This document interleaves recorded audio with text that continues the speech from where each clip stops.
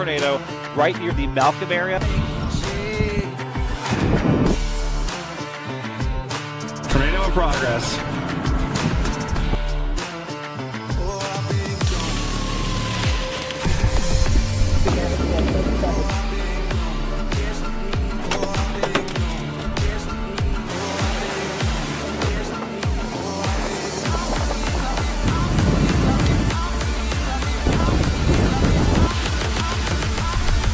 On the ground, still tornado on the ground. We did it! 30 seconds! That's all I wanted!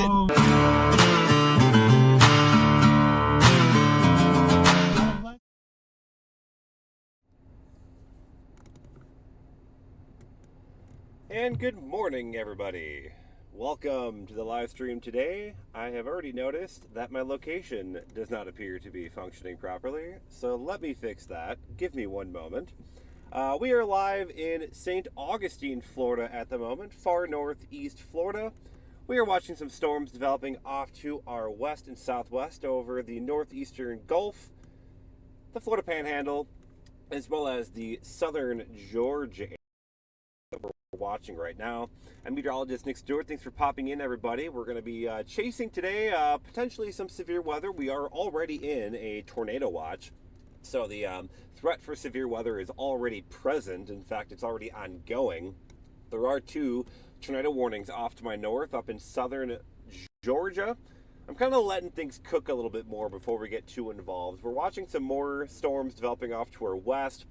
I think the sweet spot for the parameters today will likely be in portions of northeast Florida, around the Jacksonville area, and southern Georgia. That's kind of what we're watching right now. We'll kind of see how things all transpire here.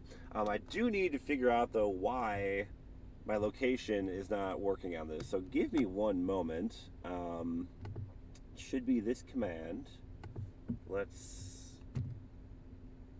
I might have actually forgot one. Let me do, that should be, unless it's just not working. Oh, do I have it turned off? That might be why. All right, that was easy. That was an easy fix. Nice. We're cooking now, friends. All right, so there's my location. Everything should be, I believe, functioning. I'm really sitting in the parking lot of a Buc-ee's, getting ready to figure out what the plan of attack is. For you guys popping in, please let me know what the audio sounds like. We're always kind of making sure that the stream's working as good as it can be. And so if you just want to let me know if the radar is working okay and the audio, is working okay and everything sounds good, that'd be fantastic. It's quite the complicated procedure I have these days to kind of get everything to work. So bear with me as much as I can.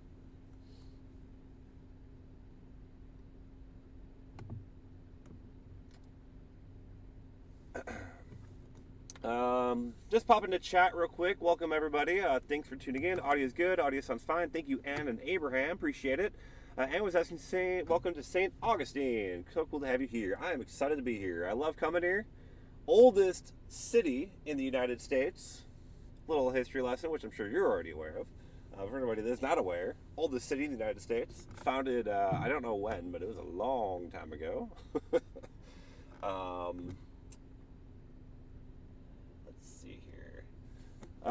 Abraham was asking thoughts in the last 2 days. I would say the forecast definitely verified Friday with the moderate risk. I think you could have almost gone high risk on Friday with the overnight action. That was some crazy stuff.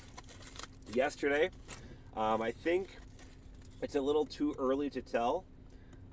We had some rather robust severe weather. That's without a doubt.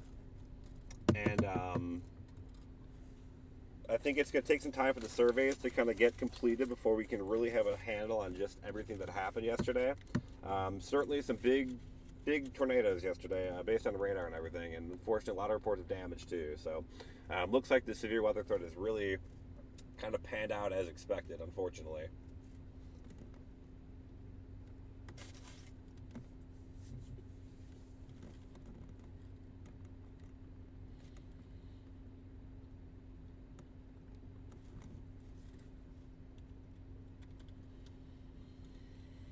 Let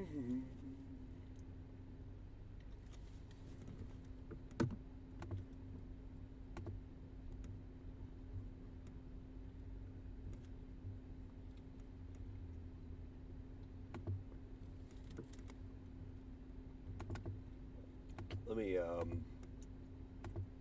get this working for you guys. So, looking at the parameter space right now, you kind of got this tongue of instability that's kind of pushing northward into North Florida. A little bit weaker instability here with some kind of light rain through the morning in southeastern Georgia. So, what I also really like about northeast Florida here is you notice the winds, they're a bit southeasterly here.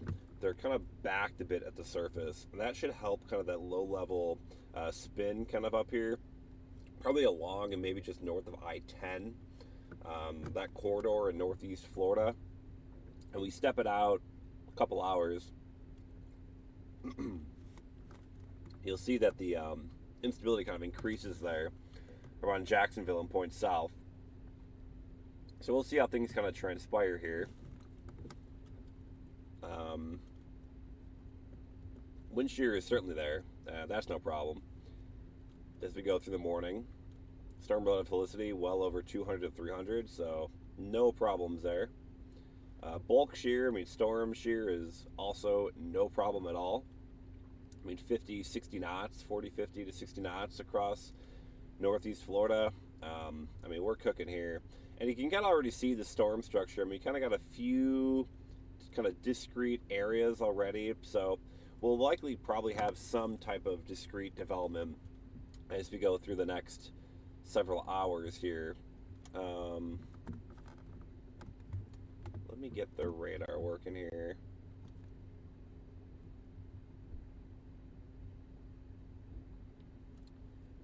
Let's see, will this work? Hold on. Yeah, good enough, whatever. So based on the radar view, we're that white circle down here in the corner. You can kind of see these cells to my northwest.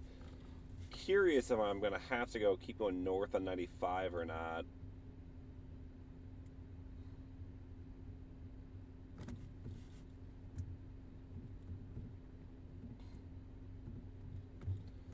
Particularly strong there. It's going to be interesting kind of day here, watching these cells to kind of see what all develops. It's still early here. We have a tornado watch until 3 p.m.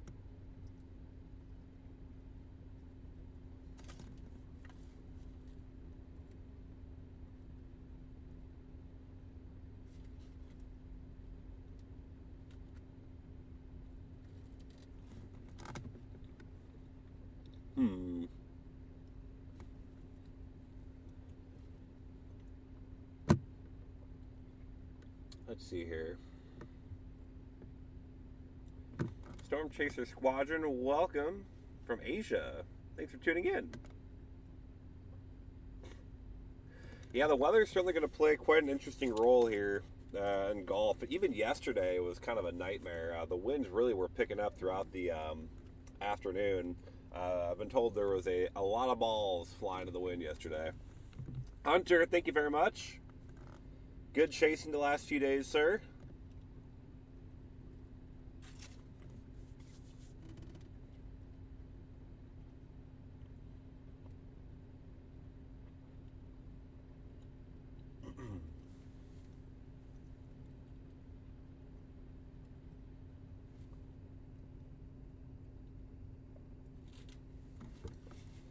All right. Well, let's see here. Let's take a little peek at what models are doing tonight. Trying to figure out really if I need to go north of 95, north of Jacksonville, or west of Jacksonville on I-10. That's what I'm trying to figure out right now. Like current storm coverage and a look at how things look on radar tells me go north of 95. But the parameter space tells me go west on I-10.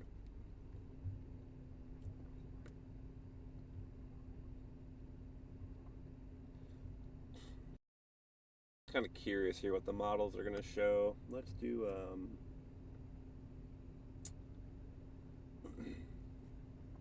take a little peek at the models here.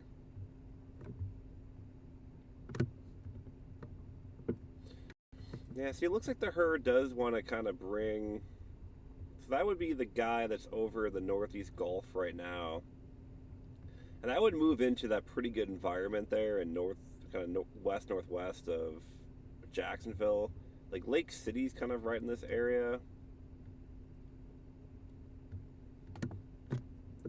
Just curious, what do we got for a sounding here? I mean, that looks pretty darn good. You got the backwind. See, that's why I like the North Florida target, is you got those surface winds that are kind of a bit more, just a bit east of south. You got good, nice turning here, both directional and wind shear, wind direction and wind shear. There we go. Direction and speed shear. Gosh, it's early. But yeah, I like these instability values. It's pretty hard to get instability. You kind of think, you know, it being like Florida and it being like hot and humid, you would just have like amazing instability all the time. But the problem is you don't really have a lot of cold air aloft. And that's how you really get those instability values to really climb. You don't really have that here. That's why it's also really hard to get hail here.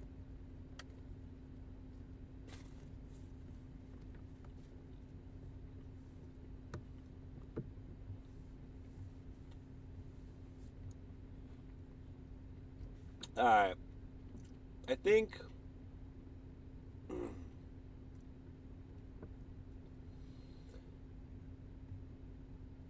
Yeah, I think the play is west on I-10. Watch this guy kind of coming in off the Gulf.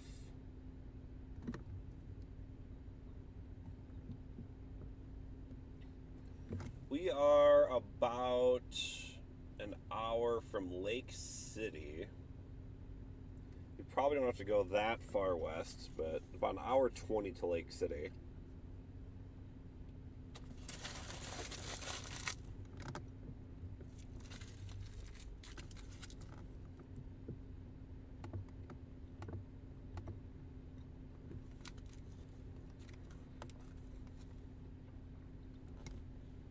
Whenever go on Joe Rogan, as long as we don't talk politics and we completely stay true to science and weather,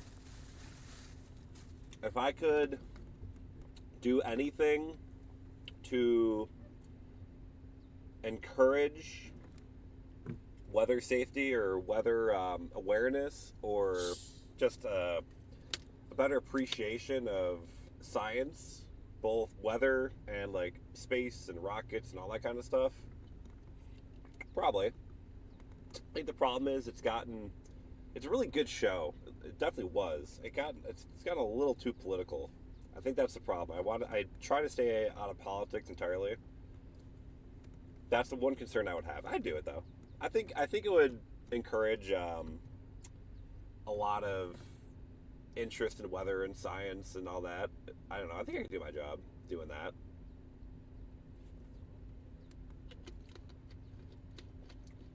It's not so much the host or whatever. It's also just the reaction too, and it's just a whole conundrum. Hey, politics. Try and stay out of it.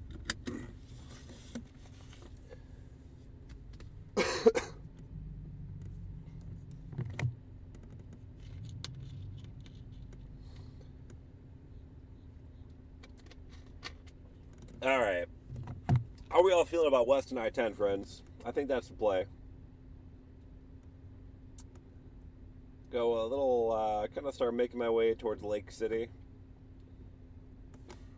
Problem is, between like Lake City and Jacksonville, it's just a lot of terrible terrain, especially west of McClenny. That sounds, I think that's how you would pronounce that. Between like McClenny and Lake City is just brutal. I don't even know if there's like exits there. Like, goodness gracious. Yeah, that'd be, I'd have to probably jump on the U.S. highway instead. That'd be U.S. 90. probably west on 95 towards McClenny. And then we'll jump on 90 to get easier north, south, east, west routes. So it looks like the tornado warnings to my north have expired. Again, we're trying to talk about that lack of instability up there. I think that's probably why. I don't know if those are going to really sustain. Better instability further south. All right, let's meander. I'm in a Buc-ee's, by the way. If you've never been to a Buc-ee's, what a freaking treat.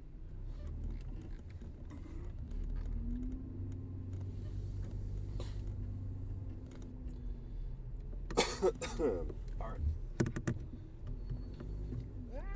People everywhere. Come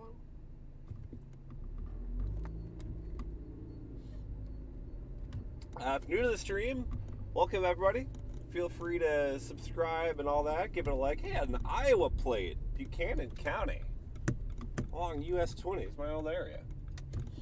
Feel free to subscribe, like the video. If you want to stick around to make sure it's worth subscribing, that's cool too. I don't care. Do whatever you want. I'm not your mom or dad. But yeah, we kind of stream. I'm a meteorologist on the Florida Space Coast. Used to be a TV meteorologist in Iowa, formerly before that in Illinois. The streaming setup we have today features multiple different camera angles. We're going to have the camera you're looking at right now is my primary. It's just my dash camera. It is a DSLR camera. We want to go 95 north. We also have a roof camera. It's a 360 roof camera to give us kind of access all around the vehicle. On the back of the car, we have SpaceX Starlink internet. That is how the stream is primarily being I guess, fed. Once we get kind of in some more inclement weather, we'll make sure that we're also dual bonding with Verizon. If, for whatever reason, I lose service out here, in theory, I have a little screen that will play that just kind of says, you know, bad coverage area, low bandwidth, and should pop back up on as soon as we get good data once again.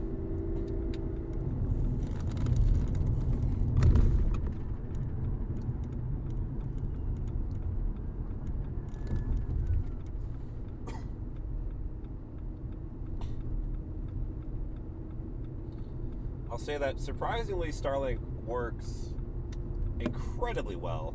Like underneath all those trees and everything, I'm not really sure there were any hiccups at all. Especially the high performance dish that we're using, which is like the higher bandwidth, just larger dish. I could be wrong, but I believe part of its charm is that it can connect to multiple Starlink satellites at once.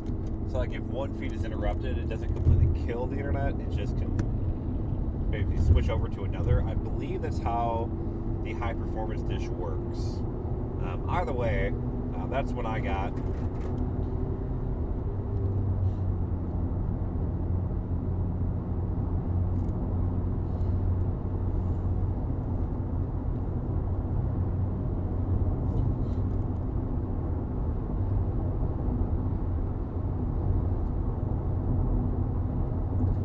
Just had some brisket tacos from Buc-ee's.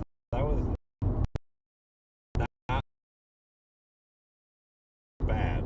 I kind of enjoyed that. Normally go there in the afternoon for like lunch, but oh god, I forgot to fix that. I have a ratchet strap in my roof that's not. It gets like the wind hits it a certain way, and the thing gets really loose. The excess, not rope, but strap. The wind hits the right way and it just flutters around.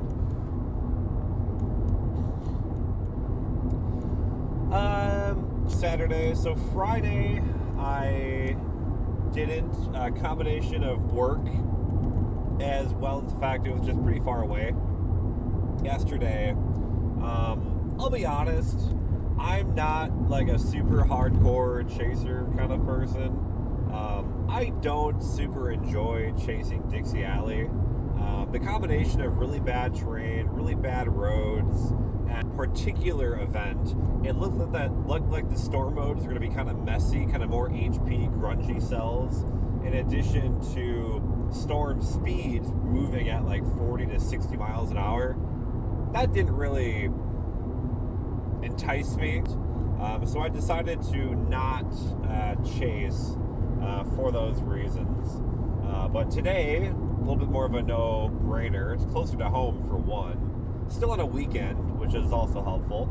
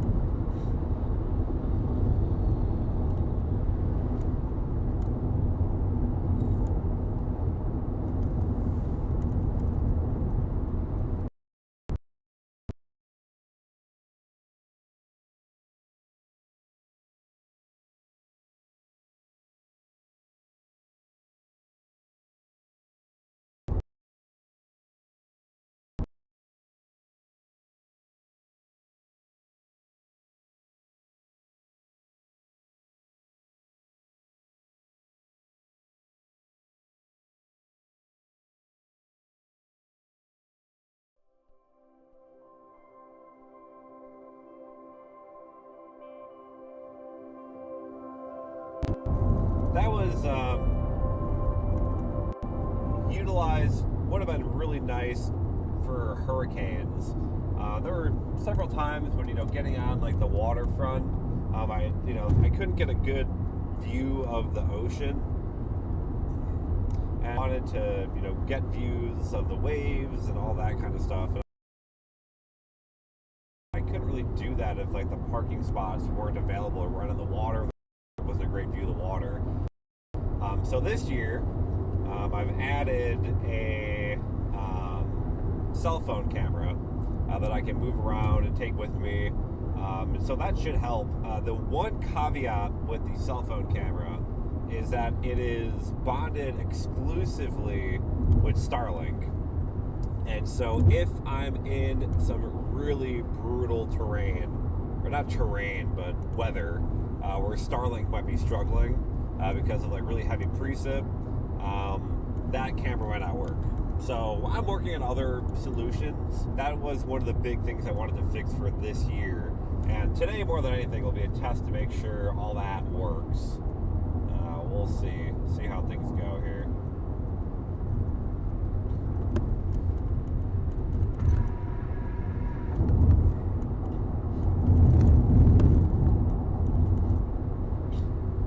Hi, Nick. Back with the documenting. Yes, we will be chasing today, and of course, if we do get any good content, we will turn it into like a little mini doc. That's another thing too. I guess if you're new to the channel, anybody that's popping in and out, I do a lot of storm chasing documentaries as well. So I do the live streaming, and then I take the live stream stuff as well as all the stuff I'm recording on cameras, both internal and all that kind of stuff, and I turn it into a little bit of a documentary. I've been pretty proud of some of the stuff I've been putting out lately. Hurricane Milton, for example, that tornado outbreak, I felt like that was a really fun video to put together. Hurricane Helene and landfall in Florida, that was a really wild experience. Some of the most terrifying stuff probably I've done with the trees on I-10 and all that falling down on top of me. That was that was a treat. But of course, I also do my yearly documentary, Live Life and Chase. I've got several of those over the year. I think 2014, I believe, is my first one, and it was fine. 2015, great weather during that one, but I think I over-edited it. I think the music and like there's too much. I think interviews. Like what I'm doing here. But 2015, I think that was my first attempt at like a hardcore, like serious documentary. The weather was great, and I think I think the content was really cool too. But it's just I think I pushed it a little too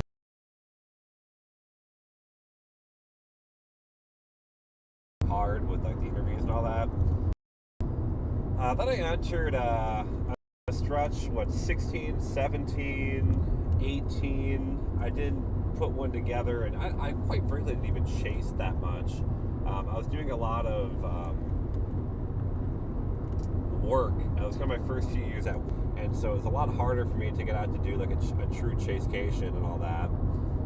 So then 2019, I kind of started doing them more yearly again, and those I think I've gotten really a little bit more fun putting them together. 2019, 2020. I did not do it in 21. The year I was going to go do my yearly storm chasing trip, my car had a mechanical issue, and with this being like this just post-COVID world,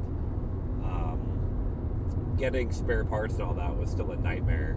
And so I had to wait like almost 2 weeks before I got the part for my car. Completely missed the chasing trip, and I think it was like 2 or 3 days before I was supposed to leave, and that was just absolutely gut-wrenching, just absolutely horrific.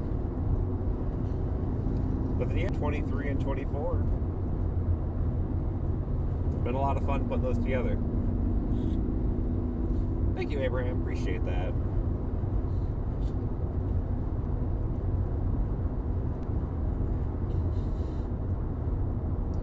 Kind of just gotta let these storms cook for a little bit.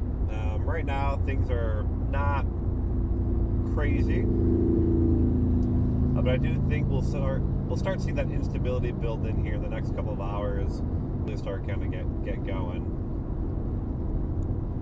Really interested in the 2019 one. We're Linwood EF4. Yeah, so that was one of my first years really doing, trying to do research. 2015, I did that as well. If you remember during the, if you watched the 2015 one, I had some instruments in the Canadian-Texas tornado event.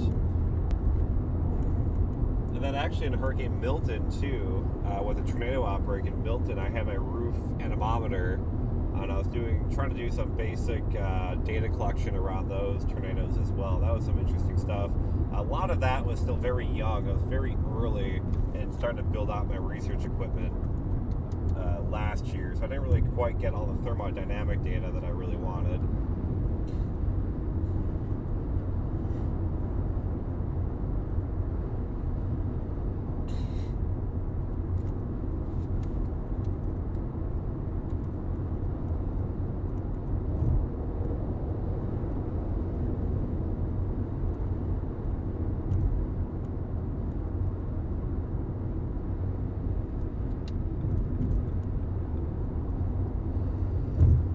Severe thunderstorm warning to my northwest. That will likely keep moving northeast into deeper into Georgia. It's kind of outrunning the instability up there, though. I think the storm I'm kind of looking at very closely right now, it's kind of near Steinhatchee, Florida, the Big Bend region of Florida. I'm watching that cell. That's going to allow us to build out ahead of it. A little bit more wind shear. It'll kind of continue to be in place as well. So I kind of like where that storm is sitting.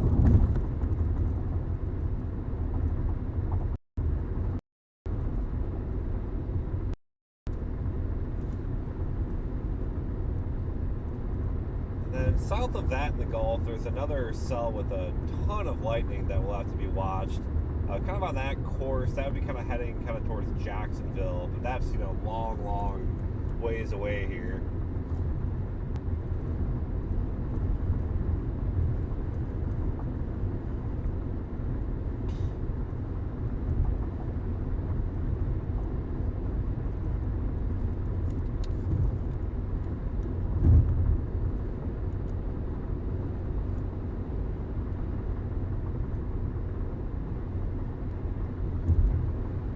Hello, Uzi Doorman. Welcome.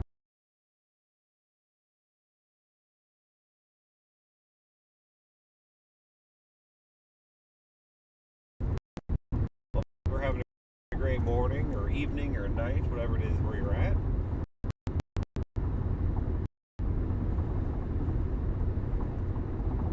afternoon, I suppose. We're approaching Jacksonville right now.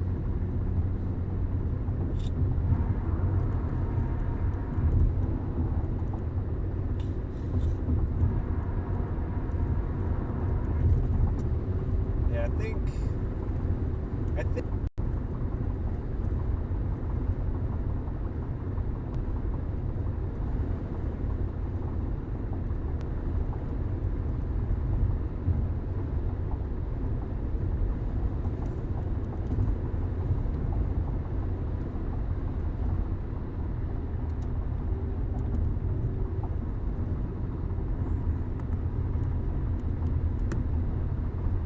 we got a D that was just issued. Just saw that pop into radar scope here. I think that's new.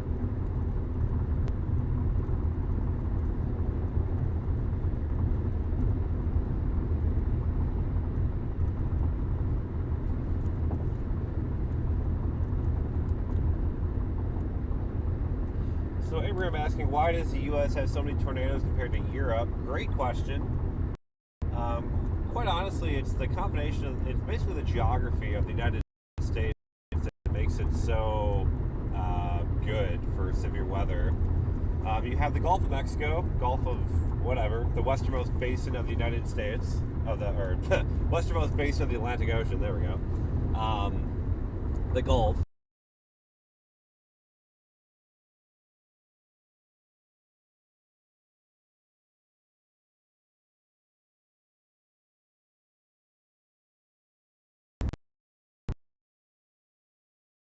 Very warm body of water.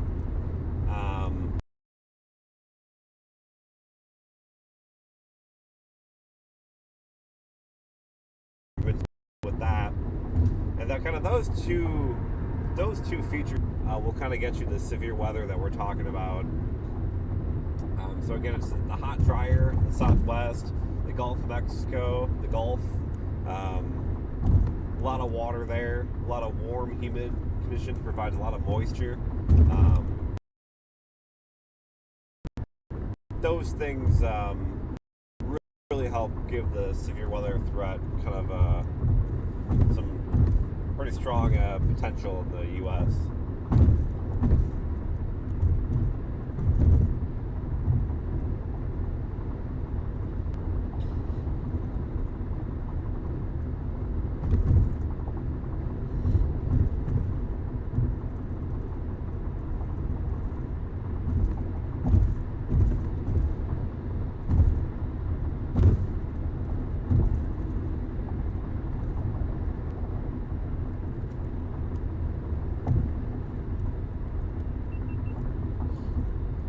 So we got a little bit of a mesoscale discussion here.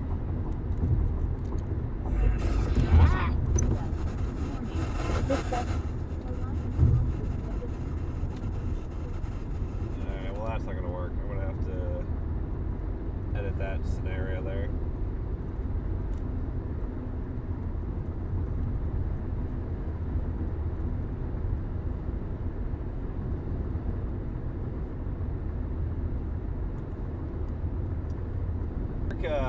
Get some pretty good tornadoes during North America's winter time, or springtime and summer down there. Pretty good tornadoes on Argentina, Uruguay.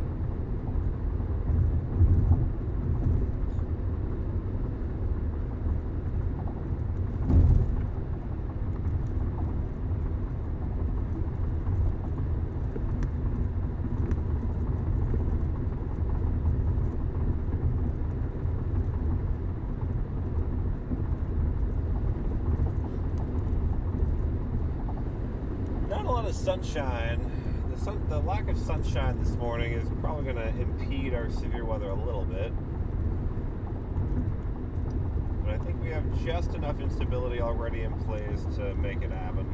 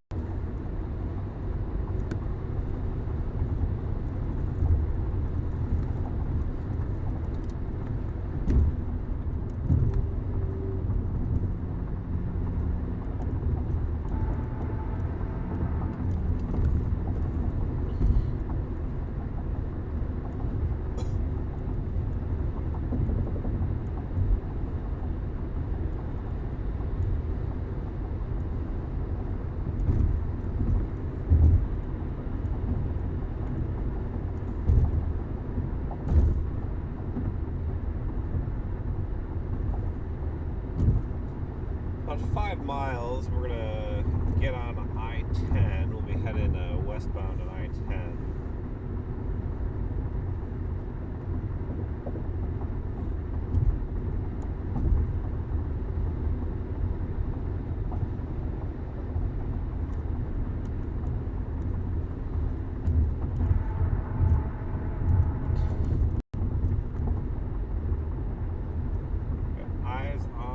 Jacksonville here.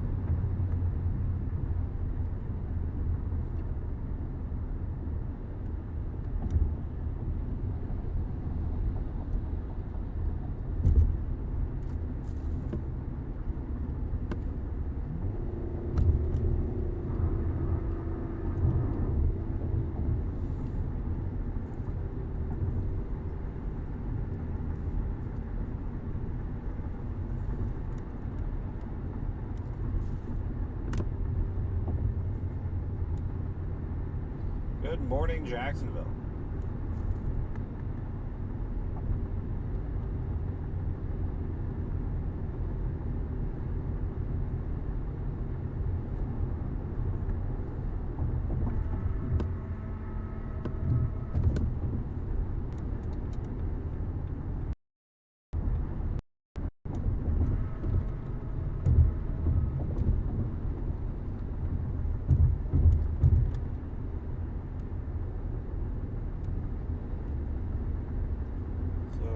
Sign there for I-10 Lake City.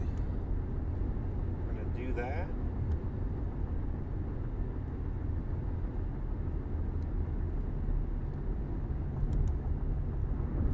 Kind of interesting, none of the highway signs mention the tornado watch at all. Thought they might.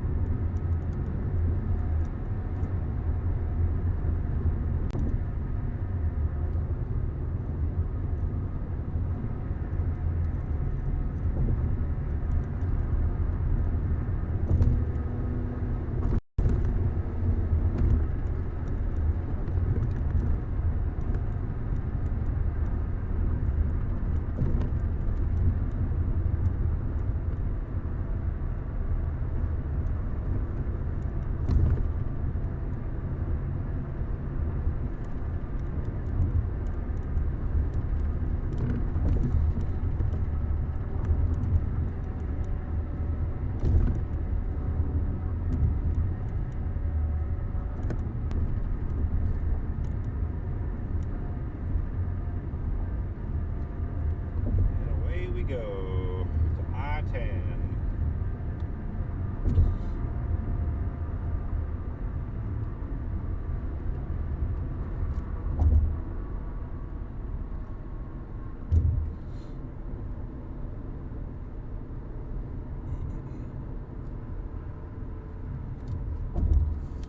Where are we?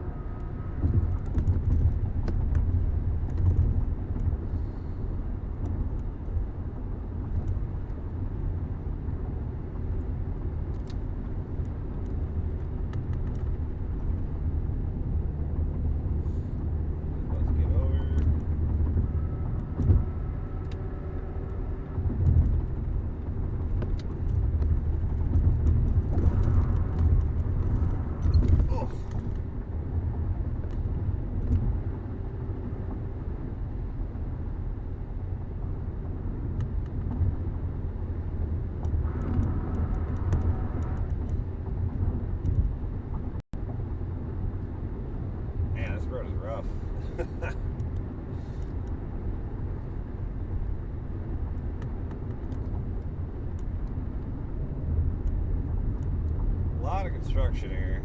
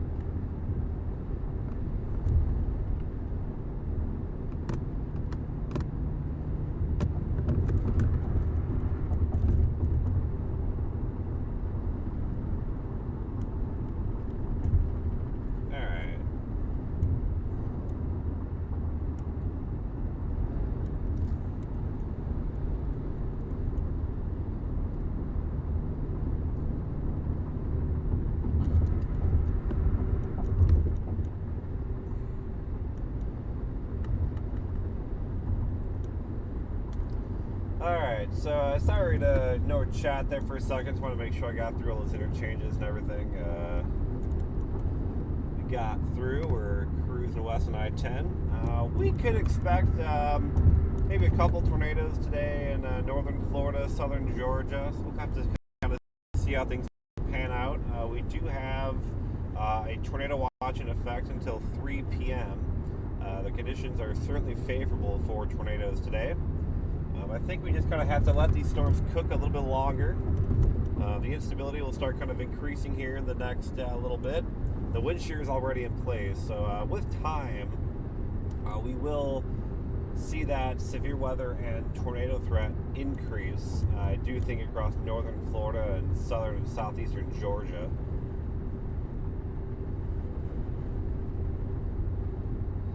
Radar, we got a few we got one fairly strong cell to my northwest, just east of Valdosta, Georgia. Pretty strong. I don't know if I'd call it a supercell. It has had kind of some tendencies for rotation, so it's certainly possible to call it a supercell. Otherwise, there's kind of two cells over the far northeastern Gulf. One is just making, if you want to call it landfall, I guess, across the Big Bend region of Florida near Steinhatchee. Yeah, we're using the 88Ds, the WSR 88Ds for the radar. Today we'll probably be using a combination of KVAX at Moody Air Force Base, as well as KJAX, that's in Jacksonville. Those two radars will primarily be our main radars for today.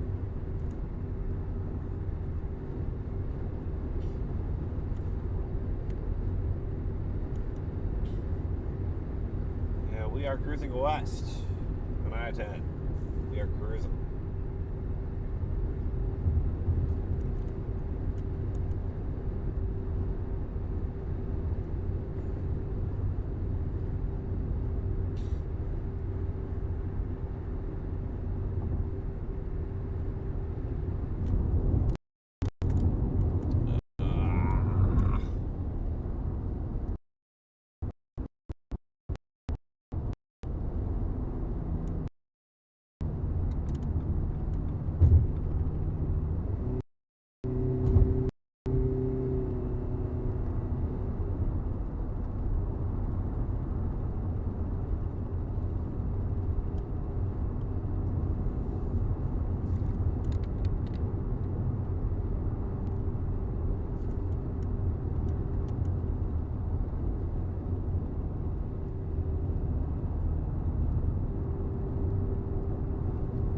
I'll be out on planes this May, of course. We'll be doing some severe weather chasing out there for my annual chasecation trip. I don't know if it'll be in Iowa or where. It's always kind of just dependent on where the weather takes me. It could be anywhere. I would love to chase in Iowa. I love chasing in Iowa. I haven't chased severe weather in Iowa in a minute, although I did just recently have that winter storm in Iowa.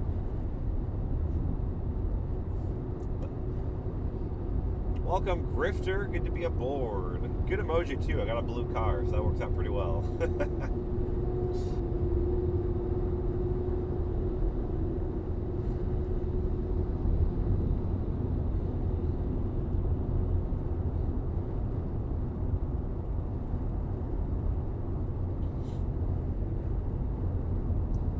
So I'm probably going to stop in this McClany, just kind of assess where things stand once I get there.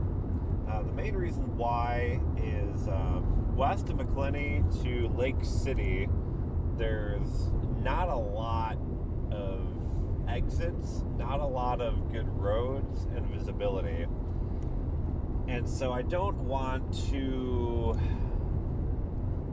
get stuck there if I have to then go way back east. So I'm probably going to stop at that town, and what I might do is get off I-10 and instead jump on US 90 that kind of parallels I-10 and do it that way. That's kind of what I'm looking at right now.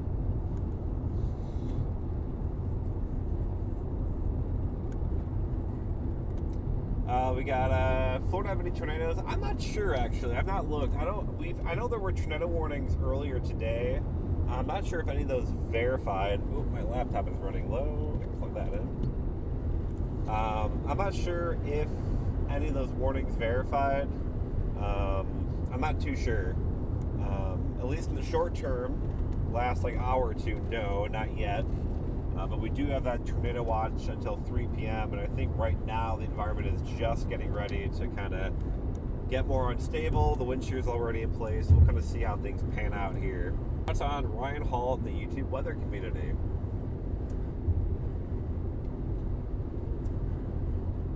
I mean, I technically am part of the YouTube weather community, so I can't say too much bad, right? No, I do provide live streams for Ryan Hall, y'all.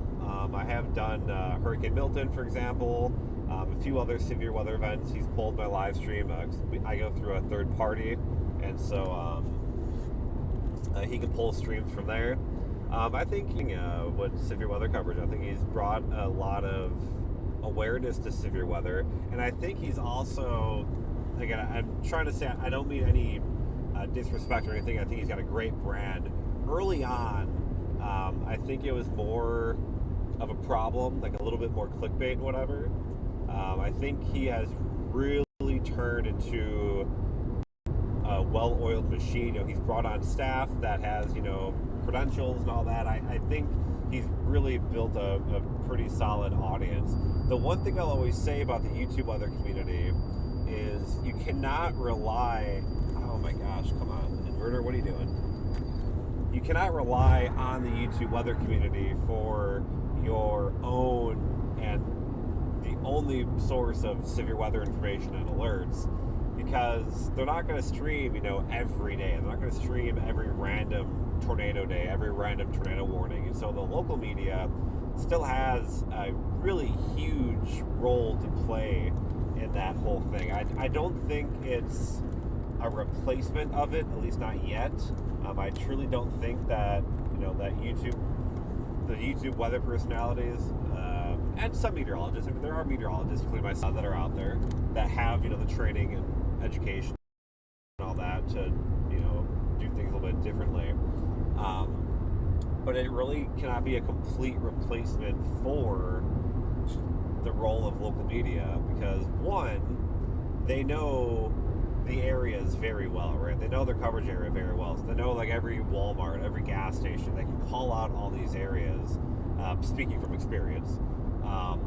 And they also, are there for every single event in that particular area. I do think, having worked on the local TV side of things, I think we were too slow to adapt to this new era of streaming and broadcasting on social. I even was pitching ideas to do live streams and such on YouTube, and it took us forever to get involved on YouTube. I think that delay allowed that void to be filled by people, which again, it's not bad. I mean, it's a void that needs to be filled and needed to be filled. But I think now those voices are so large compared to the local forecasters that they're not going to get the traction and the visibility that maybe they should on those days when like marginal risk and one random tornado warning pops up. You're not going to have Ryan Holleyall or Max Velocity, I think is the other one, big one.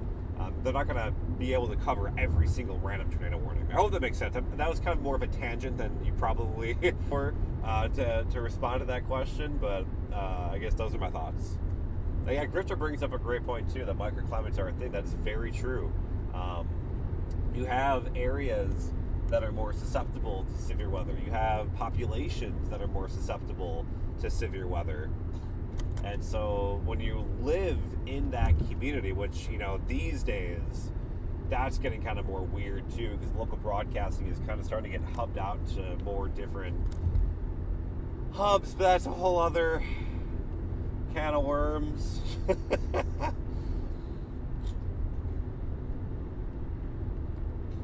Yeah, all the local, that's weather service is so important too. Because the local weather interactions are so important, the local microclimates. I mean, even like small things like, if yesterday or Friday, you had really strong, intense, just gradient winds across portions of like Illinois, Iowa, Missouri, and there are certain stretches of, say, like I-55 in Illinois that are really susceptible to blowing dust. And so the Weather Service kind of can put out these more very localized weather bulletins, and the local media can kind of talk about these very localized areas being of big concern for blowing dust and reduced visibility on highways because they have that experience living there. And so that, again, the importance of having that local meteorologist in every area. What I really wanted to do, and I tried to push this, I didn't get a lot of interest back in the day, but before Ryan Holleyall was, okay, we're going back to this.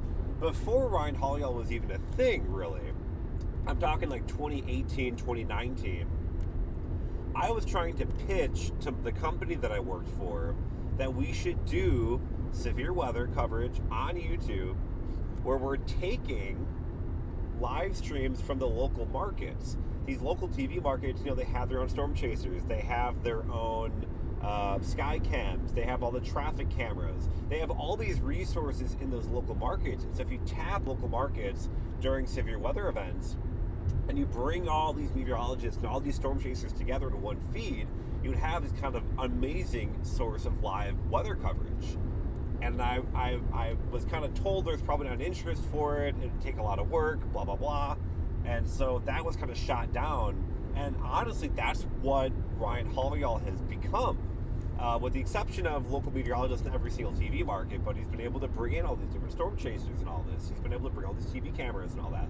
And so he built kind of this thing that I envisioned and wanted to do, like, before it was even a thing.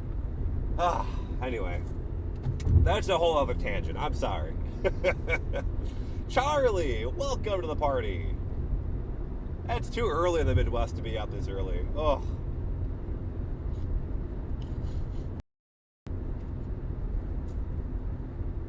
I don't know if that would have worked. I don't know if people on YouTube would want to see, the shirt and tie and tux and then like the dresses. I don't know if people on YouTube would want to watch that kind of content. I don't know if that was like maybe too formal for a YouTube format. Maybe it wouldn't have gotten as much traction as other personalities on YouTube. I don't know. Who knows? But here we are.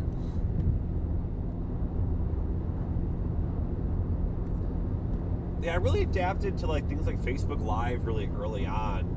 I was doing like Facebook Live chasing and all that way back in the day. I mean, like back in my KHQA days, so 2015, 2016, and I think that's really before a lot of streaming really took over. and took off. We were doing Facebook Live storm chasing and all that, and I think we couldn't get the YouTube situation set up because of just technical challenges. But I really tried. I saw the future, I guess, in this digital space, and I was kind of tied down being on the local broadcast side of things. I didn't really have that flexibility to do and take over an ownership. I don't know. I'm having a good time now. Always was. I mean, I loved what I did. I don't have any regrets. The company I worked for was great. I have no complaints about Sinclair working for them. The benefits were great. The management always treated me really well.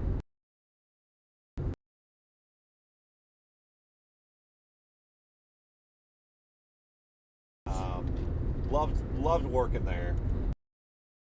And the only reason I left is just because I had an opportunity and I left the TV world. It was tough. I still think about it pretty often. All right, let's get back to the weather. We were doing, I was way too much of a temp people were looking for. So I apologize if that was too much for you guys.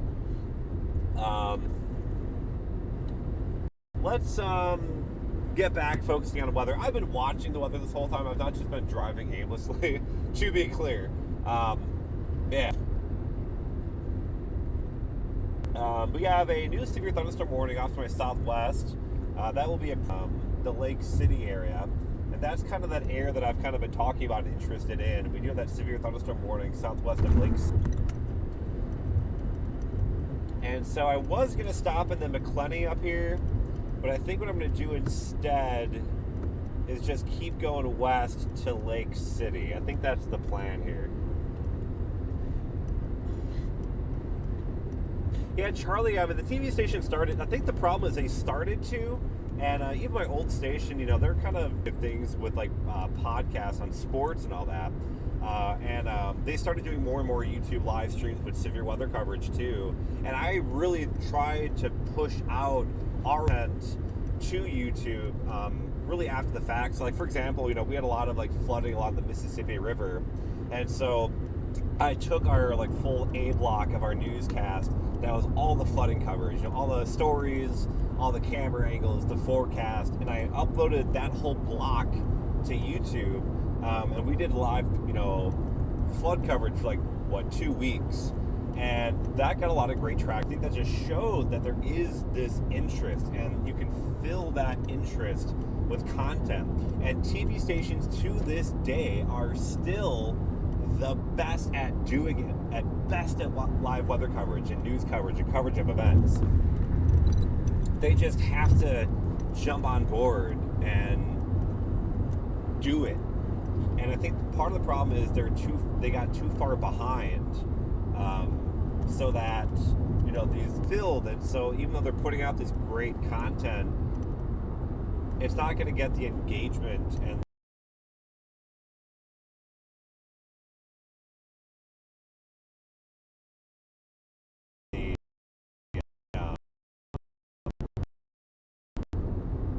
the reach, because I think they're just too late to the party. But I credit where credit's due. I mean, they are starting to do it. It's just slow. It's a slow process. Strange line between chasing and entertainment. That's couldn't be truer. Be too much of a personality. Like when you watch my live streams or whatever, you see a lot of yelling, you're not going to see a lot of screaming, you're not going to see, I'm not trying to amp things up. That's just not me. I respect those that do. That's totally cool. I have no problem with it. I love watching it, to be clear, doing that stuff. I have no problem with the content. I just don't do it. I'm kind of more of I just observe. I just like to watch the weather. And so I think I'm more of a chaser observer, I guess. I don't know. Entertainment's harder. I try to put out, a pretty good live stream, and I think these live streams have really become entertainment. I mean, with all the different camera angles and the different live feeds and everything, like I think like through time it has really become entertainment, if that makes sense.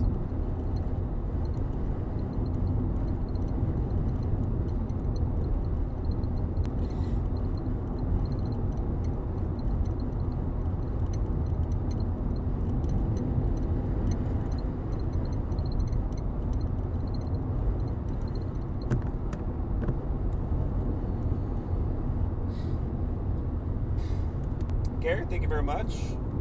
Also, for the TV coverage, it's good until we get to Oklahoma coverage. Yeah, so that's a whole other can of worms. You know, being on the media side, and you know, if I was, you know, in my capacity in Oklahoma, like I would technically, you know, like get access to media license or whatever for storm chasing Oklahoma, and it's just a bad. It's a bad thing. Like, you know, I don't think that me being on media, like being on a TV station, makes me any more important than other storm chasers. I think it's just wild to me that this is a thing. And I know I will say that there are some things that were taken out of context that, like David Payne said, you know, during his talk and whatever, you know, the hearing. I think there are some things that were taken out of context that make him look particularly bad. But I get why and like what they're trying to do, but they're going about it just a really bad way. And just the fact, you know, like traffic laws are like optional and whatever, like that's some crazy stuff. Like, like I would not trust me as like a former media chaser to have go through red lights and stuff, you know, like and ish. Like the roadblocks I get, like I do think roadblocks in general in severe weather are really bad. It's just really, really bad. Oklahoma does that a lot where they close down interstates for severe weather, and I think it's just for trouble. At some point, an inexperienced deputy or trooper is going to shut down a highway they shouldn't, and that's the tornado is going to make, you know, a hard right turn, or like it'll start occluding and go a different direction. Like something is going to happen where people are going to be put at unnecessary risk because of closing these highways. I get that people are clueless when they drive, especially if they're in unfamiliar areas. They can be completely clueless to what's going on around them. But I think it's just asking for trouble, if that makes sense.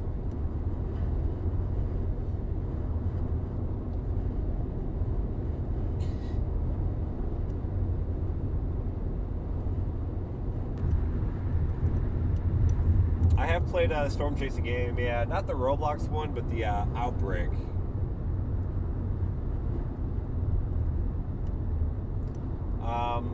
You know, I have chased in that video game Outbreak a few times. It's always kind of amazing to me, meteorologically, how well I feel like that game performs. Like, it kind of... Like, storms do what I expect them to do. And, like, you know, I'd say pretty well. I do pretty well in the game, you know, the times that I've played it. Just when you have, you know, some background in meteorology and storm chasing, because not only just the weather itself, but it's also the whole logistics aspect, like knowing, you know, like short-term pain for longer-term, you know, benefit. You know, avoid taking this road will put you in a better position. Like those small things you really can't learn until you do it, if that makes sense.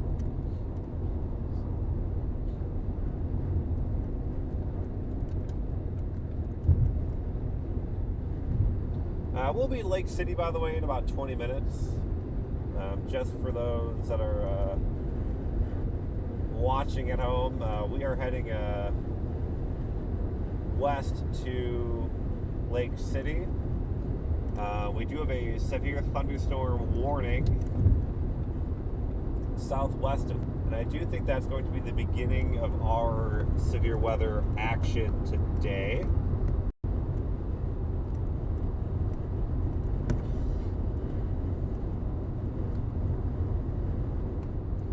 I can kind of see this storm right here that we're watching. Looks like it's kind of getting a little bit stronger as it comes on shore too. And so that cell off to my west, that's that severe thunderstorm warning that we will be closing in on in the not so distant future.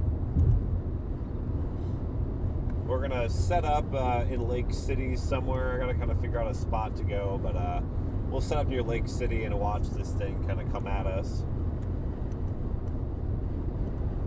It's got a lot of lightning with it, so the instability looks pretty good with it.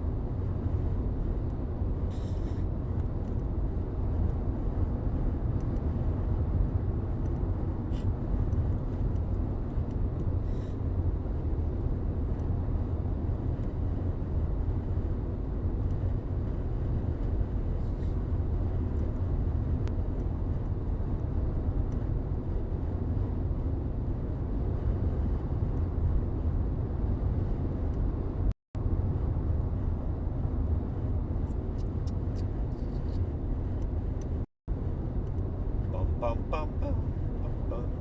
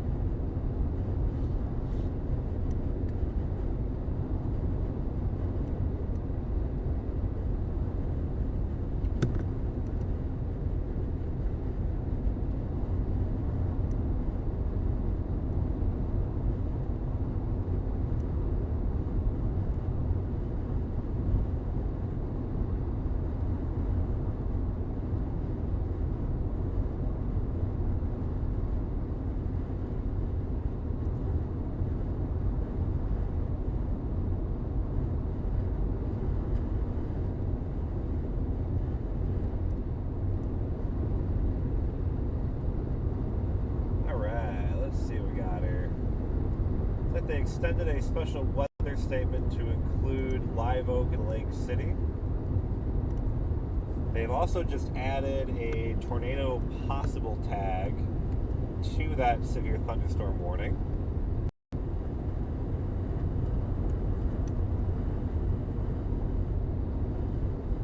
Ask me why I don't upload YouTube shorts for severe weather updates. Great question. If you've noticed, I've been trying more. I have been doing more shorts lately. Typically, the shorts I'm focusing in on are for my old viewing area. So I still do like Facebook updates and like blog updates for my previous area. That is like kind of Illinois, Iowa, Missouri, and typically what I do is I'll upload those forecast videos and shorts for both winter weather and severe weather on like reels on Facebook, and then I'll also upload them here on shorts on YouTube to kind of hit both. The reason why I don't do like every event, in fact, they take time to do. And so it's hard for me to kind of hit every single weather event.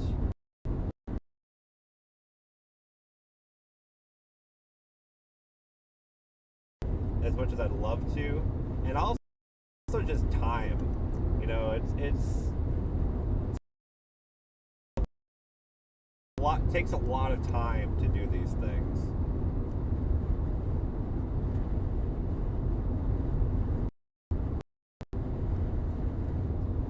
We are going to get off the highway here, and we're gonna beep bop down. I believe this is gonna be US 90 towards Lake City.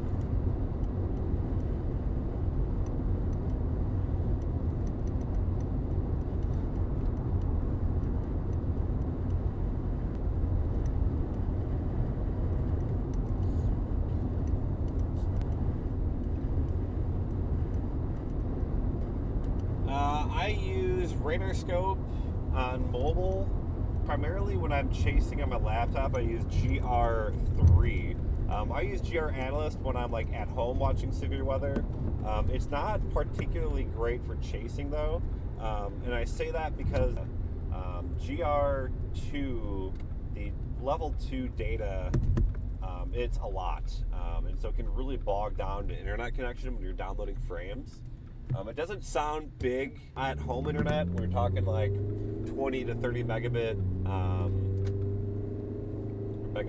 whatever, of radar data.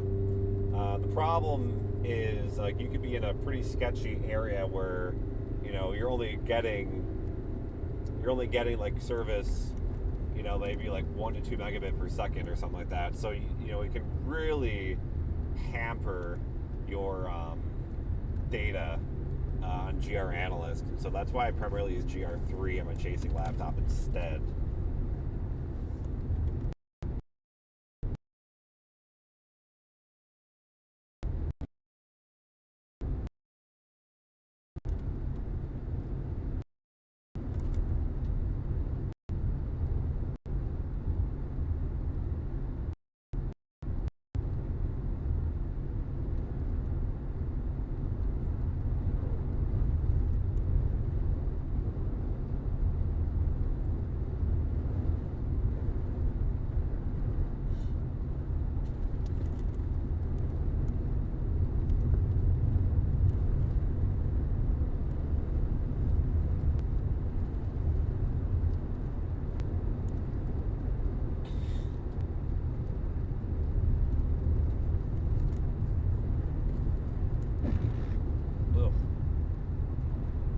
First wiper blade is always kind of brutal.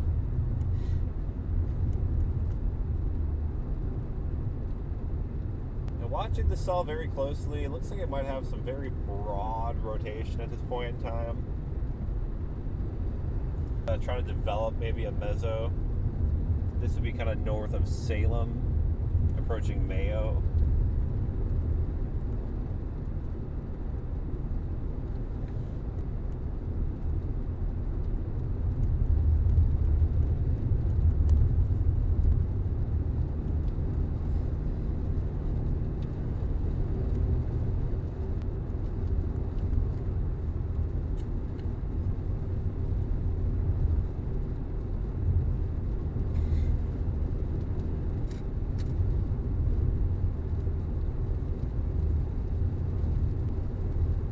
Really pumping out a lot of lighting.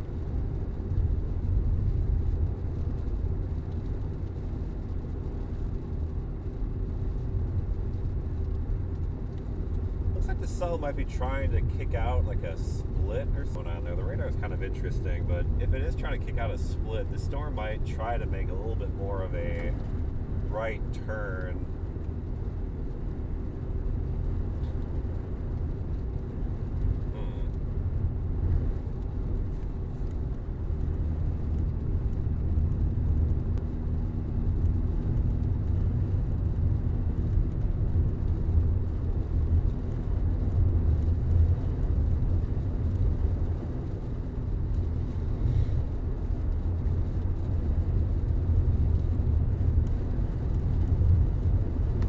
Really windy. Yeah, I do reanalysis on severe weather pretty often. I'm actually working on a fairly significant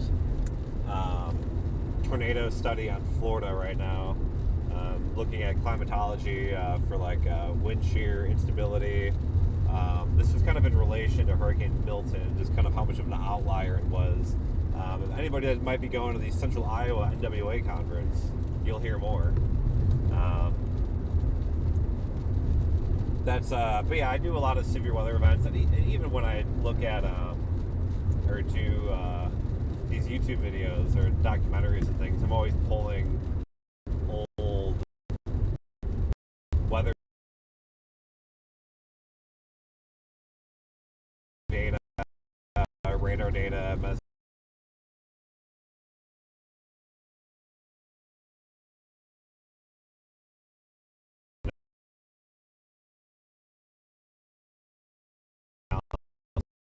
data to kind of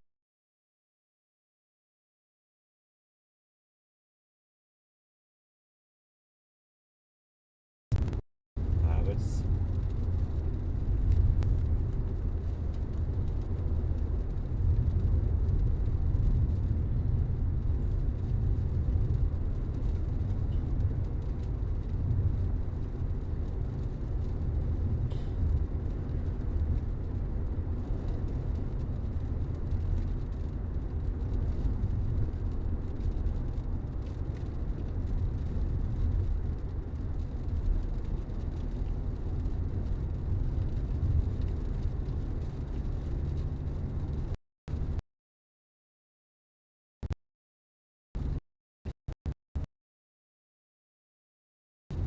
a little battlefield there. That's interesting.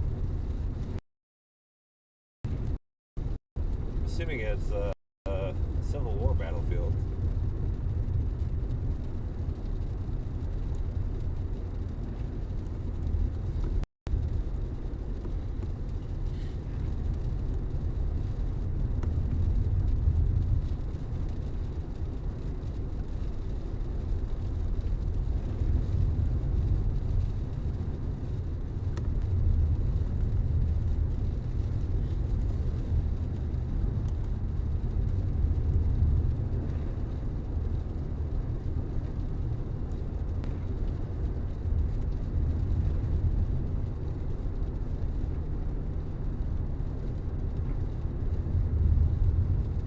Still continues to get a little bit more interest west-southwest here. Couplet might be trying to get a little bit stronger.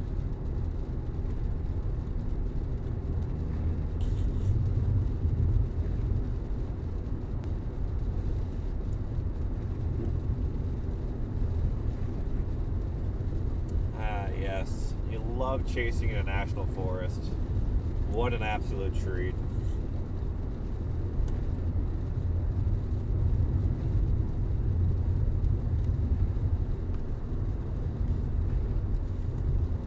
Partially why I wanted these cells to be farther east towards Jacksonville. The terrain's a little bit better, not like amazingly better, but it's a little better than here.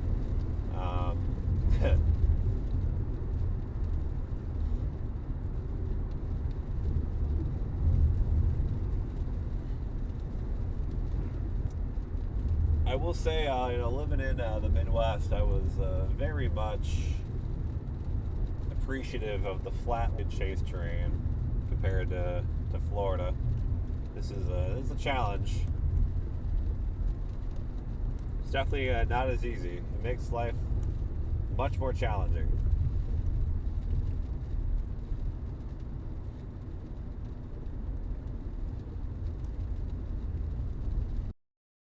Forest recreation area. Let's go.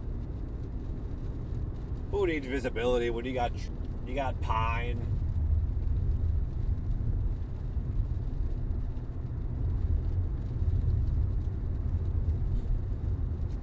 Oh, a ponding there.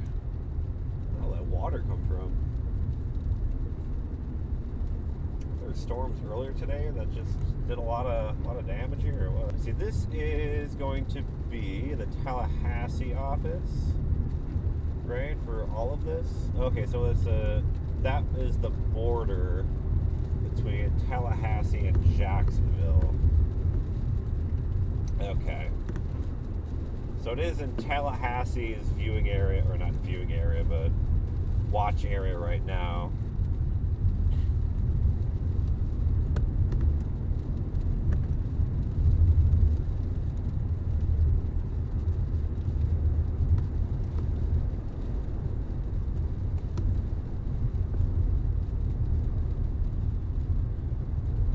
a special weather statement for Lake City, in addition to that severe thunderstorm warning southwest.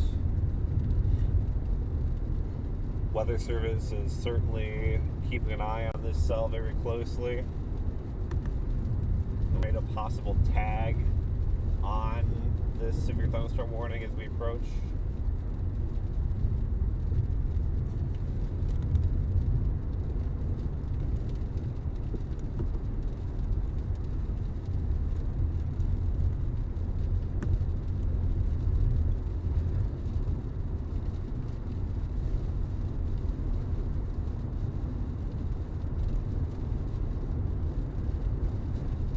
Looks pretty good on reflectivity and velocity. The storm structure continues to improve. The mezzo that's developing is looking like it's improving as well. I wouldn't be shocked if we see them pull a trigger on a tornado warning at some point if trends continue.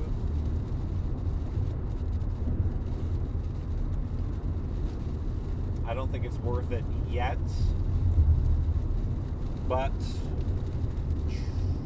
keep watching the trends.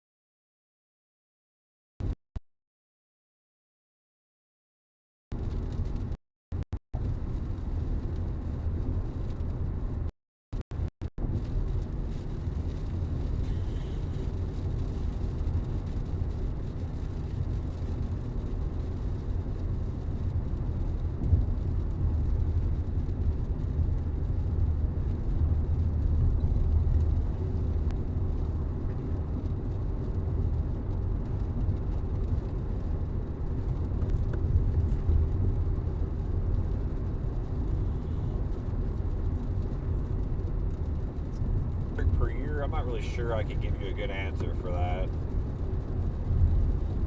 I would say, just like from thinking about it, you probably have 2 or 3 really good tornado outbreaks every year. Typically, some years obviously more than others. Yeah, I would say you probably have 2 to 3 like fairly significant tornado days every year.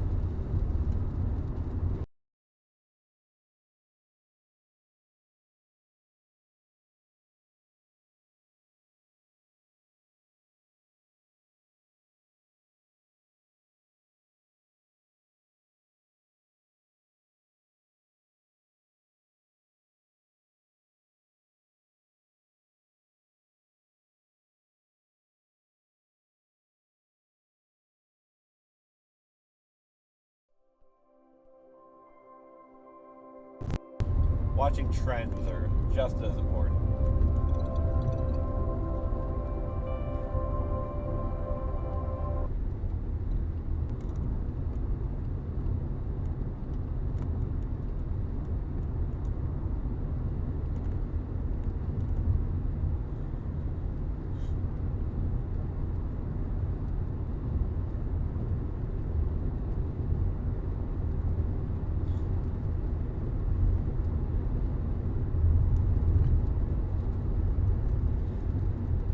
Biggest outbreak that I have chased,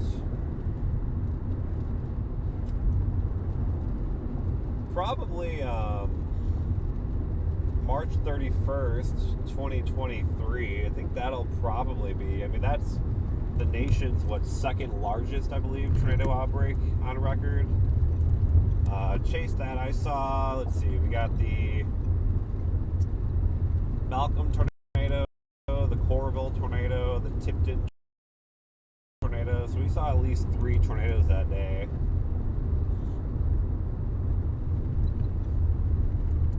Missed out on the biggest tornado of the day. That was in part because I was trying to keep in mind my viewing area, and so I was hedging storms that would be threatening My ear, missed out on some big ones because of that, but it's alright.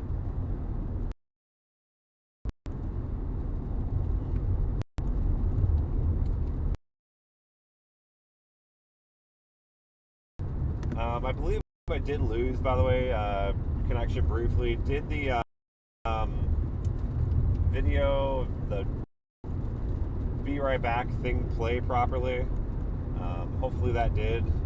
In theory, that means the stream will never actually die. It will just resume as soon as data comes back. I think I've been working on trying to perfect.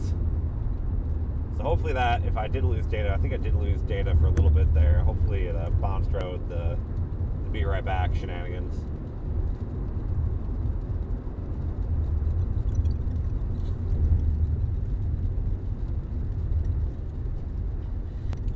First found me through the Florida tornadoes. Okay. Alright. You know, not so much. I mean, if you said that like 5 years ago, that would have sounded pretty preposterous, I will say.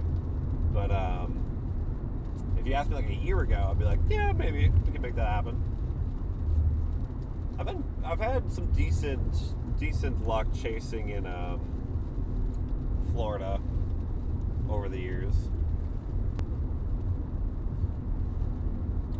And we are in Lake City right now. So we're gonna get on the west side of town and see what happens here. What tornado is on the mirror back screen out? There are multiple. It cycles through a bunch. At first one, I believe that was the Johnson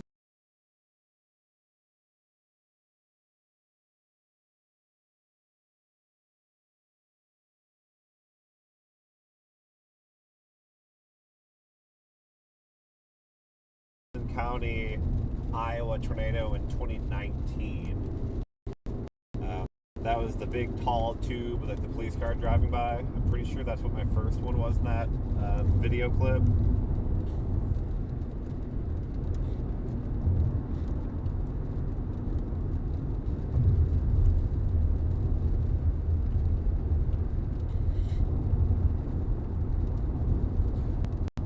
Welcome.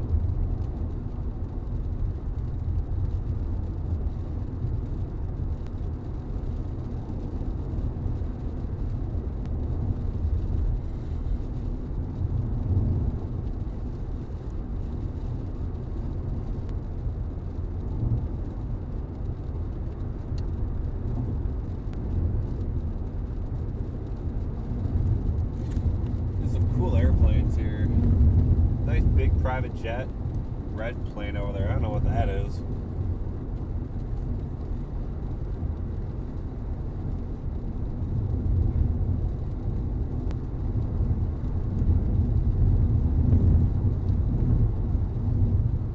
It's got a big 16 on the side of the back wing. I don't know what that means.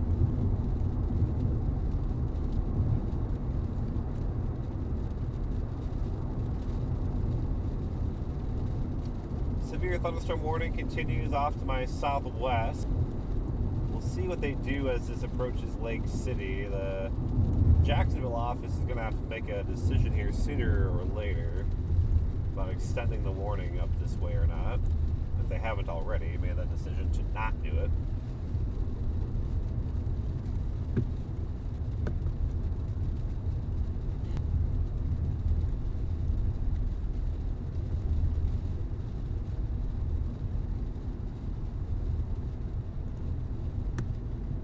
No, not in Florida at that point in time. I didn't move to Florida till August of 2023. And prior to that, I have not chased Florida.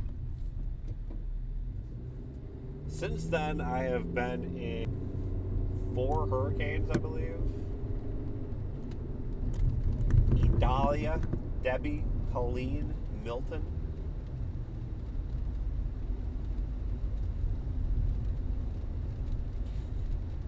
Pretty wild to think about it.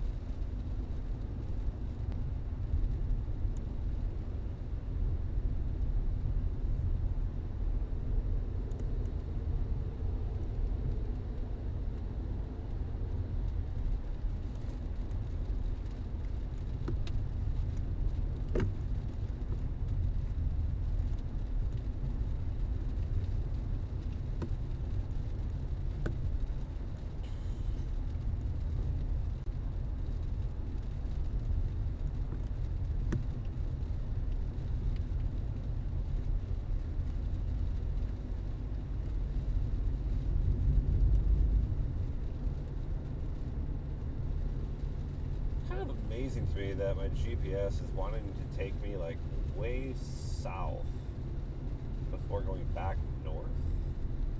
Oh, because it's on the exit, I see.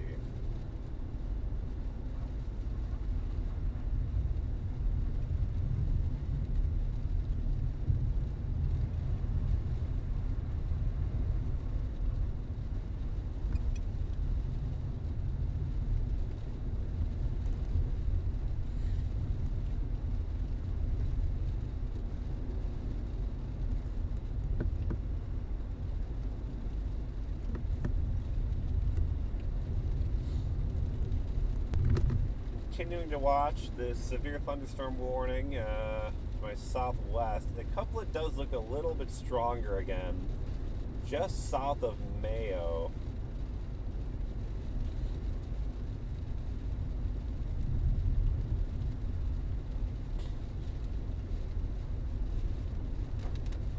I just saw lightning. I gotta think the Jacksonville office is gonna be throwing up a severe thunderstorm warning polygon at some point here for this cell.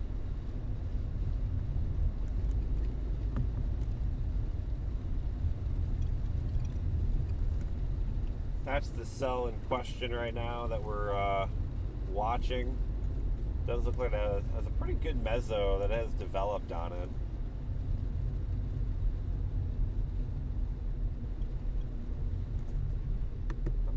Get my backup internet running here just to make sure that we have optimal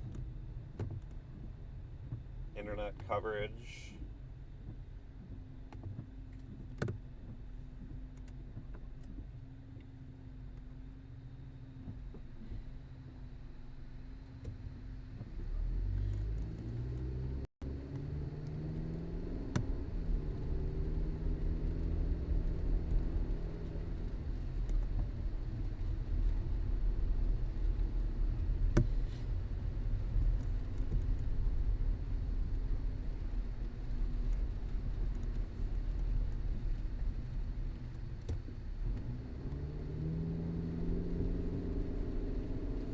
Cybertruck.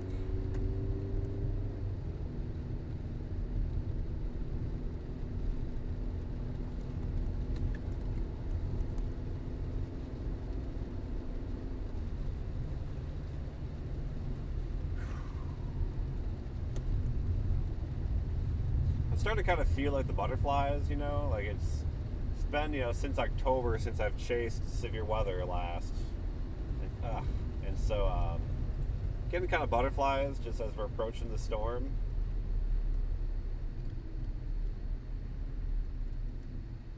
It's been a minute. Cannot seem to get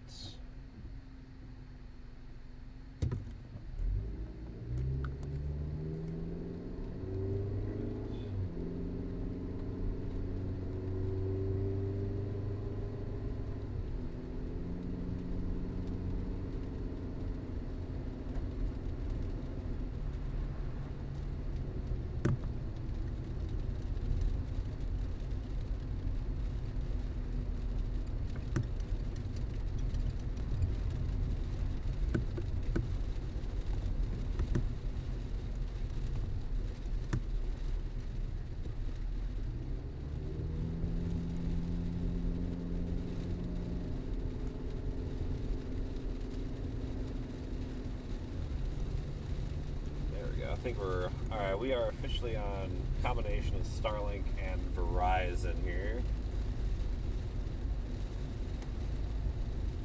Looks like they have expanded the severe thunderstorm warning to include Lake City now, so we are under that severe thunderstorm warning. Chat, first polygon of the year. Here we go.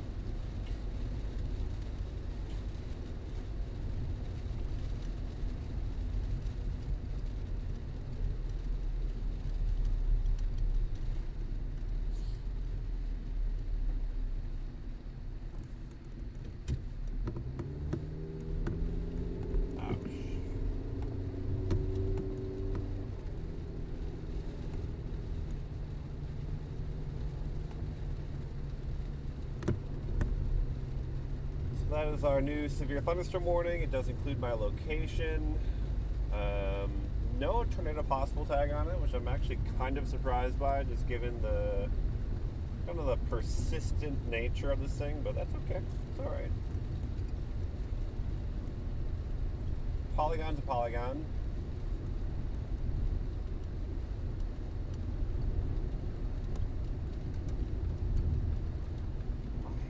Why get pull out in front of me and then just go like 2 miles an hour? Oh my gosh. These traffic lights are killing me.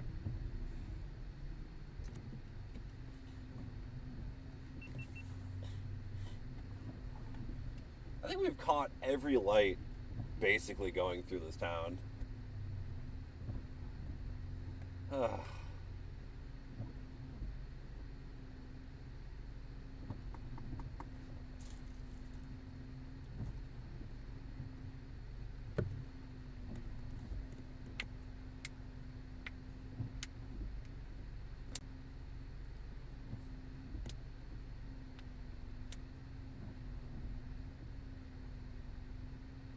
Do you want me to turn my volume up? I can do that. Yeah, give me 1 second.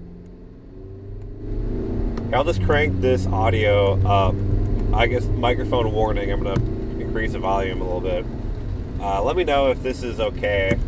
If you need me to go quieter, let me know. I can change that for you.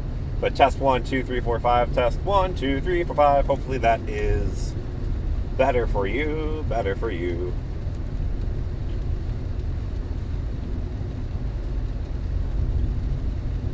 I know your pain though with the mixing with the ad and stream volume. I totally get your pain, so thank you for bringing that up. Volume is great, perfect. All right, right on. Oh my gosh, what is this town? Is this like the largest city in Florida? Like what are we doing here? I think I've been here. I think I sat in this parking lot, this Hardee's right here. Why have I been here before? I feel like this is all very familiar.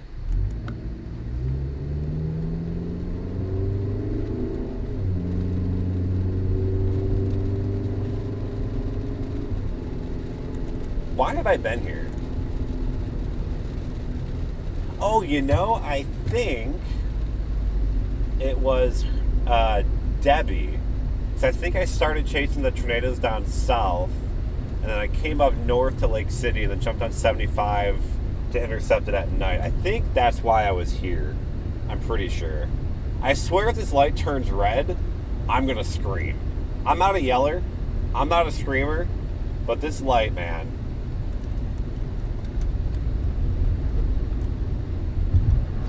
All right, chat. We made it. We got through one light without it turning red on us. Let's go. 2 lights? Oh, baby. 2 lights. We're so back. 3 lights. It's a Christmas miracle. All right. We are so back.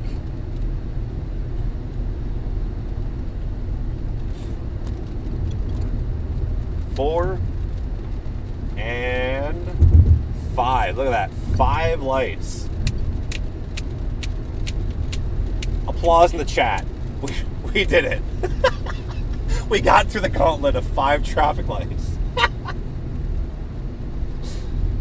Oh my gosh. Alright. What's going on here? Alright, we got storms, fear thunderstorm warning. Alright, cool. No!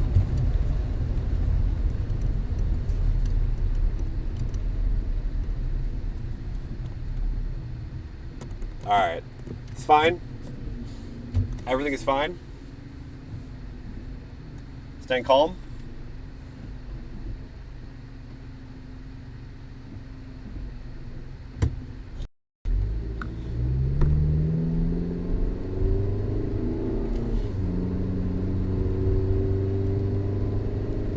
Storm still needs to cook a little bit anyway, so it's not like we're in like a rush to get there.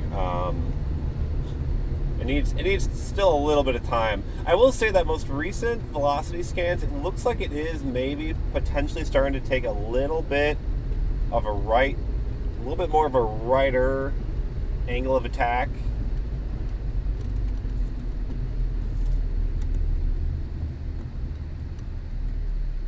Look at that. Hey, we didn't have to stop for that one.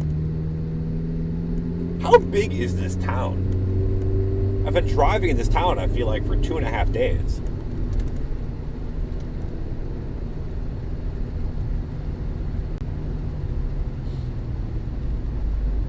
Alright, I don't think I need to go too much farther west. I think I need to start going south. This part of Florida is actually pretty good, terrain-wise. You know, there's a left turn at this light. I'm gonna go southwest.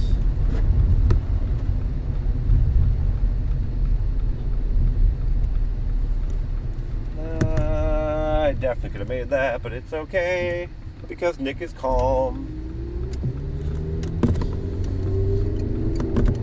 And definitely not impatient. Alright, so we're going to take this road. We're going to go southwest and just start heading right at the storm, I think. We're going to get engaged.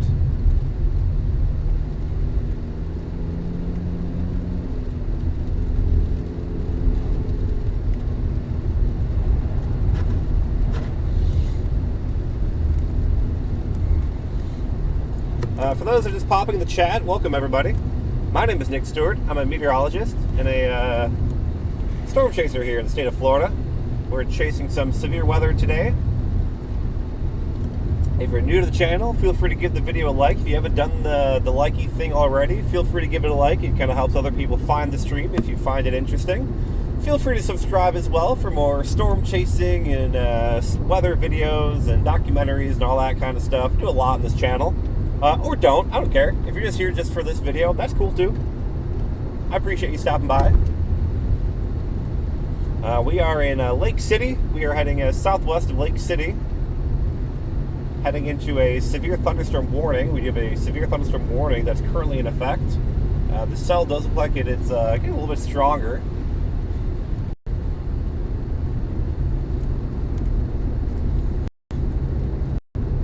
As it moves into the Lake City area.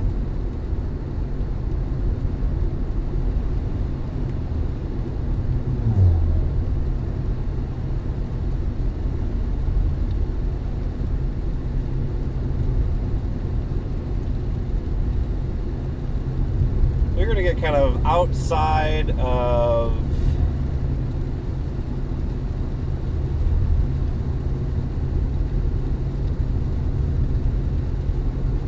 this trees, and we're gonna start hitting some farmland. This part of Florida is actually not too bad. I say that as I'm literally in like a tree canopy, but trust me when I say once we get past this a little bit, this is actually pretty good terrain for Florida standards. Anyway,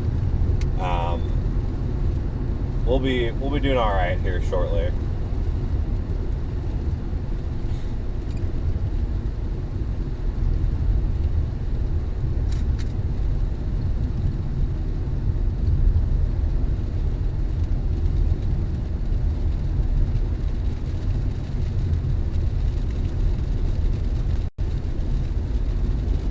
Do is kind of get just a little west here. I believe I have some decent views coming up,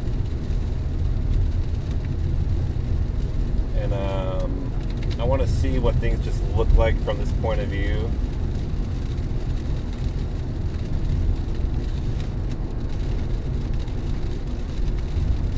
This cell is basically coming right at me. I'm kind of flirting with the forward flank here.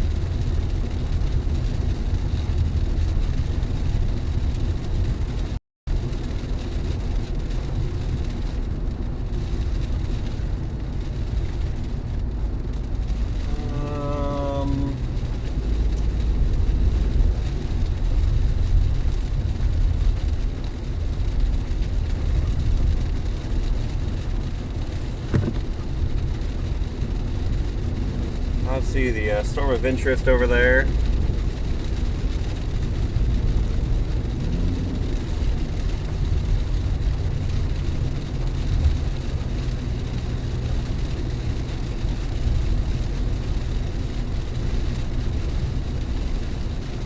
Don't need to go too much further west, I don't think. I just need a decent view southwest.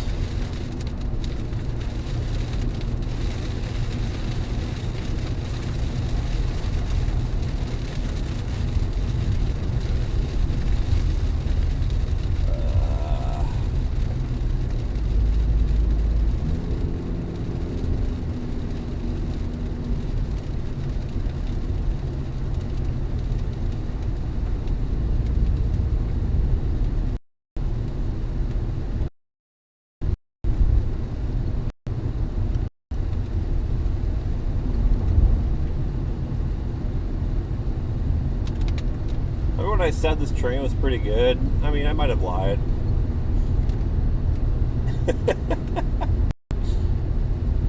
Alright, I got, I think, a pretty decent field up here.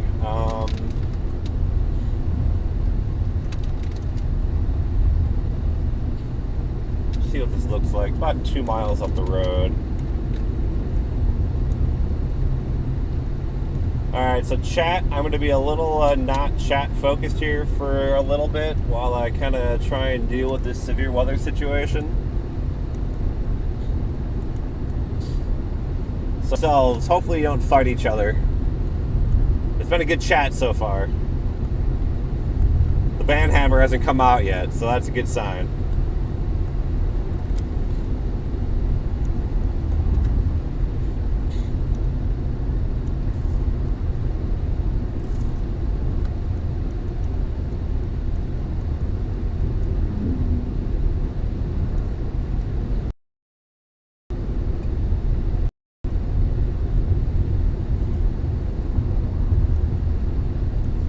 About a mile, maybe. Well, actually, hold on. What's this right here?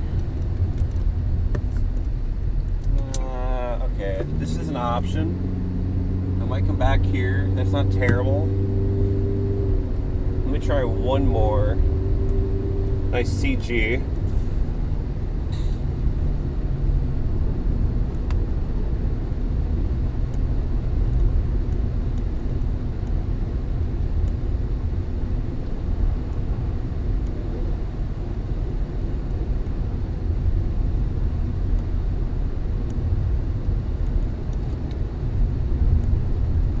I think I can make that last spot work if this one doesn't. I got about a half mile to something that I marked.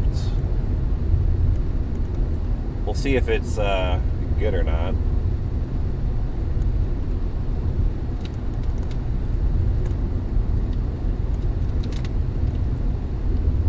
I think it's right where that car turned. Suwannee County.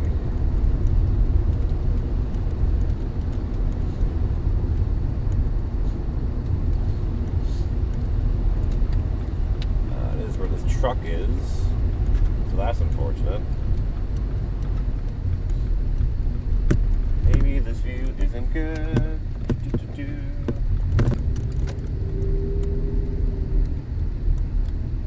Alright, I mean, I can live with it.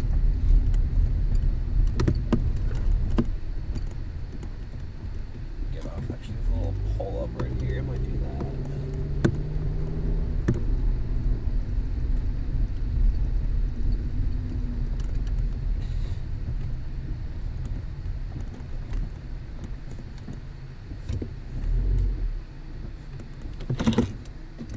Alright, let's see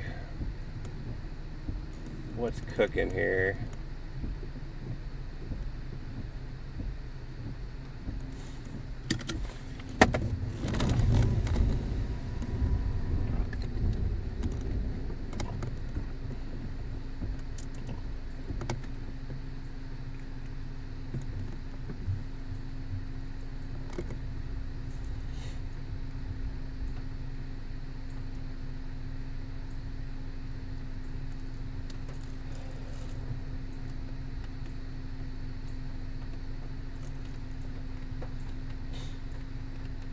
Okay, just gotta kind of let it cook a little bit more, a little bit more, a little bit more.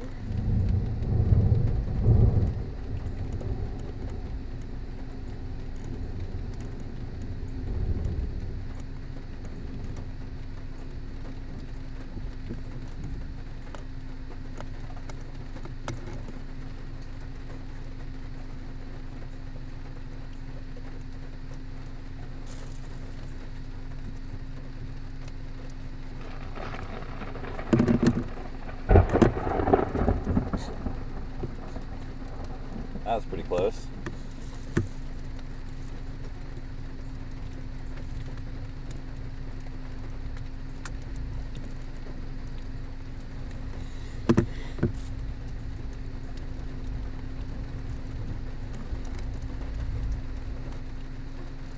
Jeez.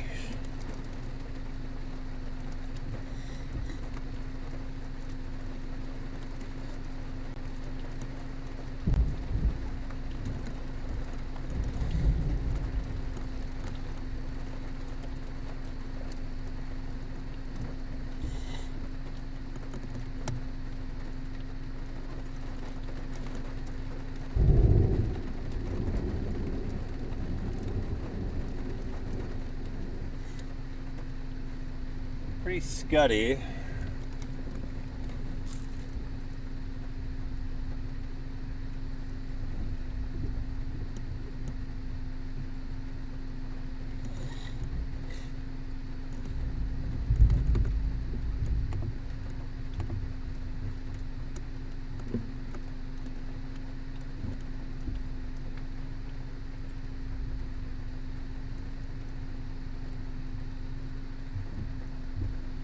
Meanwhile, this tornado warning northwest of Jacksonville. Whoops. I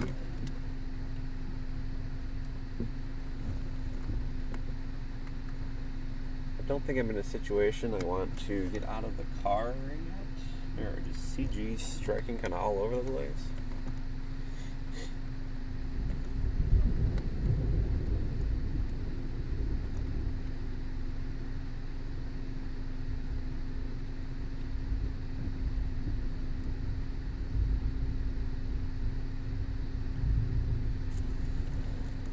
I think that kind of gave up, and I think it's starting to kind of cycle more back here.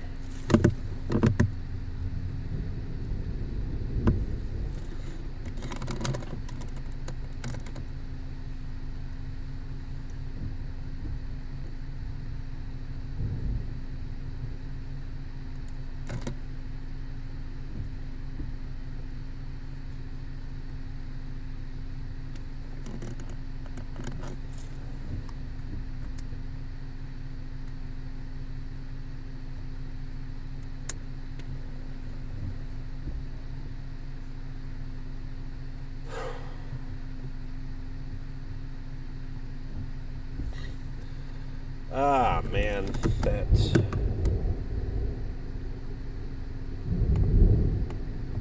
storm north of Jacksonville.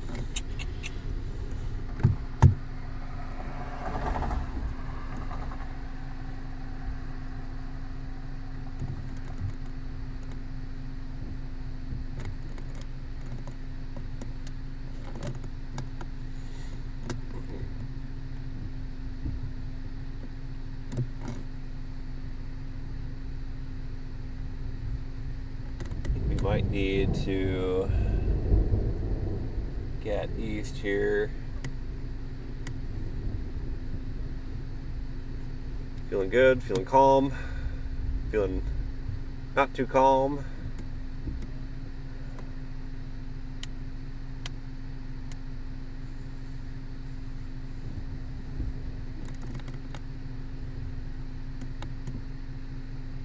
Kind of looks like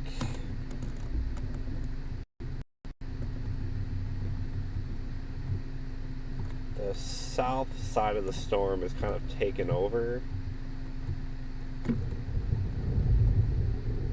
So this would be kind of more Lake City proper. I need to get, I think, east.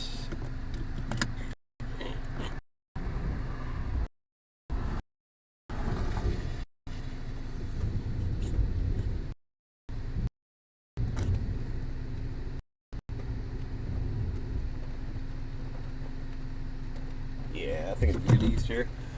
East here.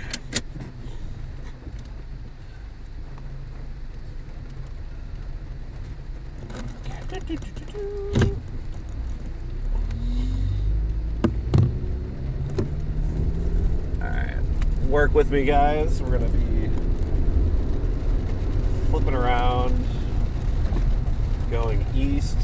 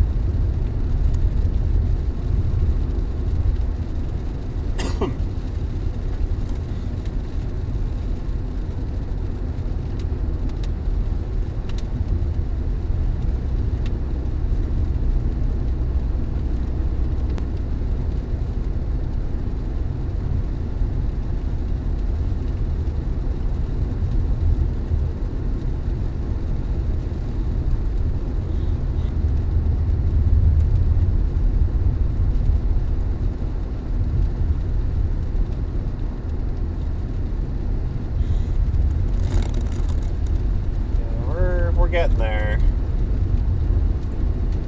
I'm trying to remember where that other road was that I stopped for like a second.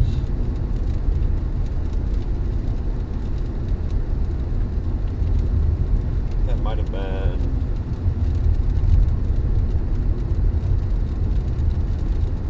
not sure if that was this road.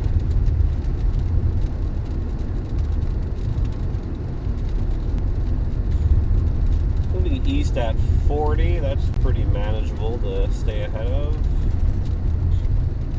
Is this the road I was looking at? No, absolutely not.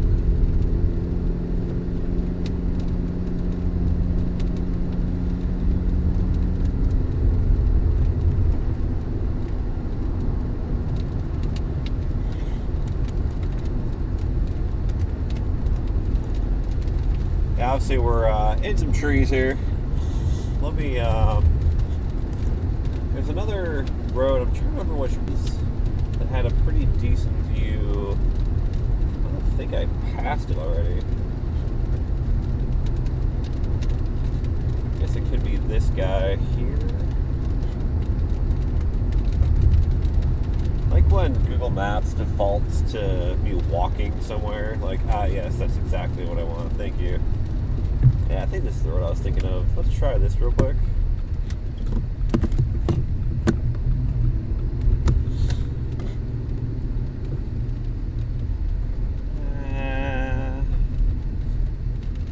Not super great. Here's a nice little turn in for me, though.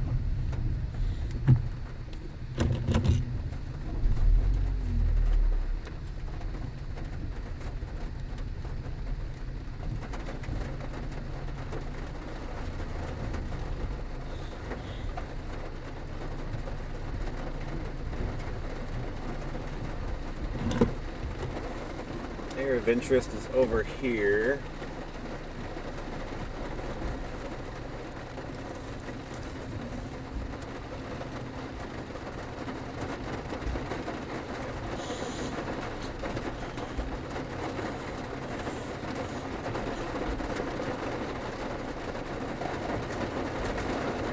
My concern is I'm about to go through Lake City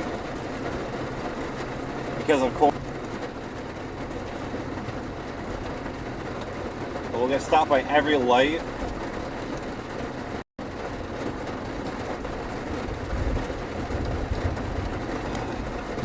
I'm gonna have to probably get east again.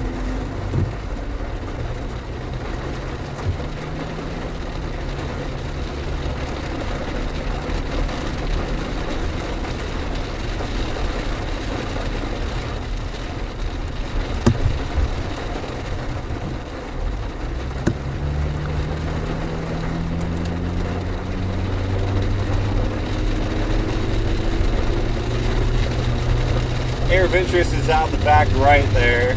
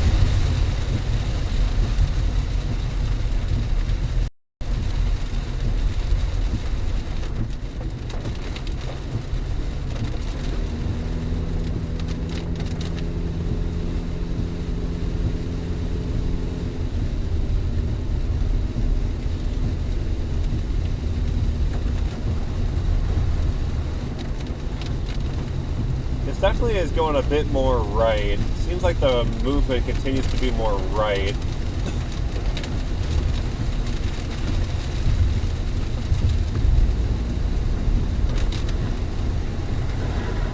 I think we're unfortunately going to have to go right back through Lake City.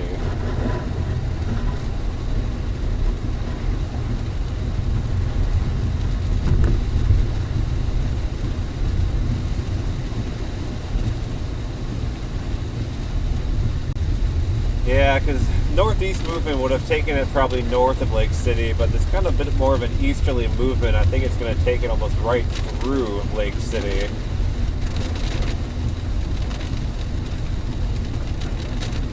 It's quite the convergence zone on radar velocity view. It's give it like another 5-10 minutes, and this thing could become a tornado producer, which is for Lake City.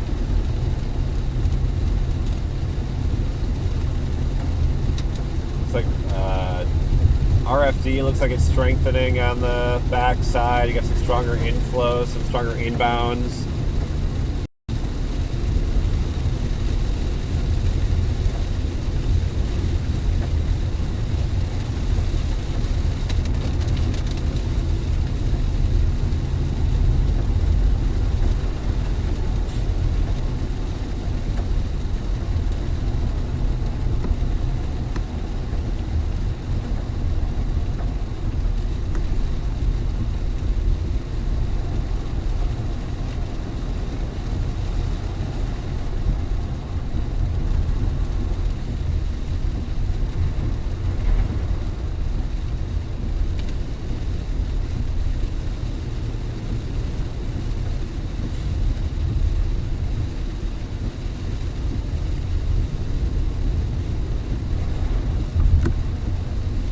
Well, this is going to be fun going through Lake City.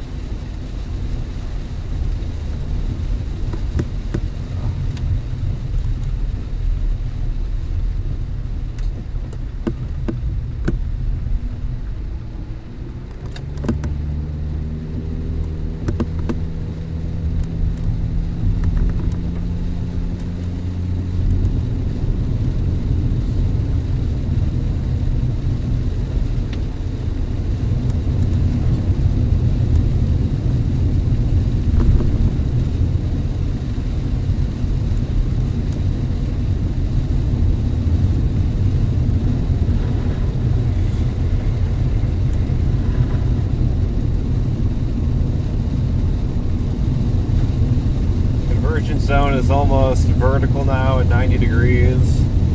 That is a problem.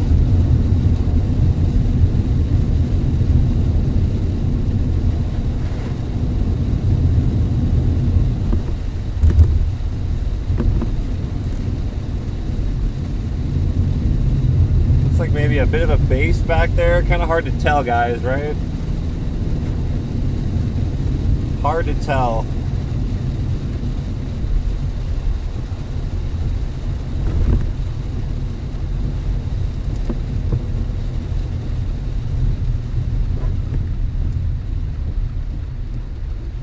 Yeah, we definitely got to get east on 90 and fast.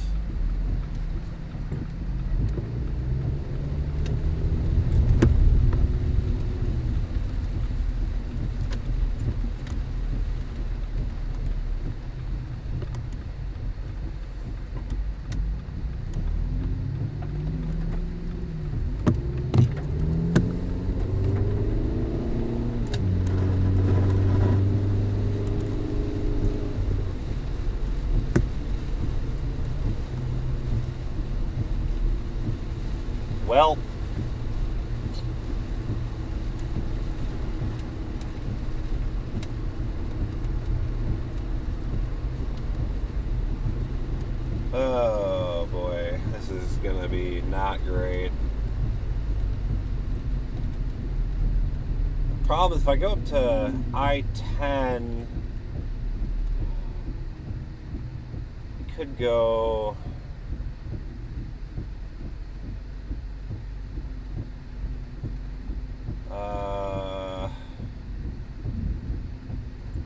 man, this is not particularly great.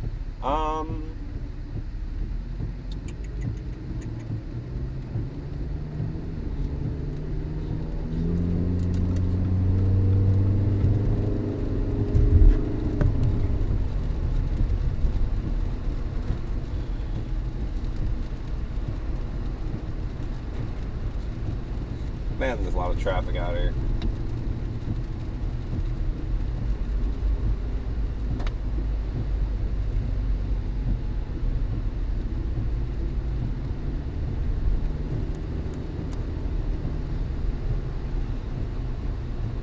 Quite the shear zone. It's still not like, I don't think, imminent tornado, but man, it's interesting back there.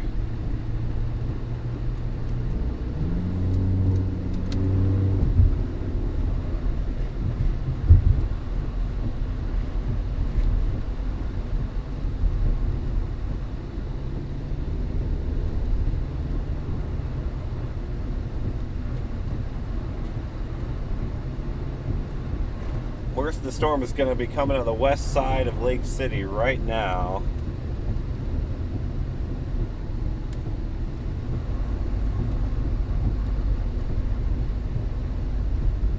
I think it's got to fight on US 90 East. That's going to be the best play here.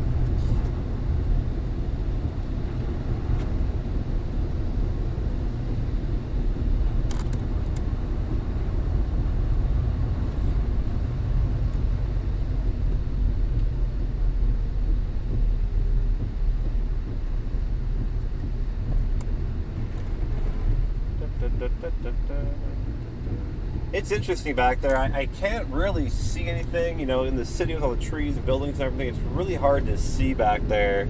It does kind of look suspicious periodically.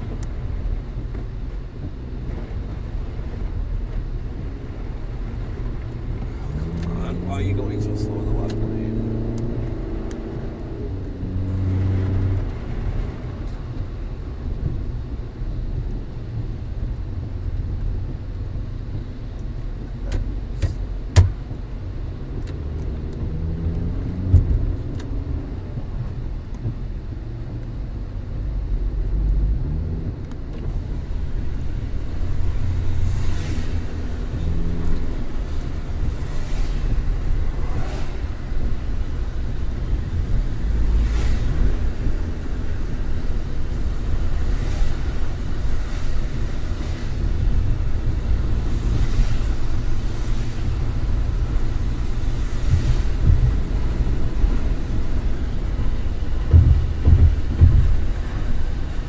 Let me flip the camera around. It looks like it's actually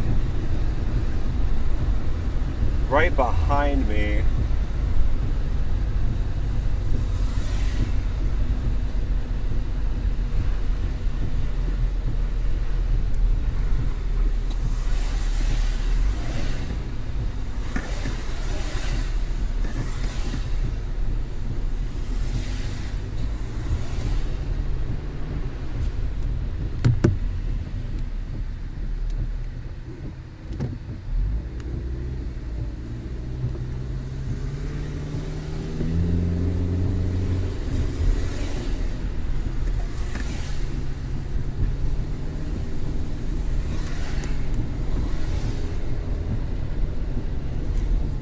Let's see, where am I at here? I could go north here. problem is I'm going to have to take I-10 east. I really don't want to get stuck on an interstate.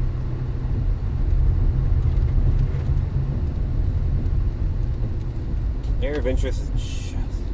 I could kind of peek north.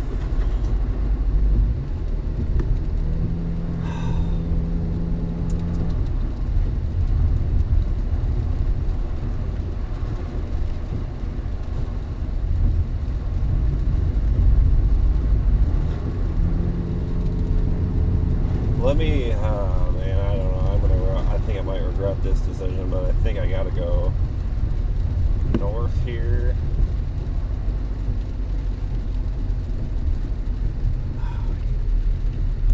Brother.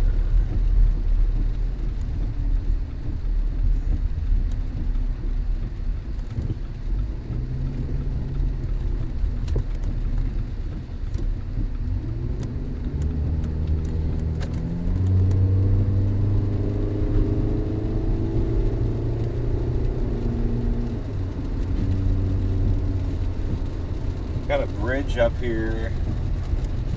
Might give me a little bit of elevation.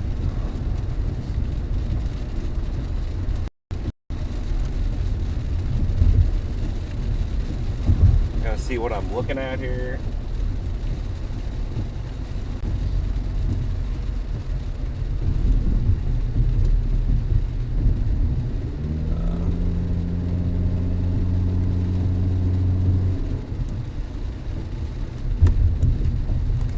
Big bull right there.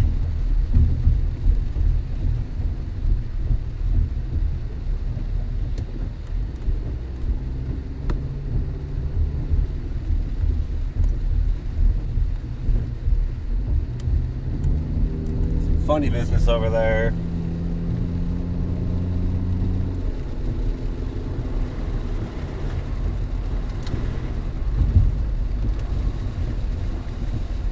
Go right here. I just need to get out of this town.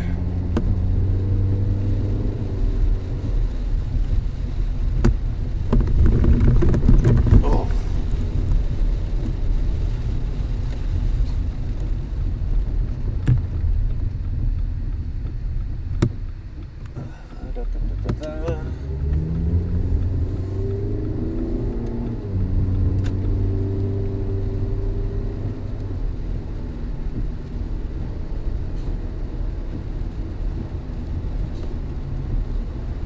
Basically my 9 o'clock.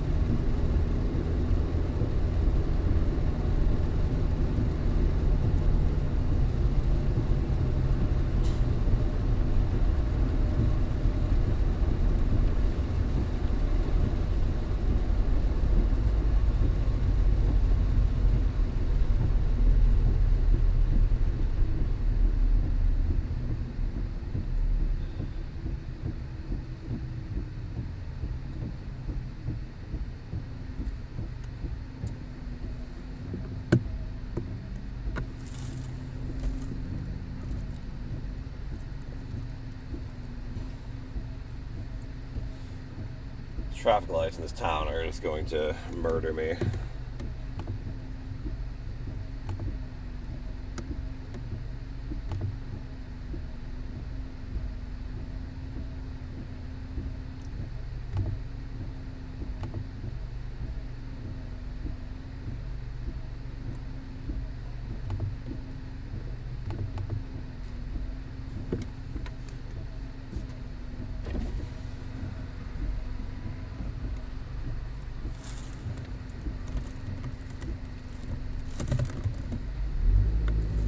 God, right here.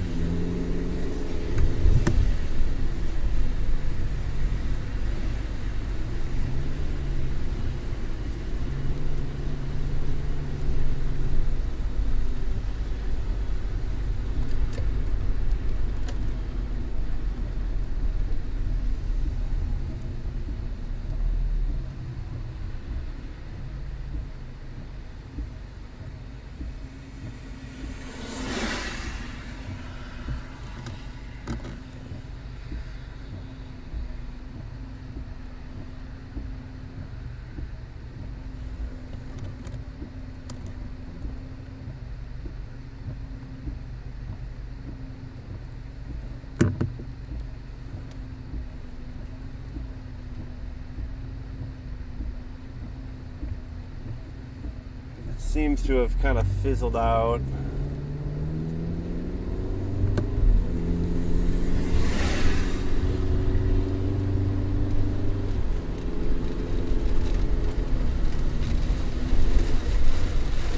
Strong winds now.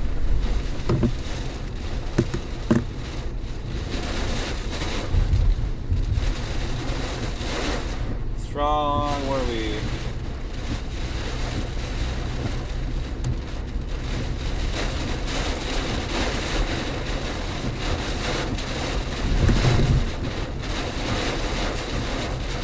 Oh yeah.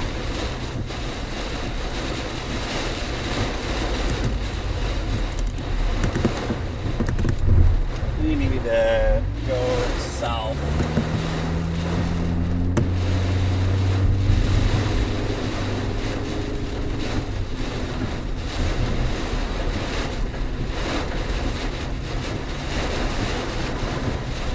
Strong RFD, we got strong westerlies here.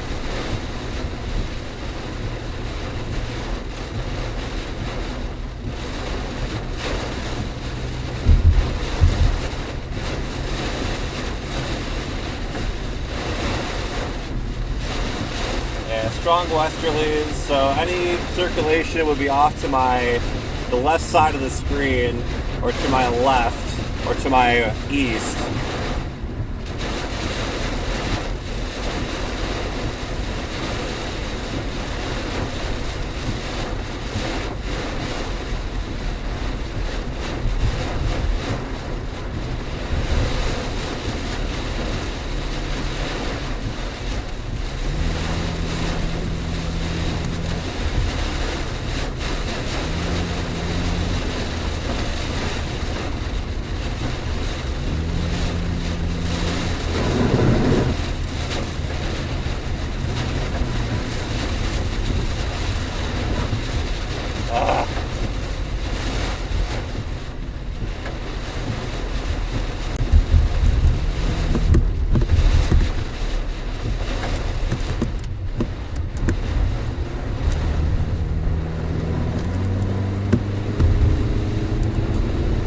Yeah, the circulation I gotta be careful of, kind of just to my south. I probably should have just kept going on 90 instead.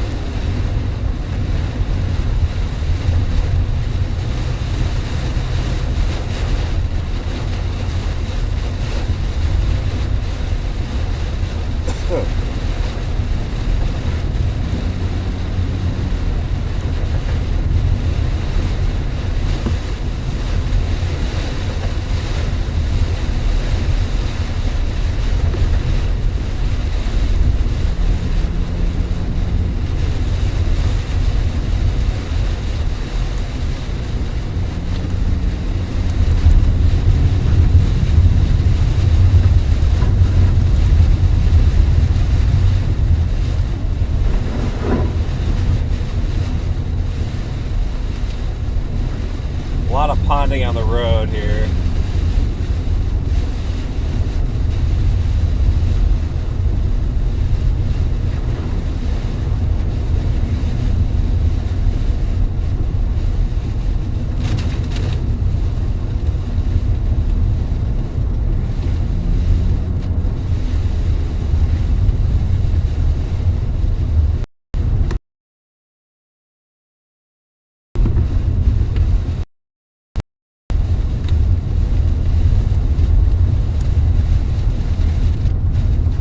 Kind of flirting with the hook here.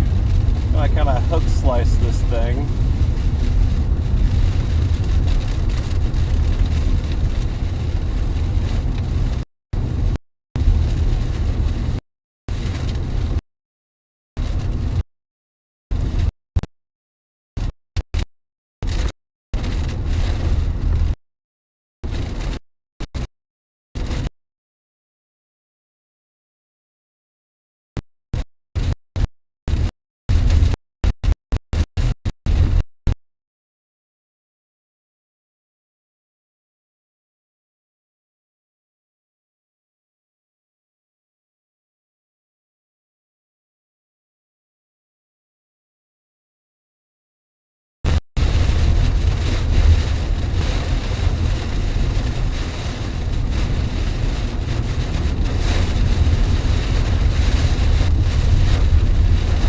got pretty strong westerlies, so we're in a good spot still in terms of safety.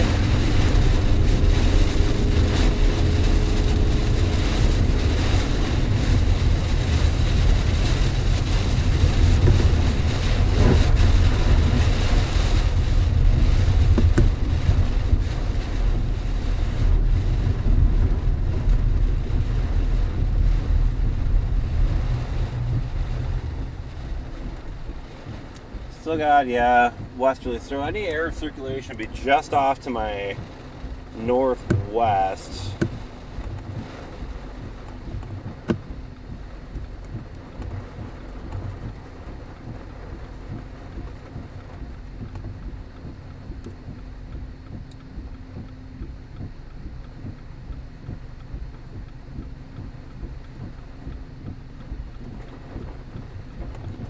Kind of somewhere over here.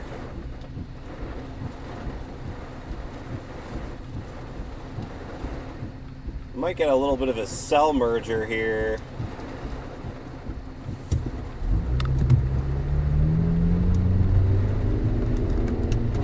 Cell coming in from the south.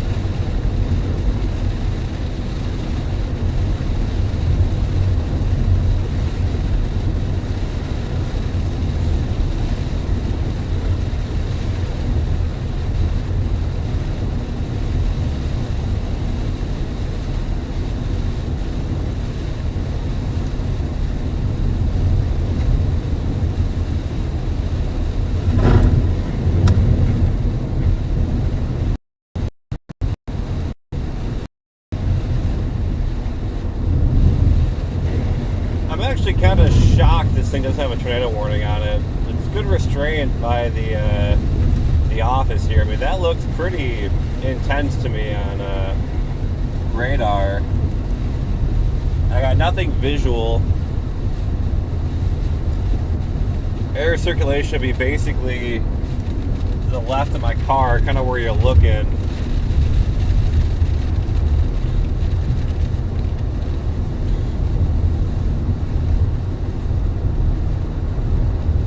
See, we're back in a wonderful chasing terrain.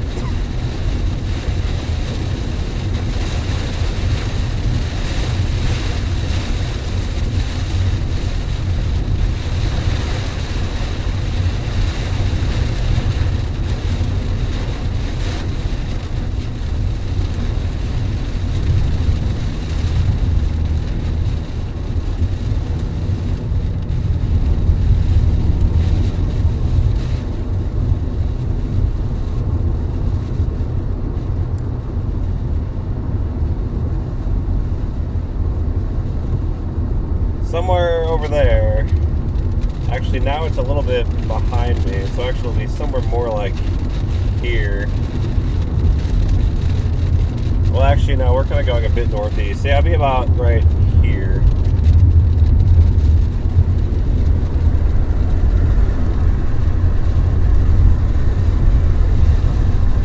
Big dark mass right here.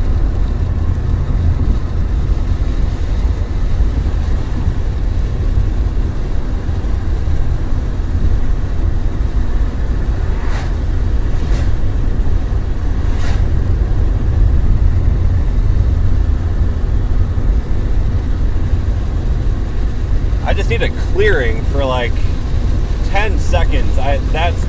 There's something in that dark mass just across the road that the tree.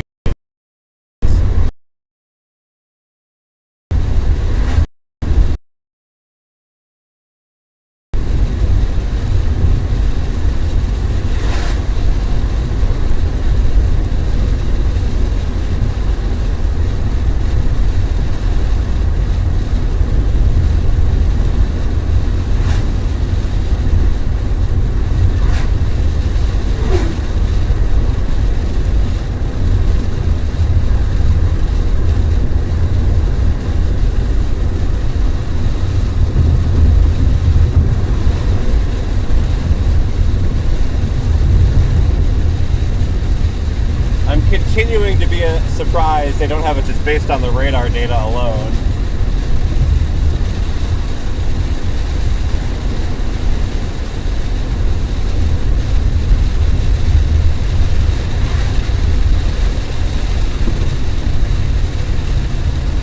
Now we're starting to get into the cell mergers, so we're losing visibility here.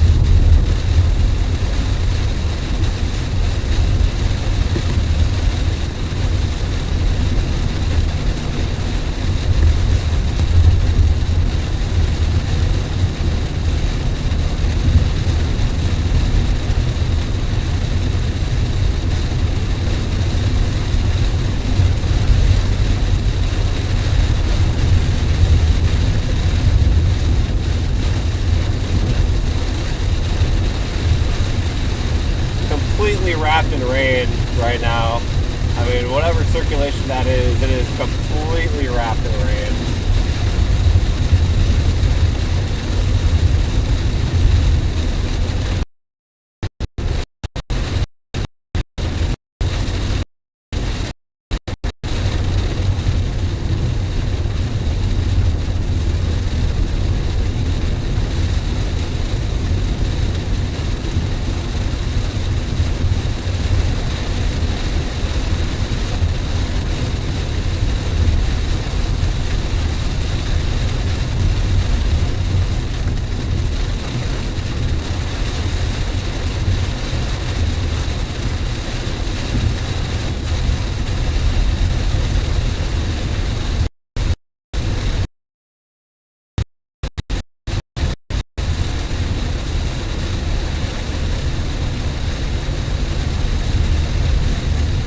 very strong couplet now crossing I-10.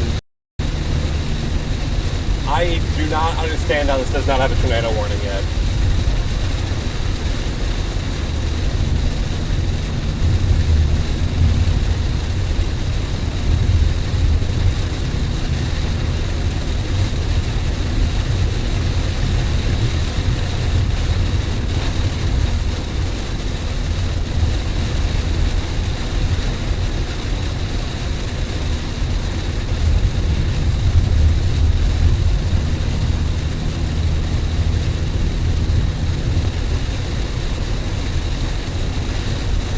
Alright, tornado warning. I'm shocked it took, but here we are, tornado warning.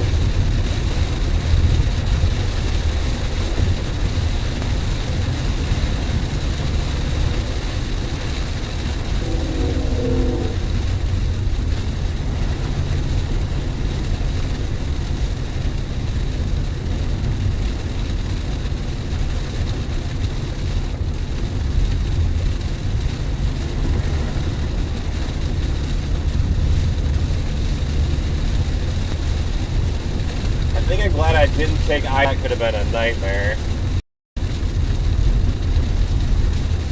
How to get north though.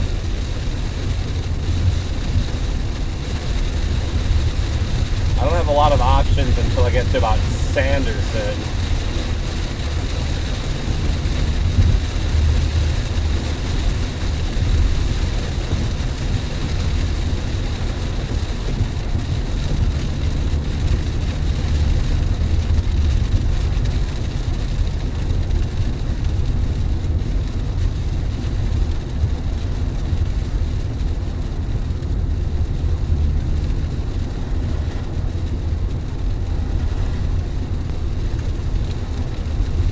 Undergoing it's still kind of fighting this cell merger right now. When it's done with this cell merger though, I'm very intrigued what will happen. I gotta think this thing might turn kind of hard right.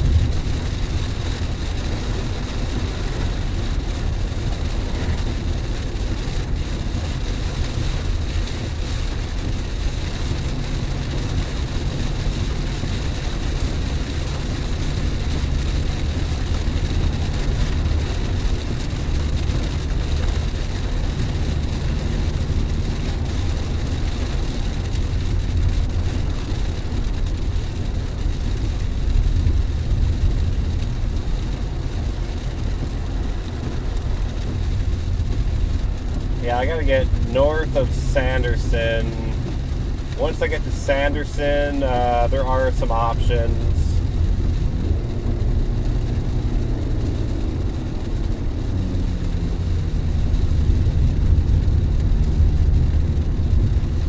And then there are some east options too, so okay. I'll be in Sanderson in about 6 minutes based on current GPS.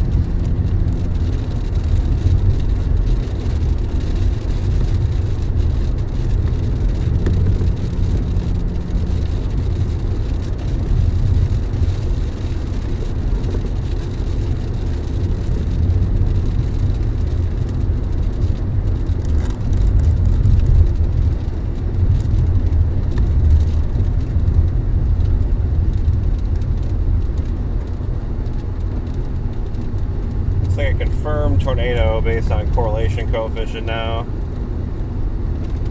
It's not the strongest signal I've ever seen, but it looks like there's a little bit of a dropout. I'm curious if they go observed with that warning or not.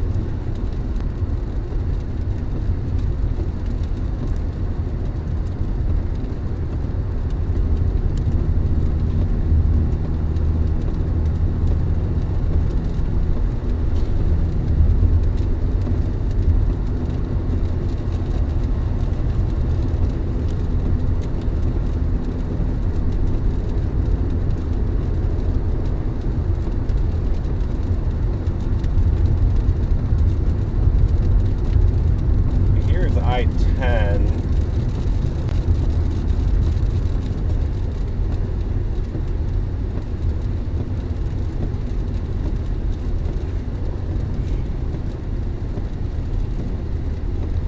I'm gonna keep going straight.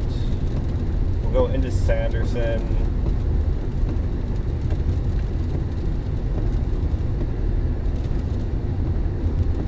Oh man, we're going way too.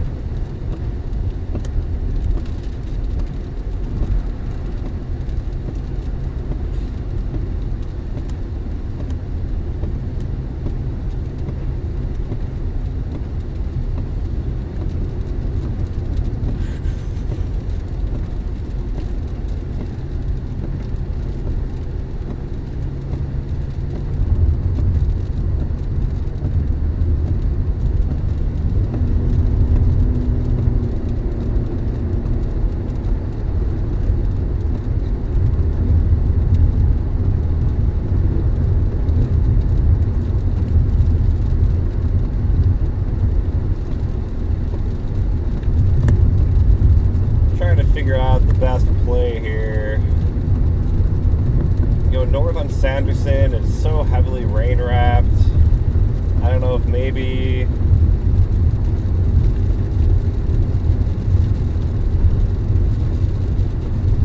let this storm merger kind of finish.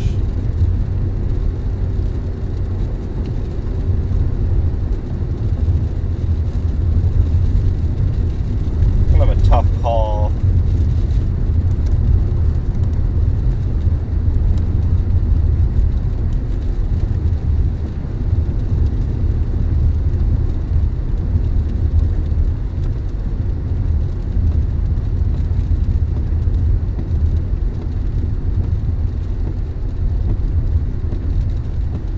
Weakening, like I said, we're going through the cell merger right now.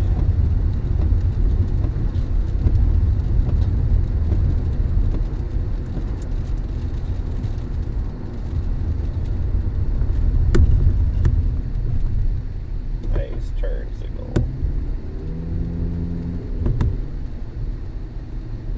Well, stop here for a second. Let me figure out what I'm doing.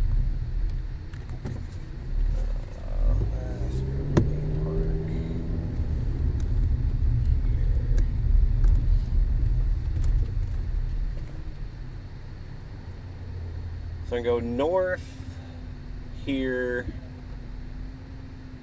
Try and get in front of it.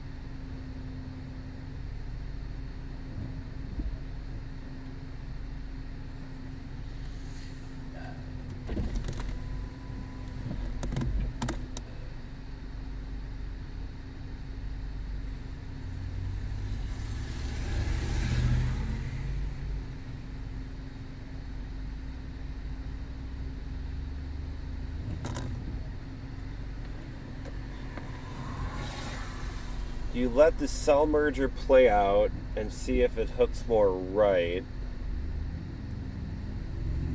I think that is the play. I think I'm going to keep going east. Let this cell merger play out. See if the storm direction becomes more easterly.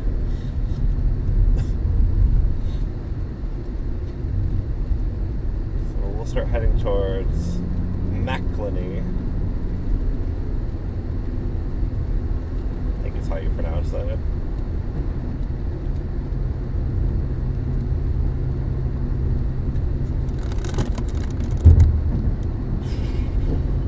like the southern side of the storm might try and,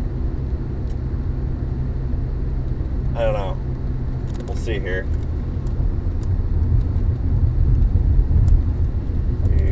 Updated the tornado warning further north. That's fine.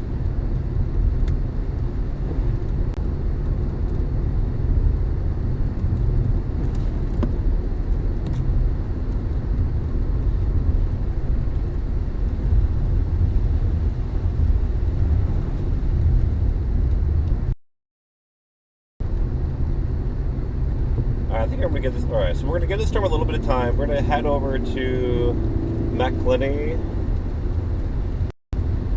And then from there, we could either go north to intercept it, or if that southern part of the storm becomes the dominant, we'll be in a good spot to go pick it up to the east.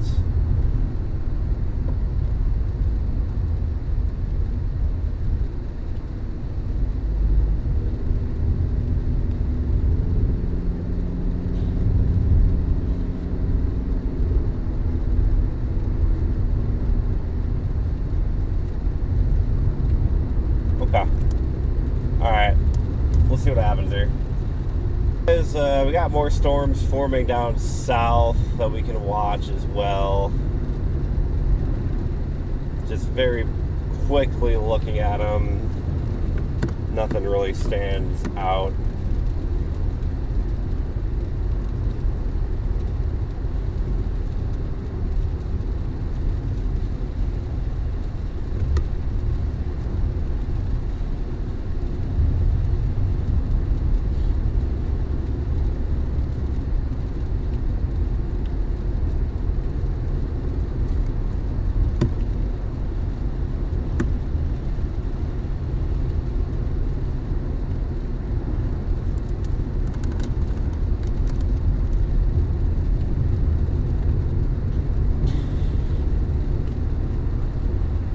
That's just a really tough area for that storm to go. That was a rough area for it to go. Followed it through that national forest.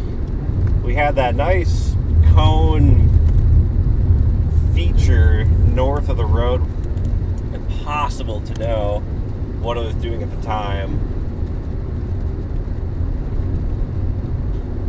I wouldn't be shocked just based on the radar appearance if it was doing something before it got to I-10, because they didn't really issue the warning until it almost got to I-10. But south of I-10 it was still ramping up pretty good too. I'm curious if there's anything south of there. We'll see.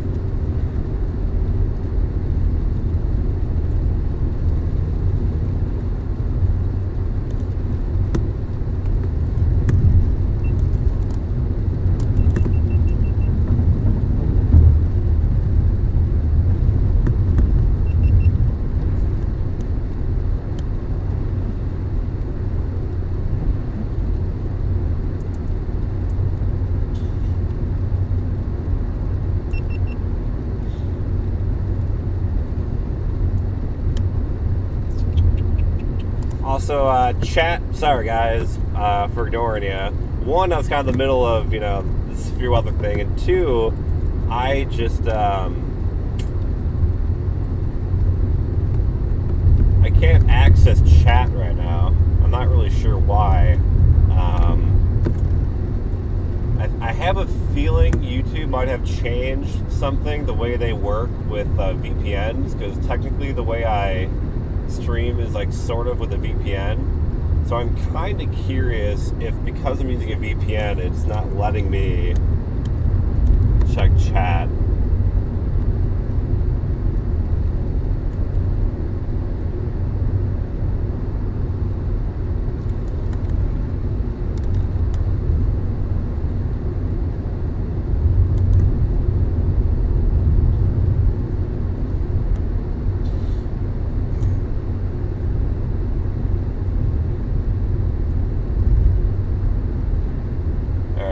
chat pull up on my secondary screen finally.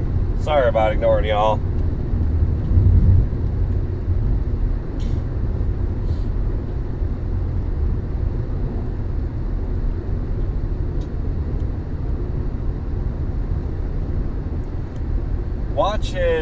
Still watching this cell west of McClenny, north of Sanderson. I'm kind of curious what's going to happen here. I like the kind of the shape of that southern part of the cell now that's like west of Sanderson. I think it just needs a little bit of time. So I think we're in a pretty decent spot. I think I'm going to get kind of into McClenny here. And then, if I'm saying it wrong, I'm sorry. I think it's McClenny. Or Macklany. It could be a Macklany, I suppose, as well, since it's kind of a Mac.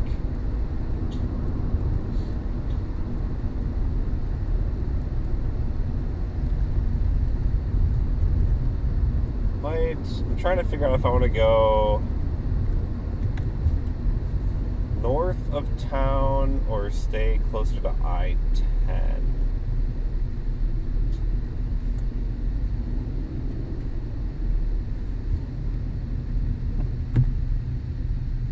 I think I gotta go north of town. Kind of looks like that southern area is trying to get itself organized.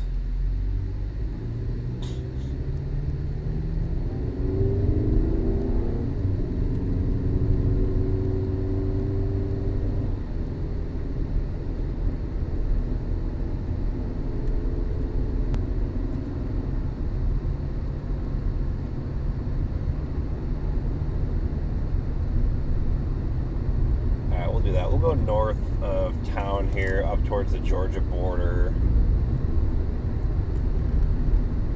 We'll see if the southern side of the cell wants to do it. It kind of looks like it's trying to ramp up a little bit.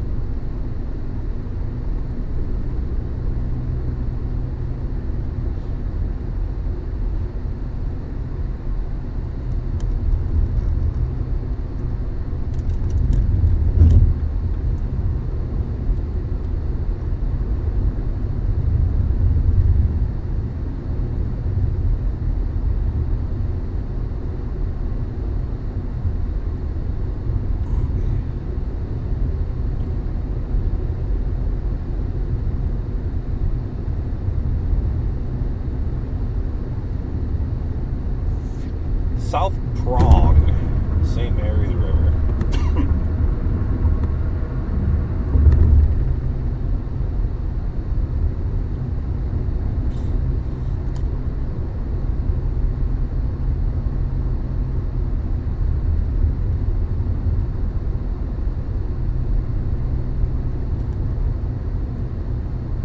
Yeah, the southern part is looking a little bit more interesting again.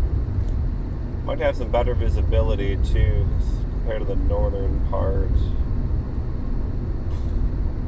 So they issued a new tornado warning up to the north.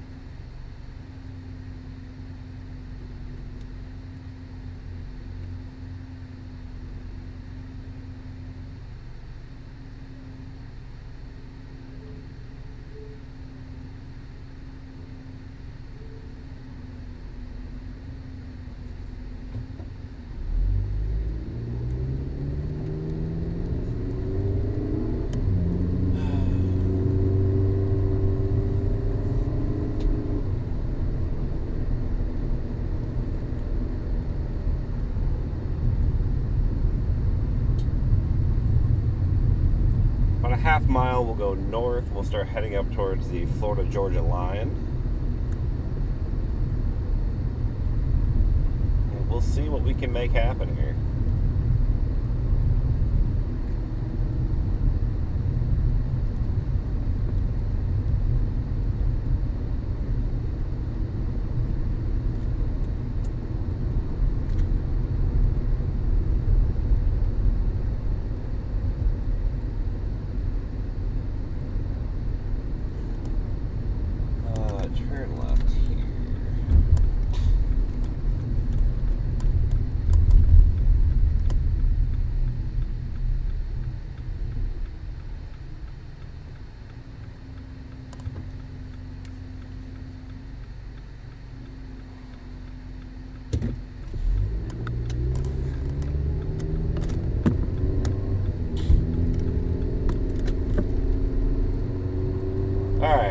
heading north. We're going to try and get out ahead of this line again.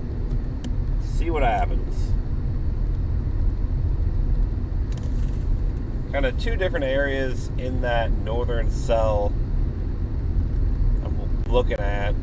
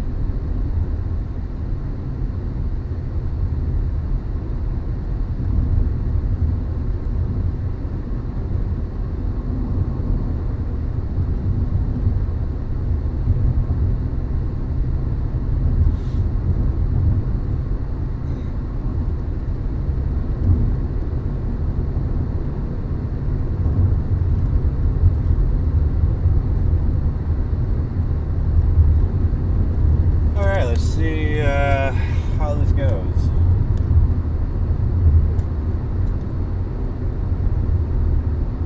We're north on Highway 121 out of Mac, heading up to the Florida-Georgia line.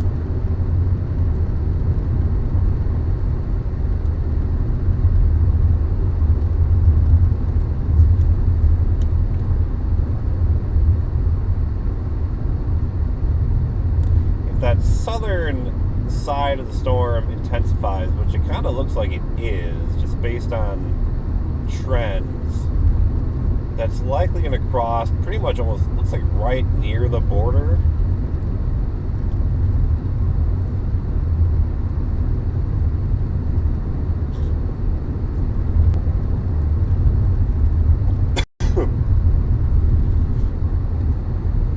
See, why can't we have like this kind of visual? It's not amazing, but it's a lot better than what it was.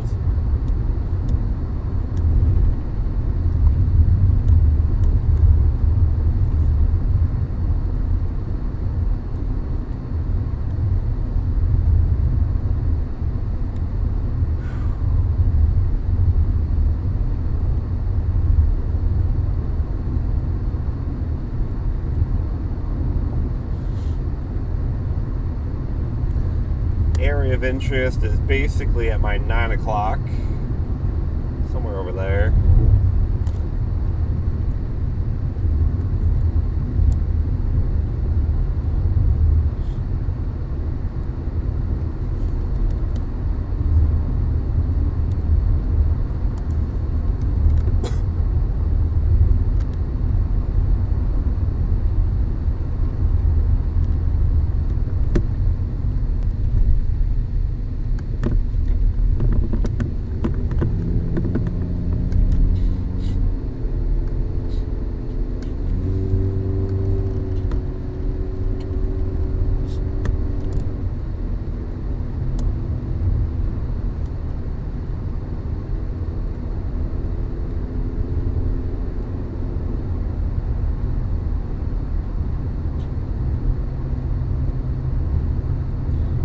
Probably, if I went north of Sanderson, probably would have been a good spot right now, but the problem is if it doesn't do it now, I'd be out of luck.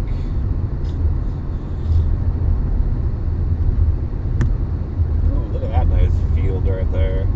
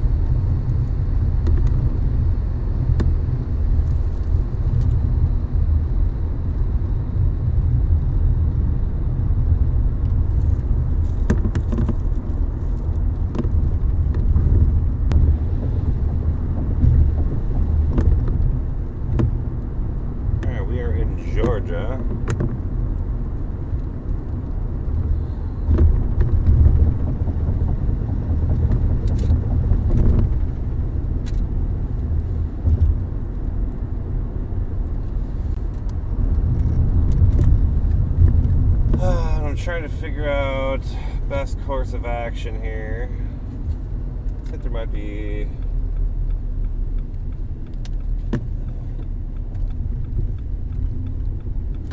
a decent view this way.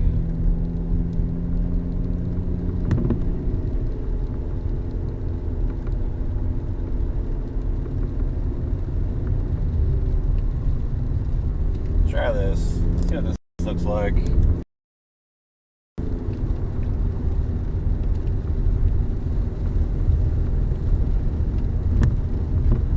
We got a little bit of time to play with to try and find a good visible viewing point.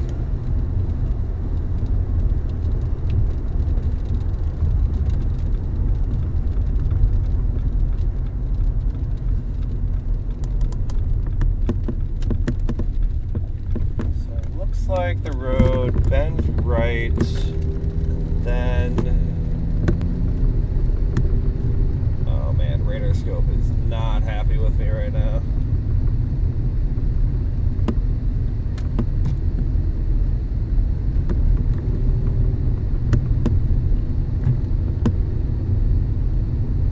Looks like we've canceled the tornado warning.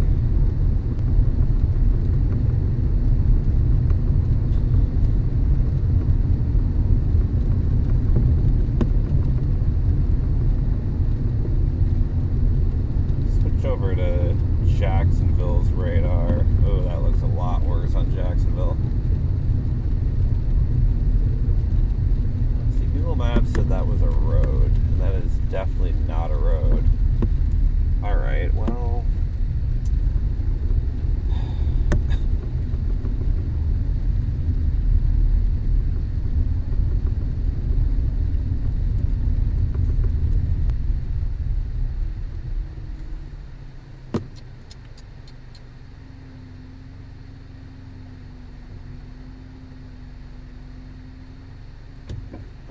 see what it looks like down this road. Oh, is this a dirt road?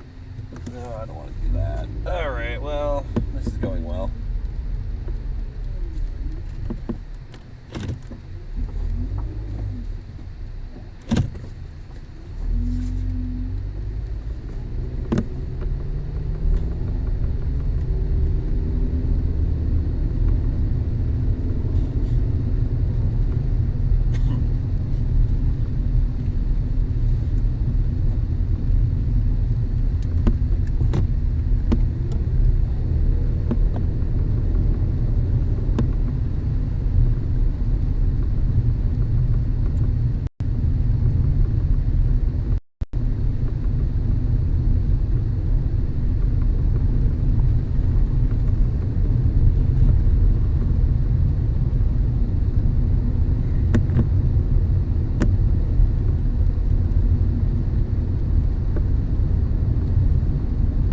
Don't mind me, it's playing in the trees.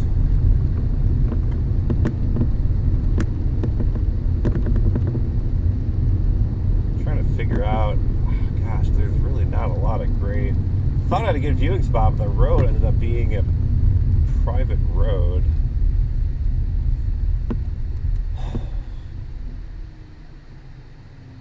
Well, let's see here.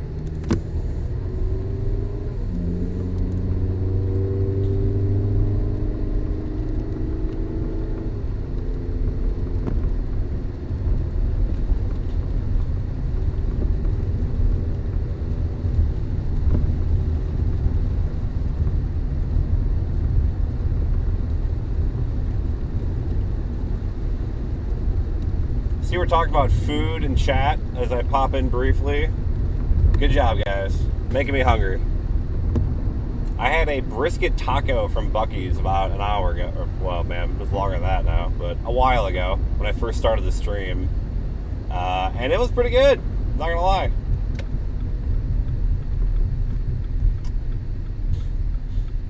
Looks like it's gonna kind of cross right at the Florida-Georgia border. I mean, it's kind of just flirting.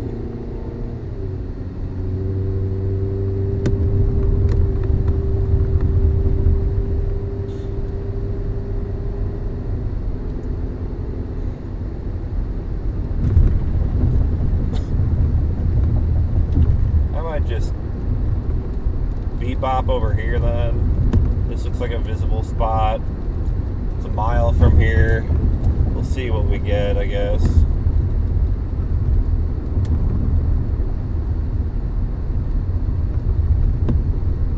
Did we pass a Florida sign? Do we even have a Florida sign? I was not really even paying attention until I started seeing the other signage.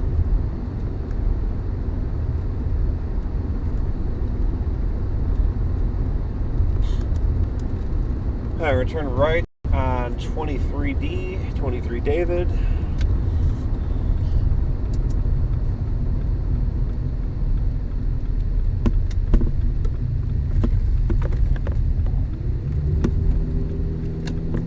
I think up this road I have a pretty good view west-southwest.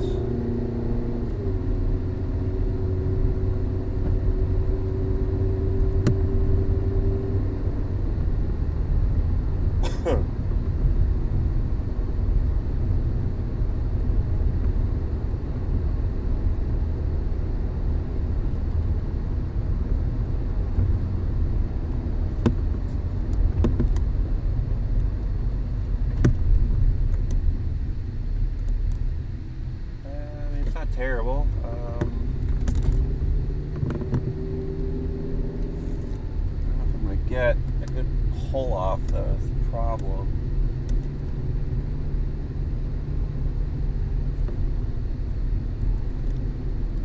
Wasn't too bad.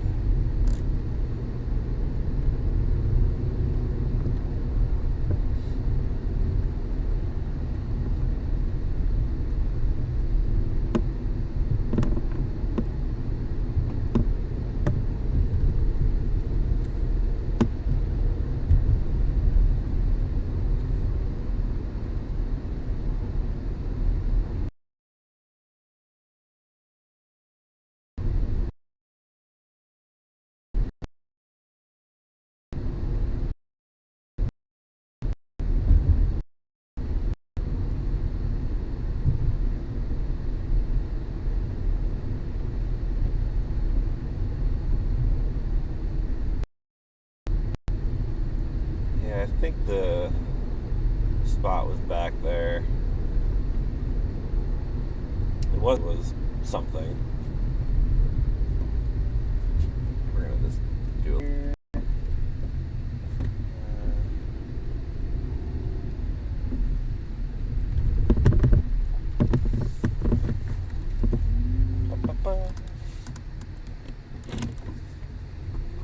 Clear right. Alright, let's go back to that spot.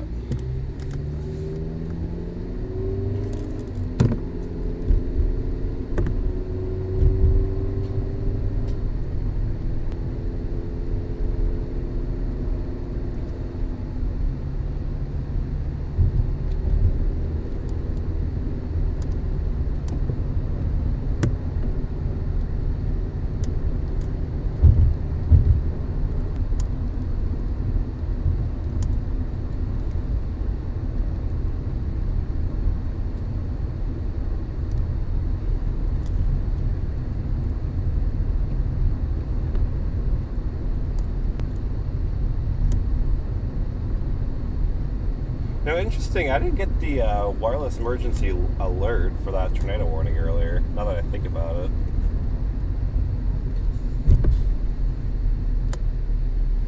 Yeah, we're going to just flip her around right here.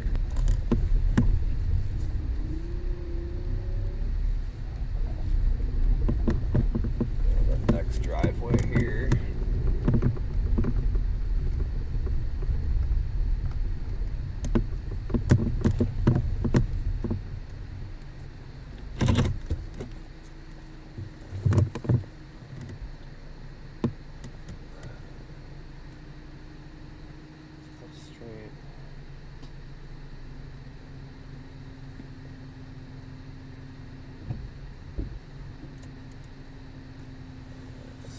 Be back in this area here.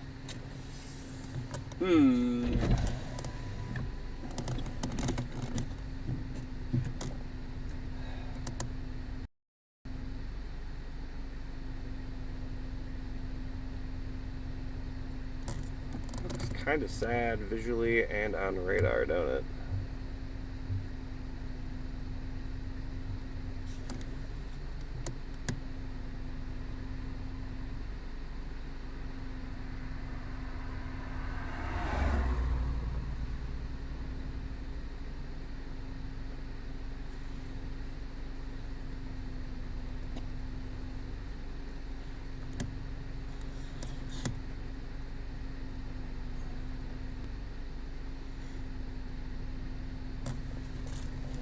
Like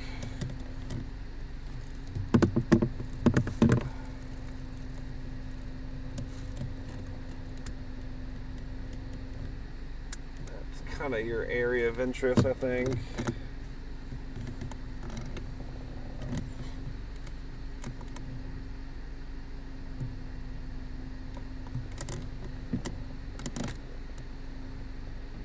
They have allowed the severe thunderstorm warning to expire.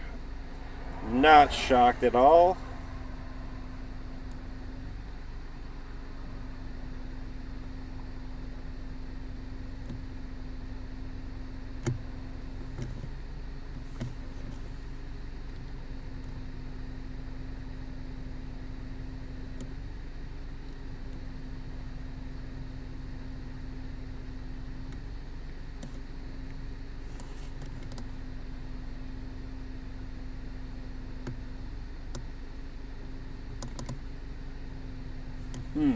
Alright, well, let's start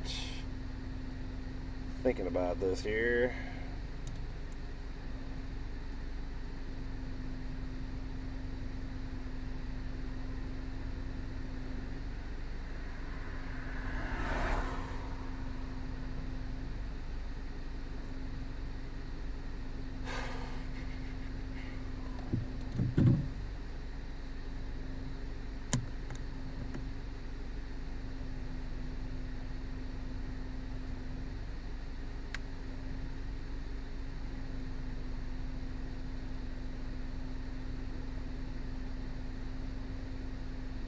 About to get a bunch of precip from the south.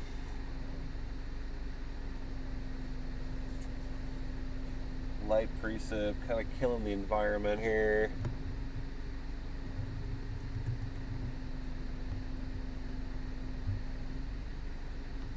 Pretty good instability building across central Florida. Head of this line coming in from the Gulf.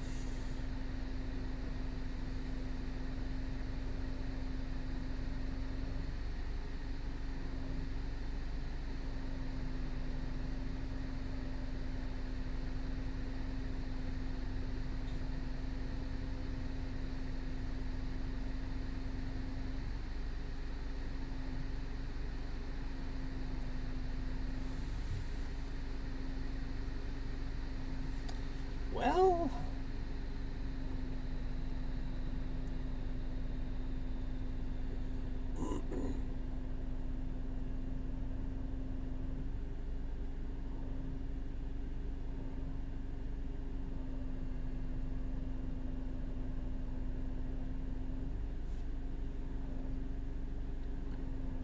nice line of storms coming in from the Gulf.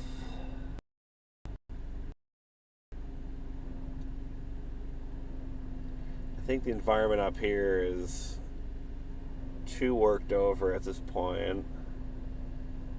I don't really see anything in particular that's riveting.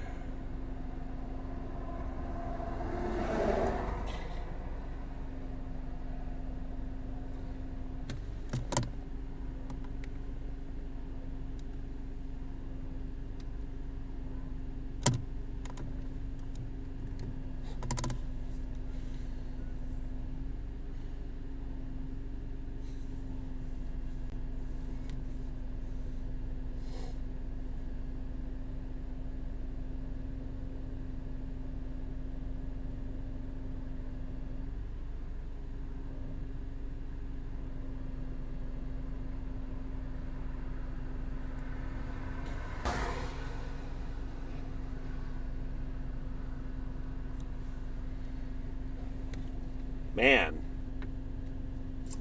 That northern one just completely fell apart. I'm kind of shocked how quickly that just poofed.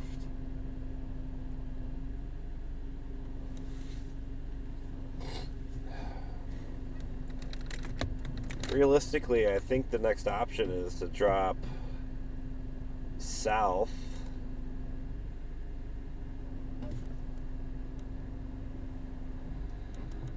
And play with the storms across the central peninsula.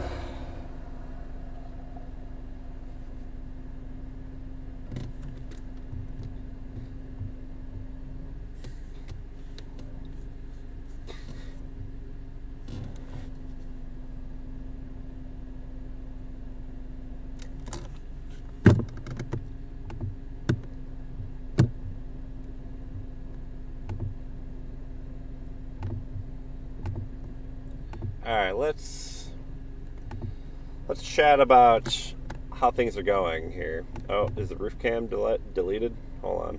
Oh, that's not what I'm about to do. Hold on, stand by.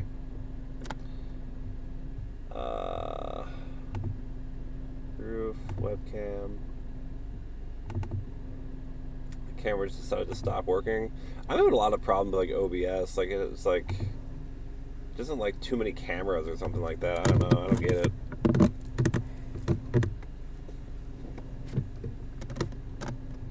Do what you're made for. All right. So here's what we're looking at. So environment up here, North Florida, no bueno. That looks like it's been completely robbed of instability pretty much. These are the cells I'm on right over here. You got a big kind of line coming in off the northern Gulf that's going to be making its way on shore here across western Florida peninsula here. I like the instability. Surface-based CAPE over 3,000. What are see mixed layer? A little weaker, about 1,500 to 1,000 here, but still pretty adequate instability to work with.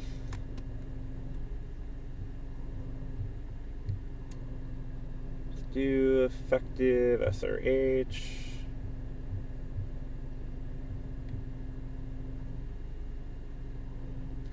Yeah, see that really kind of dies here. Let me just in case I show something I shouldn't, let me get rid of that real quick.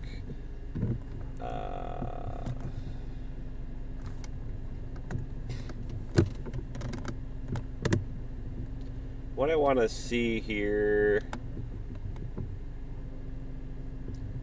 I'm going to look at one of the wind profilers from, did this camera die again on me? What are we doing here?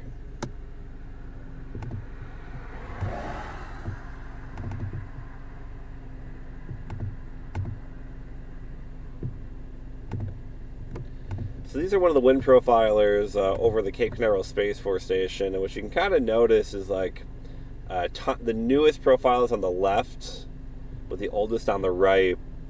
And we kind of see is like earlier in the morning, you had pretty good southeast winds at like 100 meters, pretty good curvature in that whole profile. But the farther left that we get, we're kind of losing that surface being southeasterly. It's like more southerly, and it's that trend with time. Also notice the winds are weakening. I mean, that's kind of, you kind of expect that nocturnal, you know, improvement there. After sunrise, the mid-level winds are really kind of dying too. So the wind shear is kind of petering here in the central peninsula for the tornado threat. Okay. So I'm just kind of looking at some things, trying to figure out the best play here.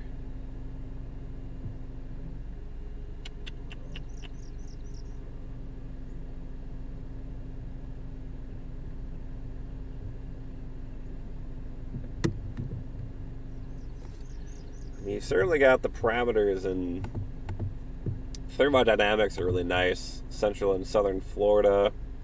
Temperatures pushing near 80. You got these dew points, and what the yellow is, what, 72? Yeah, it's got some 70 to 70 degree dew points pushing in here.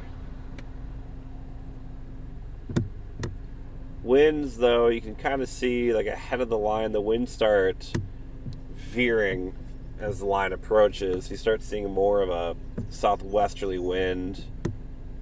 So if you it looks like you really, if you want the tornado threat, you gotta play it somewhere up here. Is there like a, see, I can see like a little weak low here.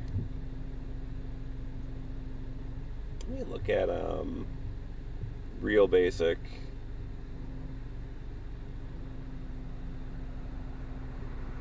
Like, it looks like there might be like a little bit of like a meso low trying to develop there. You see how the winds are kind of still a bit southeast, kind of right here, like in this kink right here.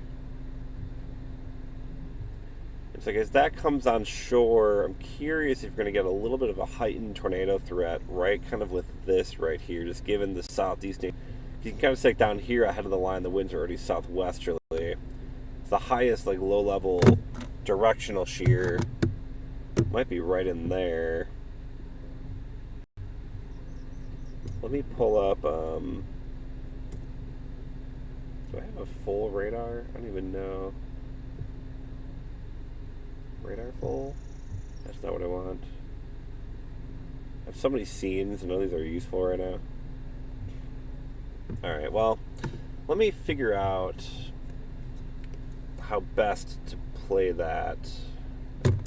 I think that might be the play here.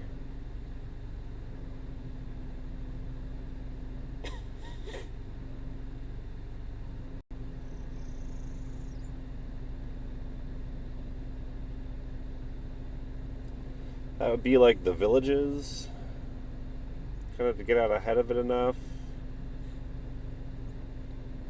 Wildwood, maybe? What is it here to Wildwood?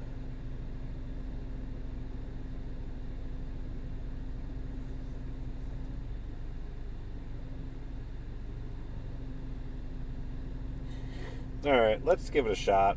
We'll meander south.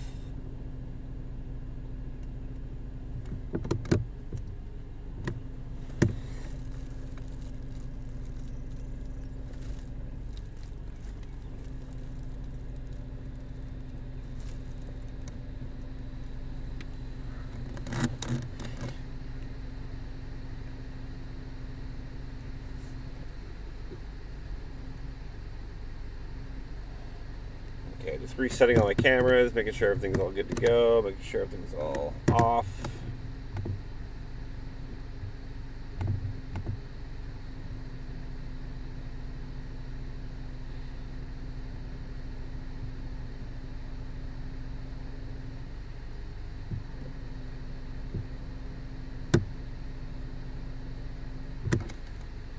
Okay, so we'll go right back to 121.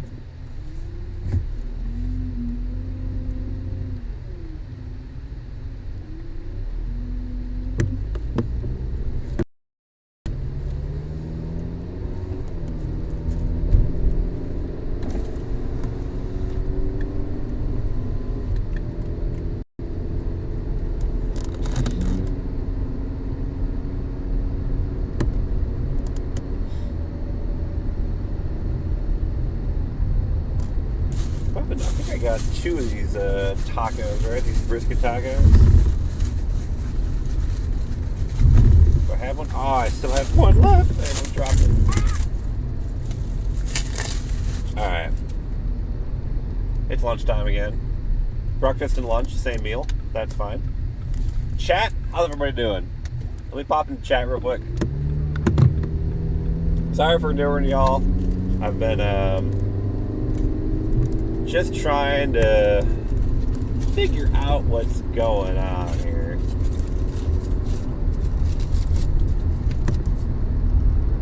And it's really hard that chat isn't working on my laptop. I think it's because I have a VPN on and therefore it's not letting me look. I think YouTube, I think it's like in order to circumvent or to prevent people from circumventing like regional like shows and whatever. Unfortunately, Speedify counts as that, and that's what I use to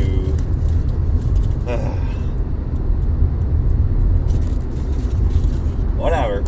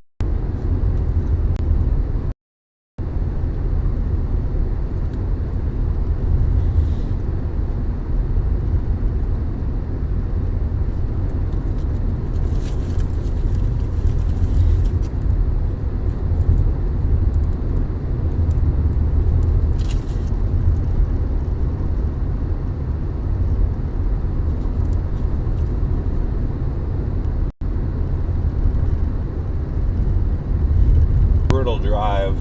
There's no like nice highway.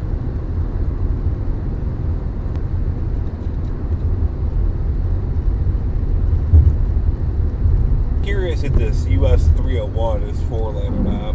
That would be pretty nice.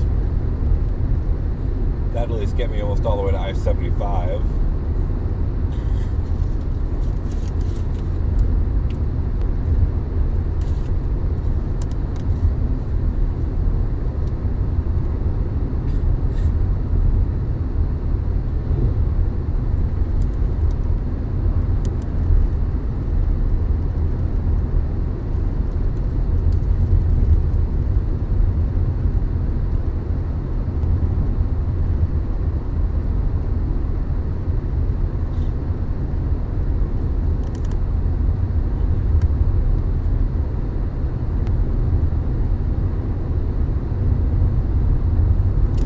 Bad internet is by far the worst thing. There's nothing more infuriating than bad internet, let me tell you.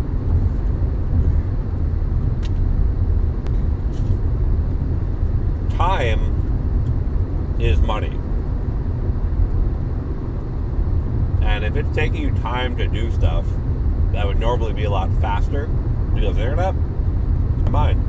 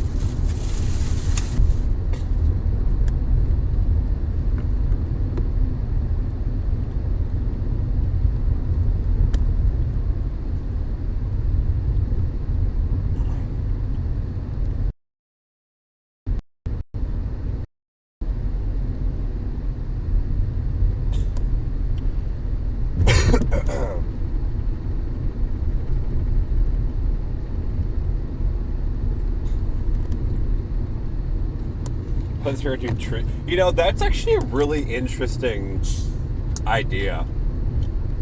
Like eating healthy, like chasing, like staying healthy. That's actually, I'm not gonna lie, Grifter, like you probably were making it as like a joke, but like that's actually not a bad idea.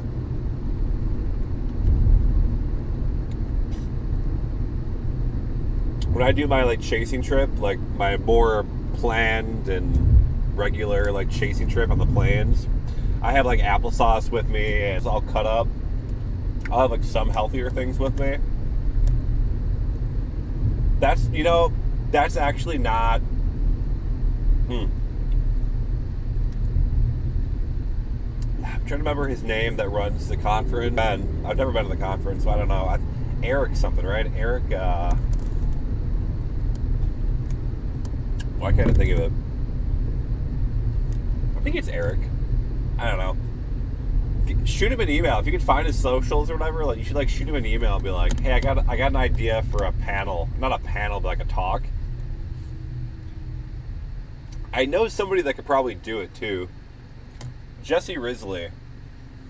First time like I did like long haul chasing. I did with him, and he was just like popping out all these snacks. He had like avocados and stuff. Like he was just pumping it out. And I'm like, wow, I feel inadequate right now compared to this. But that dude knows food.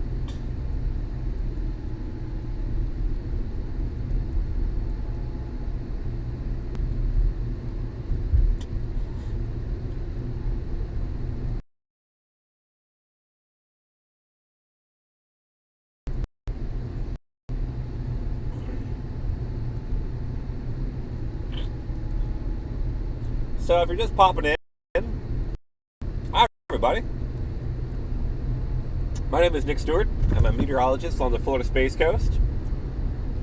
Today we're taking you for a ride, storm chase in Florida. We're going to have a bit of a period of some lulls here while we kind of reposition. We were chasing some tornado-warned storms earlier today. Pretty good action. Very, very close to a very strong couplage. We are in the RFD of a pretty strong circulation as well by Lake City, so pretty good storms earlier. Right now we are repositioning to get in front of the storms coming in off the Gulf. For the short term, that seems to be the better threat. I think the environment up here in northeastern Florida has officially been too worked over.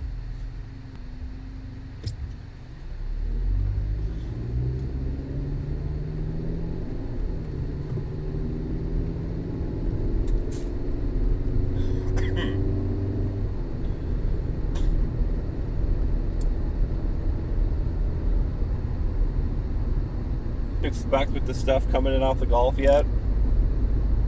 Environment looks pretty good. The thermodynamic environment looks pretty good for like central and south Florida. It's all advecting northward. I have not looked at satellite in forever, but I'm guessing there's probably some pretty decent sunshine across much of Florida.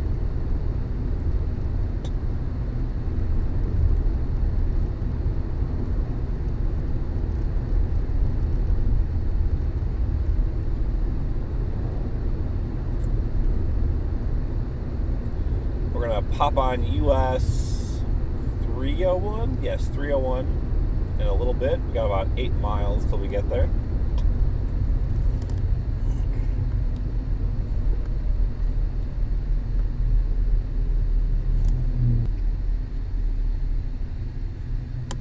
Guess we'll see what happens here.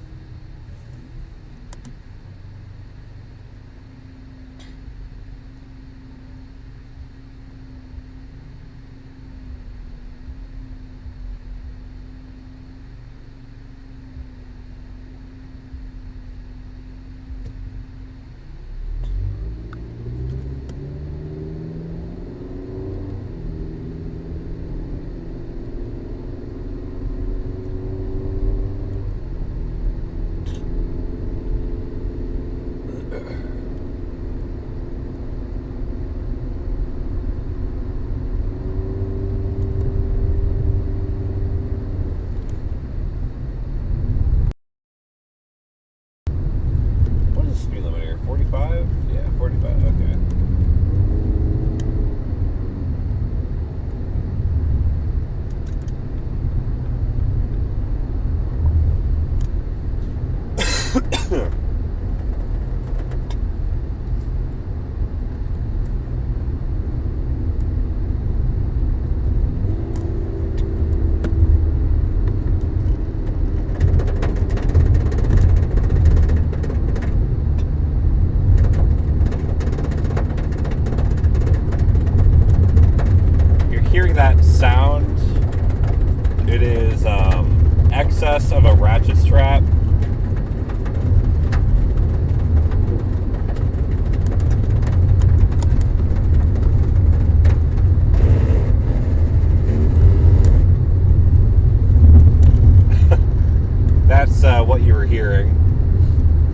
case you were wondering.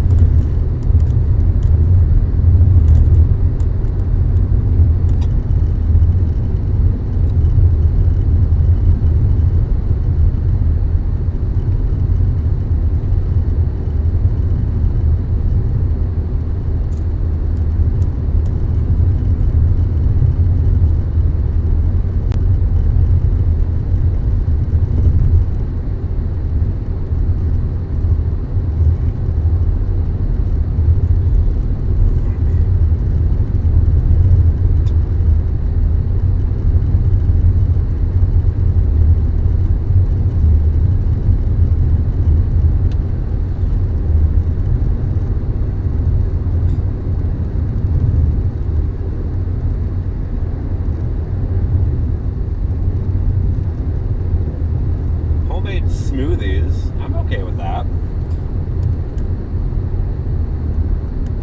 I've been trying to cut out soda a little bit more and more out of my diet.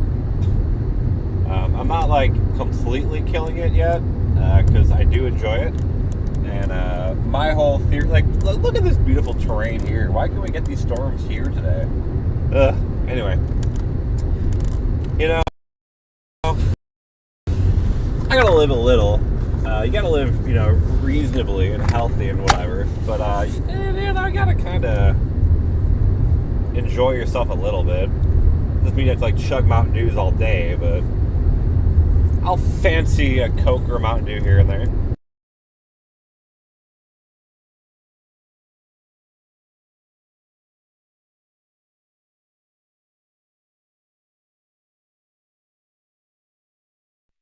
But especially in the earlier part of the day, so I was blowing my nose in case you're wondering why the audio cut out there. But I drink a lot of water during the, like, Monday through Friday from like 9 to 5. I'm like just pumping water. I do bring coolers too for the longer trips. I like having the cooler with me. Bottles of water. You know, the thing too is like if you want like snacks chasing like long term, like if you're traveling like long distance for like multiple days, like if you're getting snacks every time you go to like a gas station, like that adds up so fast. It is such a easy way to save money is just by bringing some snacks with you. My go-to is either a bag or a bucket of pretzel rods. Those are clutch for me. Just long haul chasing for multiple days. Again, we talked earlier, applesauce, big fan. I like cutting peppers, big fan of peppers as well. That tends to be my go-to for chasing snacks. Otherwise, peanut butter crackers. I'll go with that as well. I'll dabble with the peanut butter crackers.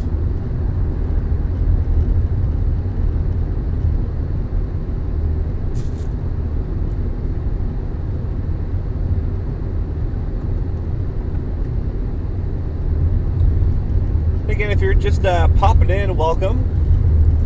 Meteorologist Nick Stewart. If you haven't already, feel free to give the stream a like.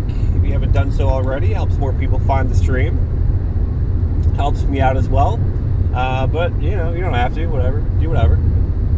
Feel free to subscribe, too, if you're first time popping in here for the live stream, for the chat, for the storm chasing. I definitely do more storm chasing as well. Quite a bit. You'll see more live streams as the severe weather season really begins to pick up. And of course, I do my yearly chasecation out in the plains for a little over a week. I'm chasing tornadoes every day, hopefully.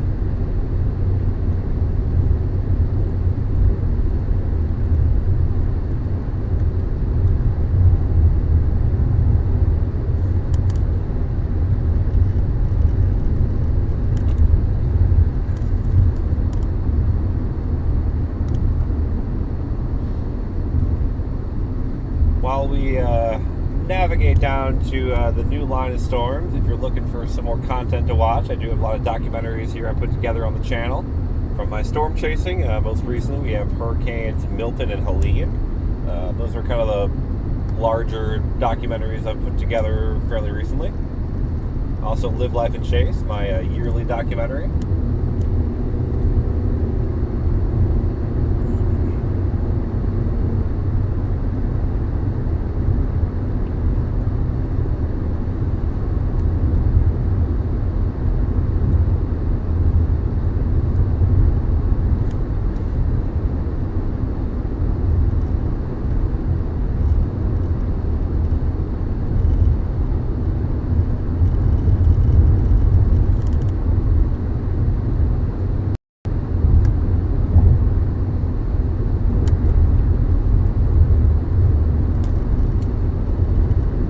Yeah, we'll see what we can get here for the part 2 of the chasing today. We'll see how things transpire.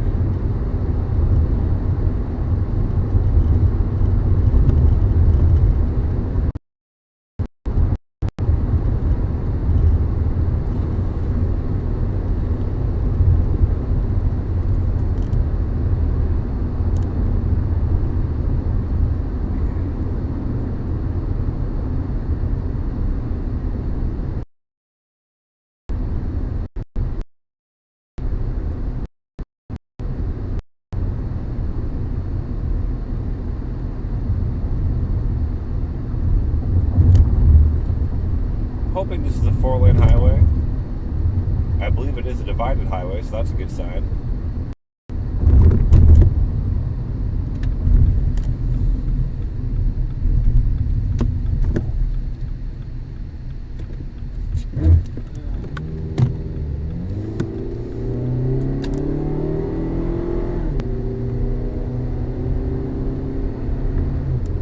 Alright, and we're cruising.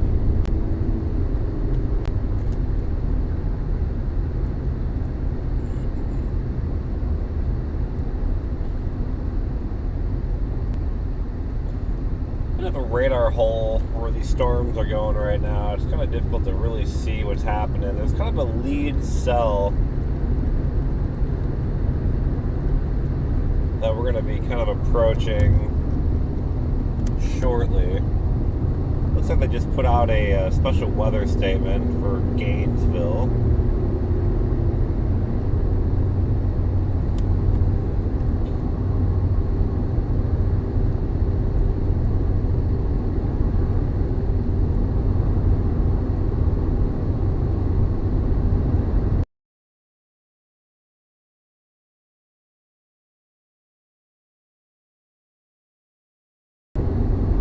I'm not even sure what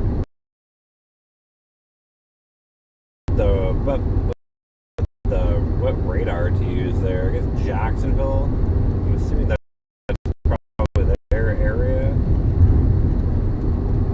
Yeah, bit of a radar hole there. It's kind of rough.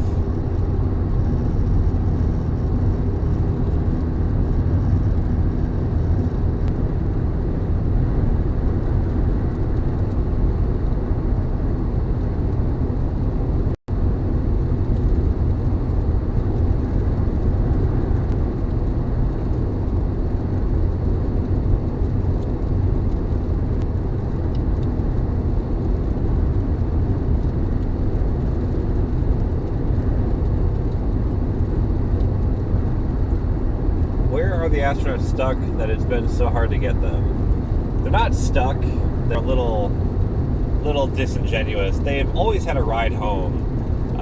The Dragon that they could ride home is currently docked to the space station and has for like 6 months.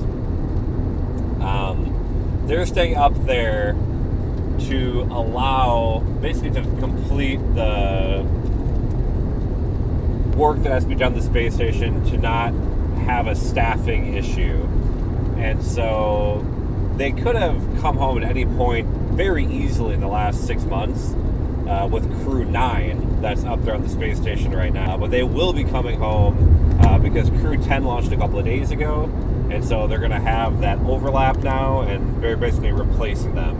And so they're not stuck. They've always had a ride home, but now they're actually, the main reason why is just simply for efficiency, for cost reasons, and also just because, you know, you're an astronaut. Why would you want to be in space for an extra several months? I could be putting that in their mouth, but I have a hard time believing they wouldn't want to be up there. Maybe 6 months, like longer than they're supposed to be up there for like 8 days. So, you know, maybe like that many months is a little excessive for them. They're approaching, I think, 9 months up there.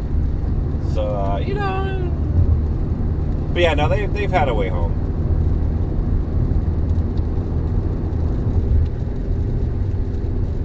There was kind of a brief period that, you know, once the Starliner left and left them up there without bringing them back home, there was a brief period where it would have been difficult for them to come home. Not really difficult, but it would have been a little bit more different. They would have had to ride in one of the Dragons back down to Earth without, you know, the dedicated seat for them kind of thing. But fine. There's always a way home if, you know, there's an emergency or something like that. And then, yeah, the last 6 months, they've had a very easy way home. In fact, their ride home was docked to the space station the whole time. Anyway, that's that.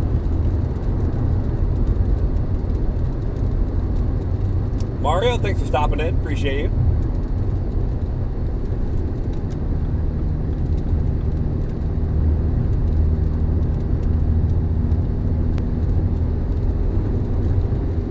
Am I actually in Jacksonville, Florida right now? Wait, GPS says Jacksonville.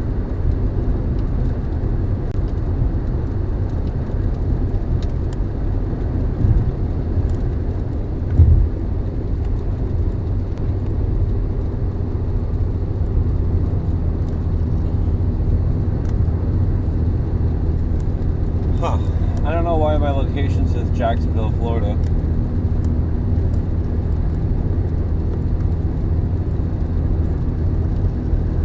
How long has it said Jacksonville? Long, right? Why did I do that?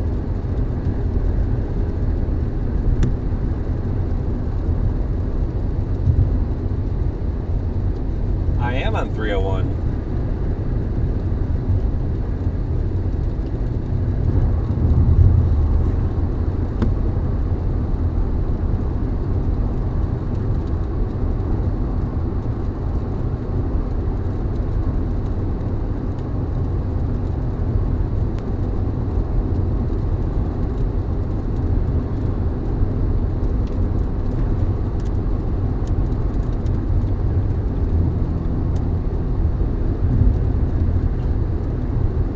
Virginia. Welcome, Sean.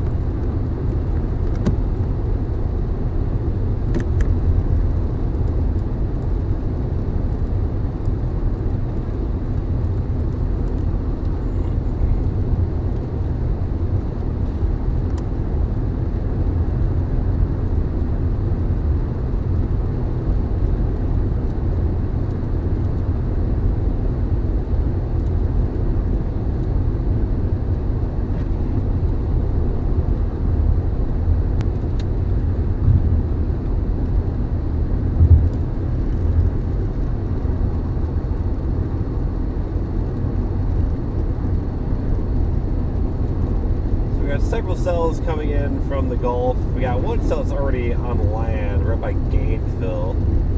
Just gonna kind of take a little peek as we drive south to see what it has to offer. Otherwise, we'll kind of just keep dropping south. The strongest cell is kind of making coming on shore near Cedar Key right now.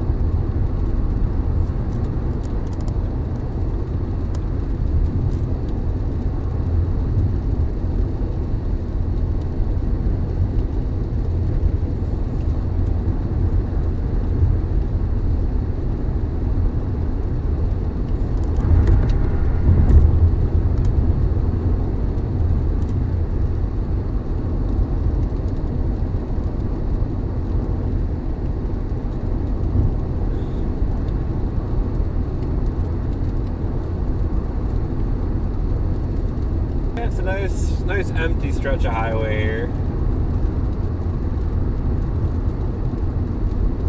Certainly not too exciting, but we'll see what happens. How we can get some storms out of here at least.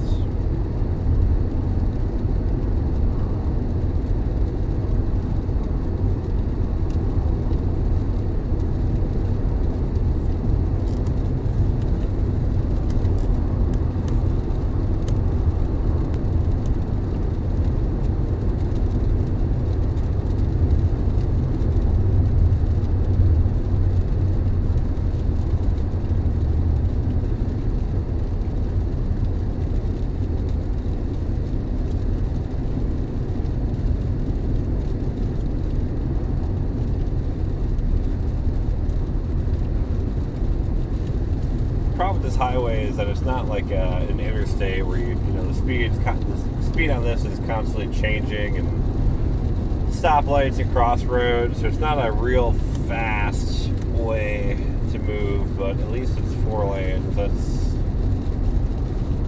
just big nice, big fan.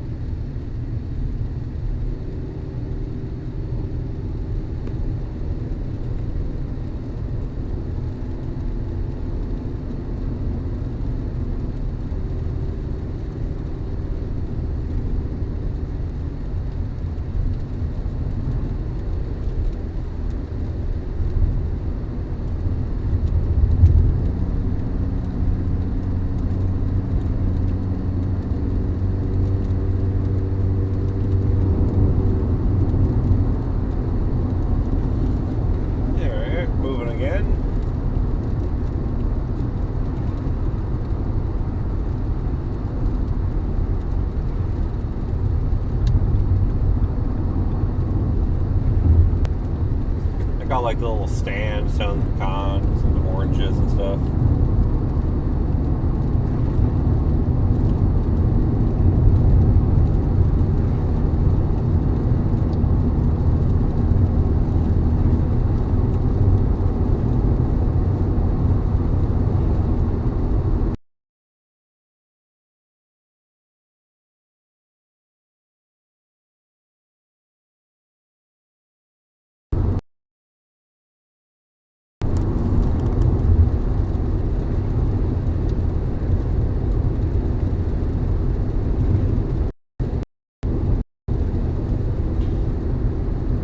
It's a very like southern thing to have those like little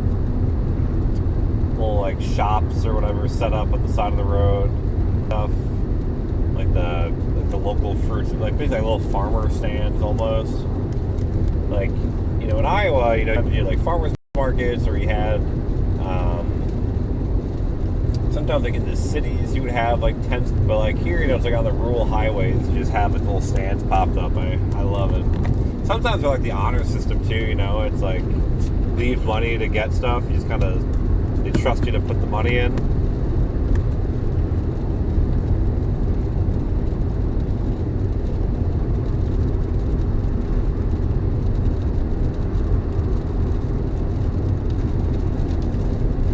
Thus, Tornado Watch still continues until 3 p.m.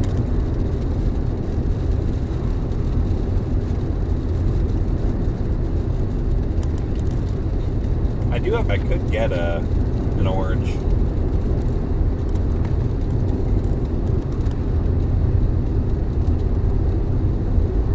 Start munching on some oranges. I mean, that goes back to the nutrition talk. That's kind of healthy. It's fruit. It's free fruit, but it is fruit.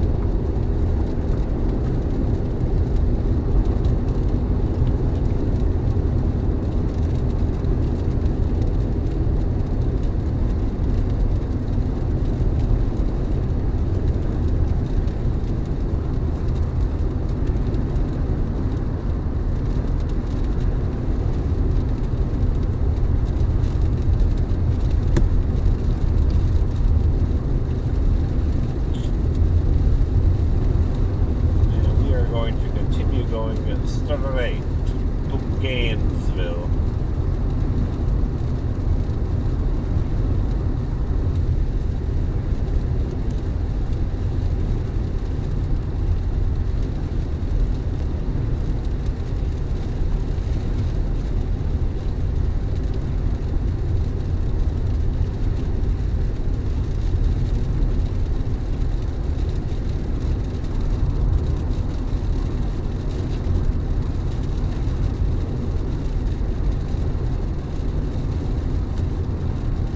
That cell kind of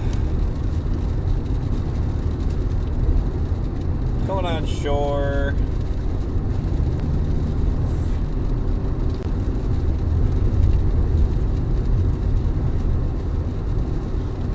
Coming for, like, was that Citra? Ocala? Oh, 70 mile an hour. Oh my goodness. What a treat.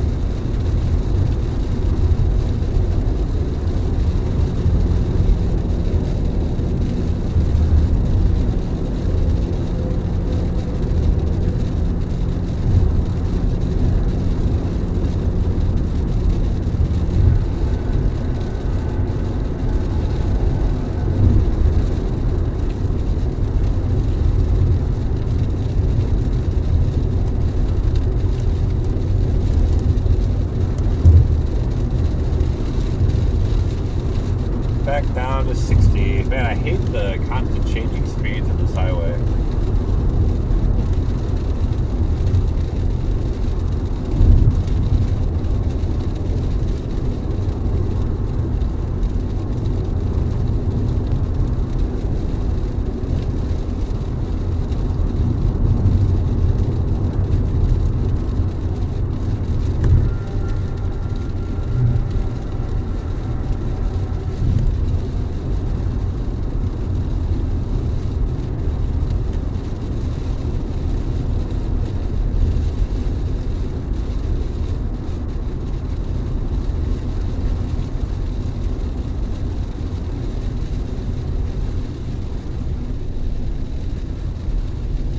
Continuing to watch the cells kind of southwest of Gainesville as they make their way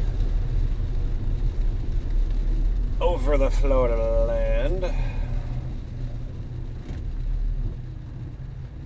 Additionally, watching cells, kind of southwest of there's kind of a little guy southwest of me that's kind of interesting too.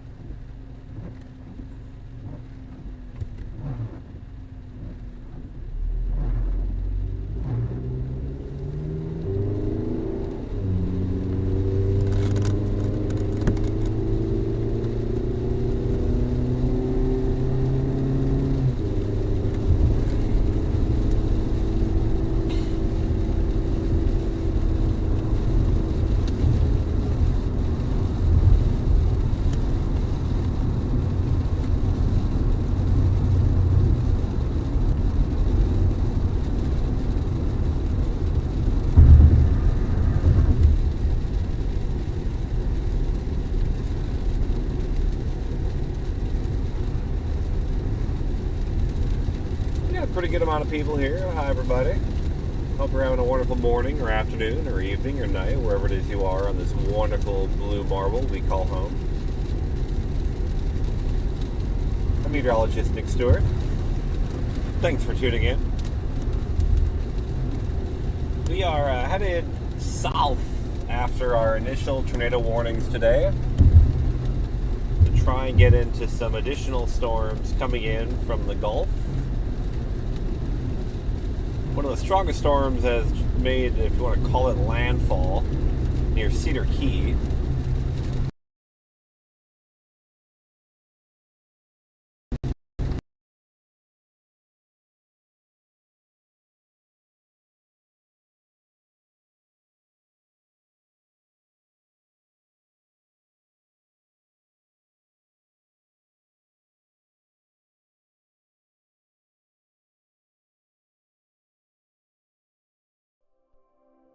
Southwest of Gainesville.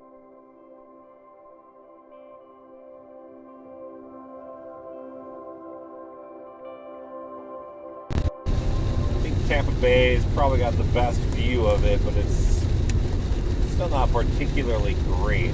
Bit of a rough spot there.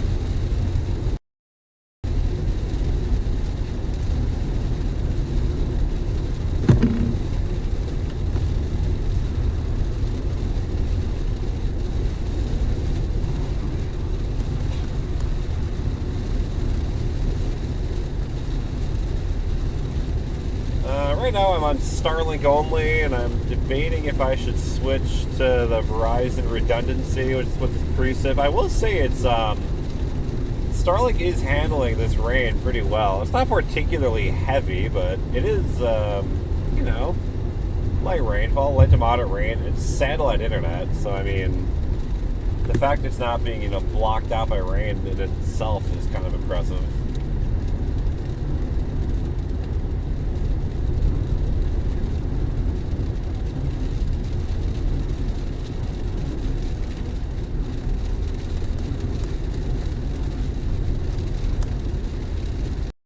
I think we had one dip fairly recently, of course, as I start talking about it.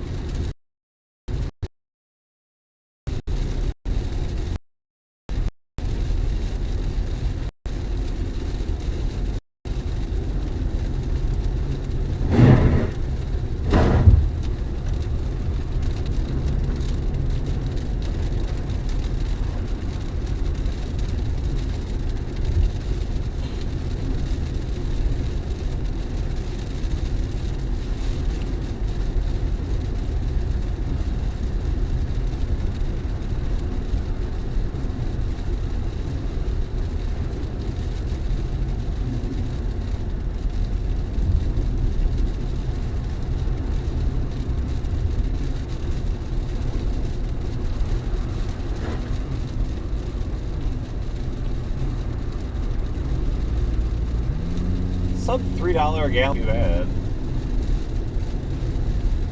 Where I live, it was like $3.19 earlier today. I paid at Buc-ee's in the St. Augustine area. That Buc-ee's up there. I think I paid $2.79.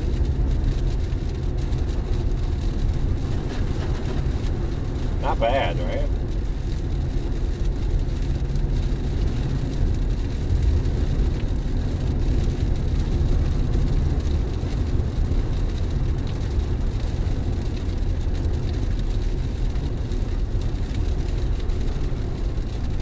They just issued a special weather statement for the other random cell to my west I was kind of looking at. Kind of looked interesting.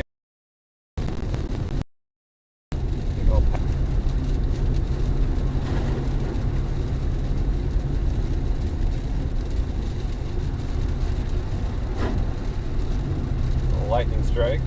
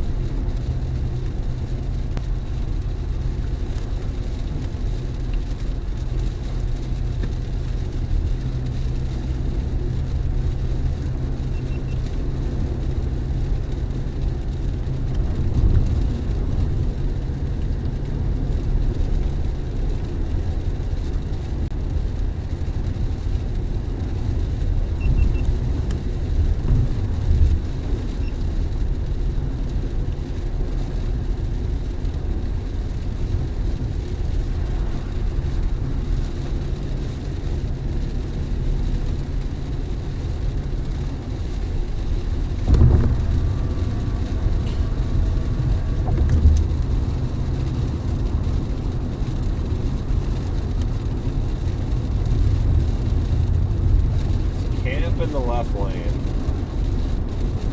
going 10 under the speed limit.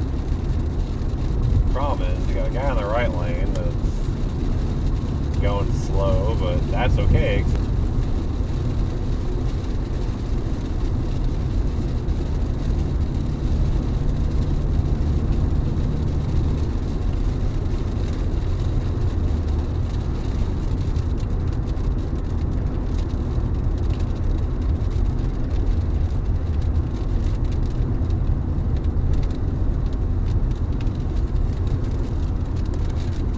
Welcome. Thunder. Had some good lightning strikes earlier when we first got on that severe thunderstorm warning by Lake City. Had the windows down and we were getting some good pops.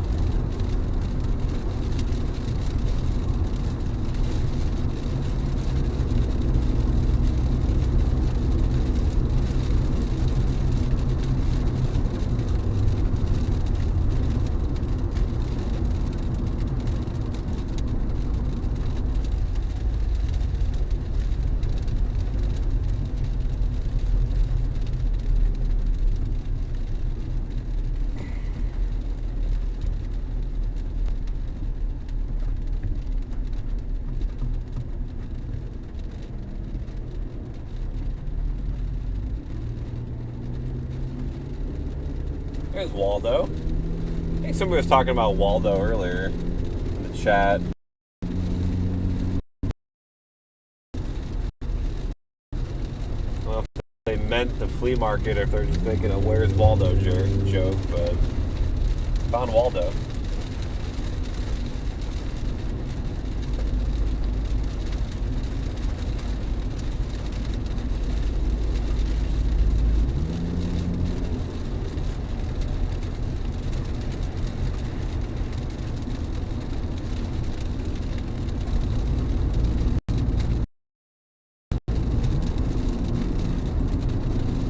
Yeah, today's kind of the last hurrah for this outbreak in Florida. Well, really for the country, and it's in Florida. Really, the whole eastern seaboard. There's severe weather in the Carolinas, Virginia, all the way down to Florida. We've had quite a bit of action today.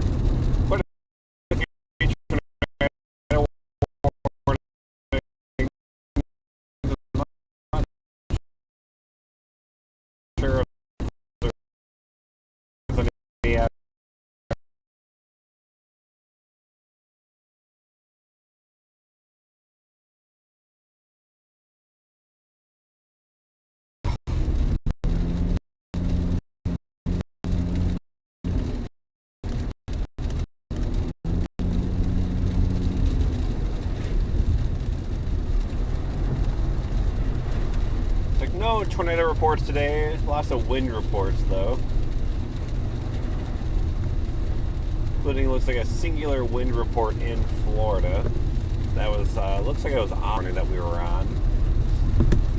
Curious if that wind damage, or whatever it is, will end up being considered or confirmed to be a tornado. We were right on it.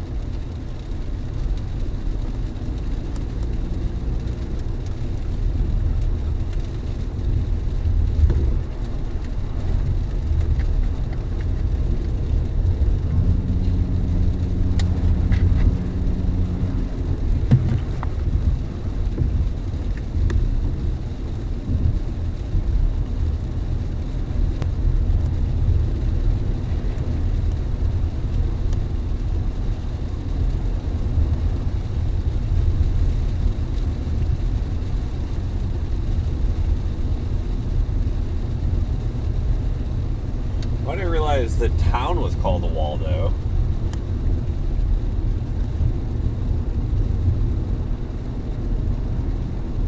There's a CG somewhere close by.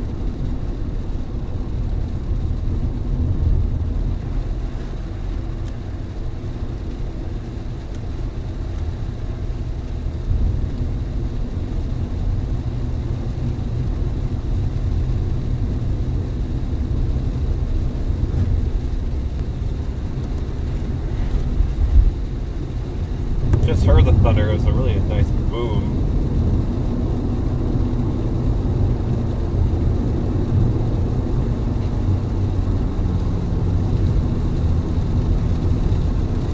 Kaboom.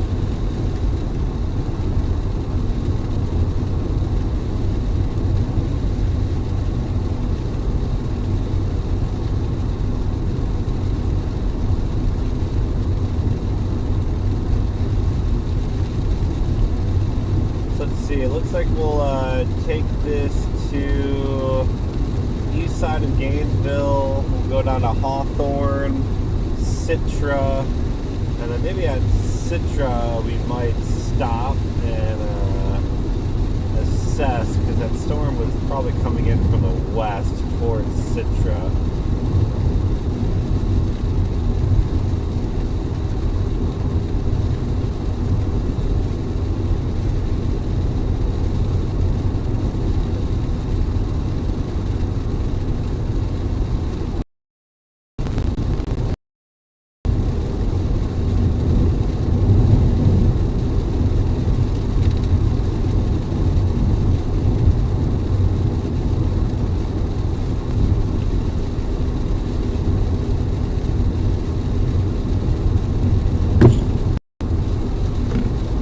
Starling continues to hold up pretty well here in the steady rain. Combination of, highway speeds and rainfall, we're doing okay.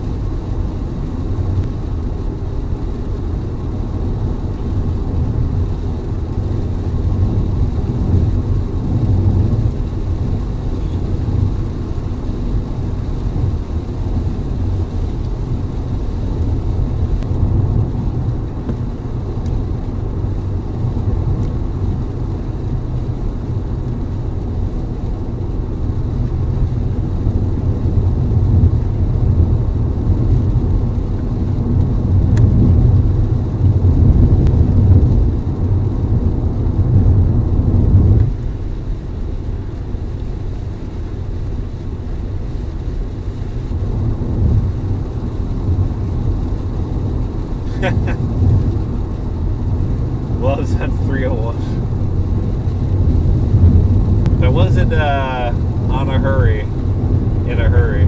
I do love me some Loves though. Loves is good stuff. 10% off, little for signing up for the little program, or they'll bombard me and sell all my private data to somebody. That's fine. It's worth it.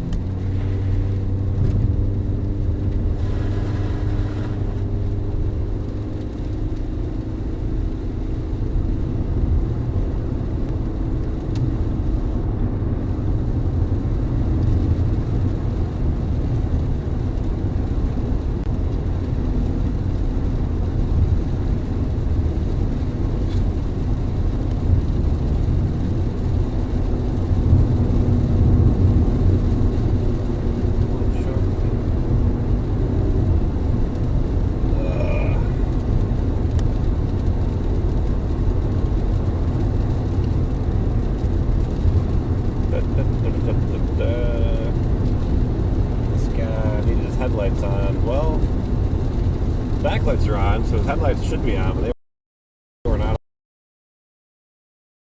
on. What are the odds that both of his headlights are burnt out? That would be pretty unfortunate.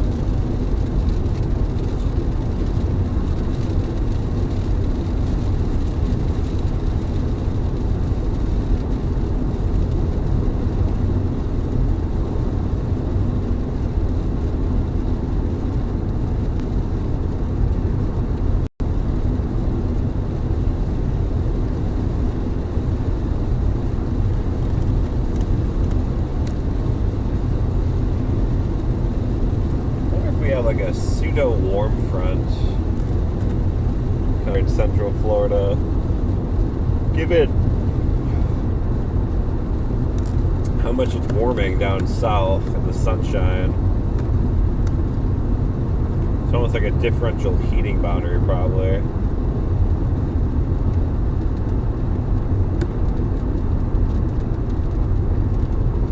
It's a pretty satellite image of the state of Florida right now. Big time cold front continues to make its way through.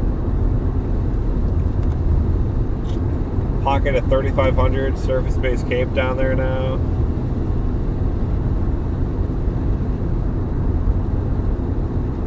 Yeah, big Solera Cape around 1500 for a large area.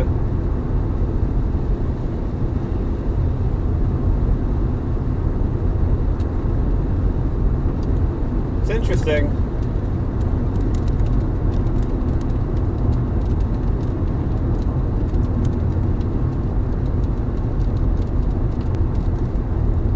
Thermodynamics have certainly improved this afternoon.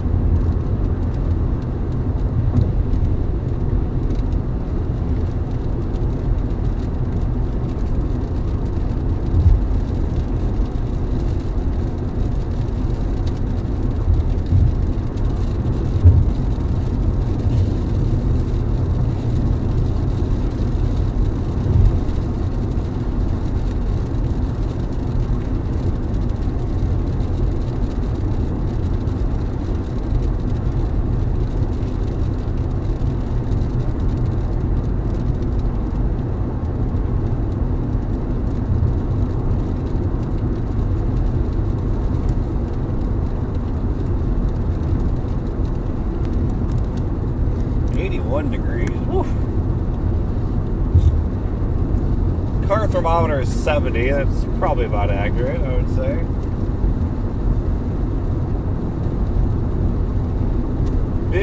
Big temperature difference between north and south of this line.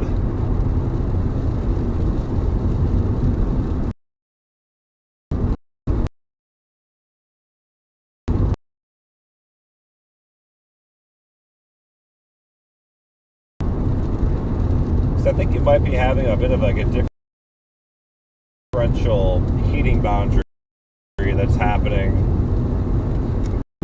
Curious how much that might affect the threat for severe weather.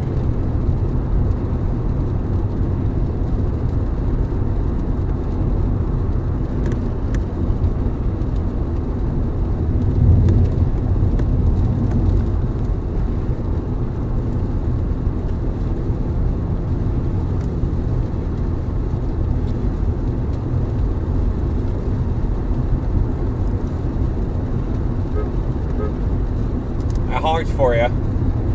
I gave it a little toot.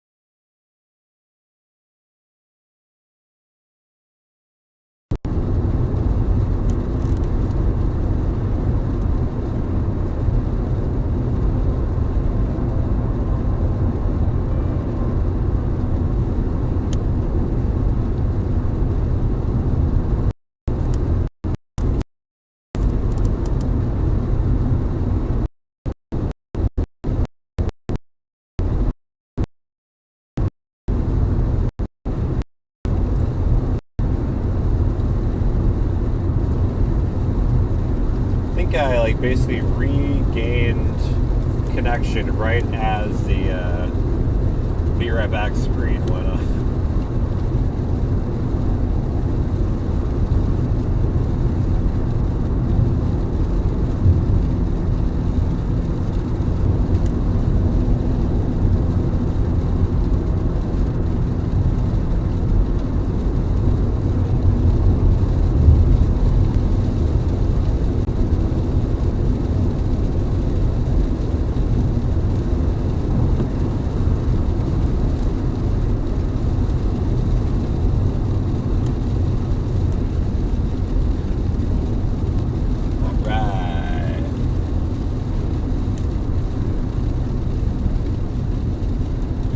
Pretty well there. Oh, here's the loves you're talking about, I see. Oh, it's a McDonald's combo too? What a treat.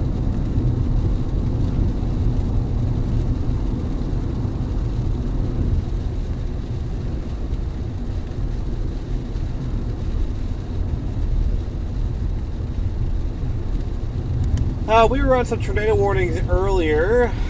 Likely tornado is just off to my north. Between me and a bunch of trees. We were kind of repositioning on some more storms coming in from the Gulf. We're going to see what happens here. We got a little bit more instability building across central Florida. Might be enough to get things going.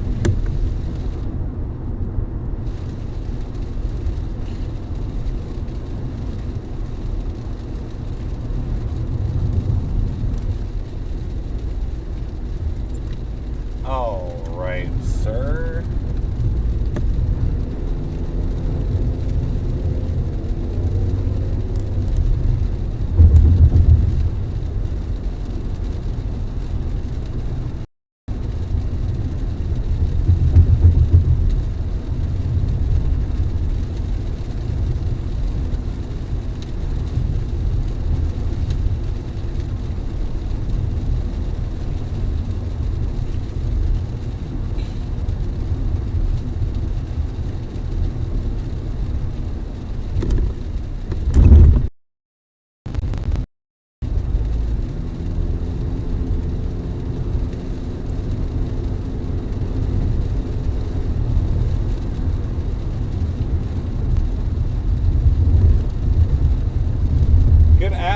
afternoon.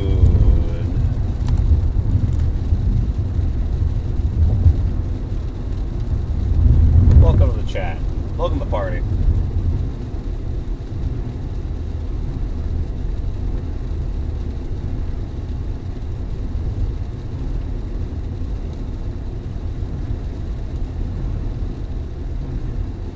Kind of hoping that something in this line might become like dominant, but it's pretty messy so far.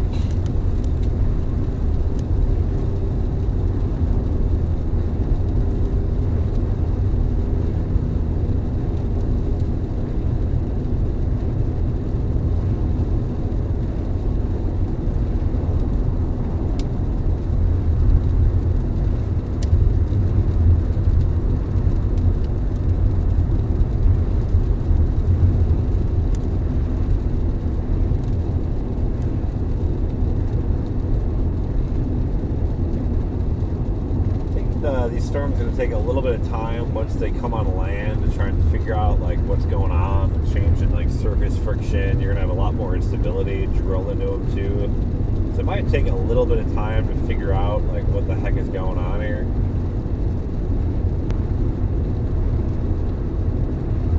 The radar site too that we have, and they're pretty far away from the northern edge of this line, so it's really hard to really even know what's truly happening with the storm scale structure and all that.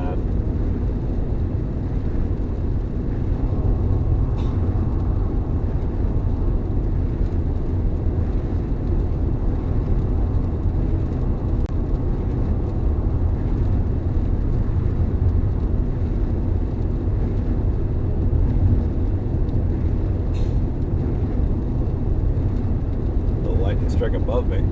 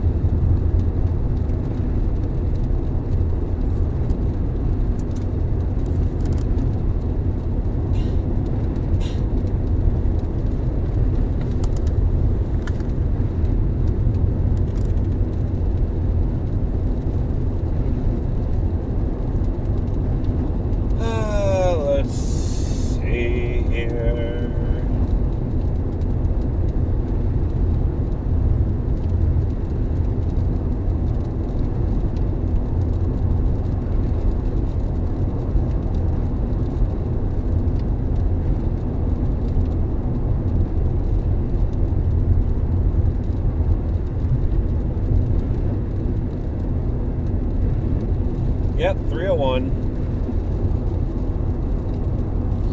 Yeah, we're kind of cruising along at least. It's not terrible. The stoplights and the changing speed limits is, they're a little annoying, but overall it's a pretty good highway.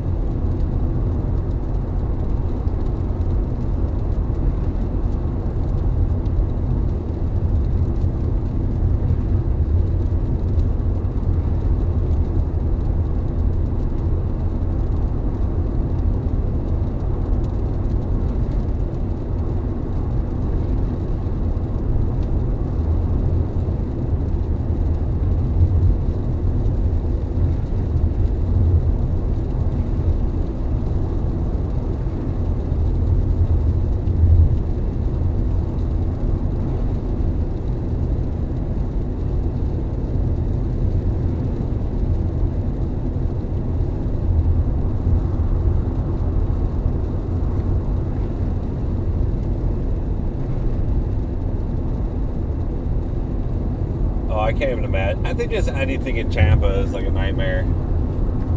Orlando is probably way worse. Like I-4 in Orlando, what a nightmare that roadway is.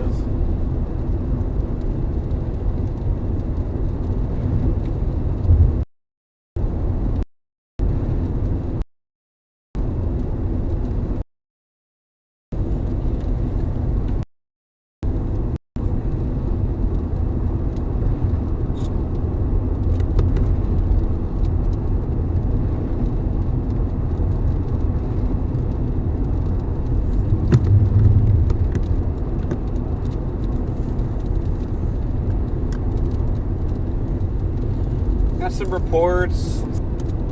47 mile an hour wind gust, 44 mile an hour wind gust, 34 mile an hour wind gust. With this line coming on shore, nothing too wild.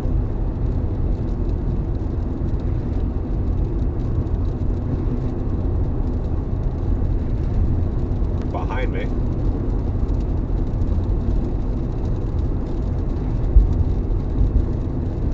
A nice boom.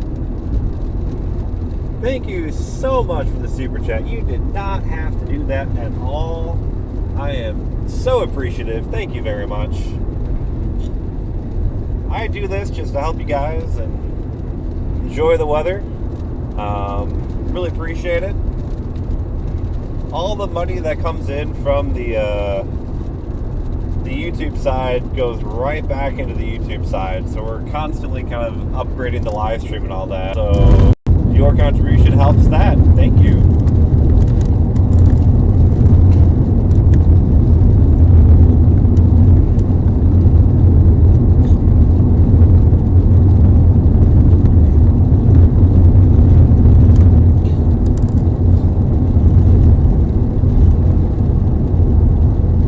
Storm season same as tornado season.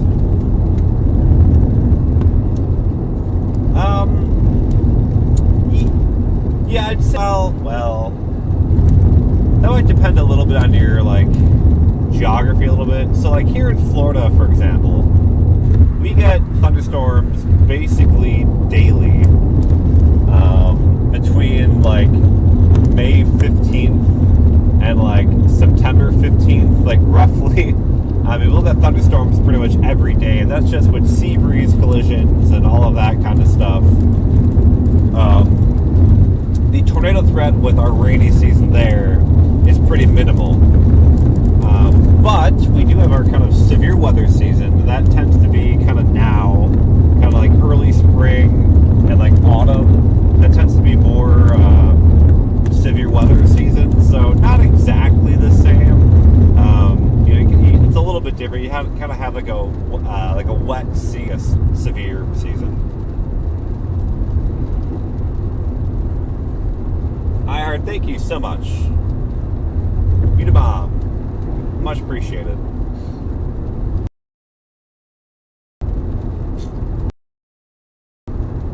Never expected, always appreciated.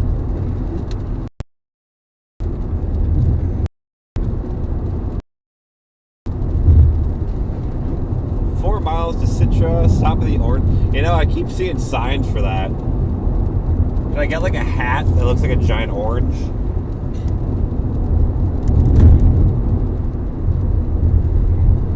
Getting windy in Spring Hill, Florida. Okay. Yeah, the line of storms coming on shore is a little gusty, a little breezy. Yeah, because also you can add on to that too, like severe weather season, like tornado season for that kind of meanders across the country. Like, for example, like Iowa, where I used to be. Iowa, you had severe weather season, which typically maybe as early as like mid-March through,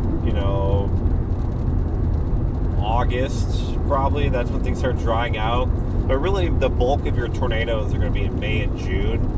Part of it, too, is like storm structure. Are you talking more supercells, or are you talking MCS season with a bunch of rain and wind? It kind of depends just a little bit on where you are, the time of year, that kind of stuff.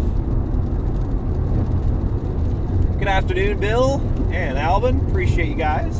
Thanks for stopping in. think here's the orange shop right here. It does say orange juice, so...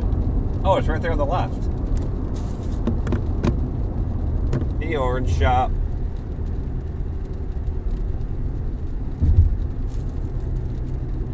Let's go.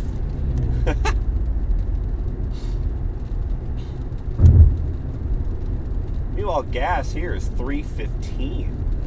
A little bit more than where we were earlier.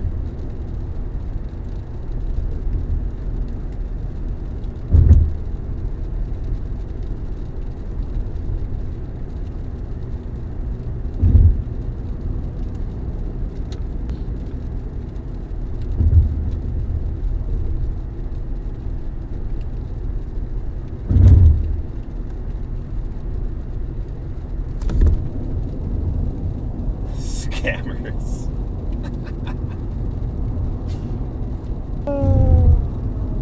Looking for water spots on the radar. Yeah, that's... They should have new marine warning. It's a giant warning mentioning water spoots possible. Basically from Tampa all the way up to kind of where I'm roughly up here. I don't know. I don't know if this line's going to do anything. I thought it would start hitting that instability in central Florida and might start getting more organized, but it's not great. I know the low-level wind shear has been slowly decreasing with time, but the photographs are still thought,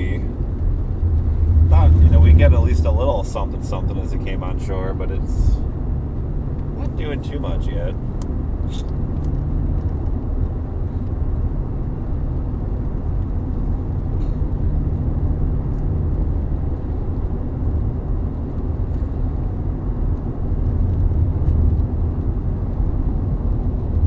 Storm passing by 12:45 a.m. All right, very nice. Love a rainy night. Love falling asleep to rain. It's the absolute best.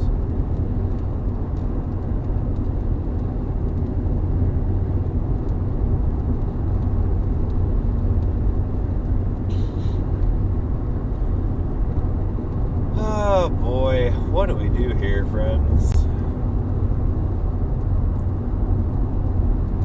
Surface winds are more backed up here, but the storms are just trash. Farther south, the storms look a little more organized, but the wind profiles are a little weaker.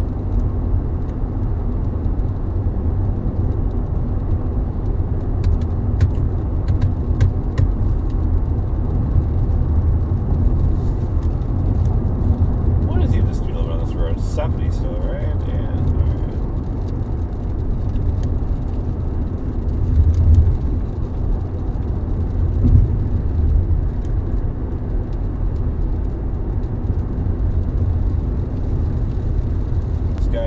Speed up a little bit. Alright. You do you, dog, and then you're slowing down again. Alright, cool. Give it a little oomph, and then he's like, never mind.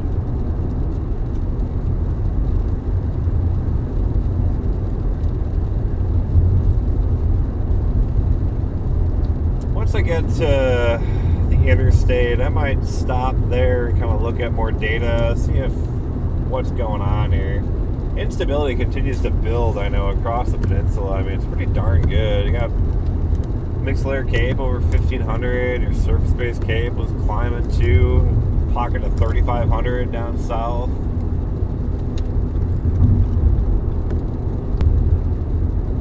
Thermodynamics are looking pretty good.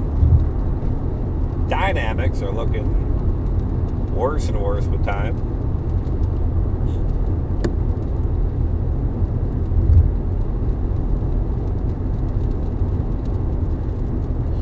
Tampa is sitting at 81 over 70. Just to the east, I think that's is that Lakeland right there, I think.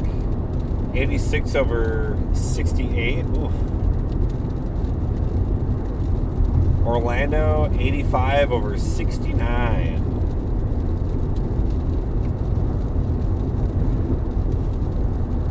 What I don't like to see is the fact that whatever CGC is, I don't know what that is. Whatever stop that is. The winds look like they're southwesterly ahead of the line, which is not what you like to see.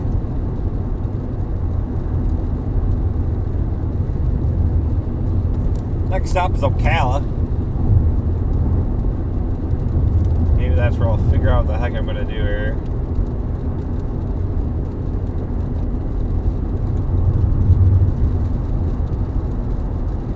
Yeah, heading to Ocala right now. I don't know what to do from there.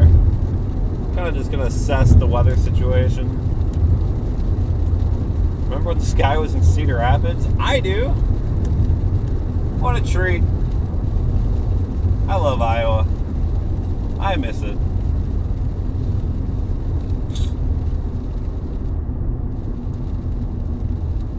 No regrets moving, but I do miss it. It's easier to chase in Iowa. I'll say that much.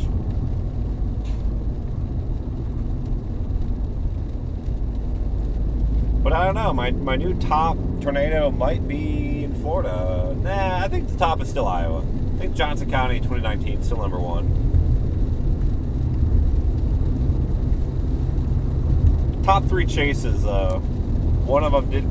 Florida did break in the top three. Top three featuring probably no particular order will be Iowa, Texas, and Florida. Canadian Texas 2015, May 27th. Multiple tornadoes from a stationary supercell. Hurricane Milton, October 9th.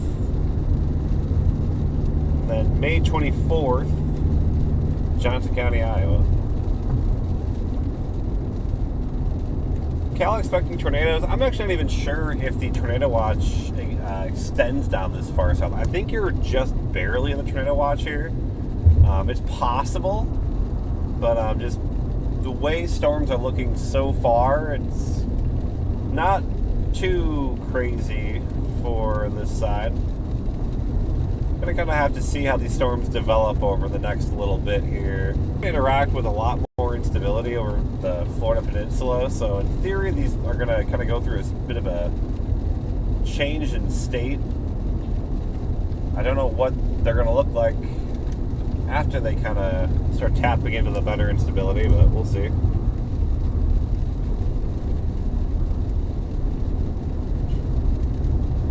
'85 over 61 in Brandon. Yeah, we're starting to get to that uncomfortable time of year. 61 isn't too bad yet. But once we start seeing those dew points, that's when it's game over. And the dew points are 70 already. Cape Canaveral Space Force Station, 81 over 71. Oof. Any tours yet? Had a highly suspect possible tornado earlier. We were up by I-10. We were just in so much trees. It was just so hard to know. It was a literal national forest up there. Who needs plains when you have pine trees? So there was a little something up there. I did see Storm Prediction Center added a report for wind damage very close to where that suspected tornado was that we were looking at earlier, so we'll see. Other than that, I think there's a tornado possibly in southeast Georgia. Pretty strong couplet. We were not on that storm, though.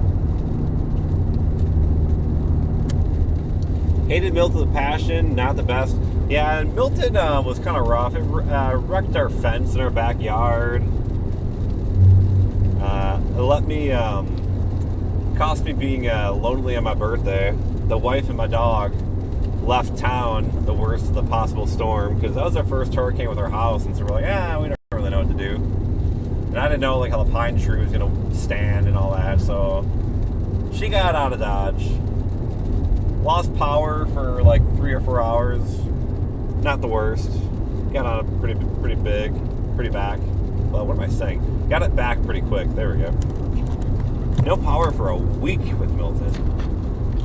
I was without power for about 2 weeks with the Iowa derecho in 2020.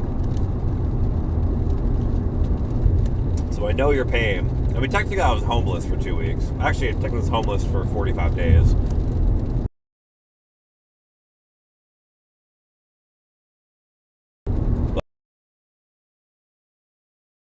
But whatever.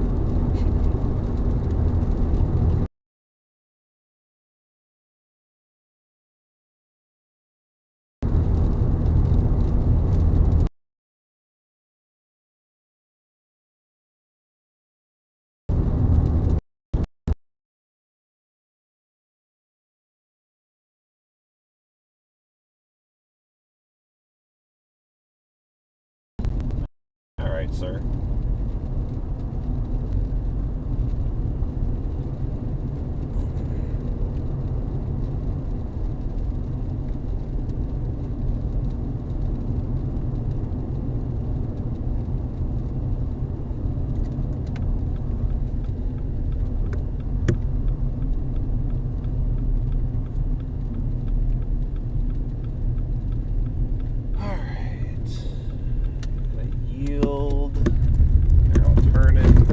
God, what the heck was that?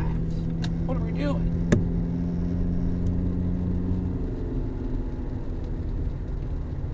It wasn't so much a pothole as it was like a giant crater.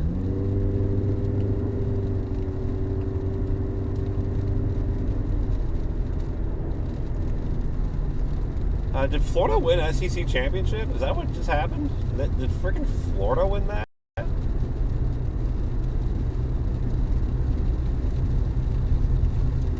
Oh, they're winning. Okay. All right. So the biggest question, if we want to talk sports ball for a second, is the SEC fake, or are they all just really good? Because like anytime I start seeing like a bunch of these top ACC or SEC teams beat each other, like that's not good to me. That tells me they're all mediocre. Meanwhile, the ACC, like Duke, champion. Louisville, very good. Clemson, my team, very good. Those three were like basically unbeaten, you know, like in conference play, other than like each other. So like the top tier of the ACC, I think, is better than the top tier of the SEC based on that logic only. I don't do sports ball too often, so that's a little outside my wheelhouse, but those are my thoughts. At south on I-75 here, while this storm tries to figure out what to do, I am kind of watching those storms west of Tampa.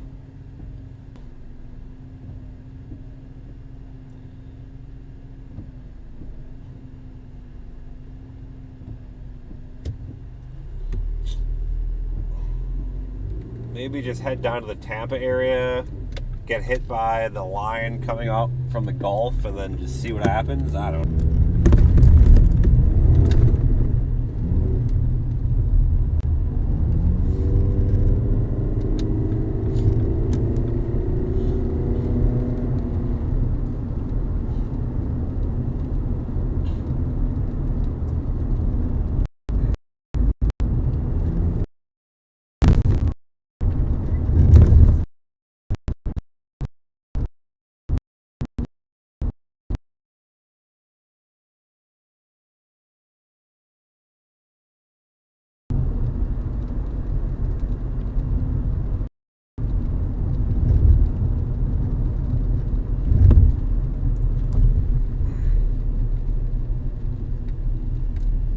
Do you like the way that line is kind of shaping up? At least it might be kind of photogenic, you know? Like, I don't know if it's worth going to like Clearwater.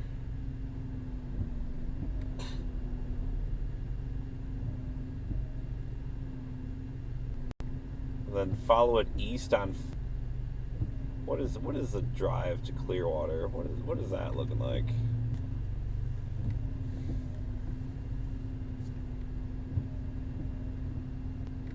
$2 hours? That's farther than I thought. Yeah, I don't think I'll beat it to Clearwater.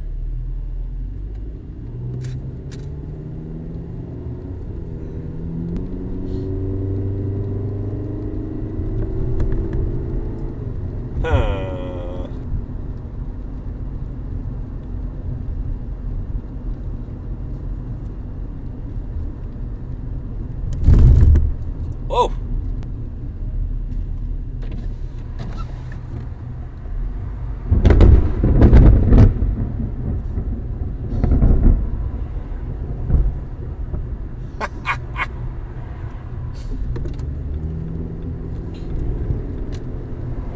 Well, that was a good one. Hopefully you guys heard that. I had to open up my window for that one. That strike, it was like right out my left window.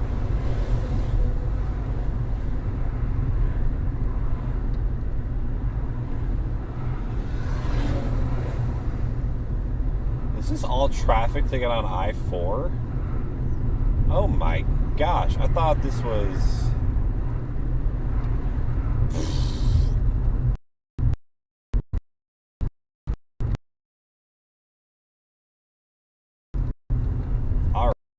Alright. Cool.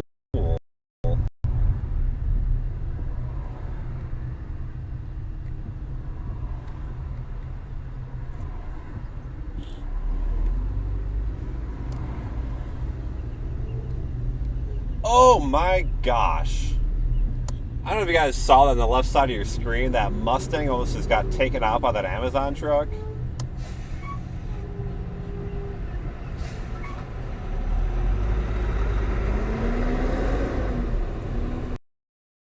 Doing here. What is... Why did you just cut us off?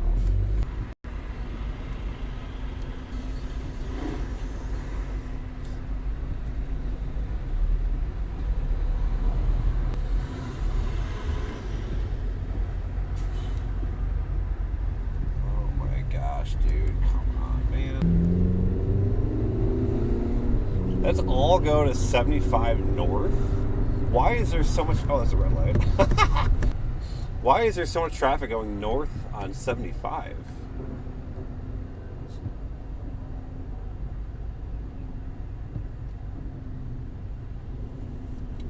Problem is, I thought they were all going 5. Now we have all the cars off to my right are going south too. How do I get to south 75 from the other direction? Let's just pull a U-E at the Shell station, probably. Yeah, I might just do that. It's just a lot faster than having to Tampa.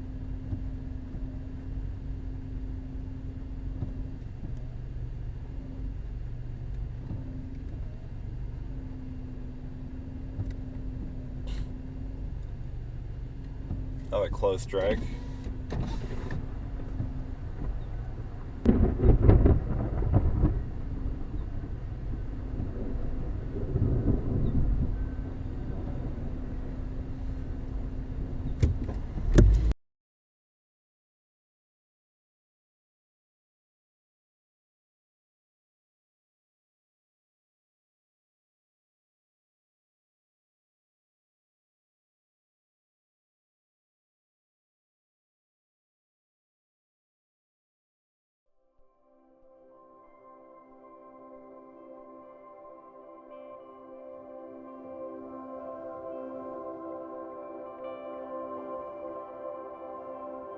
I'm about to get rained on pretty heavily, aren't I?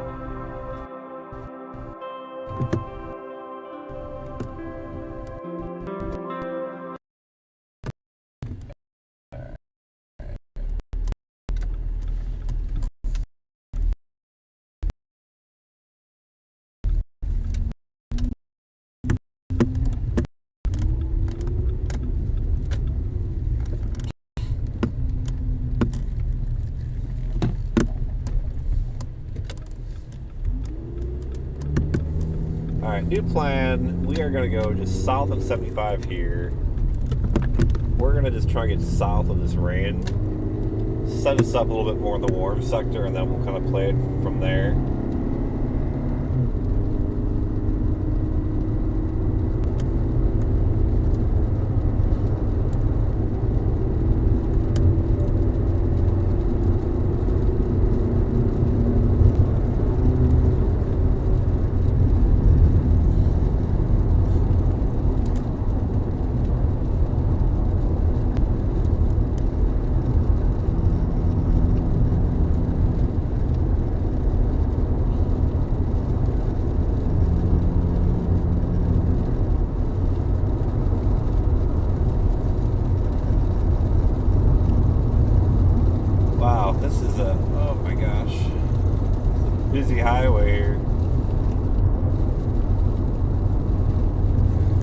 guess I want to just get south just to try and get out ahead of all this rain.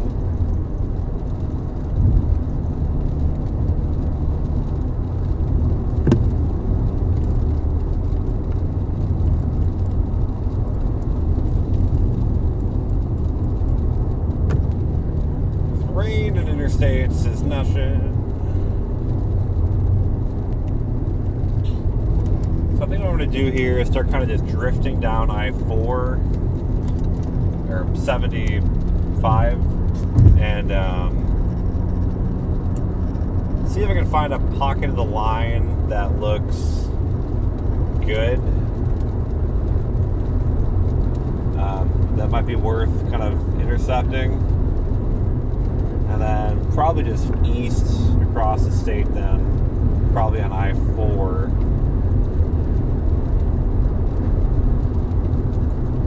Before we inevitably get traffic jammed in Orlando and probably get run over by it.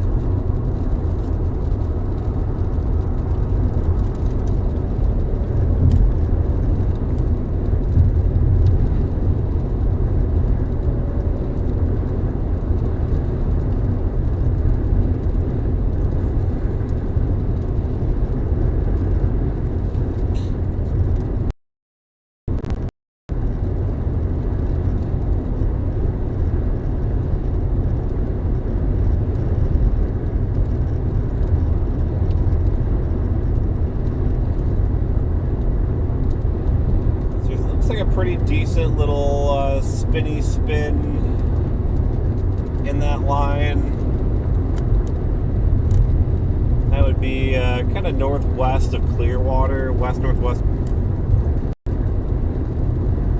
That's probably on that little surface low I was talking about earlier. There was like a little meso low, not surface low, but like a meso low that was kind of developing, it looked like. Just enough to kind of back the winds at the surface. So I might try and line up for that. That would kind of be south of the Villages, most likely. Wow, look at all that traffic going northbound. What do you think? Spring break traffic? Everyone heading home from spring break? Heading north?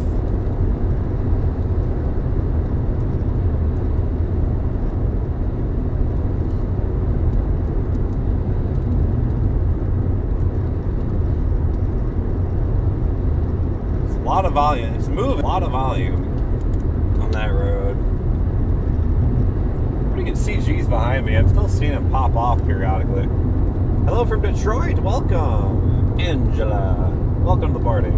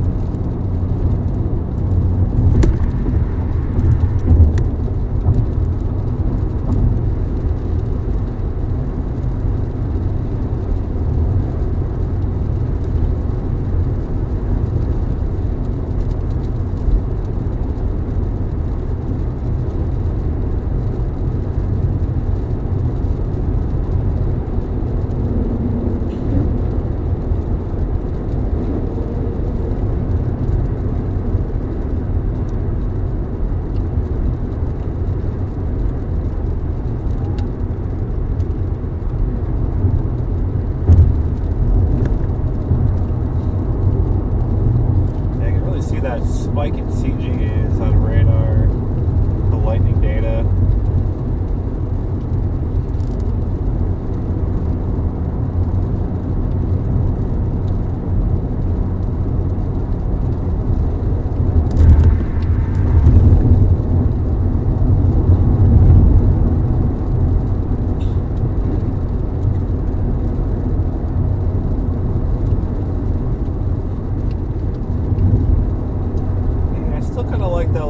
Out there.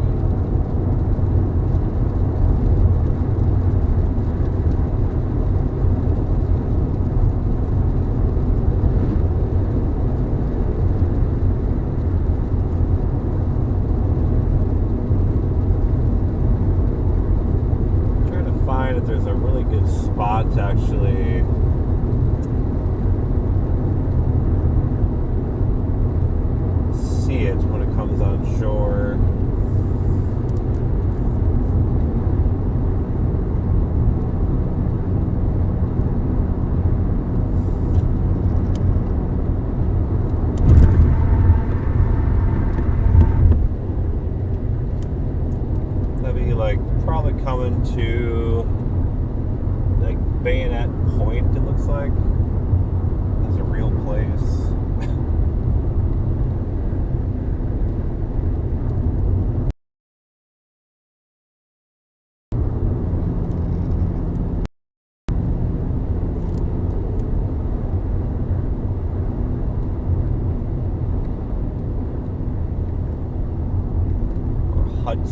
Hudson, Florida.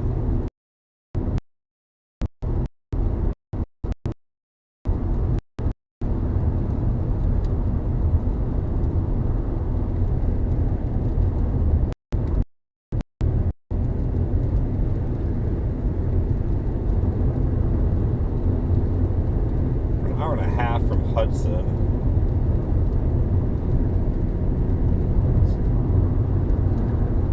I might get there by then, maybe.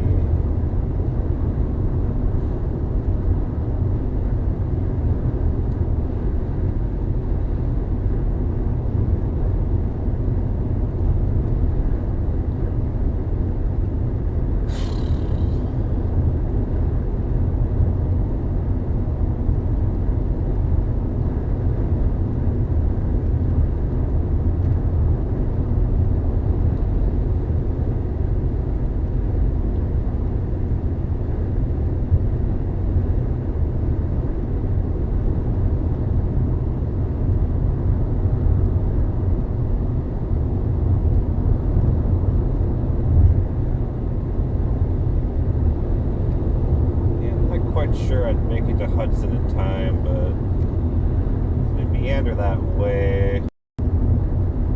Kind of see.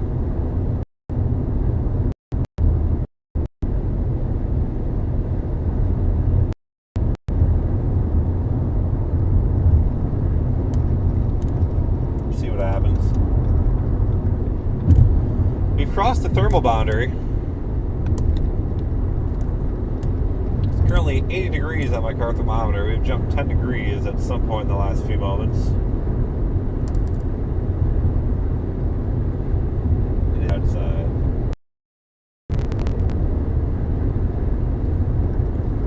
And all that spring break traffic presumably going north. That's a lot of traffic. That scares me what I-4 is going to.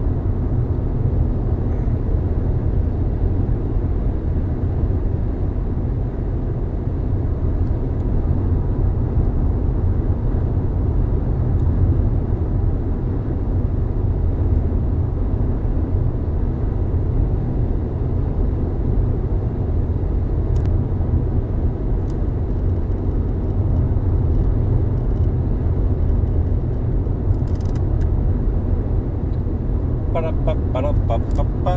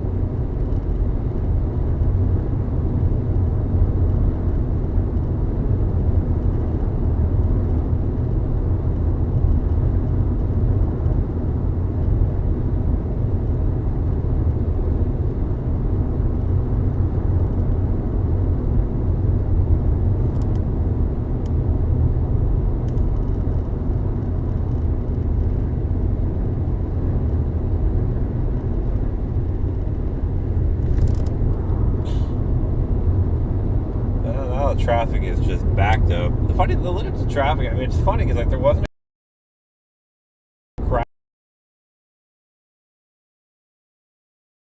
crash or anything. It's just stopped now, basically. I mean, like, they're not even moving.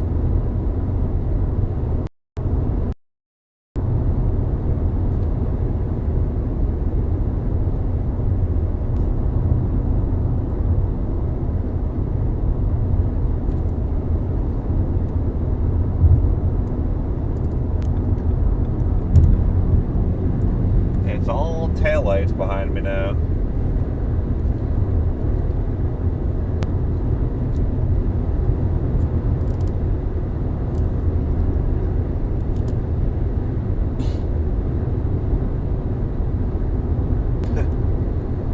Brutal.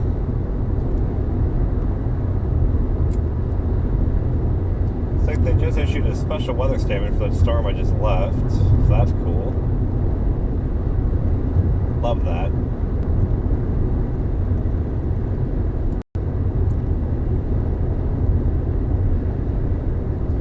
The more I think about it, I'm like, I wonder if that was like on the differential heating boundary and that's kind of acting like a warm front. I wonder if that was going to be enough to do some mesoscale stupidity. Oh well.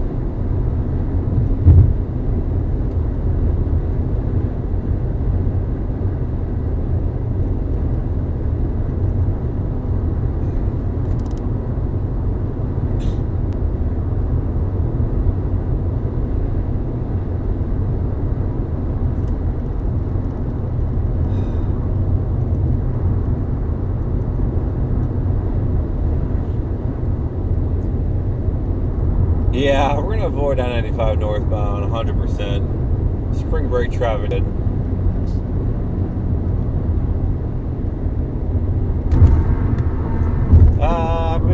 Everyone on my location, it's on the bottom of the screen there.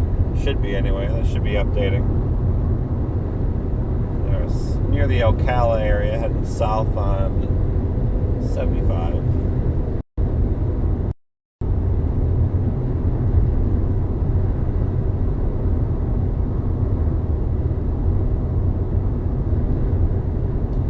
Can I ever do that drive without music blaring? I feel that sometimes. There have been a few times I've done live streams and I've had an AirPod in my ear just to hear music or something, just some ambient sound. I don't really mind, honestly. I do know where you're coming from, though. CP816, welcome. Hope you're having a great morning, afternoon, evening, night, wherever it is.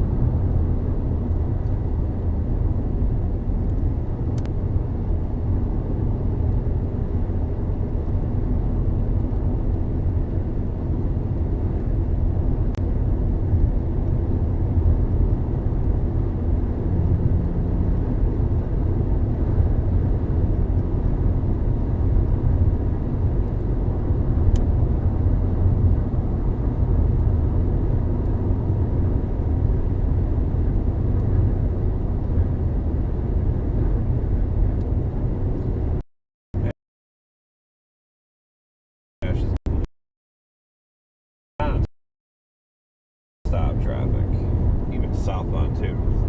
I can't like get around trucks. There's just constantly people passing on the left.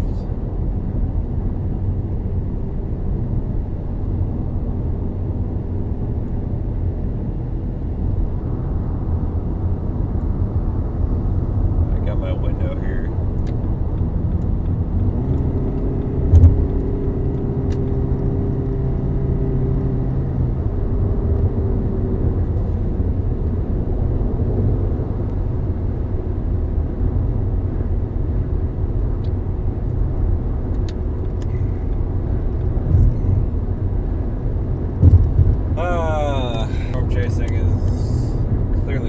exciting, eh?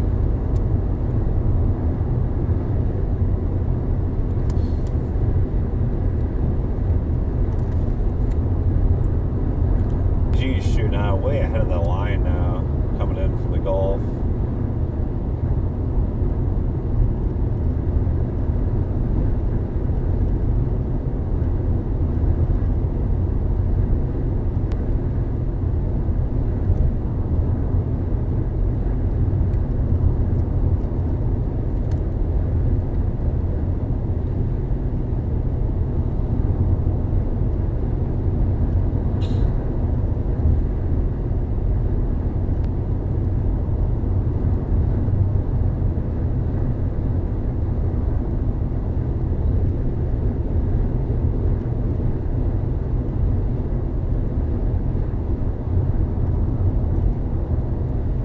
Still a pretty good little couplet there off the coast, possibly producing a little water.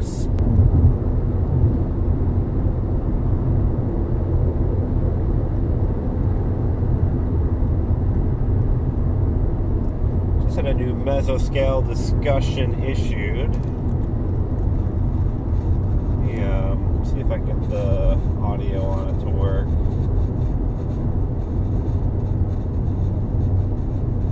Florida is still up 45-33.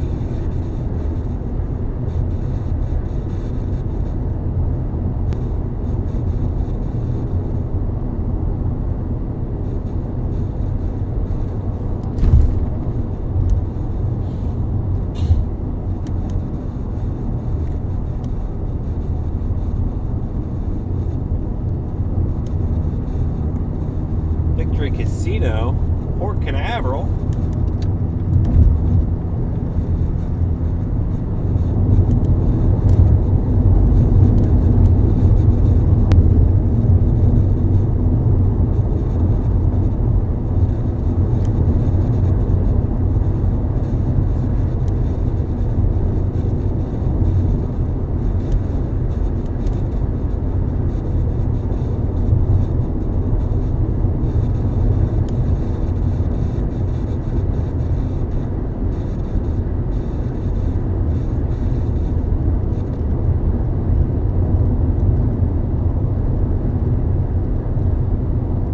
They went severe thunderstorm warning with that storm up north.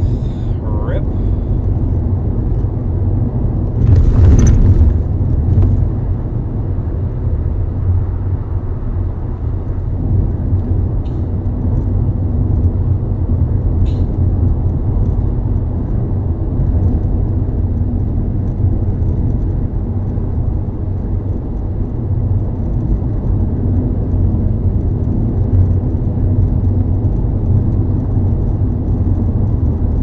What I might do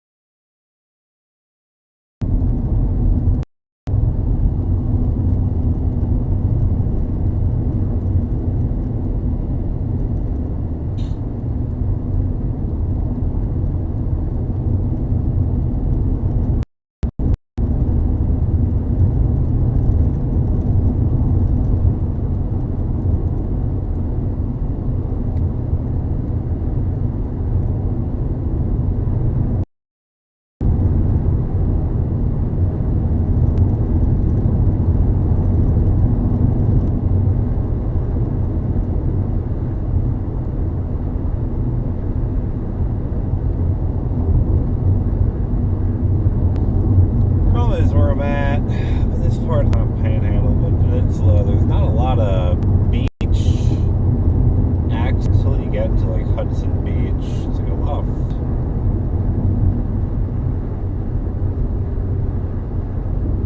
that's interesting.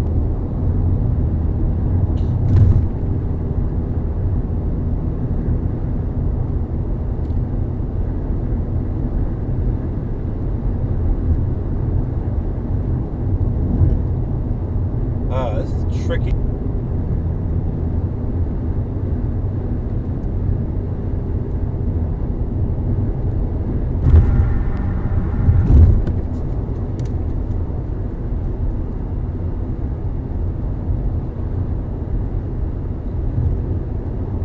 Oh man, the traffic northbound is crazy.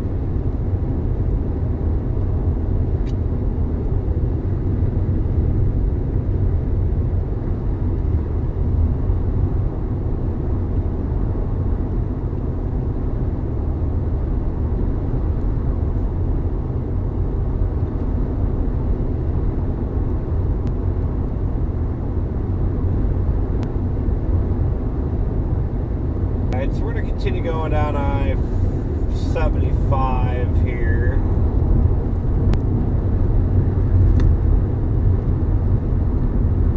Got the line coming in off the Gulf. I think we'll just kind of try to see what this wants to do once it starts coming on shore.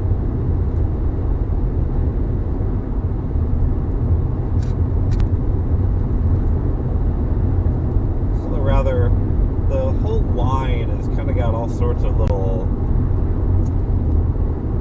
circulations all over the place. Land, I'm kind of curious how much of that begins to fade away once you lose the surface of the ocean of no friction, how that starts to interact with things.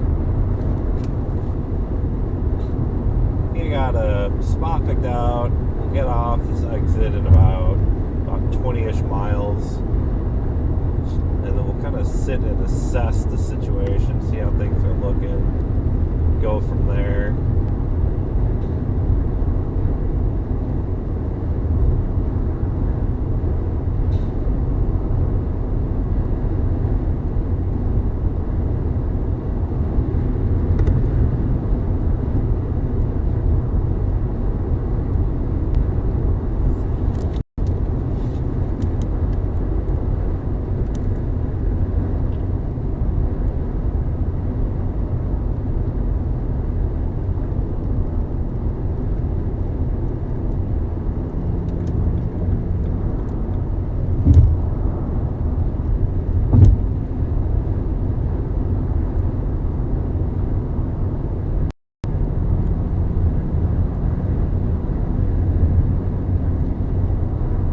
Not sure if this will have any good structure on the leading edge or not. You know, it's moving into a pretty warm and humid air mass. You gotta think this thing is probably gonna have some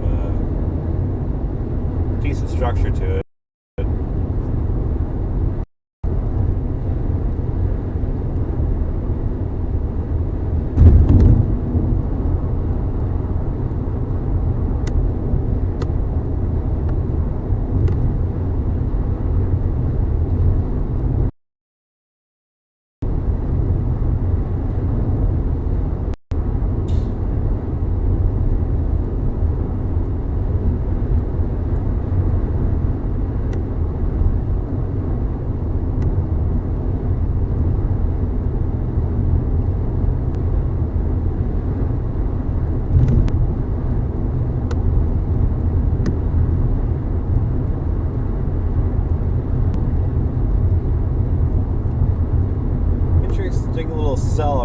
the area we were earlier. Citra, Ocala.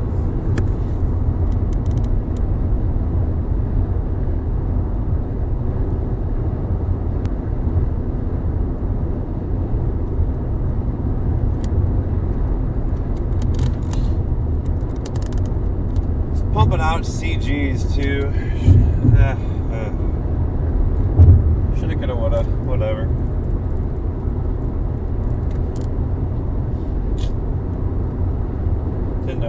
Didn't know what that storm was going to do. I thought it might be too far north to tap into the instability, but the farther I started dropping, talking about the temperature jump, so it's clearly probably on whatever differential heating boundary or whatever that's there.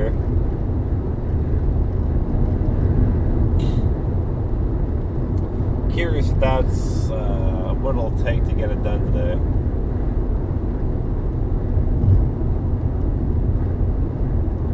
Watching it closely there, right over Citra, right over basically 301 where it was earlier.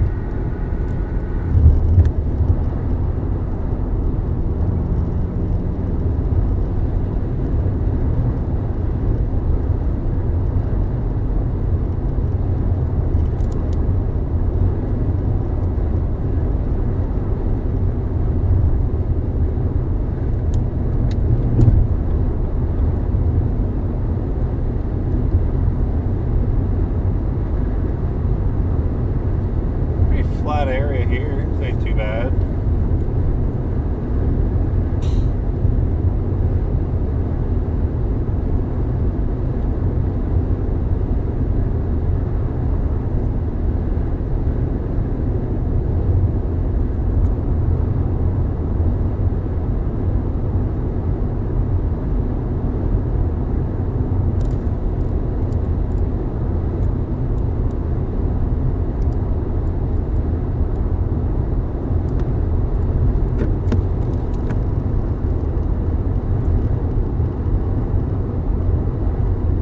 Paralleling this line coming in from the coast. Let's go probably too much further here. Just have to kind of get stuck in the west. That's ultimately what I want to do.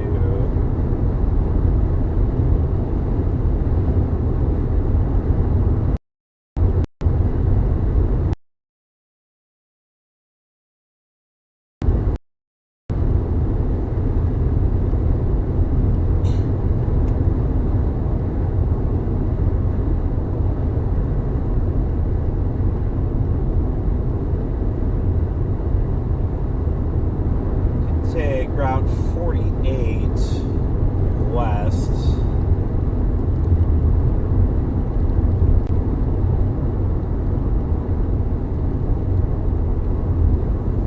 SUV really needs to figure out its speed situation. Pass me or don't. Whatever you want to do, dog. I don't care what you do. Just whatever you decide to do, make it permanent. Or don't, whatever. I'm not your dad.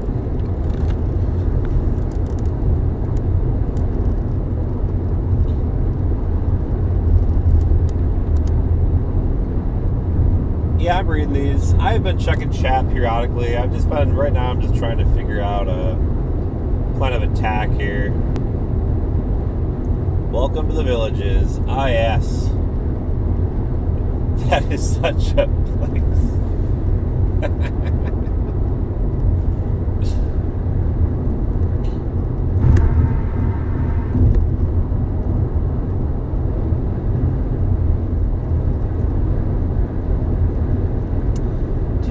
50. That is a better route. What is 50? I see 50 down there.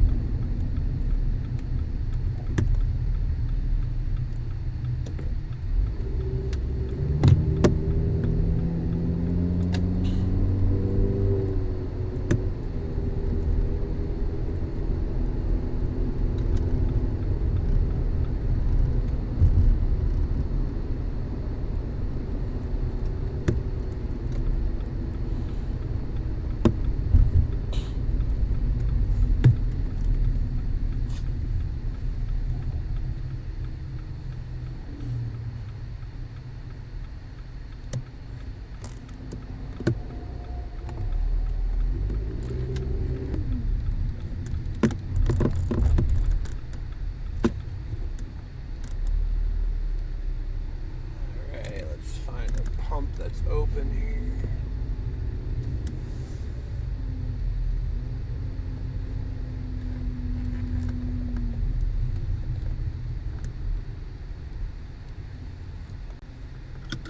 Alright, let's get some gas real quick, top off, and figure out what the heck I'm doing here.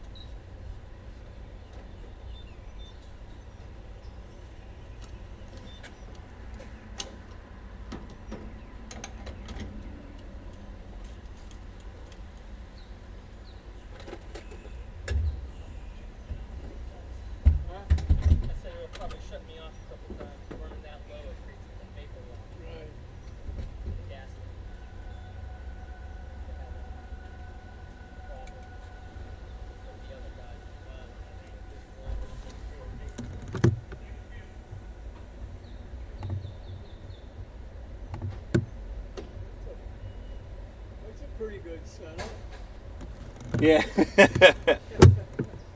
Trying out here. Said trying out here.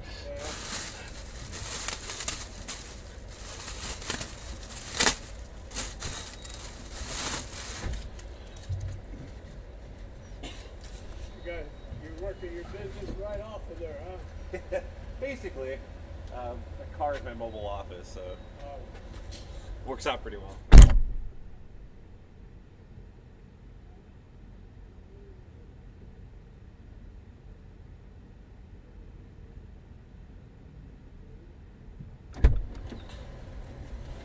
Let me see here. All right, so let's take a little look. All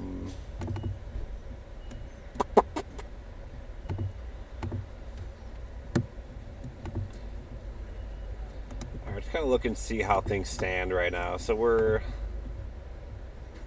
up in this area. We got this little pocket of higher supercell composite kind of right up in this way. Better parameters kind of up here. The Ocala storm's kind of right up in here. So kind of watching this stuff coming in from the coast. You can see now surface-based cape over 4,000, but you can see how the winds are kind of a bit more west of south here, and so the low-level wind shear is not going to be as good because you don't have as good directional shear in the low levels. So that's one limiting factor here today.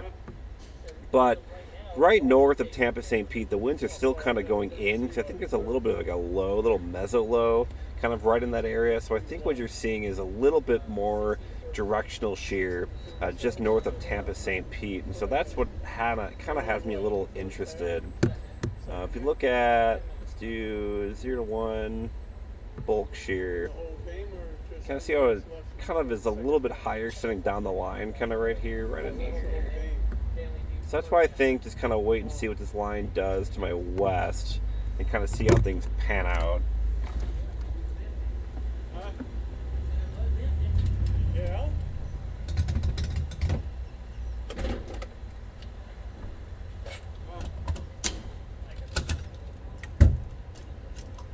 How's it going, guys? You too. Have a safe trip. Thanks.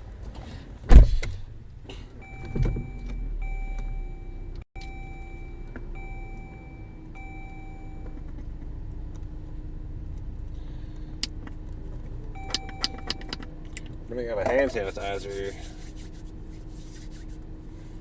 Alright, so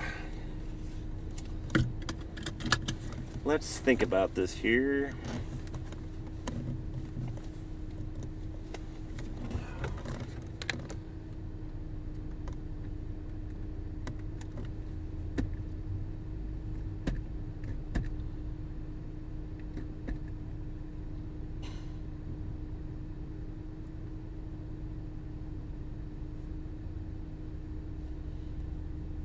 Yeah, I think heading over to like Brooksville might be the play here.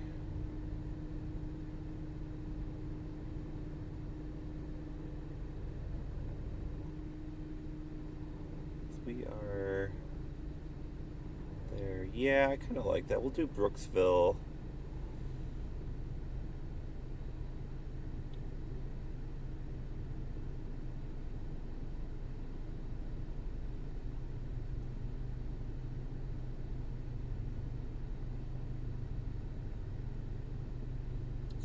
Get to Brooksville, so we'll go on this highway. So maybe I'll set up right here. A driveway? That is a driveway. I'll set up right here. Alright. Let's get out of here.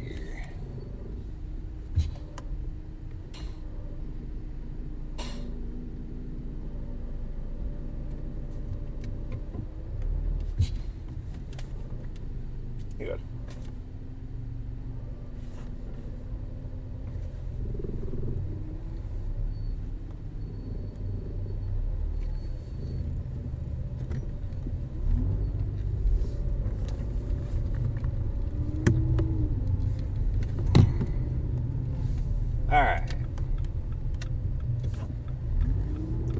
We're cooking.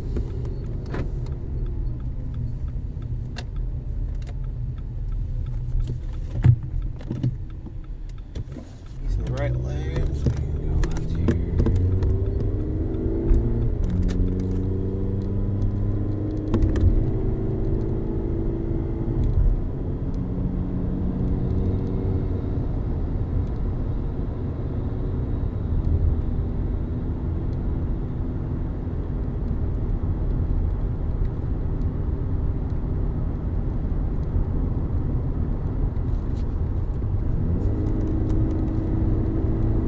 Why didn't just get over, but okay. Whatever, dude.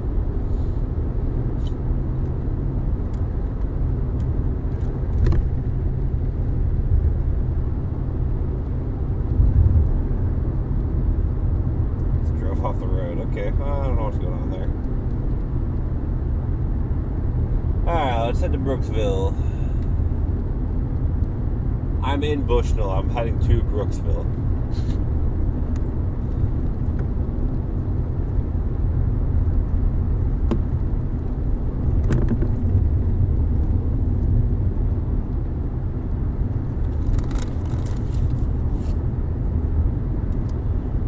Alright, topped off on gas. Should be good for the rest of the trip here.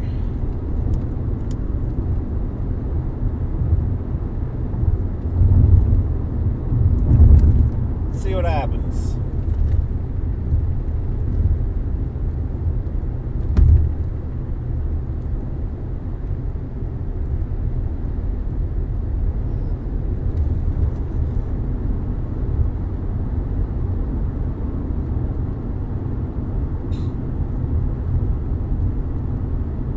Really gnarly little line coming in.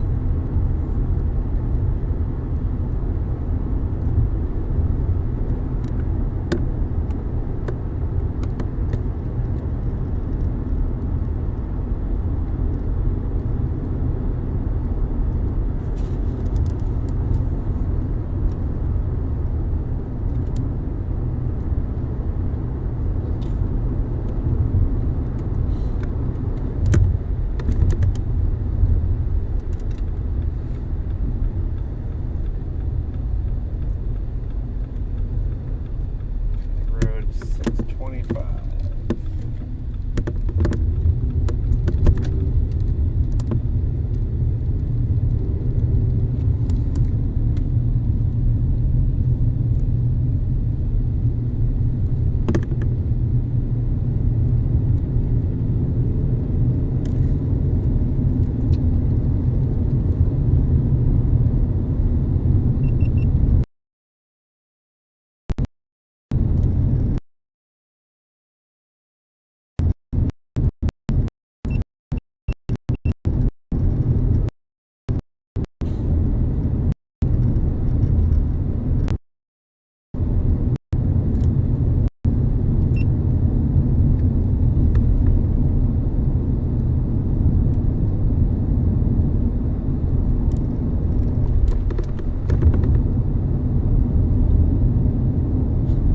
Officially power wash.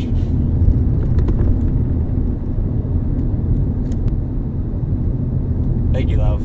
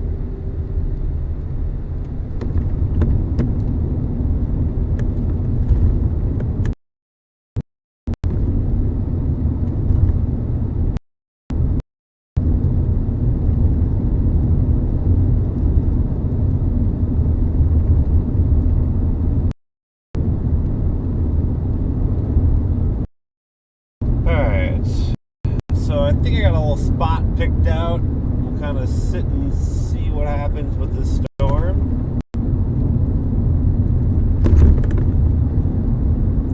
Curious if we'll see any warnings get issued as it comes on shore.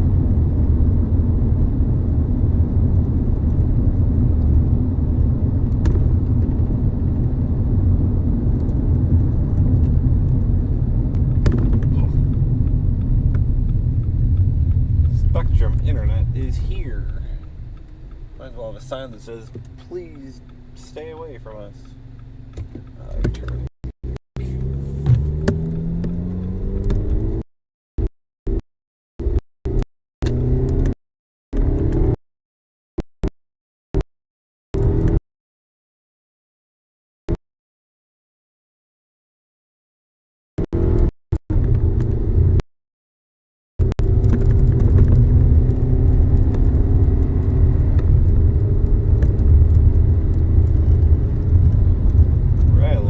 Strike up the road, that's a good sign that we're heading the right direction.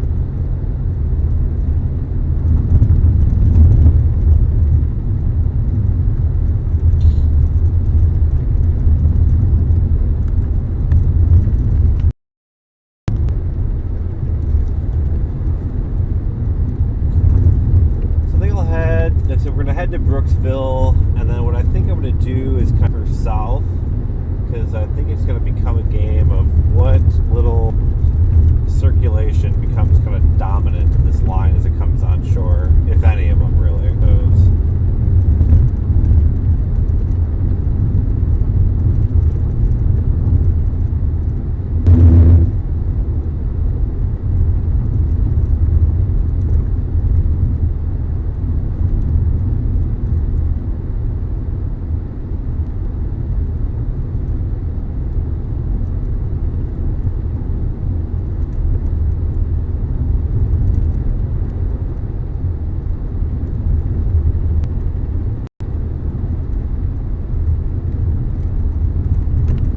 Feisty line coming on shore.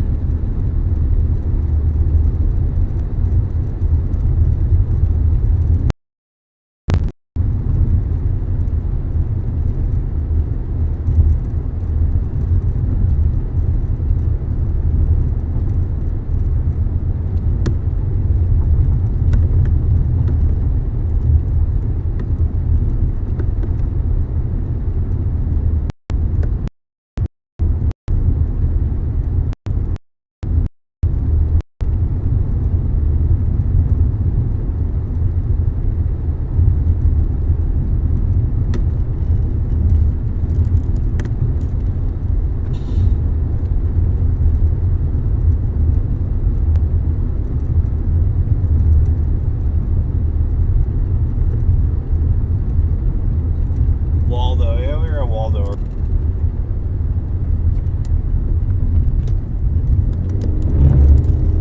What a baller. Thank you, sir.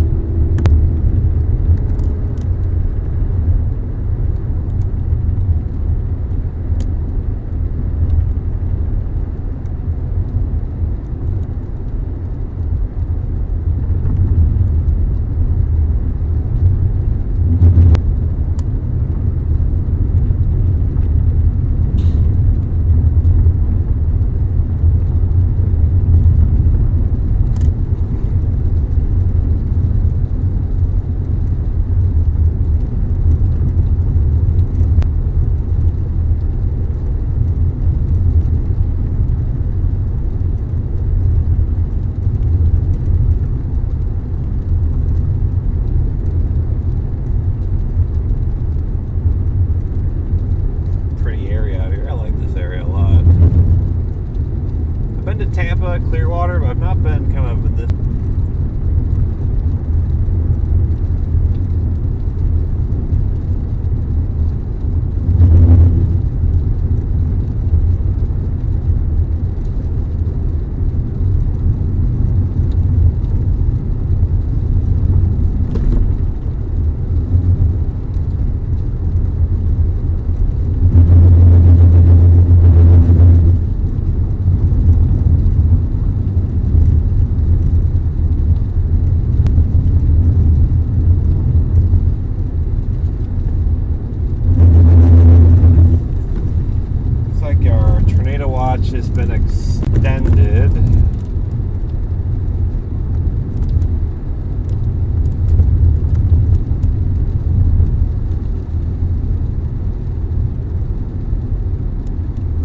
down to 21 Zulu.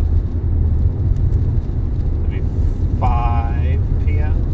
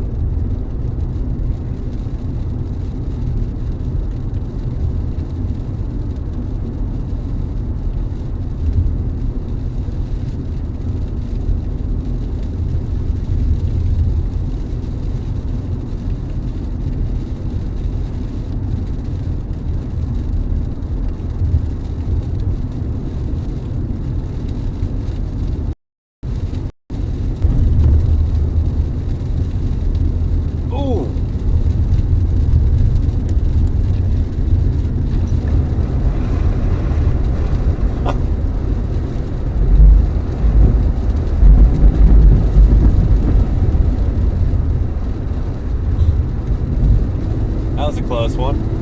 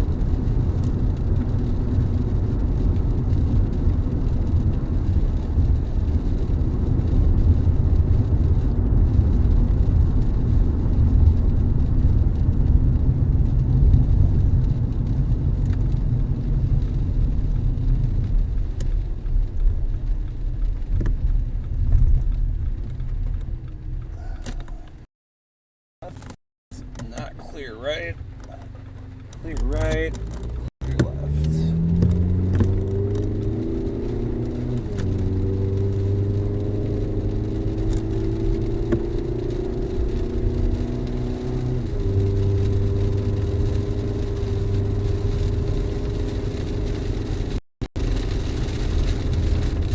Well, let's see what happens here, friends.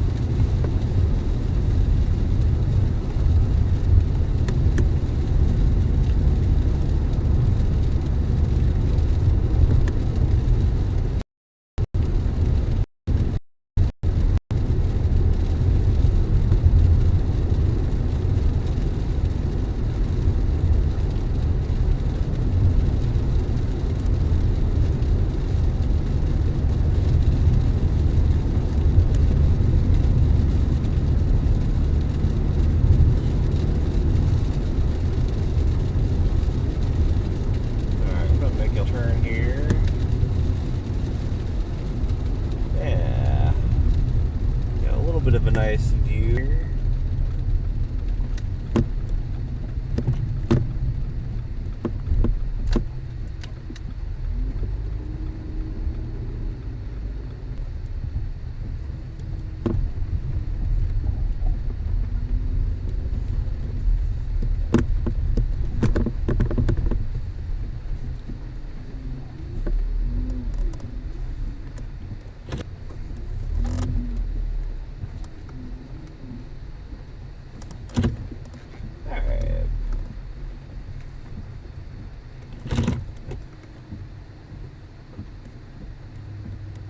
Looking good, friends.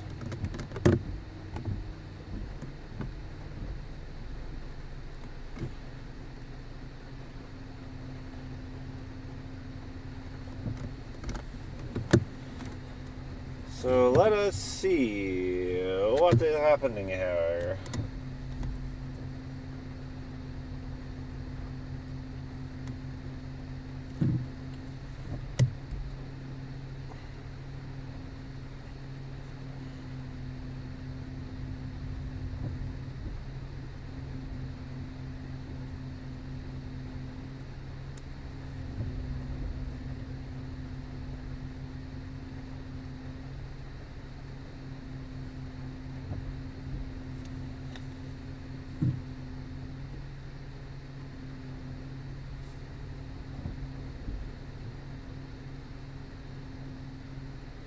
kind of looking around my area right now, just trying to familiarize myself with the roads. See what kind of options I have to get in and out of here if I need to.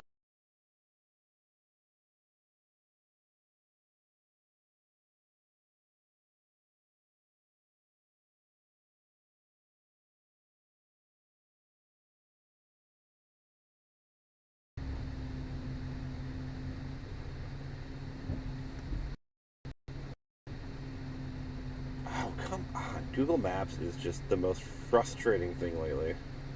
They keep making all these changes to it, and I just, ugh.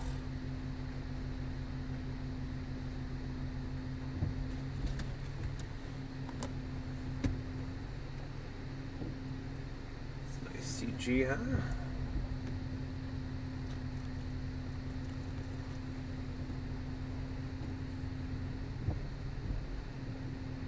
Let's see what kind of becomes dominant here.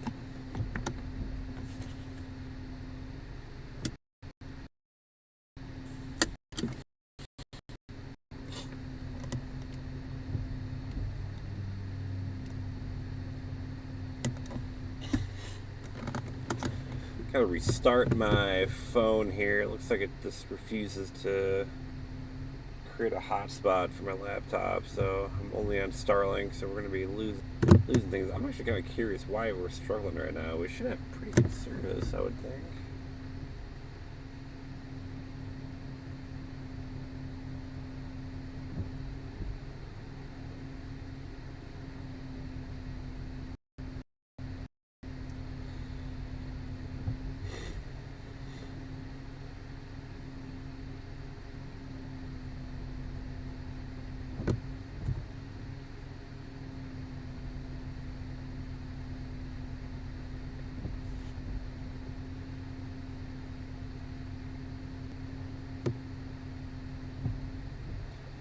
Still locked out of YouTube chat on my computer. It's so frustrating. I think it's related to my VPN situation. I don't think YouTube likes VPNs anymore, and it's hilarious because it's like it's green. Like, I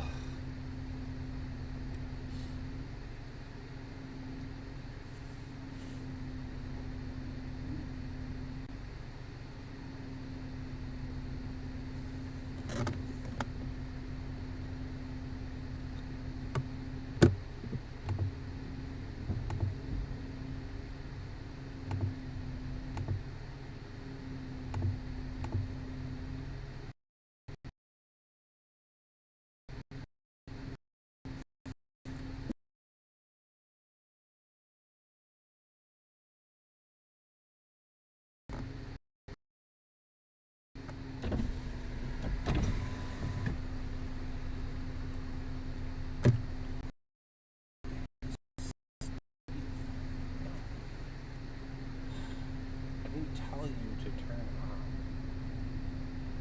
Come on, man.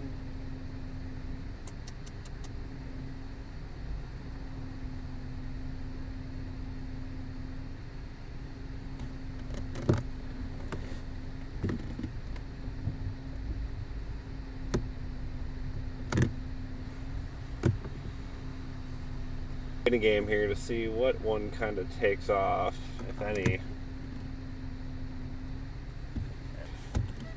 YouTube my phone here.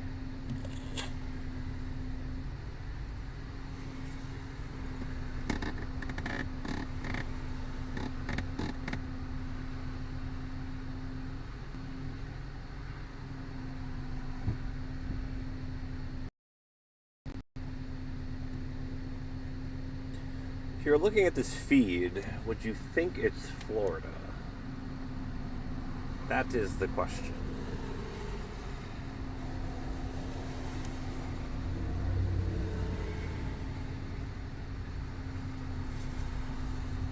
Why is my service terrible? Come on. Man, I am just having problems here.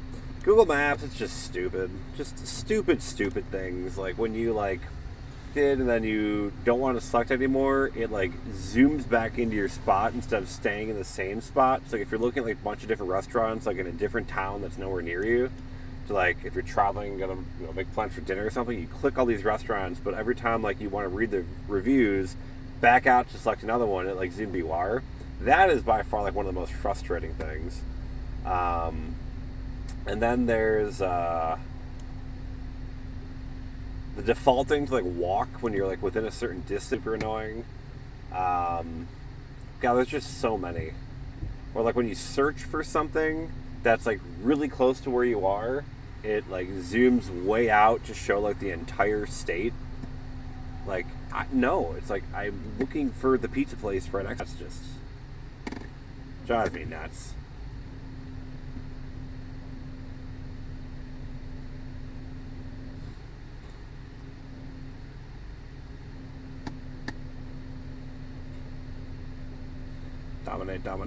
Dominate.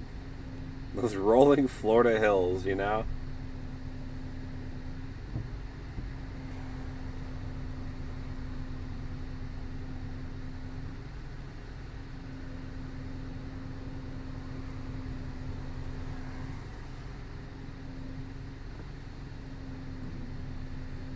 Well,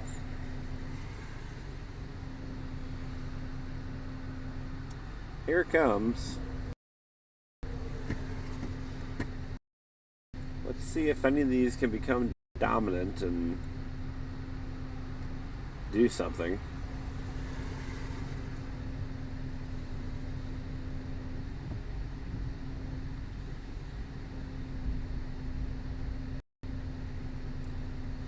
In order to follow the storm northeast, if it comes here,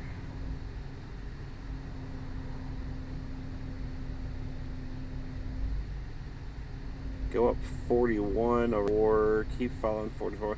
Yeah, 75 looks like a nightmare. Stay away from that. Sheesh. I can go over to 301 north. That'll take me through the villages. Okay, so that's one option. We gotta go south.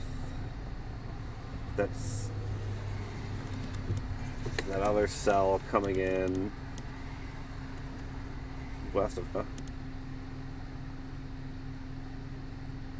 pass, likely just south of where I'm at. So keep going south on 41 and then over on 52. Okay. Doable.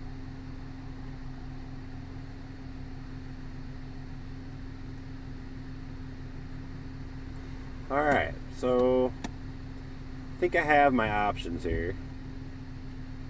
We'll see if we need them. Let me make a split, duplicate. I'm going to do split.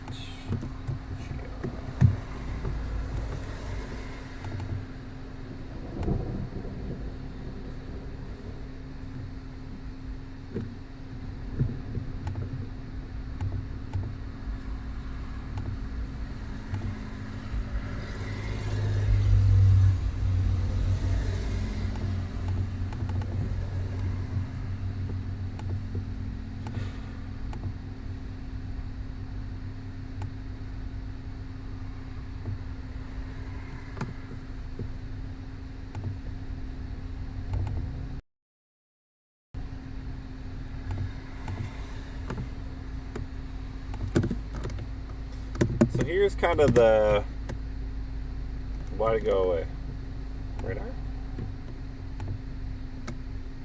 Okay, hang on. Why'd it disappear?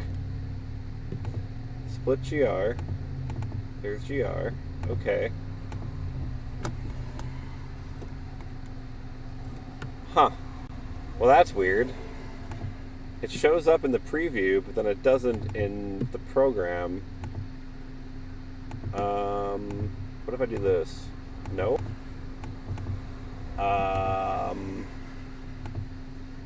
Try this. No, that didn't work.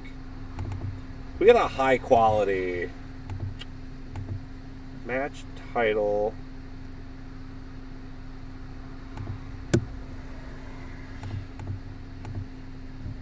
Capture. Alright, well I guess I will not show you the wait, hold on. So why does this work? So why does that work? Alright, hang on. What is going on? I want to copy. I want to do this. Where is split? GR. Delete. Get them out. Paste that there.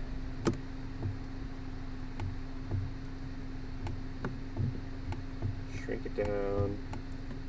Don't mind me, just trying to figure out what the heck I'm doing here.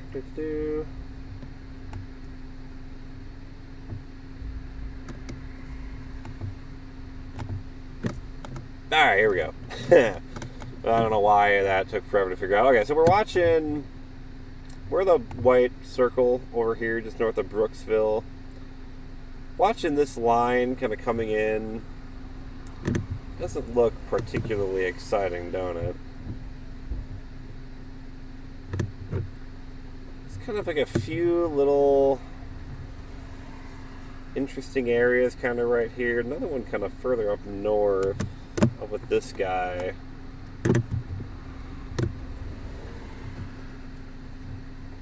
Trying to figure out the best course of action here, because this whole line is kind of doesn't look particularly exciting at this juncture.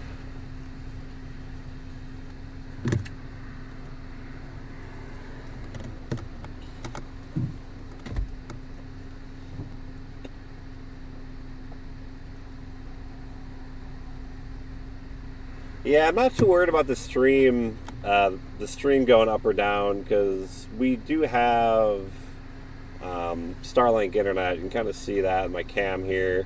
SpaceX Starlink. That helps us almost all the time, anywhere I am.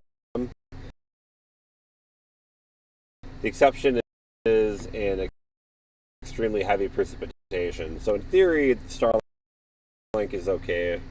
I'm not so worried about trying to get the best service. I'm more so worried about trying to get the storm. The best storm, I guess. But thank you.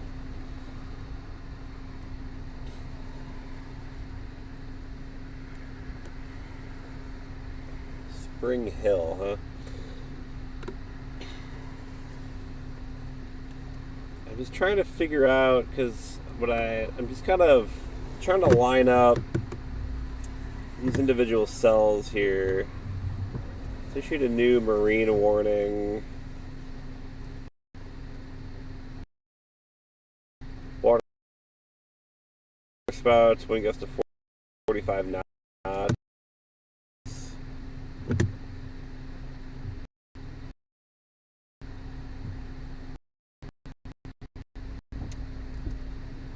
Kind of the strongest part of the cells look like they're like kind of in this area here, and that's all kind of coming up this way. So I think I just kind of have to be a bit patient here and see if one of these maybe wants to take off. While also watching this kind of storm up the north, right up here. This is kind of an interesting from Petersburg to Perry. Yes, I've driven that before. Hurricane Debbie, I think, is when I did that. This is Gibson Ridge level 3. There's different versions, level 2, level 3. quality. I'm using GR level 3 right now because it's less data intensive, but the quality, as you can see, it's a little bit less. Just watching it for now, kind of letting things cook a little bit.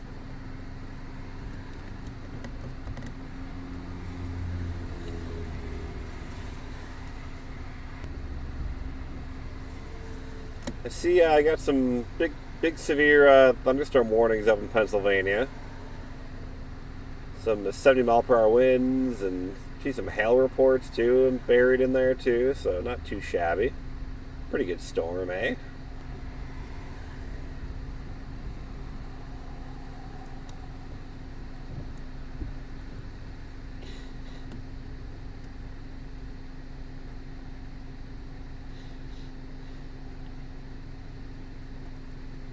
The problem with 19 too, by the way, I was looking at that earlier. It doesn't really go along the water, which is the problem. It's got like thick forest on the west side of 19, and so like it's incredibly difficult to see the storm coming from the west along 19.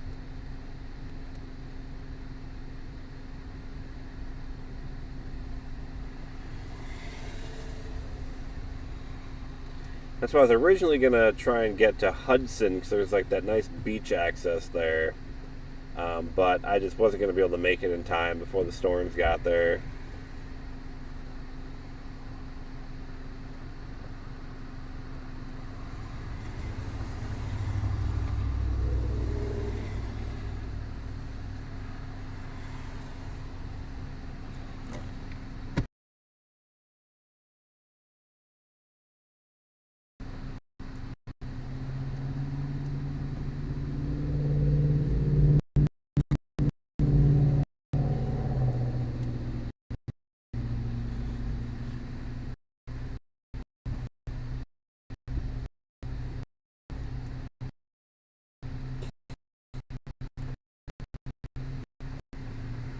Yeah, so the travel northeast is kind of why I'm kind of hanging out right now, because I know it's moving northeast and nothing really looks intense at the moment, so I'm kind of watching it. The storm chaser just left Hudson.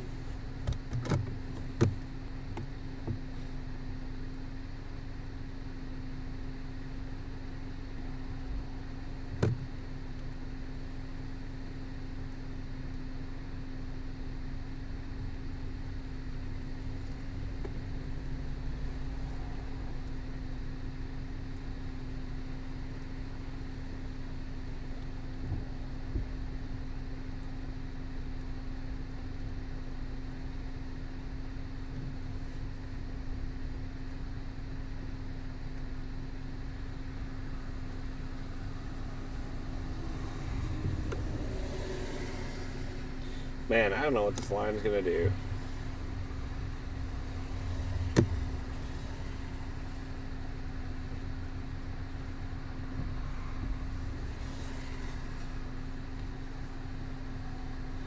Yeah, I was actually on the Augustine earlier, naturally. Could have just kept following that, but oh well.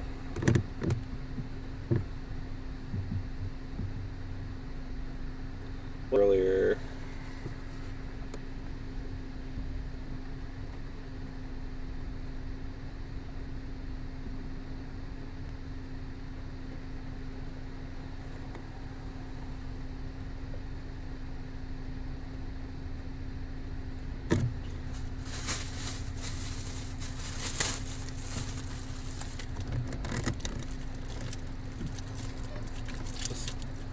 Part of storm chasing is just sitting and waiting and patience.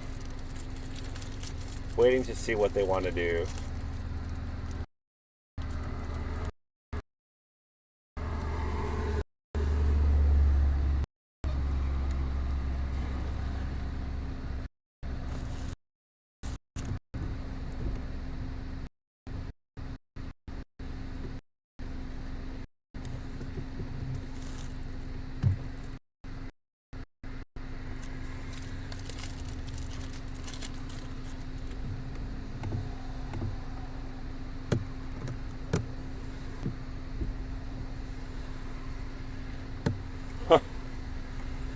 Happy St. Patrick's Day.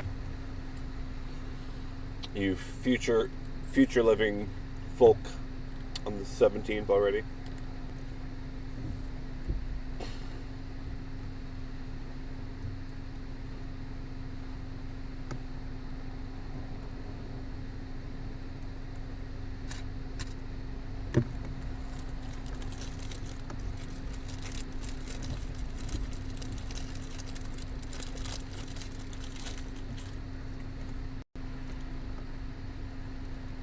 You weren't dead yet. Not today. I don't think today. A lot of fatalities over the last 2 days.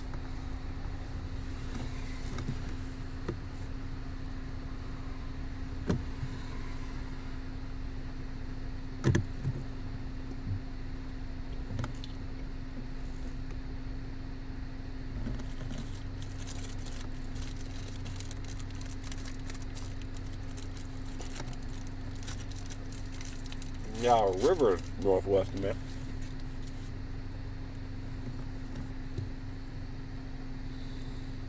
I'm debating dropping south to Tampa.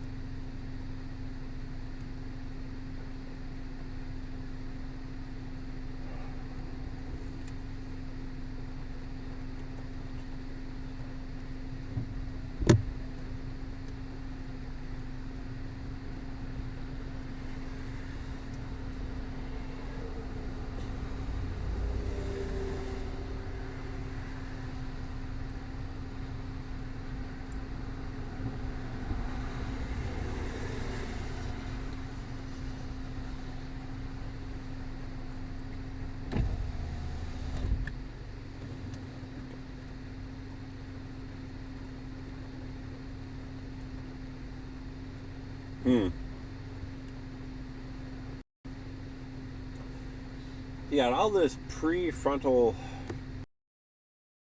rain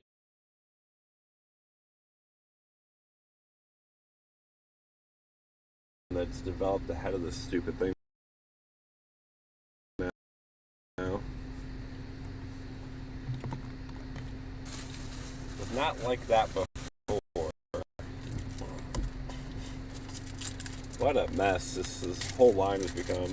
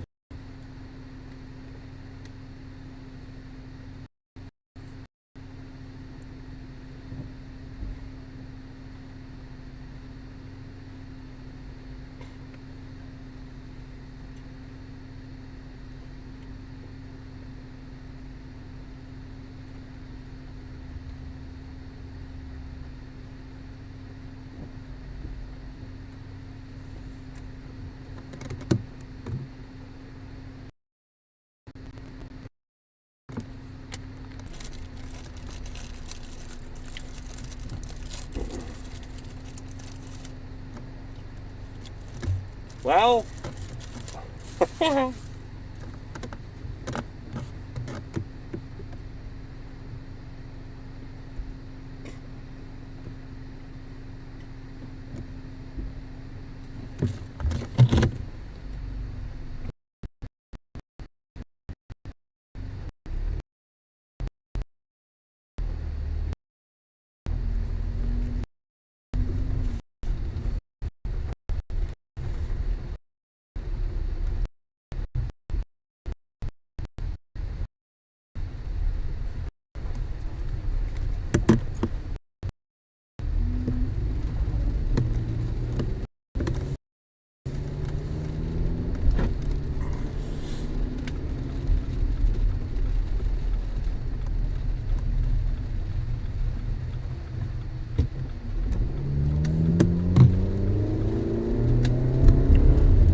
gonna jump down south. Up here, this line looks like it's just poof. So I'm gonna start meandering southward down towards.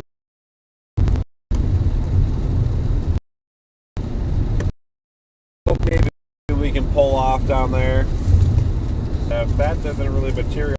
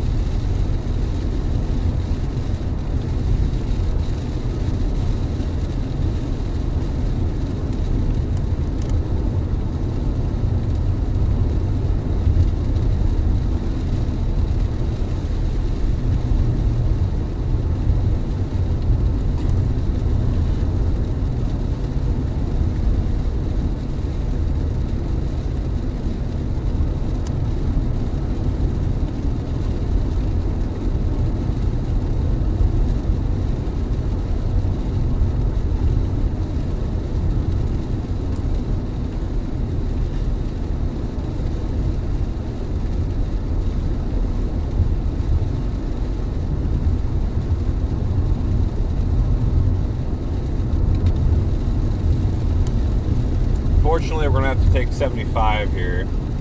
I know against better judgment I shouldn't, but at least as of now, it looks like it's moving fine.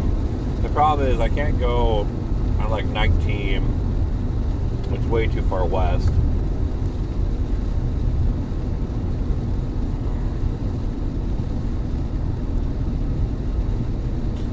So, we're going to 75.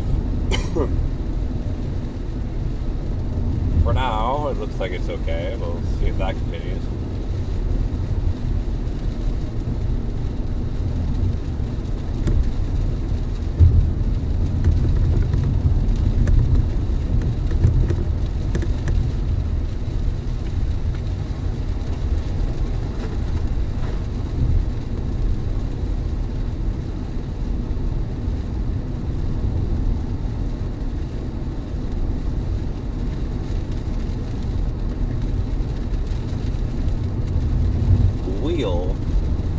The wheeling.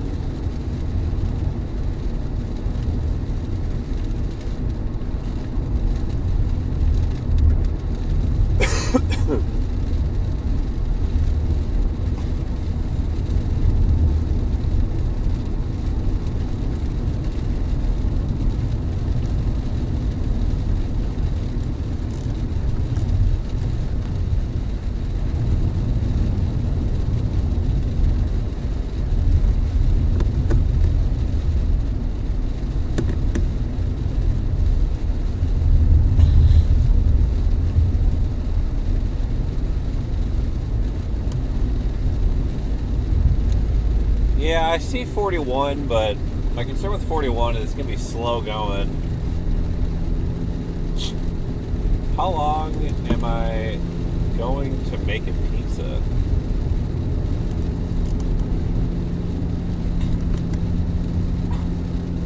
Oh, how long?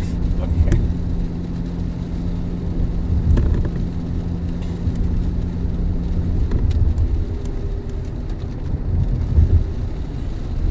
.75 southbound still looks okay. Just looking at traffic,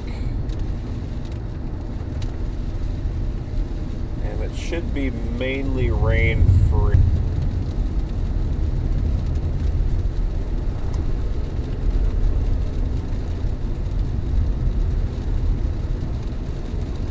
This is a fun little curve.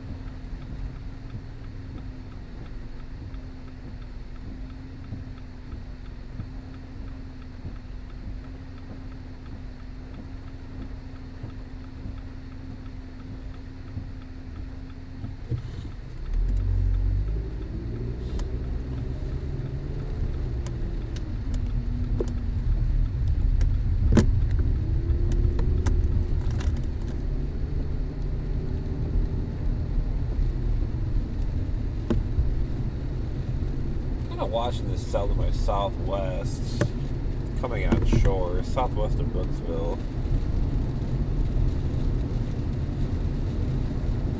Doesn't look terrible, per se.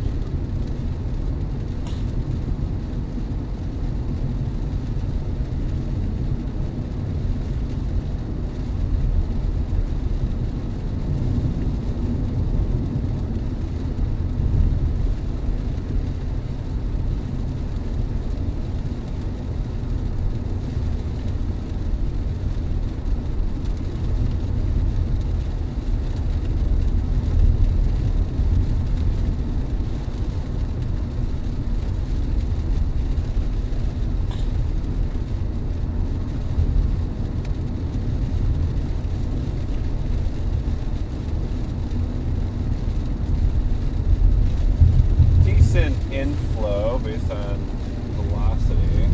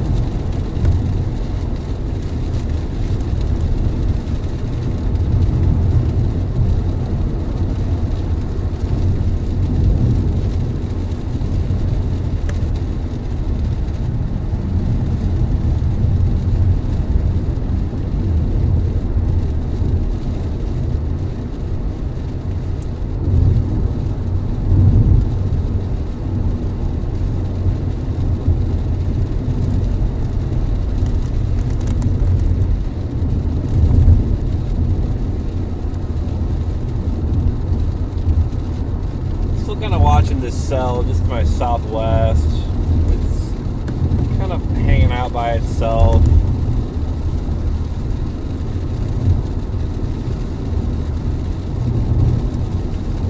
Doesn't have a lot of lightning with it.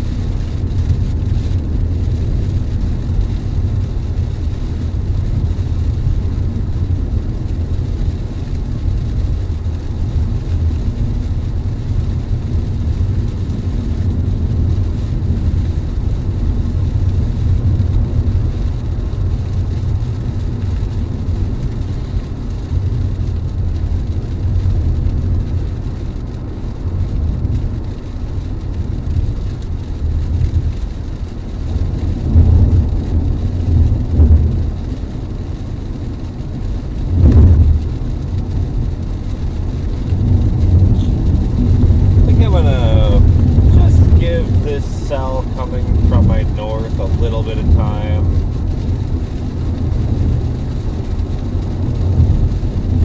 Might stop up here, take a look out to my west just to see what it looks like, if anything.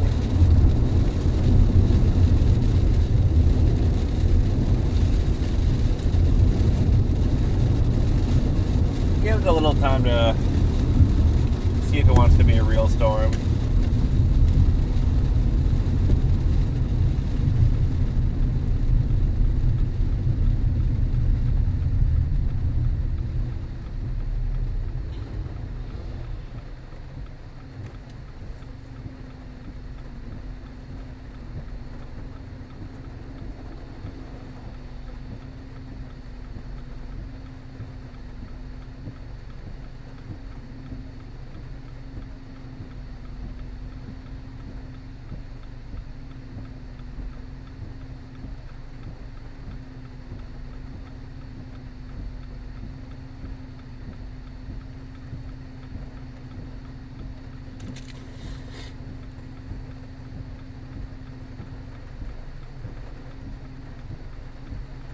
Oh.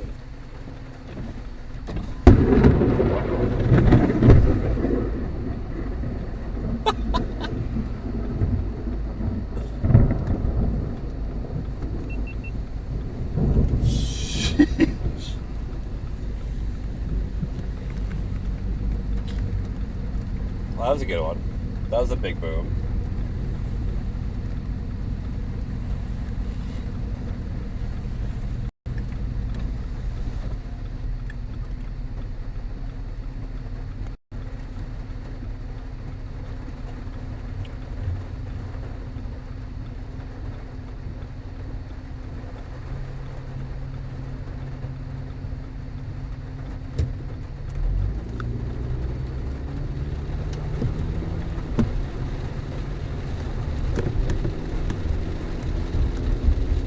Alright, maybe that little lightning strike was the storm telling me, hey, give me a chance. So maybe I will.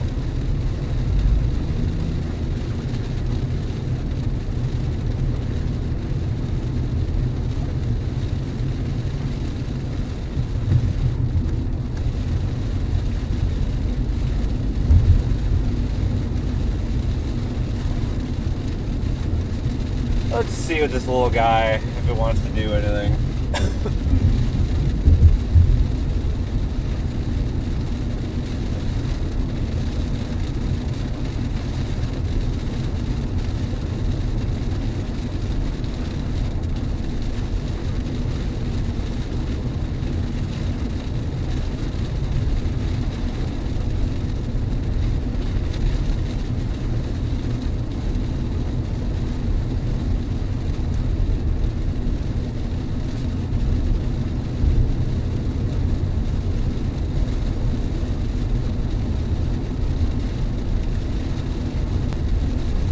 It's got some good inflows on the radar.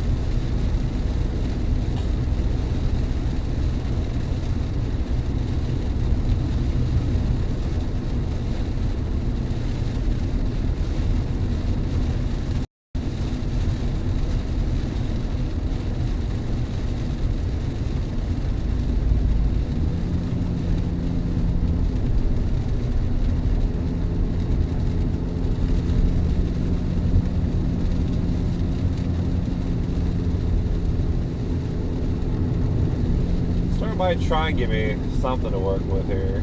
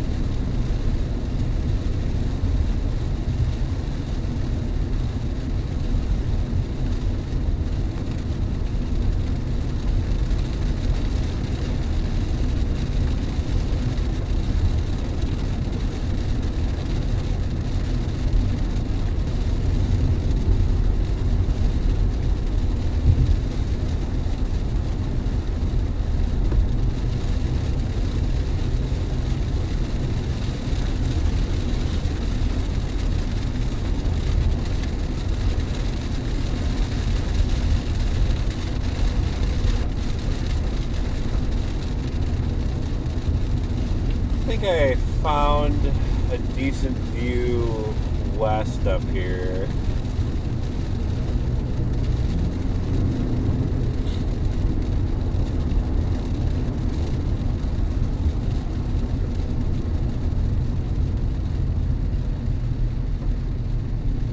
Maybe not. I don't know. It's so hard to tell, like, what might be a view here or not.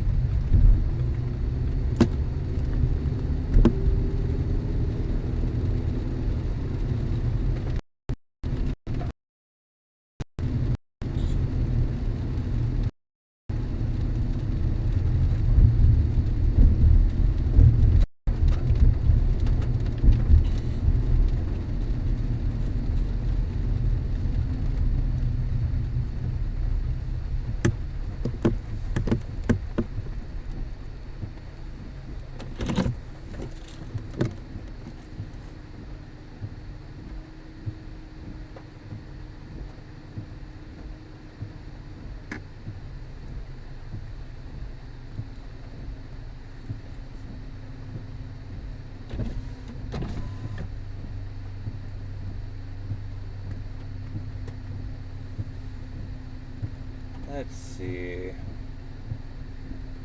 think I could have just stayed where I was, honestly. That spot where it's kind of turning away.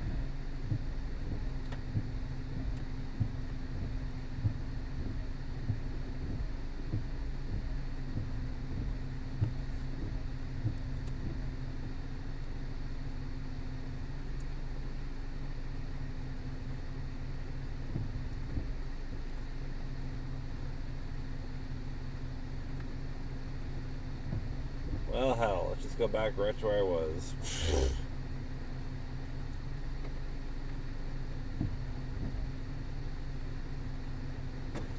Remember when I said patient? Be patient?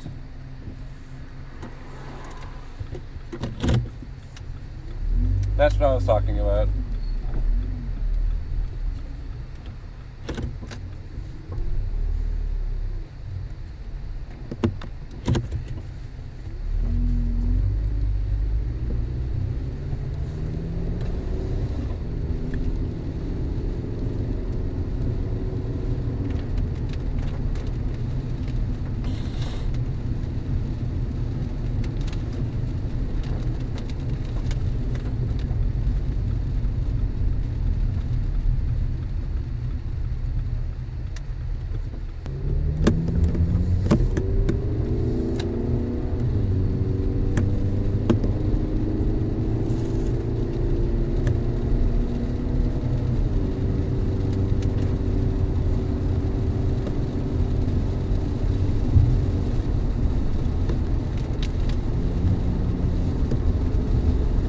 Well, I guess we'll see what happens here.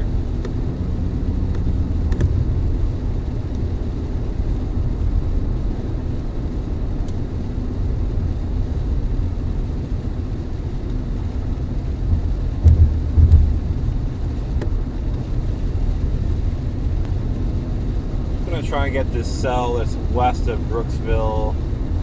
We'll intercept it north of Brooksville.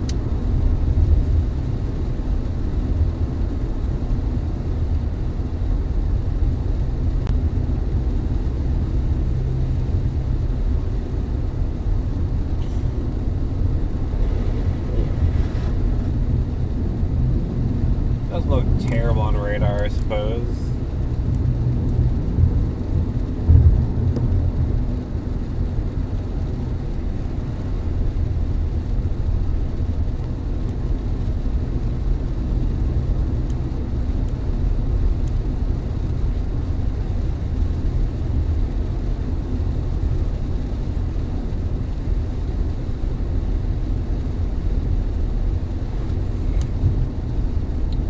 good news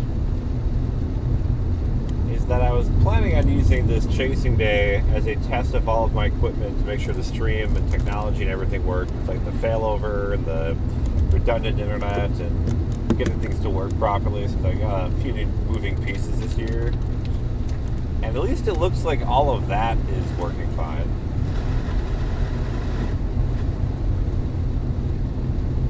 So that's good. Love that.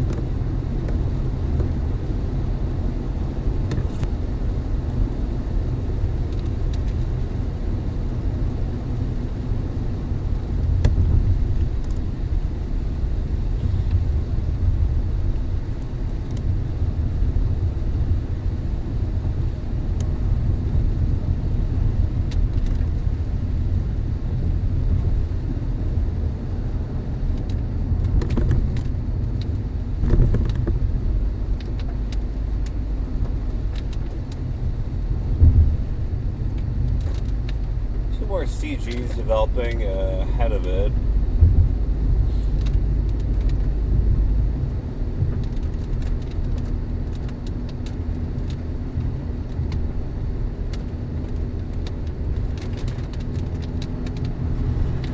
Don't look bad.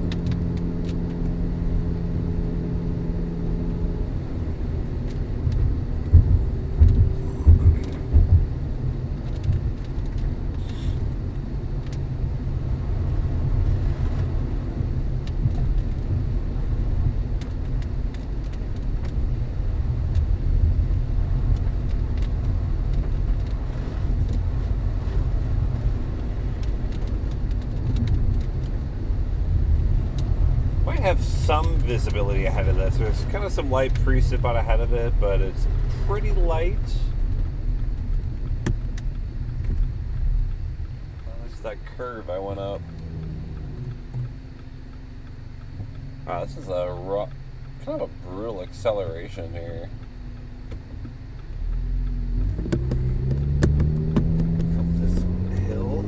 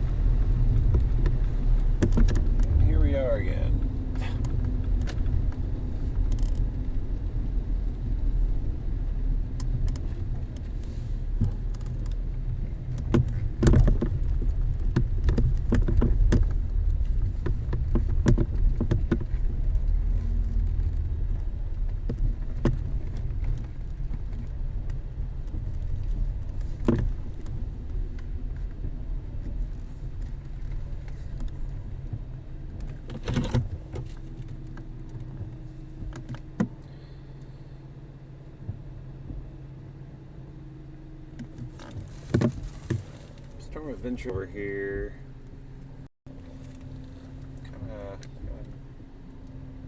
Let's see here. Actually, no, in relation to me right now, it's kind of this way.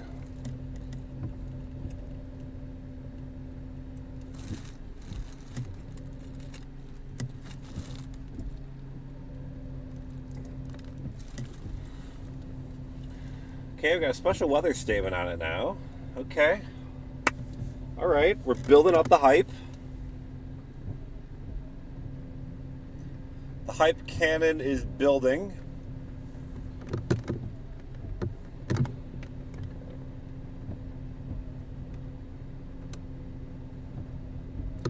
So real quick on the radar view, we were kind of closely watching this cell right here.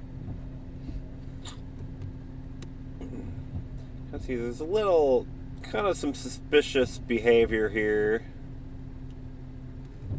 The storm structure itself doesn't look too bad. Kind of interesting looking, so we're going to keep an eye on this guy, see what happens here.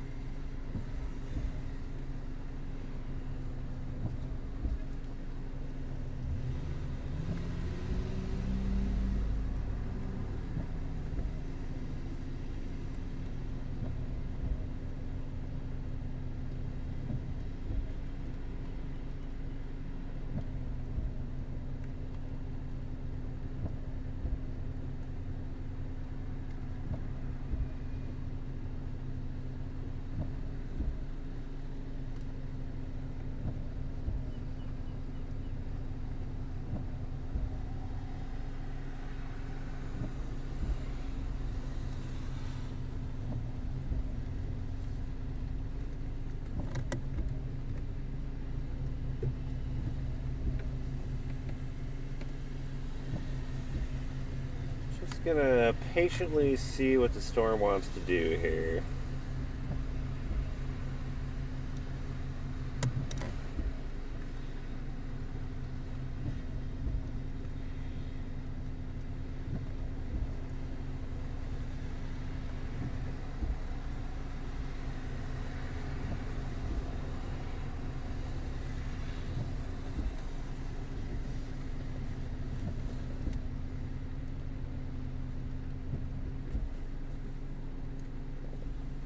Looking off that way.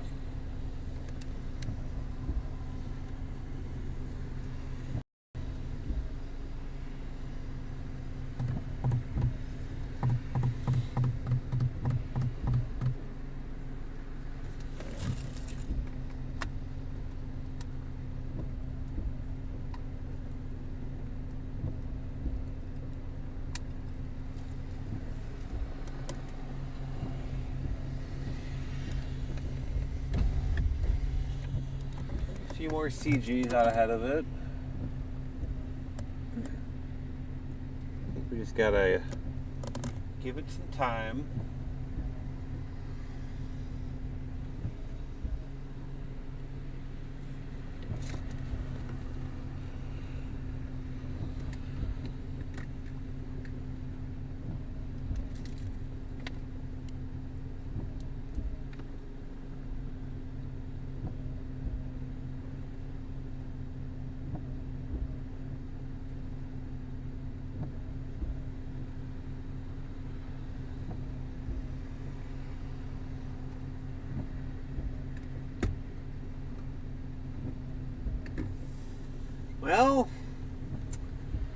It's certainly a suspicious little guy.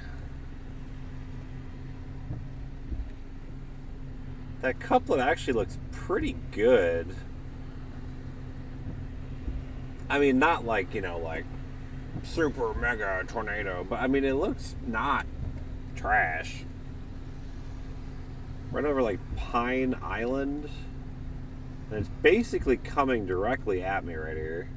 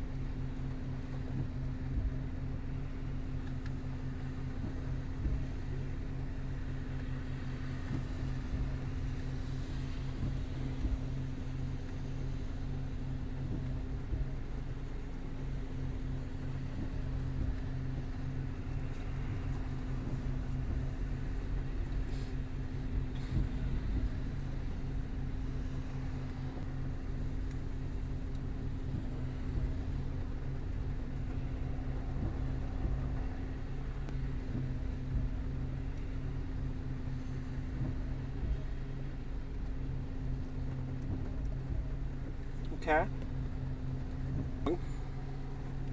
Area of interest is gonna come basically right this way.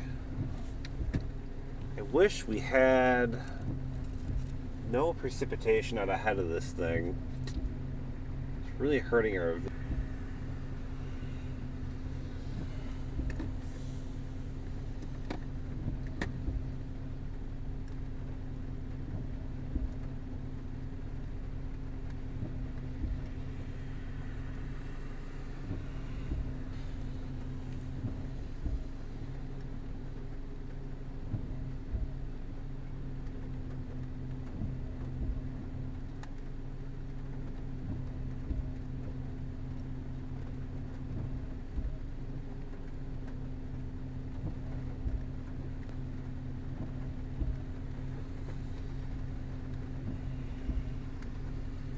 What an interesting little cell. Just a little guy. Area of interest is basically coming this way, just kind of letting it kind of build a little bit.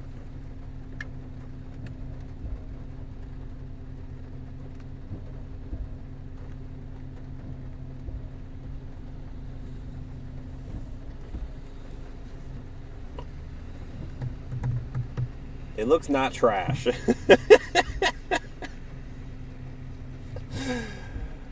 Should I make a shirt with that? Maybe I'll launch a shirt. It looks not trash.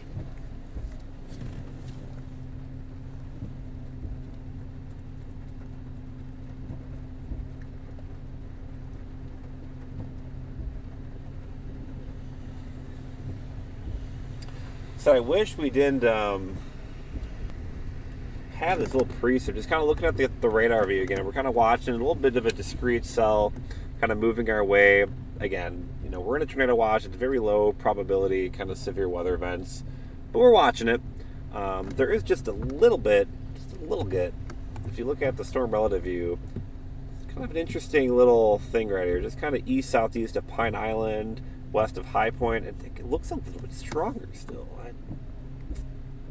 It's basically coming right this way. I'm sitting just south of Lake Lindsay, northeast of Brooksville. And it's kind of right in this little notch right here. I'm hoping that all this light precip continues to kind of clear out and we get a bit of a better view of the storm, because right now I think we're getting a bit impeded by that light precip that's in the way.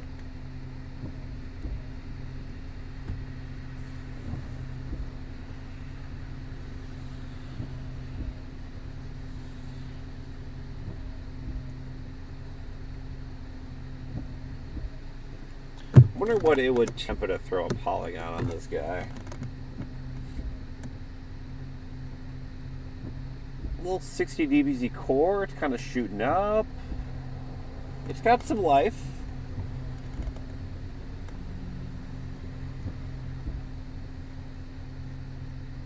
Lightning is really increasing with it too.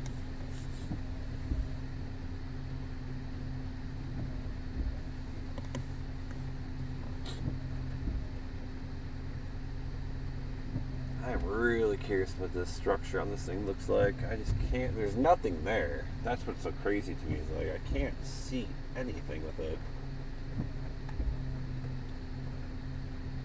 Only about 10 miles away.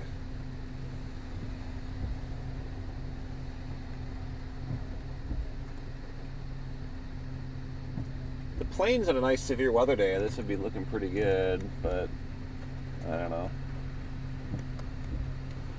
What do you think, Tampa? Worth a little severe polygon, maybe? I don't know. Doesn't look super windy. Like, I don't know. It's like, I don't even know if it's even severe. Like, the only thing that would be a watch item is, like, this little suspicious little spinny boy. It's like, the hail thread, like, you ain't getting that. What is it? Maybe peas, if anything. Like, there's no way you're getting a hail out of this thing. Barely reaching 60 dBz. The actual winds, when you look at like base velocity, don't look that intense. Granted, it's straight north of the radar site, so it's not sampling the winds particularly well. It's kind of perpendicular to the radar beam. It's movement of travel. That's what kind of makes this cup a little bit more interesting, honestly. It's just a little guy.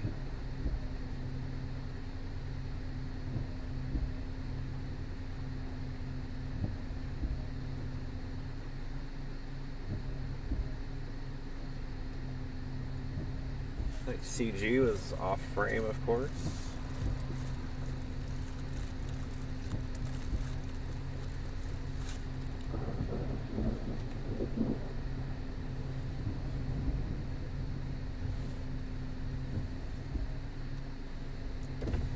Some lighter precip.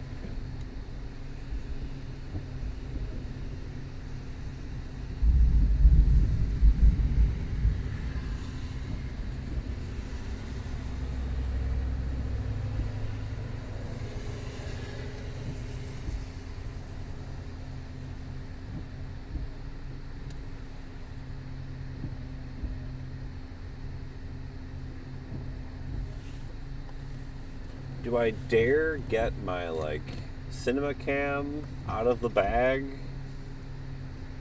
Or am I gonna just jinx what's gonna happen here?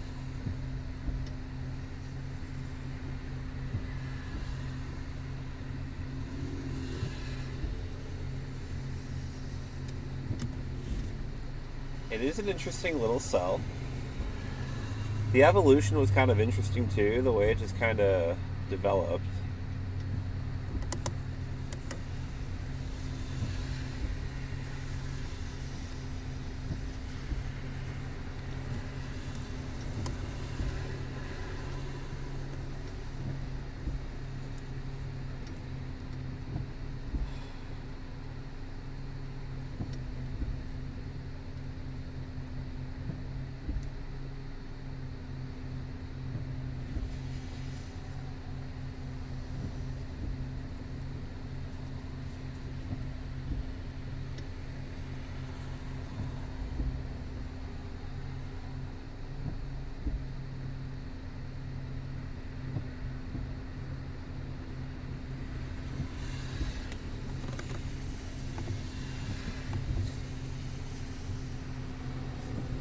don't know. I'd be at tornado warning.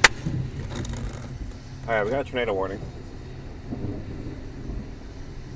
Gosh, is there any way to get to this storm? It's kind of just in a rough area, man.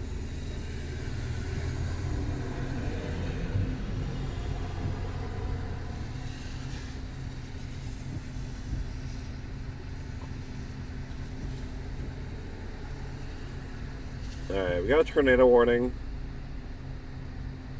The cell is just not moving. I thought it was going to be moving faster than it is. Moving northeast at 25.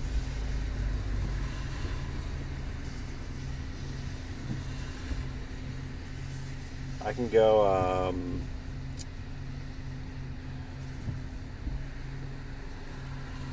Illinois 98.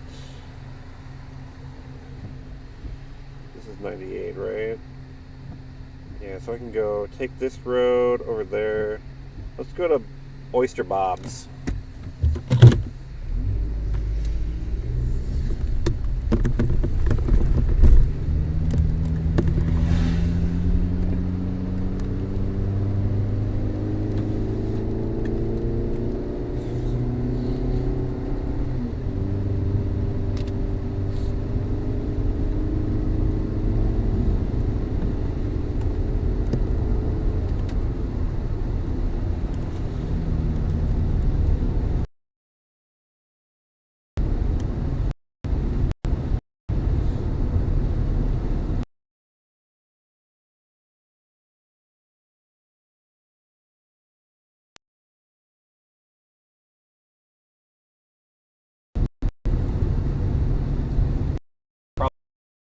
Could have left a little bit sooner.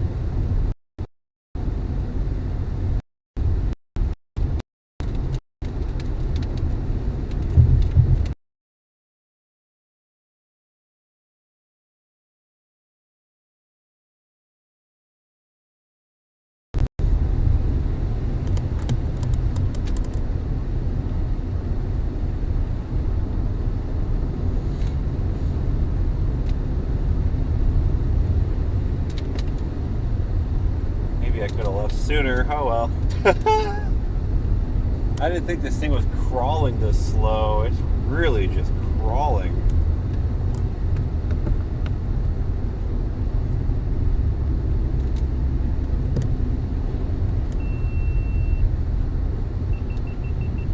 God, the 11 is just the biggest piece of trash to ever exist.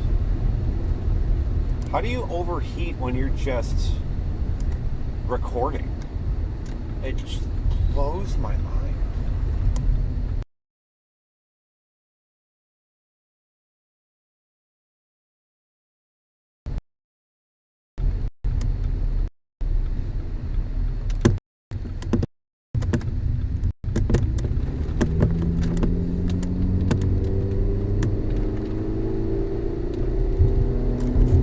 Sorry.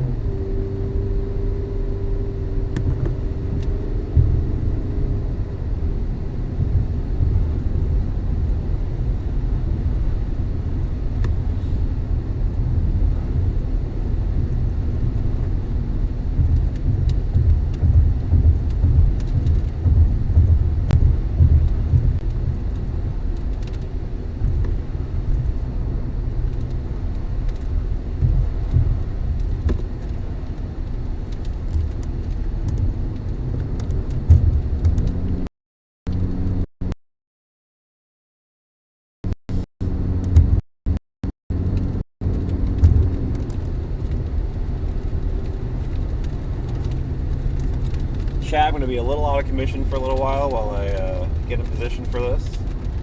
Bear with me.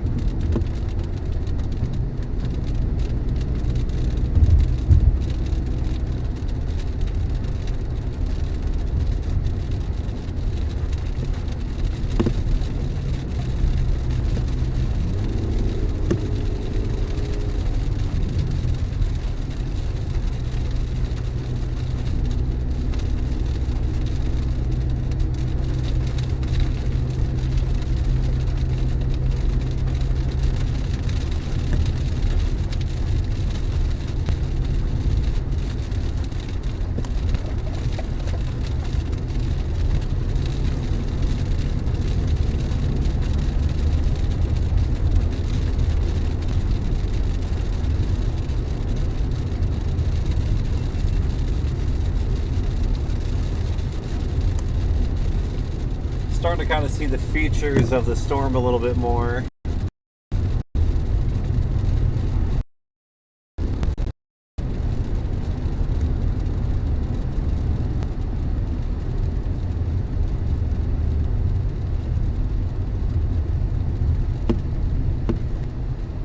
Miles to US 98.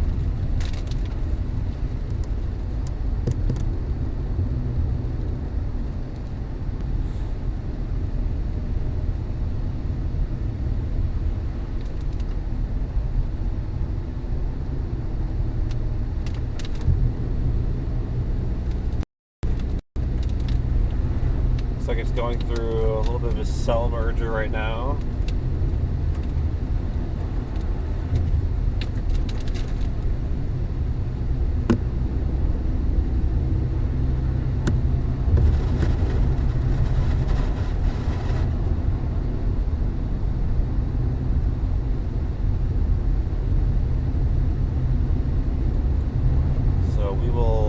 Get on US 98, drift slightly north.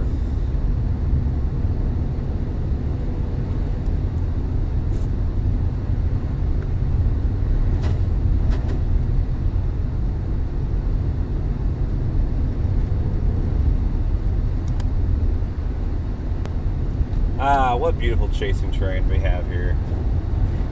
Tall trees, side to side. What else could you want?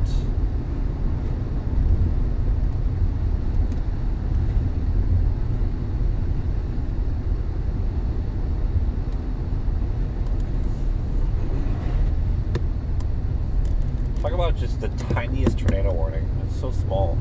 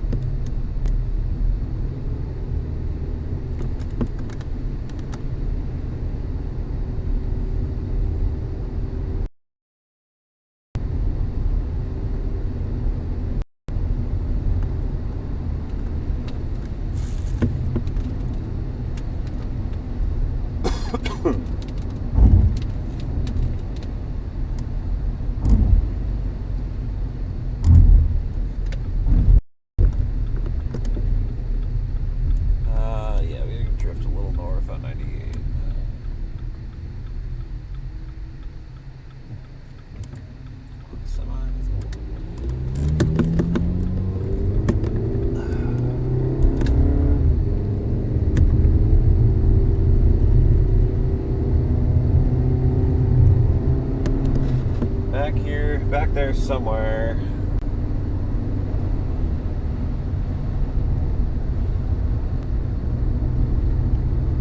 Trying to see if I can get any views here.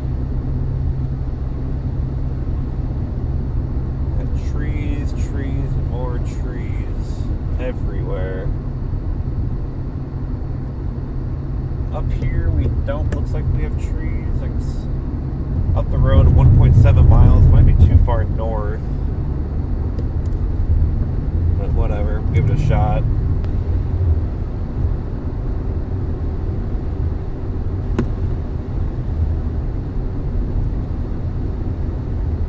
Very dark skies over there. I can't see anything with the freaking trees, man. That's the area of interest. I can't, just thick trees here.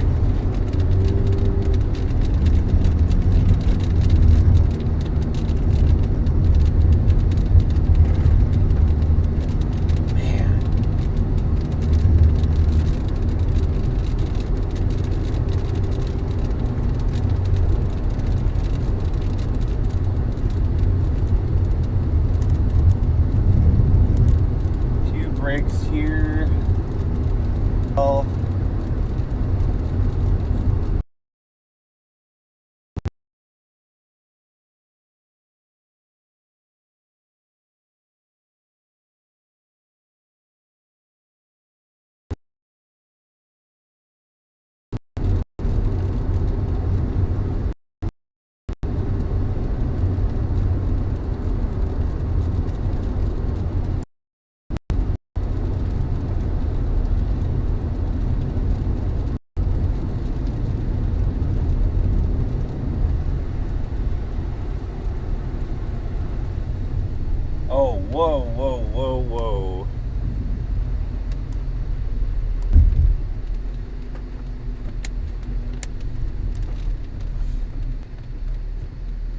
we got some visual here. We got a good spot here. Come on, Semi. I know you can't go around this thing fast enough. I know you're doing what you can.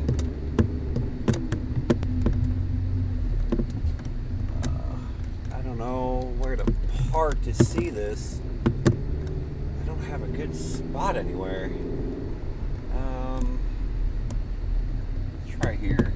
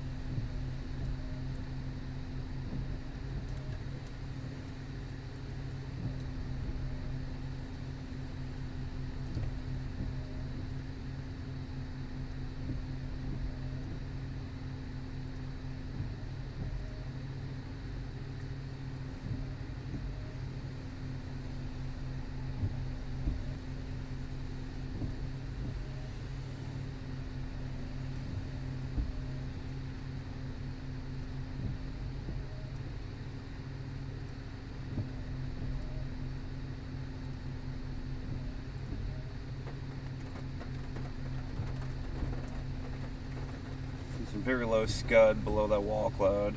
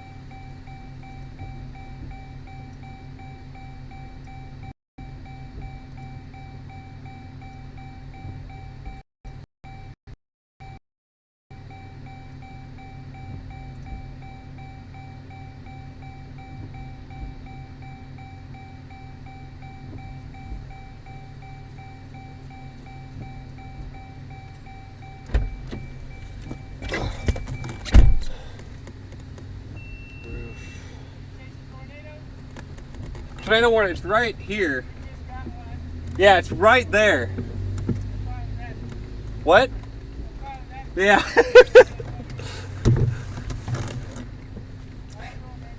Yeah, you too. Thanks. All right, we got some new tornado warning. We gotta go.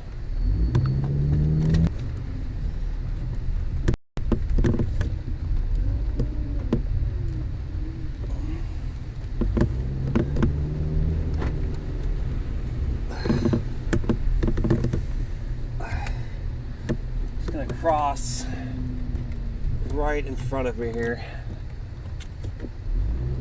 I'm gonna slow pickle up this way.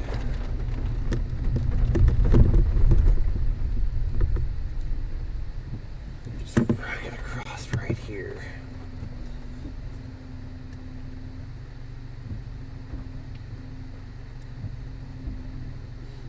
We'll go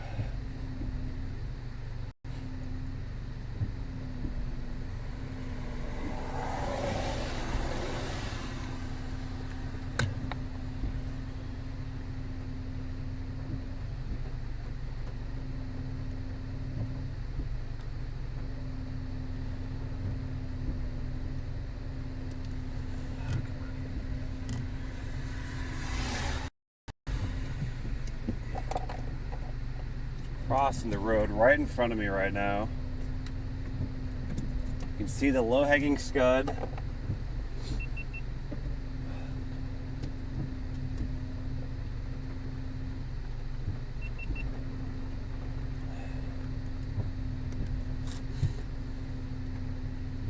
Right in front of me.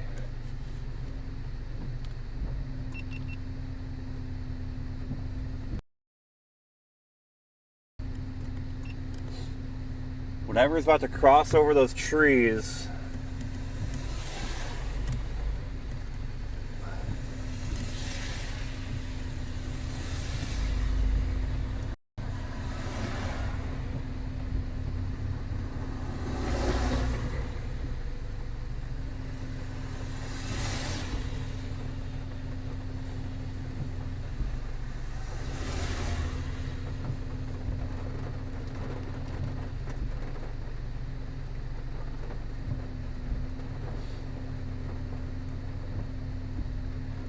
Cross right there.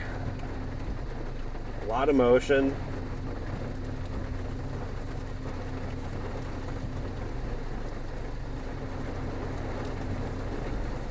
I would say funnel cloud.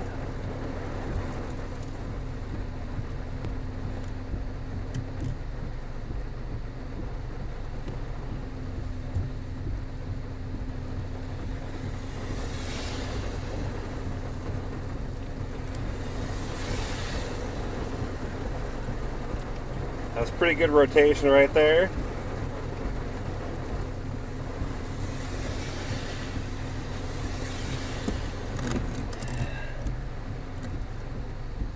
Okay, so we're gonna go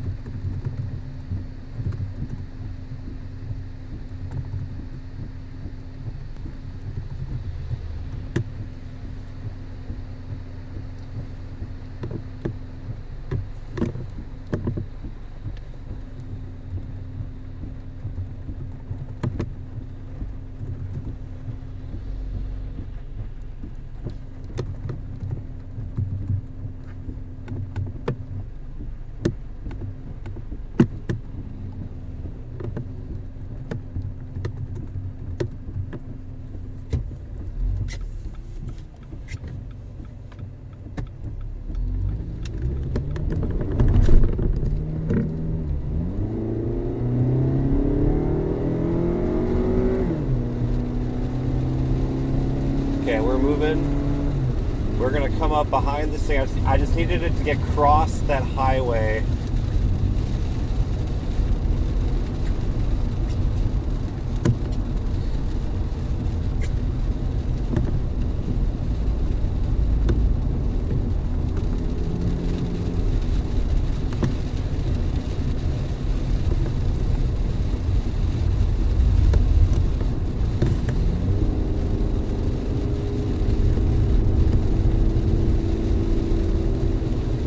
It's just crawling. I needed to get past this highway because I didn't have any visibility. So we are going to go east on Lake Lindsay Road. Try and get out ahead of it.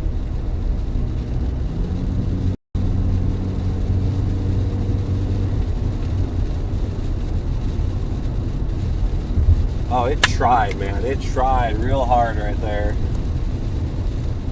It might have been on the ground. I mean, it's hard to tell from a distance.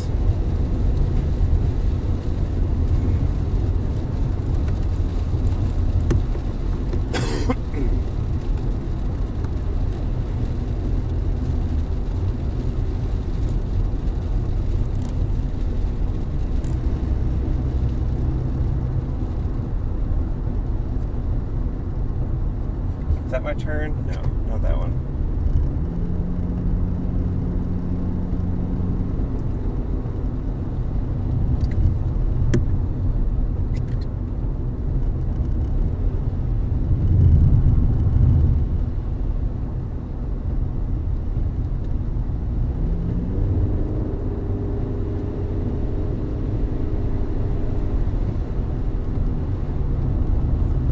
We're gonna try and blast east here.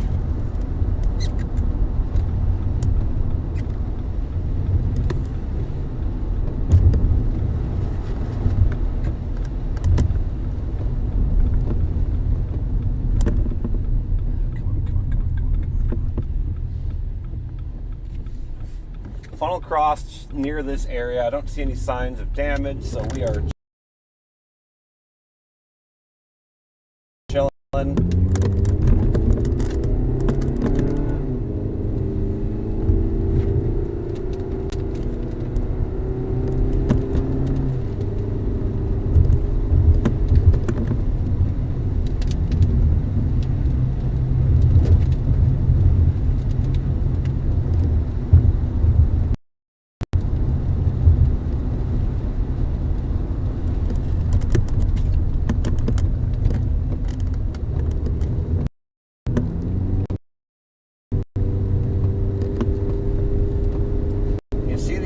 Of interest very clearly through the trees there.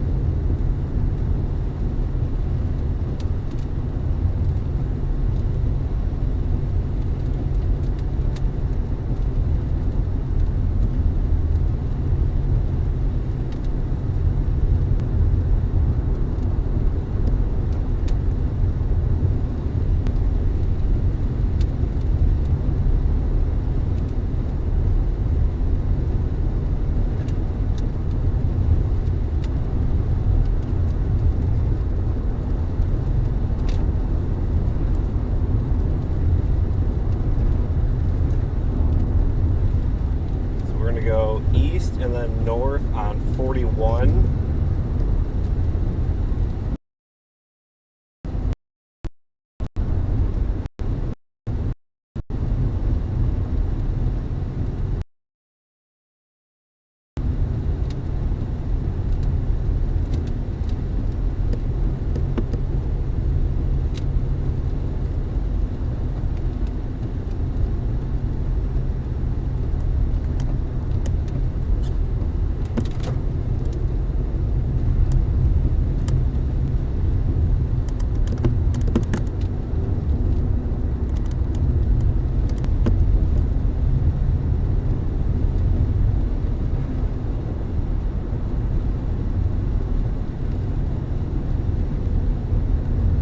Very dark skies off here.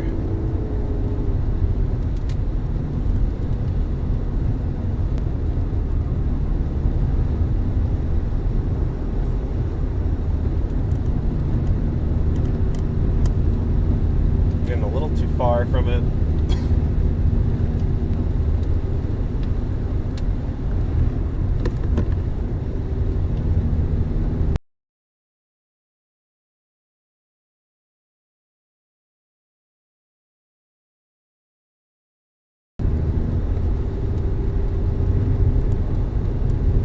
once we get on 41, we'll be able to shoot up north pretty easily. We'll have another good visual, another attack on it. Not the best roads in this area.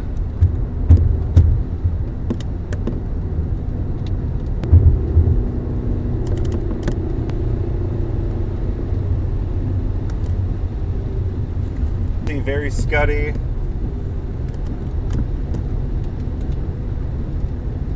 Nice structure, nice updraft, nice supercell. Small.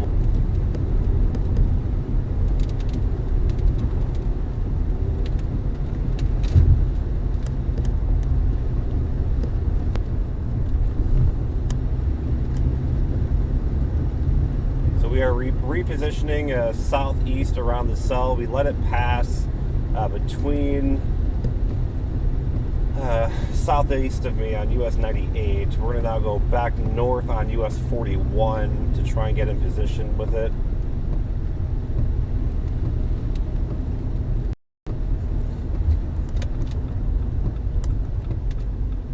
There should be a stop sign here, and oh my god, that is the most hidden stop sign I've ever seen. Terrifying. Right and a quick left here.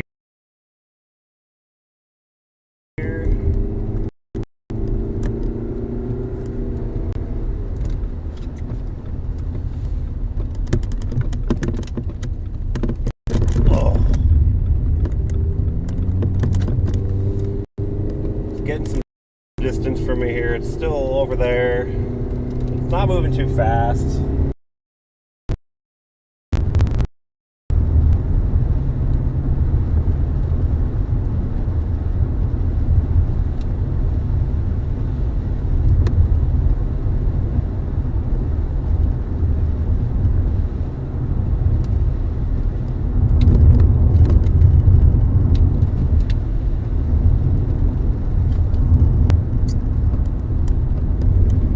New to storm chasing, or if you've been watching storm chasing feeds for a while, Florida is a different kind of experience, let me tell you. You don't see a lot of people stream tornadoes in Florida because it's difficult to do it.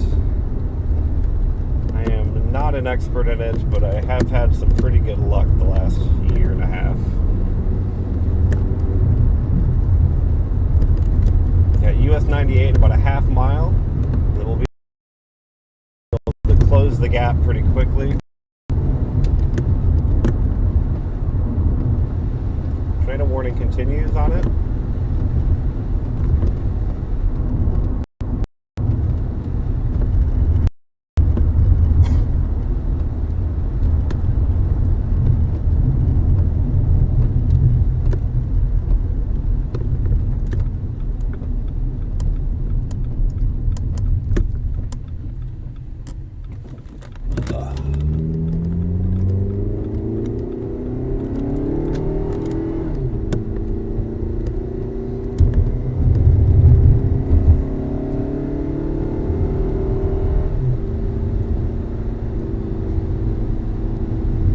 Distance here, it's across.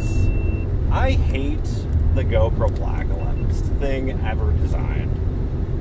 How do you overheat when you're just recording? Trash bag.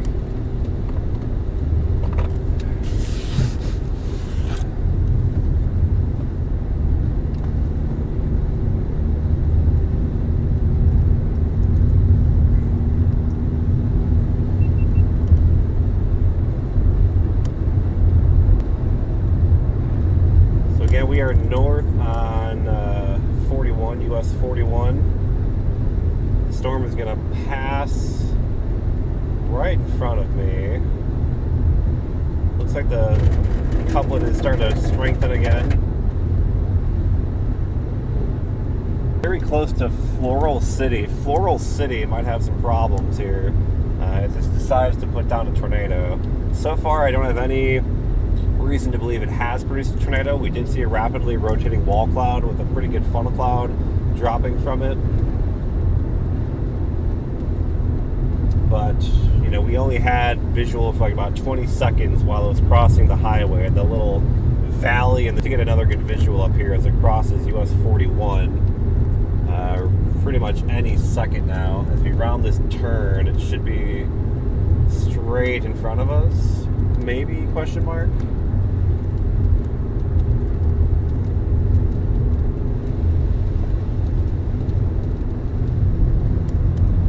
The actual area of interest will be left of the road, probably about the 11 o'clock.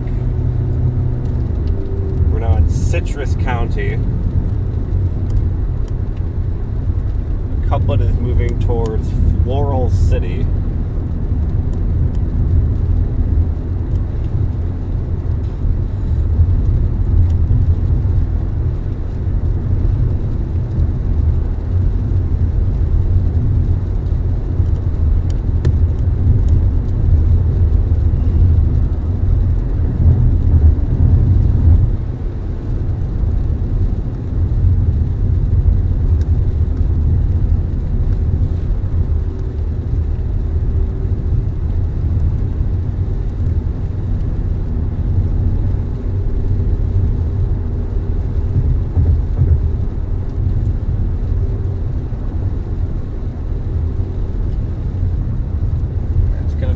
To the left somewhere. I just have thick woods to my left, so I really can't see through the trees. It looks like we might have better visibility up here momentarily. In about a mile, we're going to have some more fields.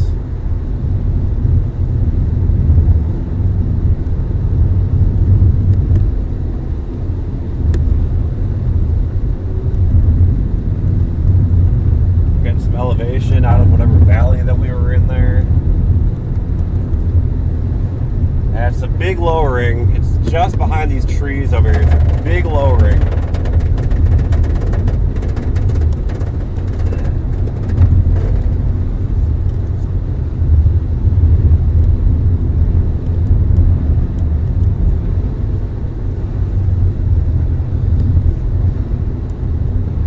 We should get a decent view right up here once we pass these trees. It looks like we have a field, some fields.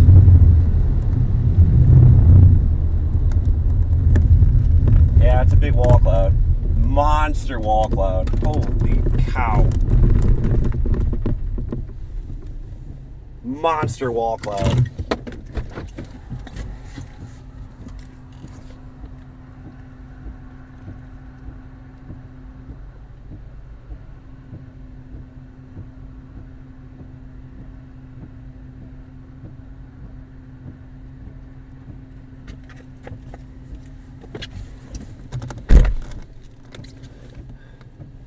Holy cow.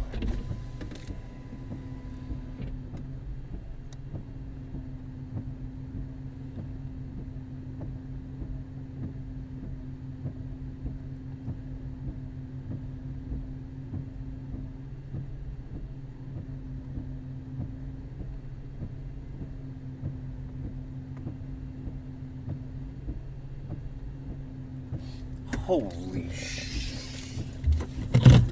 Alright, let's continue going north. I hate to lose a visual, but I can't see a tornado here.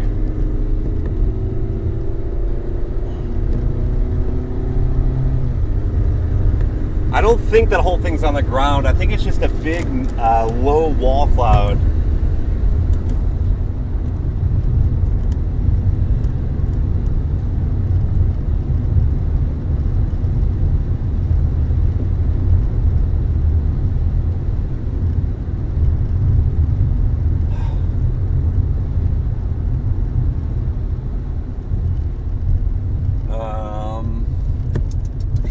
Shoot.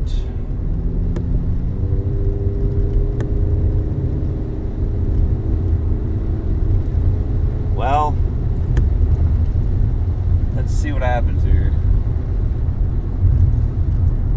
We got new tornado warning extended into Floral City.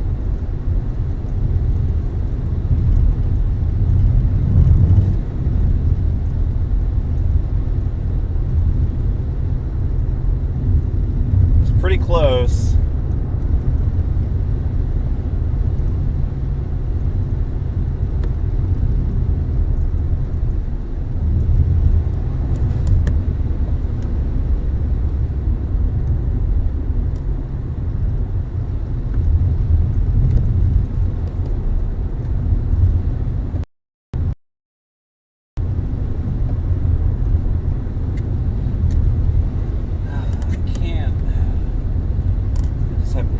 visual here. Maybe I should have stayed back where I was.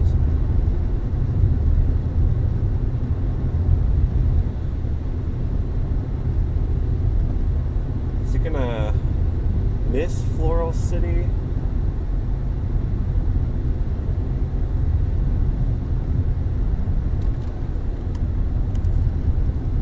It's back to my... It's like right to my left here. I just can't see anything with these trees.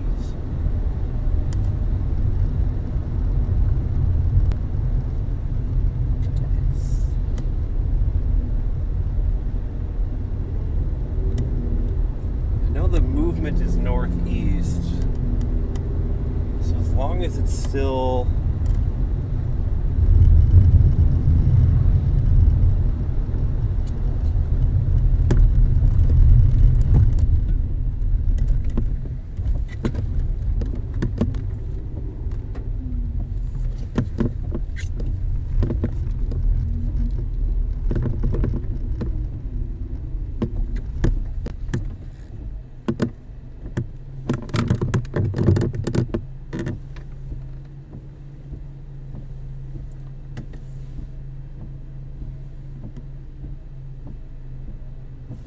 kind of see the rising right edge of it there. Here.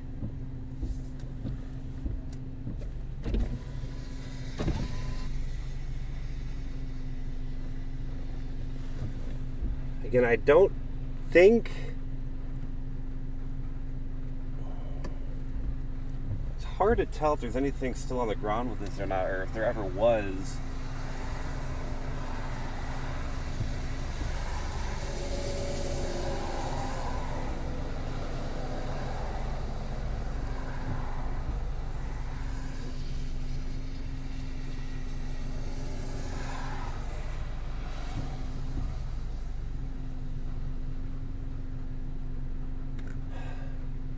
I just don't know if I feel comfortable driving into town here when I can't see it yet.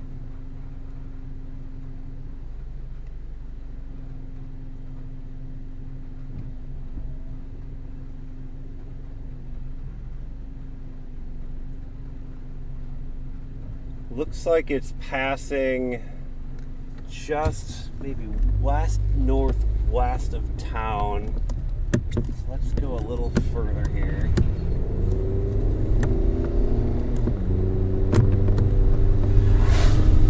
This road is angled northeast, so yeah, that makes sense.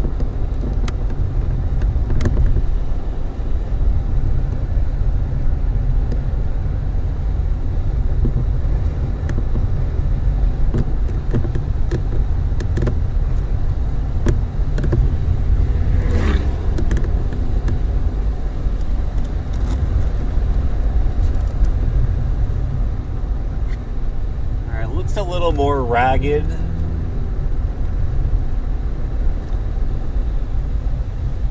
Doesn't look quite as organized here.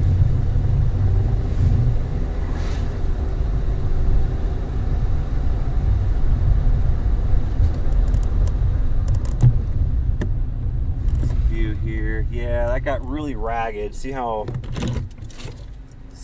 ragged that looks now.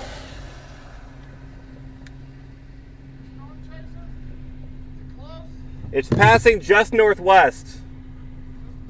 Yeah, it's this big lowering right here.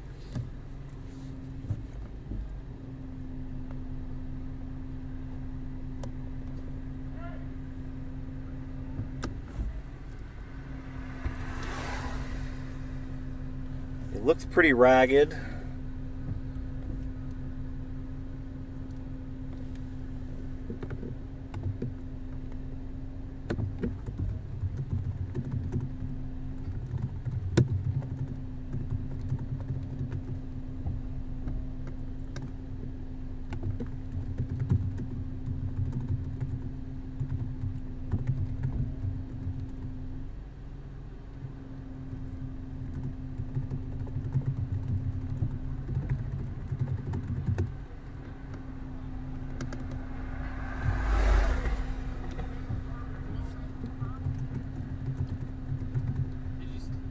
at, boss?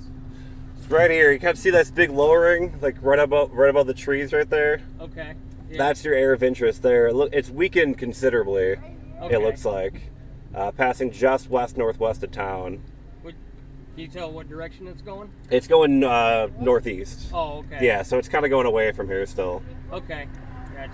This was it earlier, just west of town. Oh, okay. So it was very large. Okay. Have you scaled it yet? What's that? Have you scaled it yet? Oh no, I don't think it's produced as far as I can tell. Oh. It looks like it's been very close, but I don't think it's produced yet. So And any prediction? 2, 3, for what?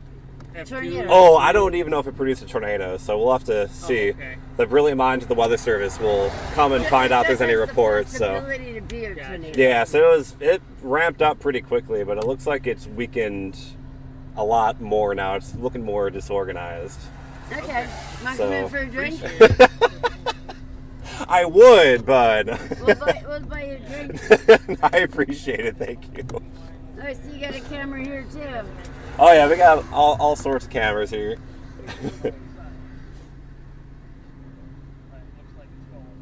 Actually, on the camera, I can see it better. Oh, okay. See right here where it's coming down? Oh, yeah. See, there it doesn't look like it's coming down because the trees. Are Certainly more disorganized. It started petering out pretty quickly. It was pretty intense there for a minute.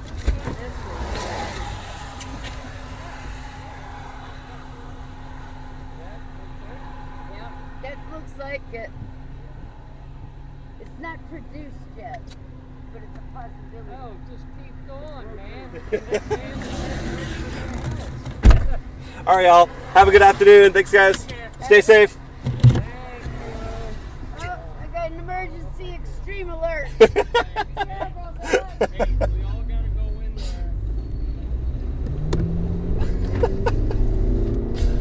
there. Still looks, I mean, it's still got some interesting features to it, but it looks a lot more ragged compared to where it was probably about, 5 minutes ago. I couldn't believe the structure that had as soon as I crested that hill.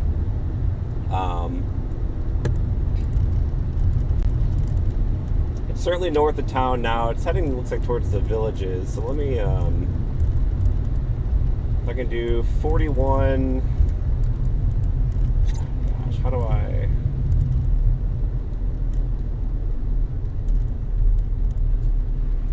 We'll do 41. We can jet over...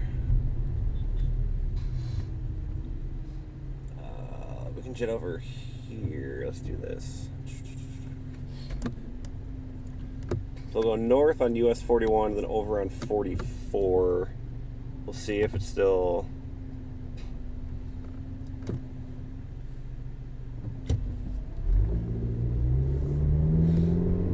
Man, I'm curious if that produced briefly somewhere in the woods, because that was wow.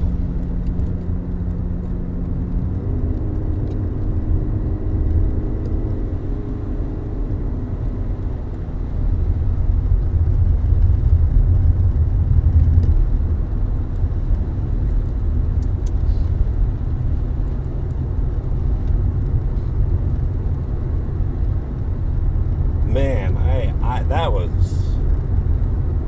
some not Florida structure there. I mean, on radar, it looks like a garden shower at this point.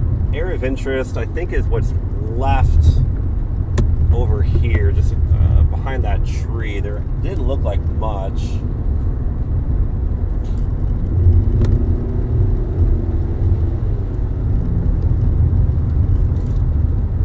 Got some scud fingers to my left here.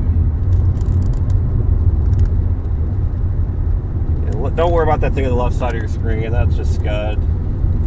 No funnel or anything there. Just scuddy dudes.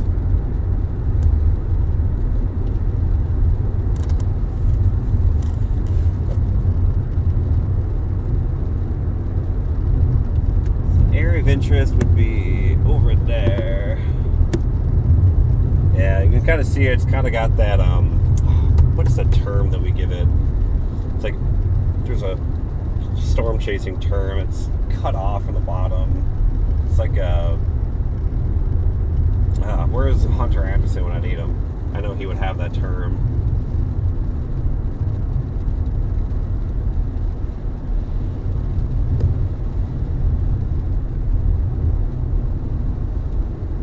Well, let's, I guess, continue to give this storm a shot. I think she done, but I don't know. We'll see here. That thing went from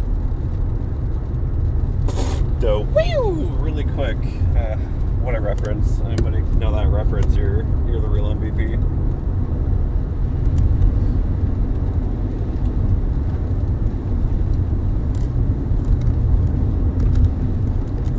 Continuing north on 41.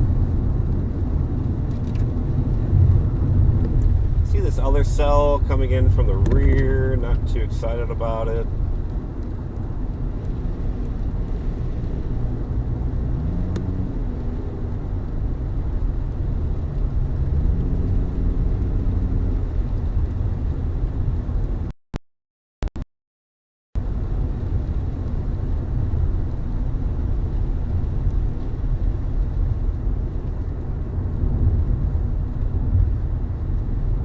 Miles will take highway, I think it's 44.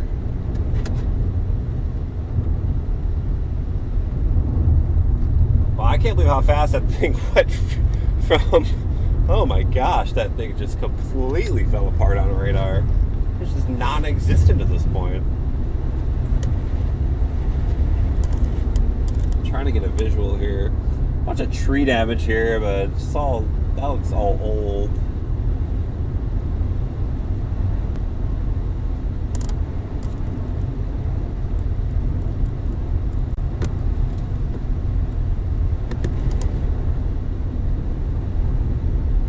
What's left of it, you can kind of see it right there. I mean, it looks like you can like see the whole cumulus cloud that's left of it. It's just a little guy.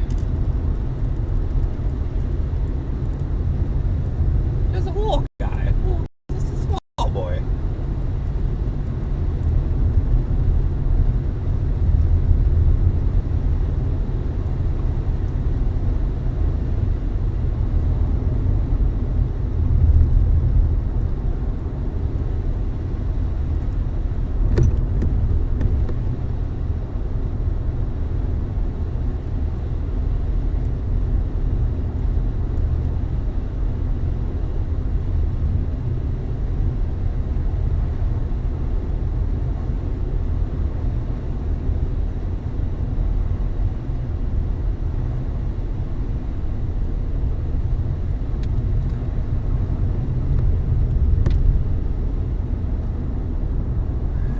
Another view of what's. Look at this! Look at the. You can see the whole storm. It's all that's left. A little cumulus cloud.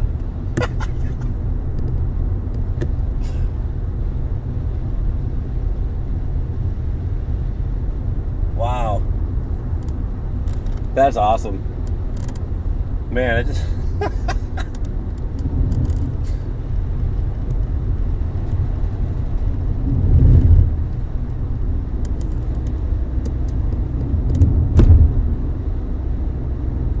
So small. There we go. That's a good shot of it here.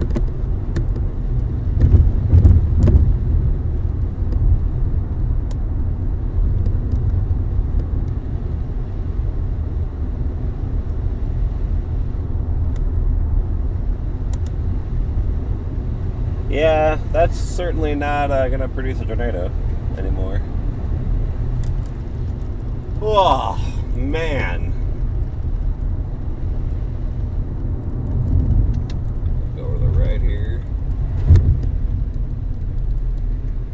Talk about just an absolute rapid downfall.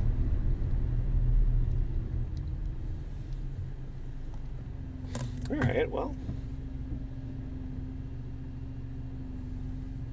there we go.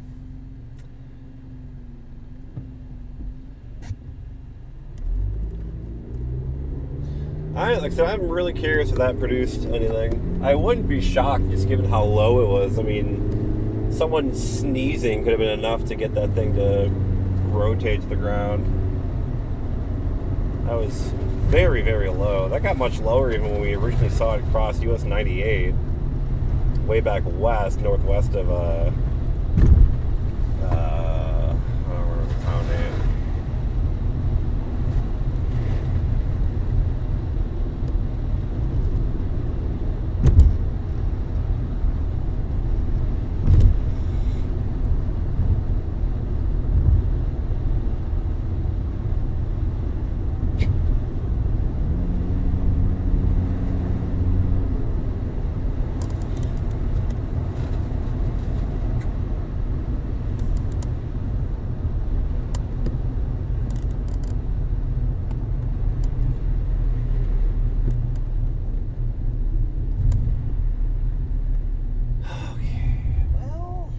Now what?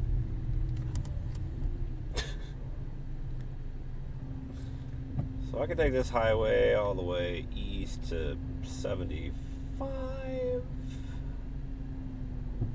Nothing else really is screaming at me. So she might be done. That might be it. Might be game over for the day.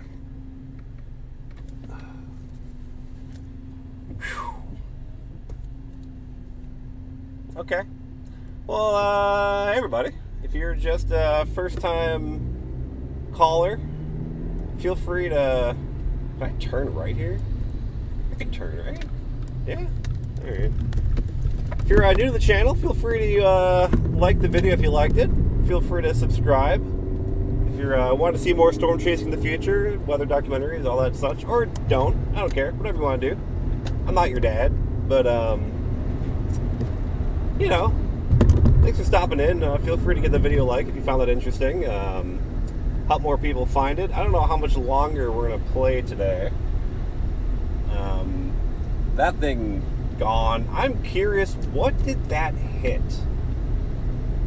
There had to have been some type of boundary or something that cell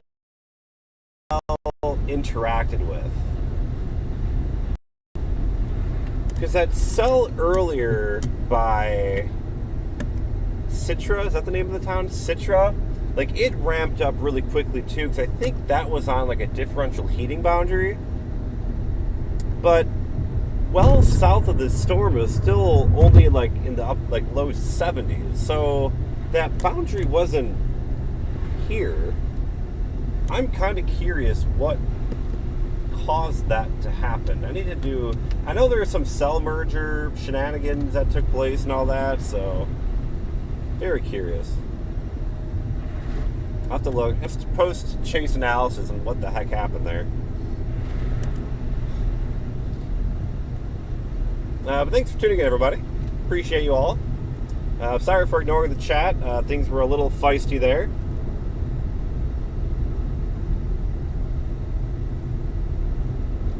I see you're all mostly behaving yourselves. I don't know. I don't really care. You guys can fight in the chat. Just sort of be civil.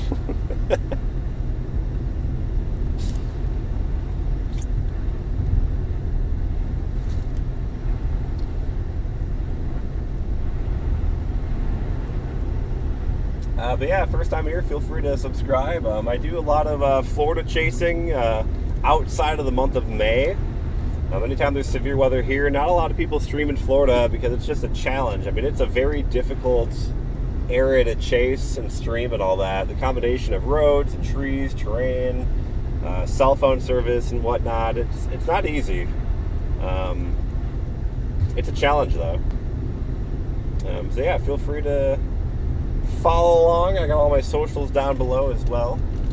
Otherwise, if you're just here for this one stream, that's cool. Thanks for stopping in. I'm not going to end it yet. I'm gonna kind of just keep. I think you need a modded chat. Yeah, you know, I have one technically. I do have one mod. I think he might be gone though. He was here earlier.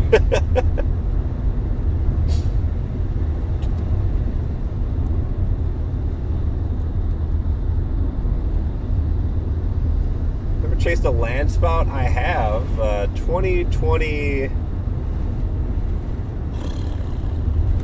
That was Stratford year, I believe. So that'd be 2023. We got several land spoots in Texas on 2 different days. Got a nice land spot in Iowa one day.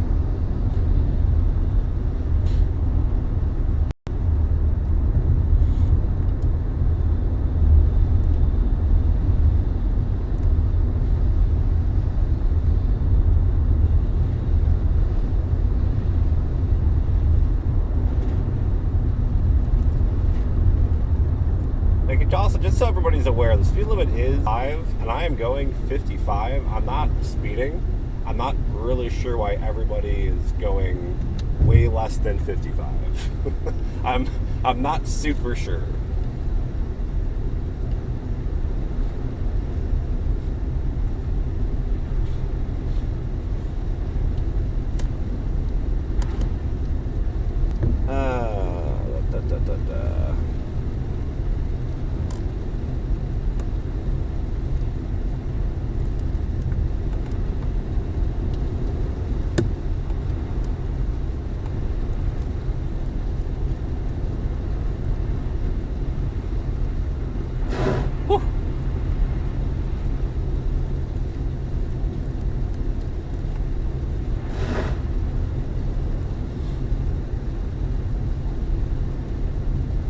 Oh yeah, I'm definitely not taking I-75. That's there. We took 70. If you weren't here earlier, we took I-South from further north, and the northbound traffic was insane. I'm guessing it was mainly spring break people like going back home up to the north.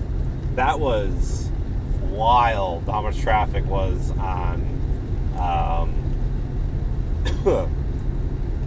75. Also, I'm not giving up yet. I'm just getting east. I'm going to have to get east either way. It's going to be a lot easier to go south on 75. I can go south on 75, just not north on 75. I'm either going to go south on 75 or east on 4. Just kind of watching these cells by the Tampa St. Pete area right now. I'm going to try and figure out the next play.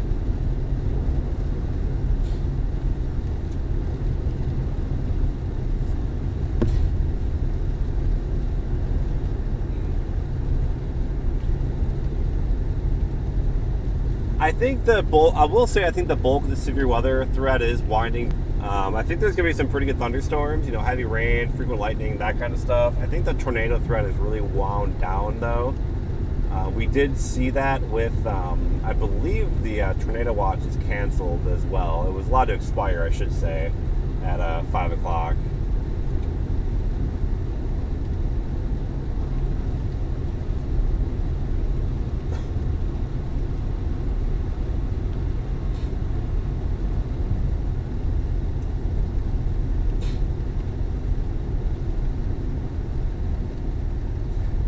I did just get a message about that EF4, by the way.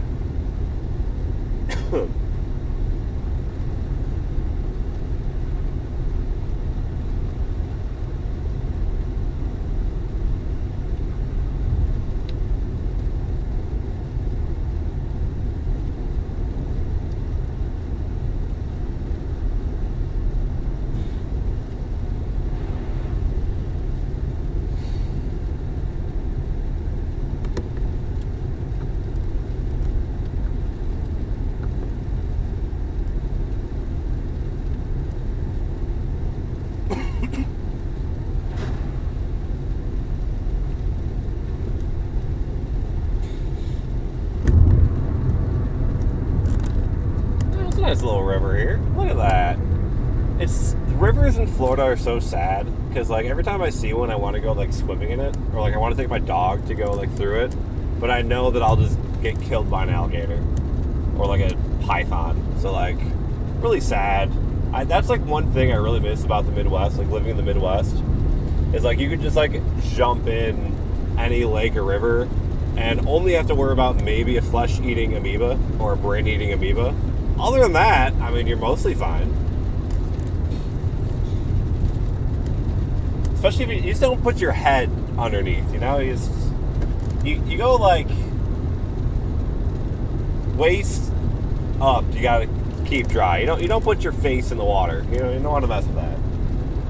Especially like in midsummer when the water is like bath water. You don't want to mess with that.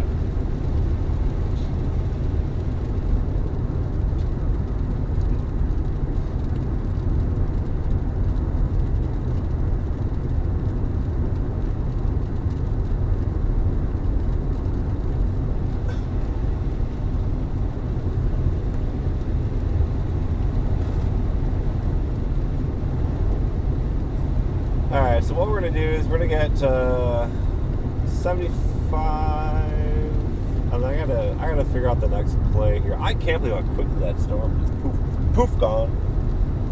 She gone. We're going to go, 75 is coming up here. Looks like 75 southbound is still good. Mostly.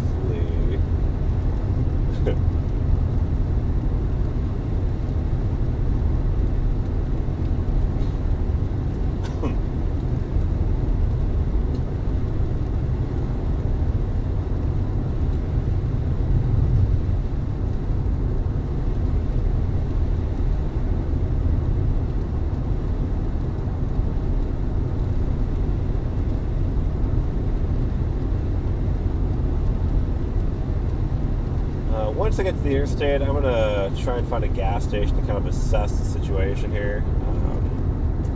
Right now I'm just kind of watching cells down south by Tampa St. Pete, but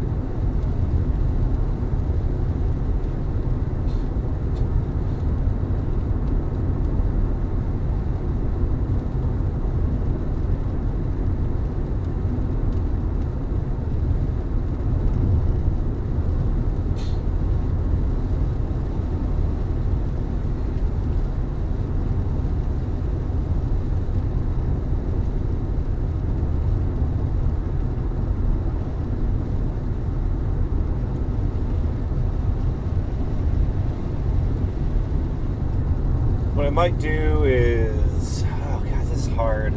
Storms are just,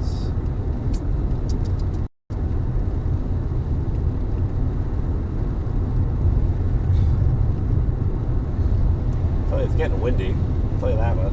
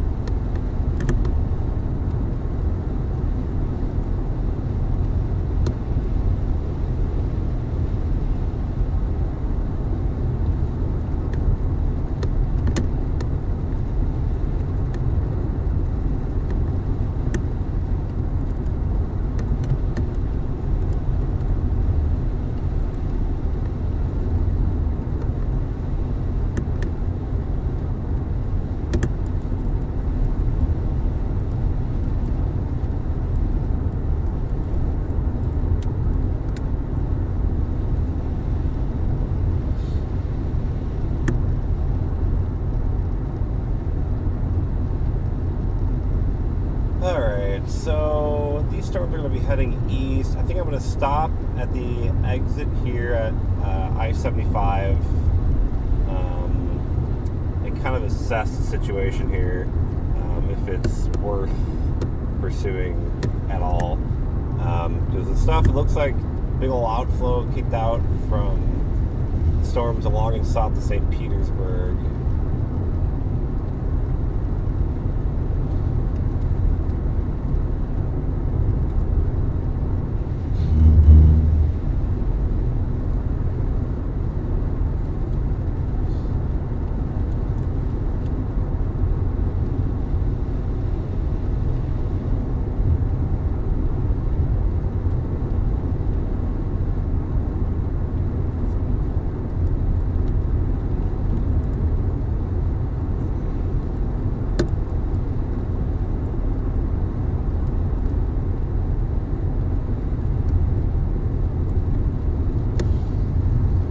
Of course, it's a tornado warning in Clearwater now. Okay, well.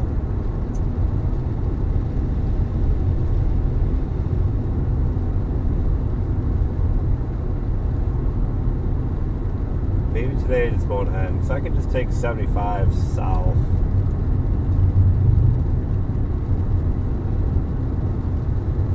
And that would take me basically right to it.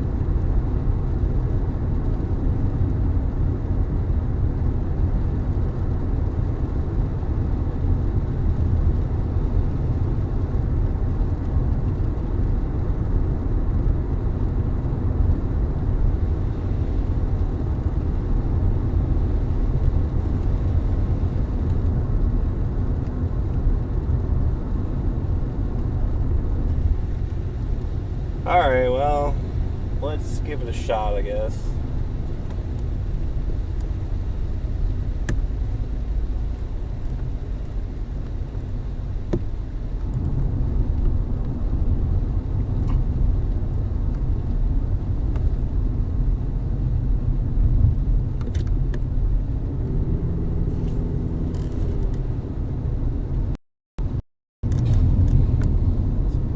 South.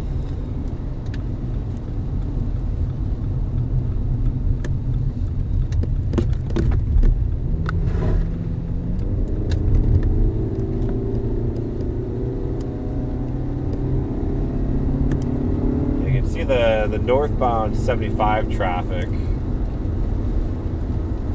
just a absolute nightmare.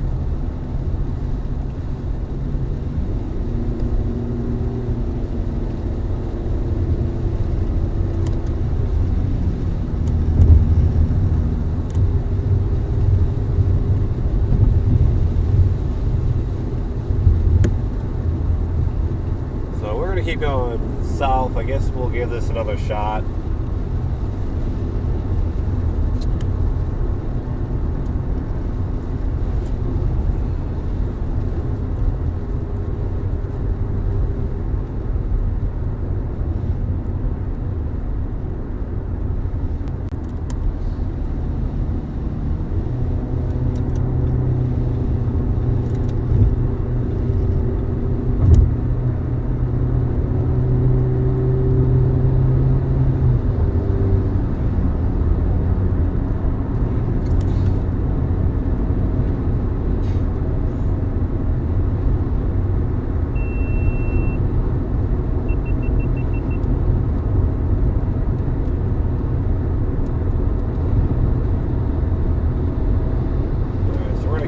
Going south, we're gonna see what we can make happen with stuff down by Tampa St. Pete. I guess we'll give it another shot.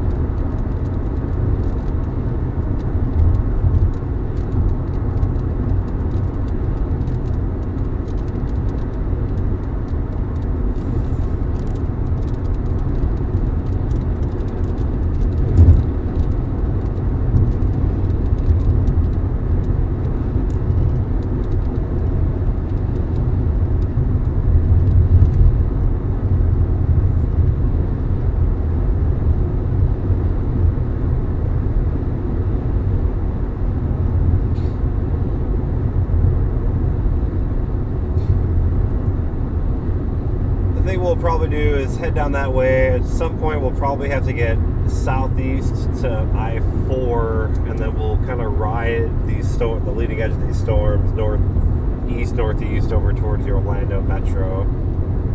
That's probably going to be the way to do it.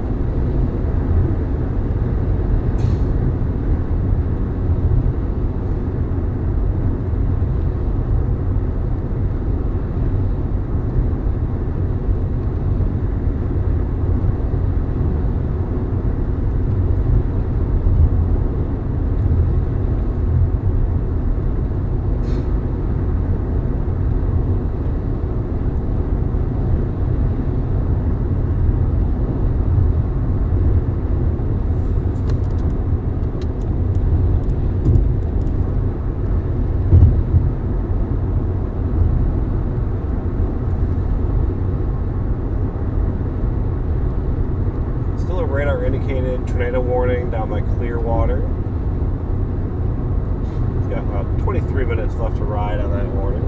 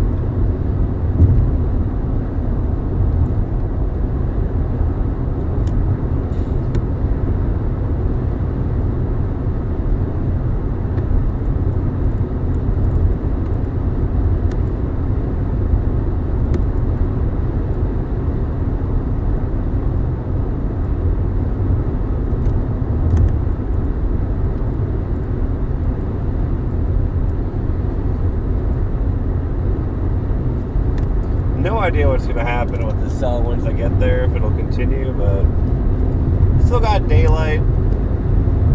We'll give it a shot.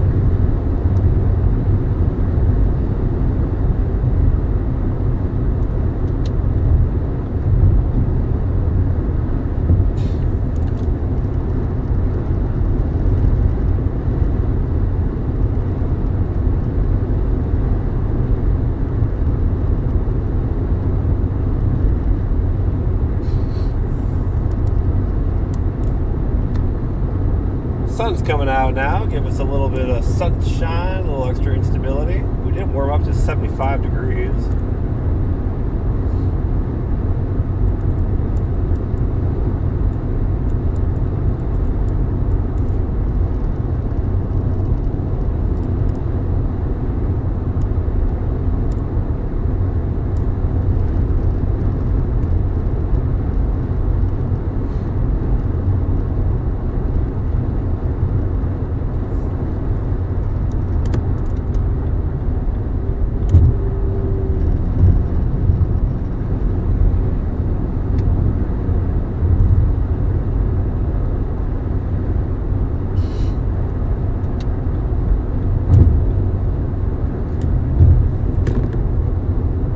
Horseshoe.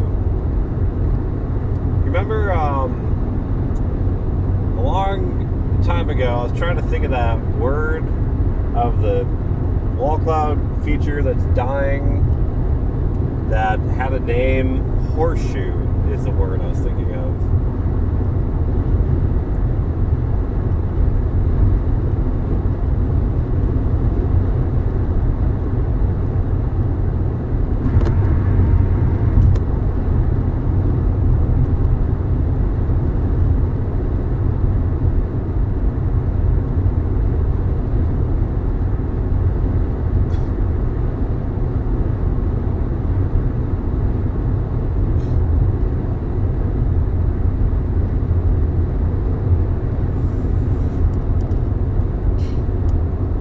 It would be kind of funny if these like tiny little cells coming in off the Gulf again kind of do what the last one did.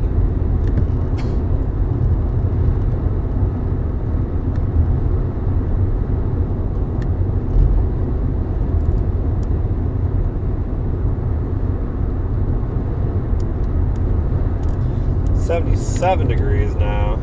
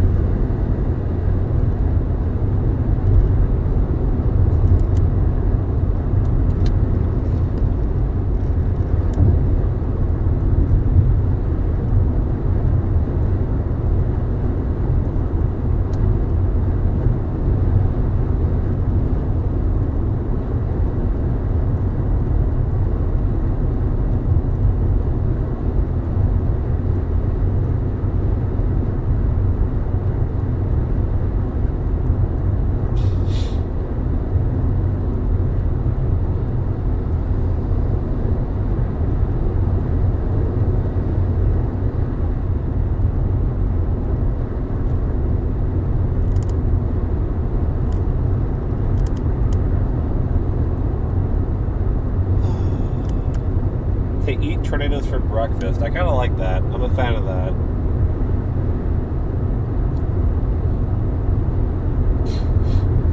I try, you know. I enjoy me some tornadoes.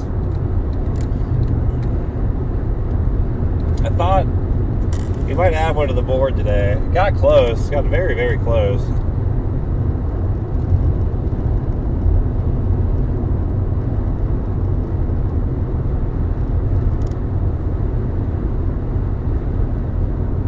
Got a lot of Floridians watching. Love that. Thanks for tuning in, everybody.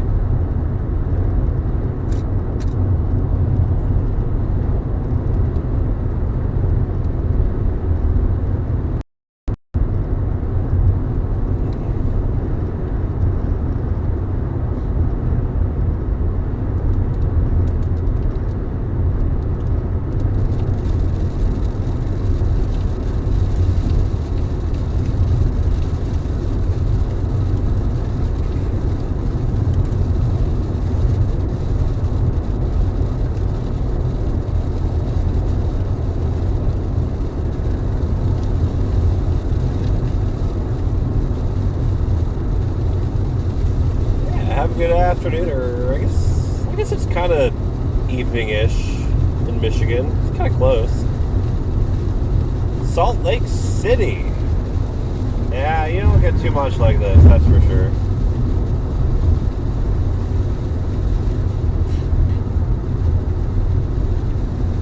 The beer was good. I should have maybe taken that beer from that VFW haul I drove by. They were offering.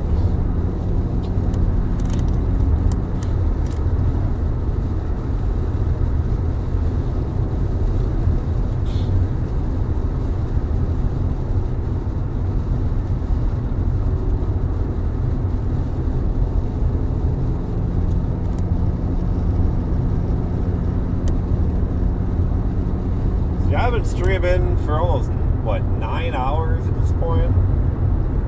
How long has this stream been? I don't even know. What, 8 hours and 50 minutes? I think I started at 9, right? 9 a.m.? So closing on 9 hours.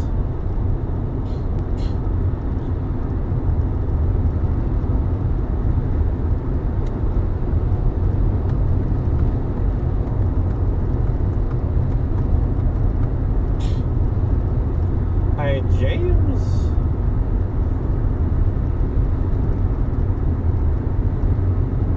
Notable events? Yeah, we had that was our second tornado warning. 8 hours ago, yeah. It's been going on.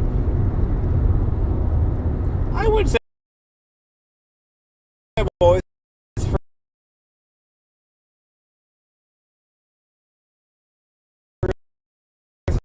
Chase, I like to think so, but in this neck of the woods, a little bit more so, but you know, I like that high risk yesterday in like Alabama, Mississippi, and all that. Like, I debated it. I had quite the debate about it, about what to do, and ultimately decided not to.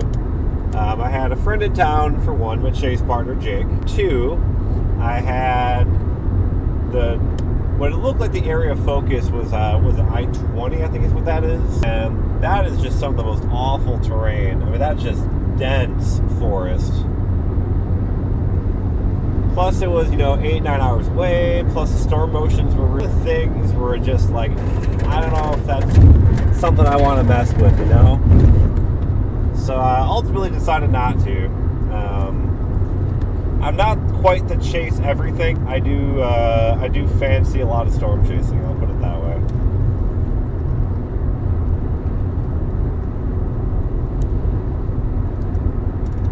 Been storm since 2011, believe it or not. 2011, my first year chasing. I actually was streaming then, way back in the day too, but not on YouTube. YouTube didn't have live streaming capability at that point. I was on YouTube. That's dated me a little bit. It was Ustream that I was on. I think Ustream ended up being like bought by, I want to say it was like IBM, something like that. Every time to go on a chase in another state, oh, I go all the time. If you look through the videos of my YouTube channel, you'll see stuff all the time, all over the place. Every spring I go on a chasing vacation in the Midwest, Central Plain. Yeah, I chase wherever. I have been chasing forever too.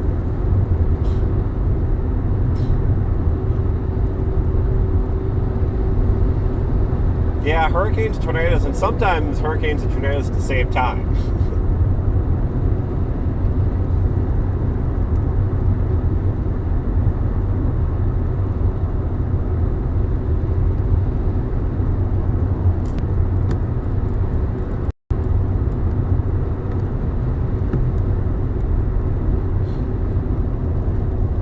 Still watching that tornado warning down by Clearwater. Just gonna give it a chance. We're kind of just popping down south. Gonna see what happens here. Hurricane Milton, there were 46 tornadoes. Might be more, but I believe it's 46 is the count that I had at last check.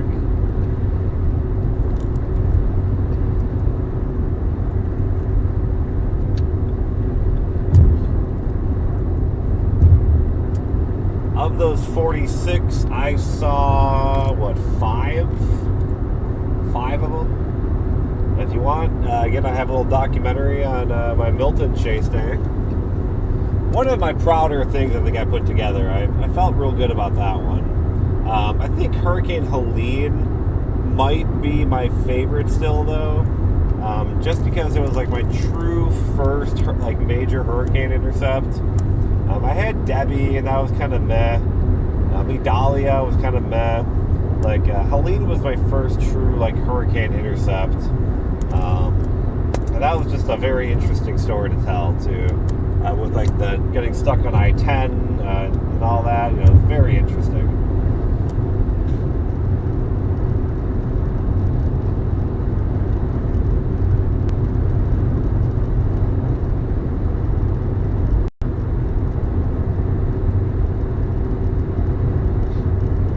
Hard to tell about the hurricane season. Really, we probably won't have a really good handle on it for another, probably till May. Typically in like early May, I think we can really start kind of seeing how the table is set.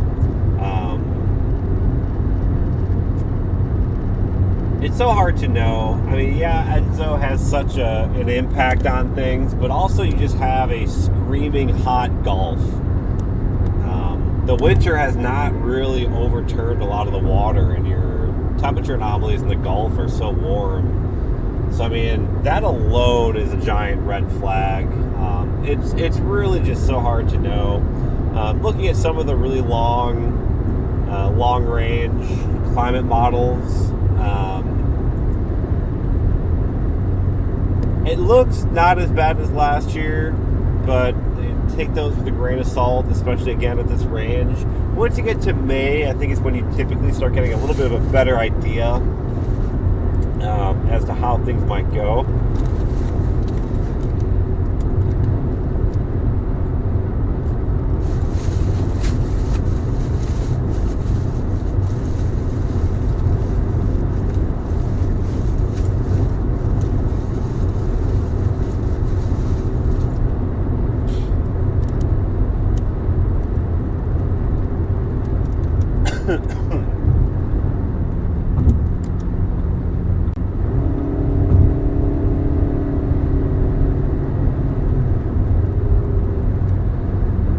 Ready for a hurricane to get you out of work.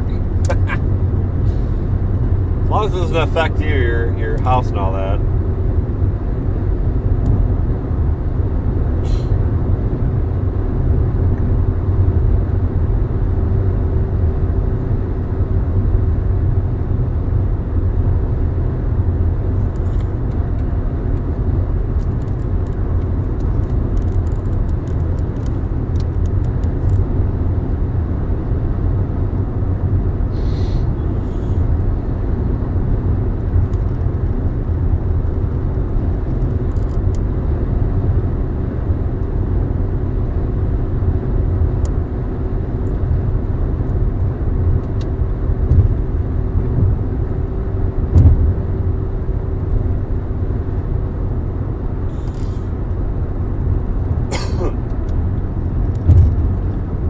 day Milton took down my backyard fence.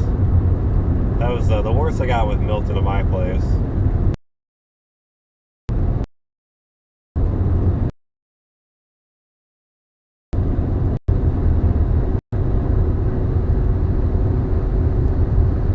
Thankfully, nothing too bad. And thankfully, I have rockstar neighbors who were able to get it fixed.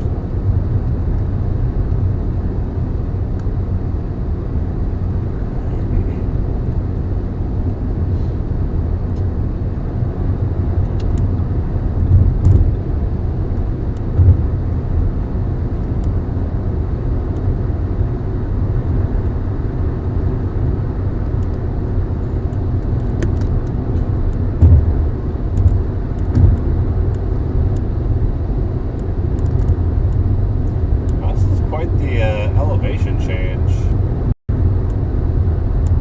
How bad is it lagging? Is like the audio lagging, or is it just video? If it's audio, I might need to reset the stream real quick.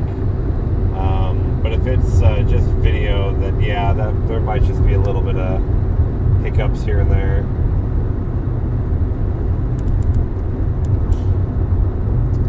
Seeing I did have a few dropped frames there, 0.2%, both audio and okay.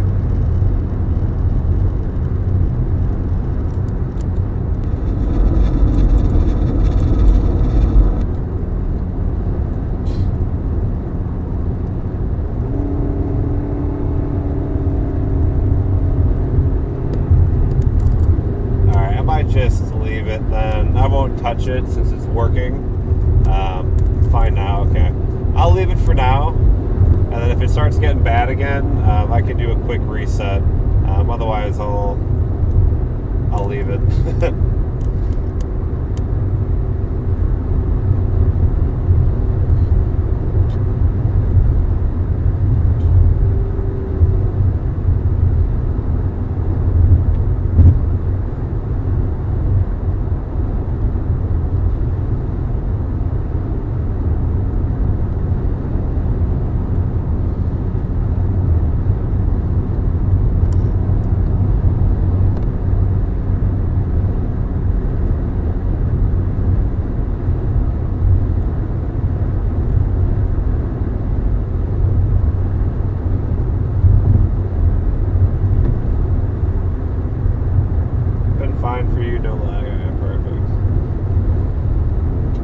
Yeah, right now I'm back to just Starlink.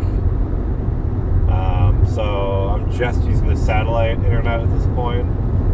So it's possible that there there could be little hiccups here and there.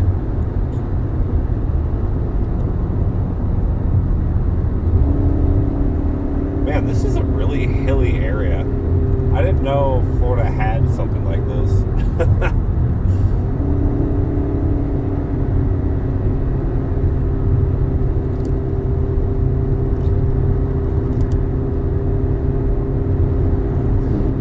Control in this car really hates hills.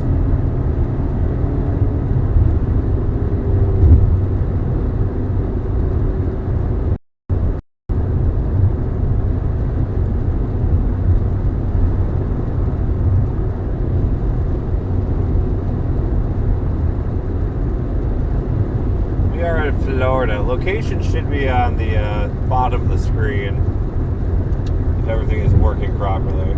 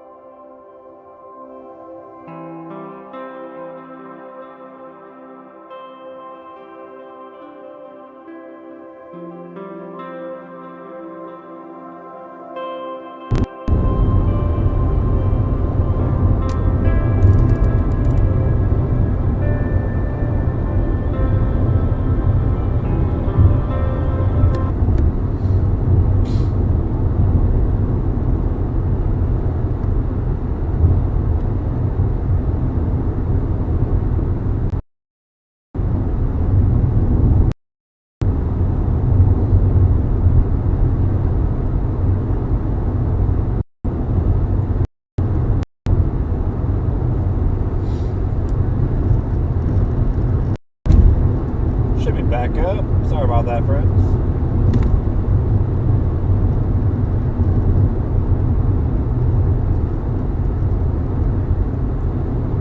At some point here, I'm probably going to have to turn my Verizon on. I'm starting to get closer to that pretty large storm down here.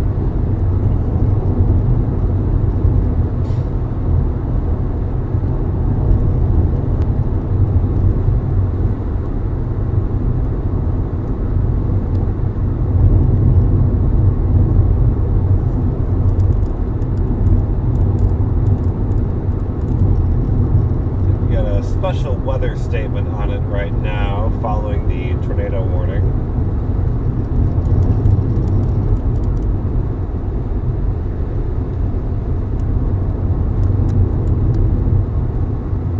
Very much. I tried to make it originally I didn't know if I was gonna put audio or something behind it, but I thought like a nice soothing music would be better. I didn't know what to do. I thought like a nice please hold. I'm just glad it works. That took a long time to figure out how to get working properly.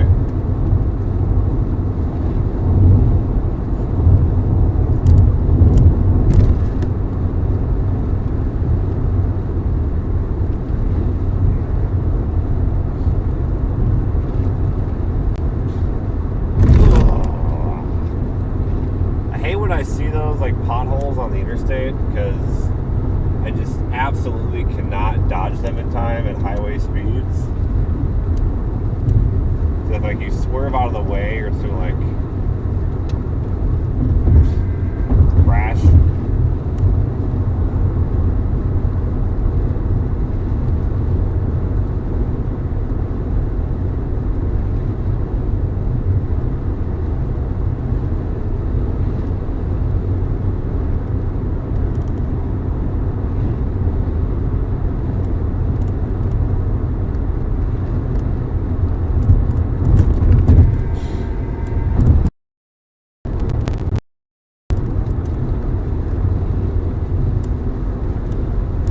be time to fire up some Verizon here to see what happens.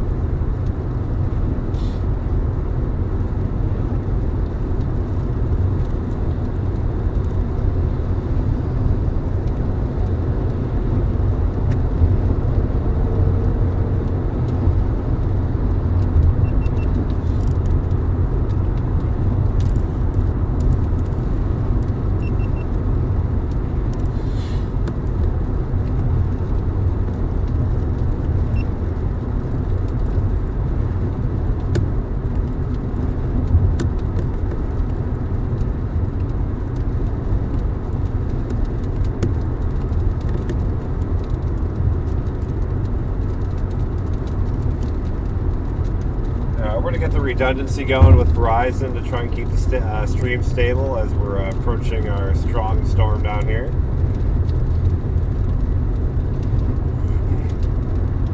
We're starting to move into the Tampa-St. Pete metro area.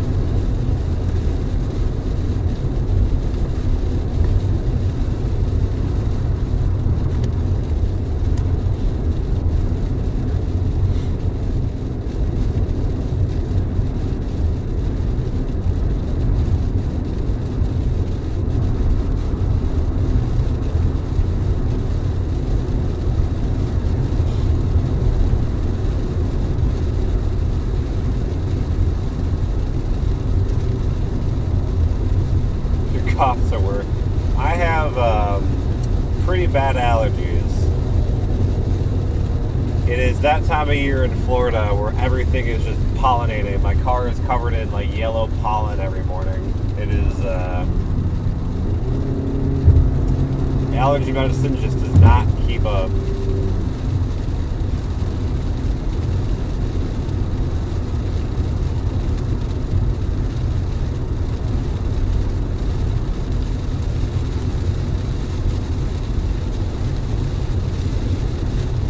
Well, we're going to just keep going on I-4 against every instinct that I have that says get the heck off I-4 or I-75, excuse me.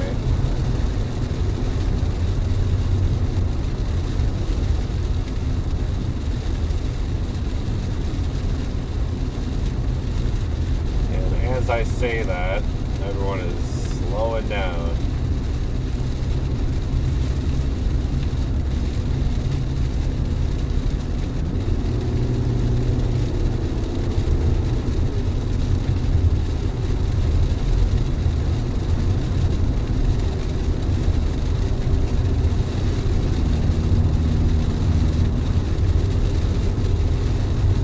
Chat, if anybody's watching the selection show for March Madness, let me know where Clemson ends up. I would be very appreciative.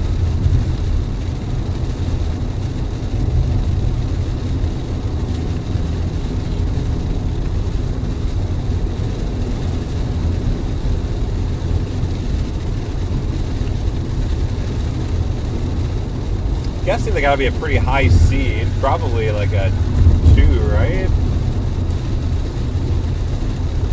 3 at the worst, but probably a 2 seed.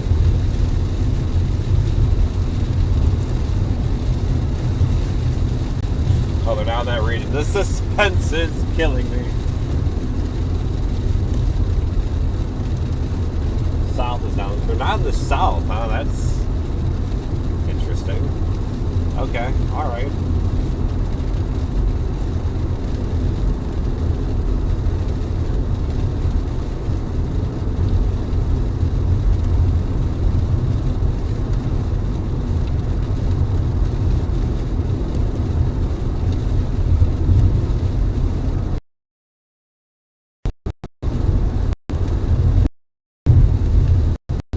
Alright. Well, what do we do here?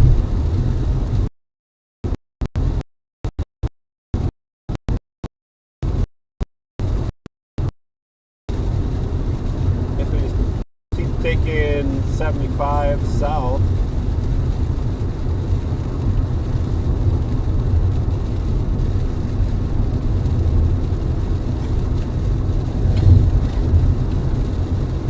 I've also been talking for like 9 hours. That takes a lot out of your voice. That is kind of part of the reason why I've gotten a little quieter.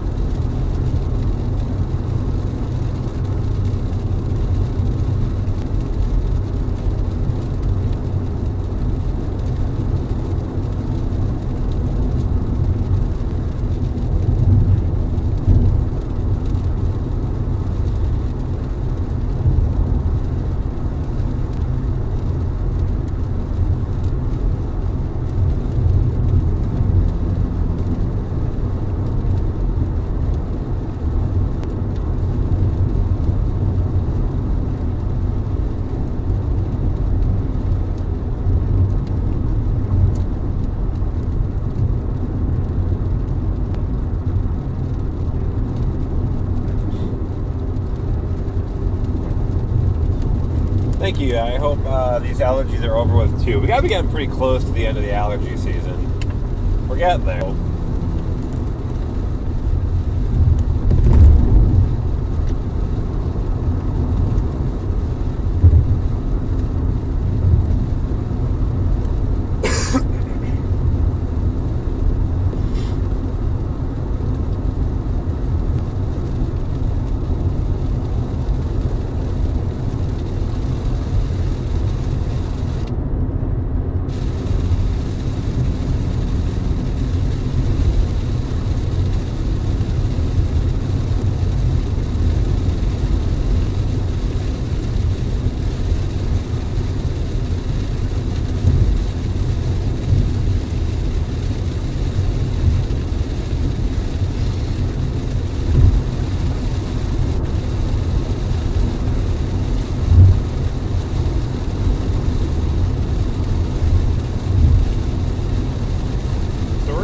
Tornado warned storm that's by Clearwater. We're pushing south. Right now it's under a special weather statement.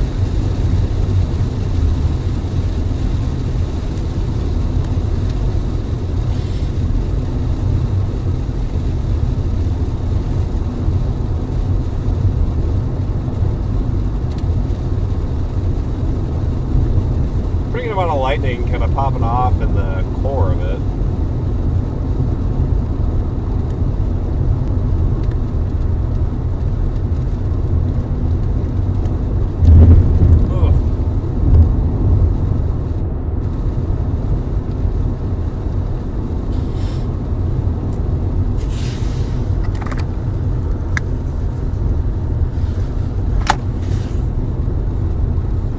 Audio is going to cut out for a second. It's just going to be me doing something. Stand by.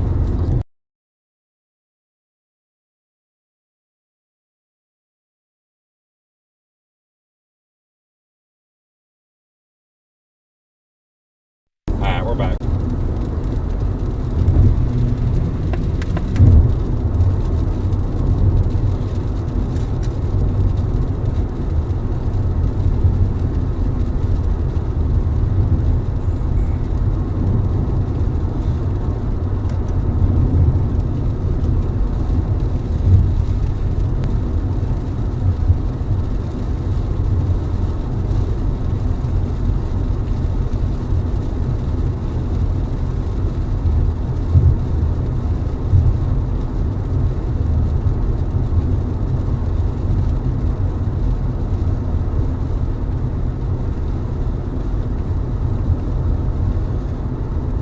big lightning jump in the core of the storm. I think we're gonna try and find an exit to kind of watch this thing kind of come at me here.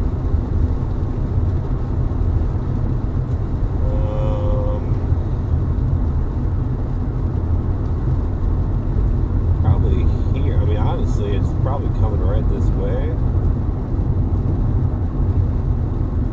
I guess we get off this exit here.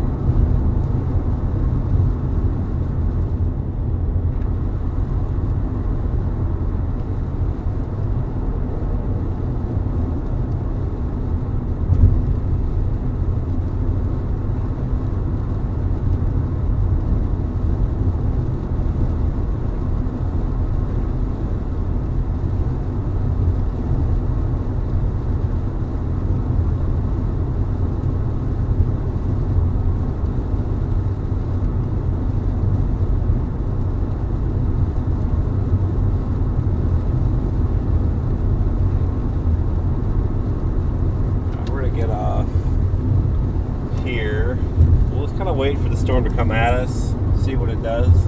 Looks like it's got a little bit of a inflow tail. Kind of see right above into the road. It's kind of blowing left to right into the storm. Little inflow feeder tail.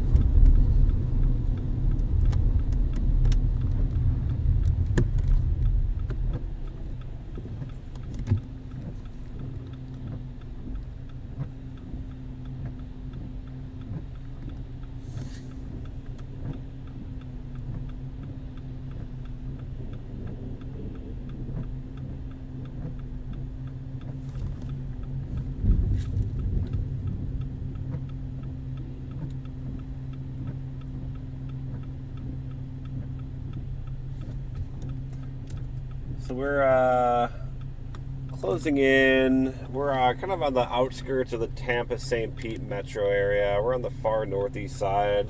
I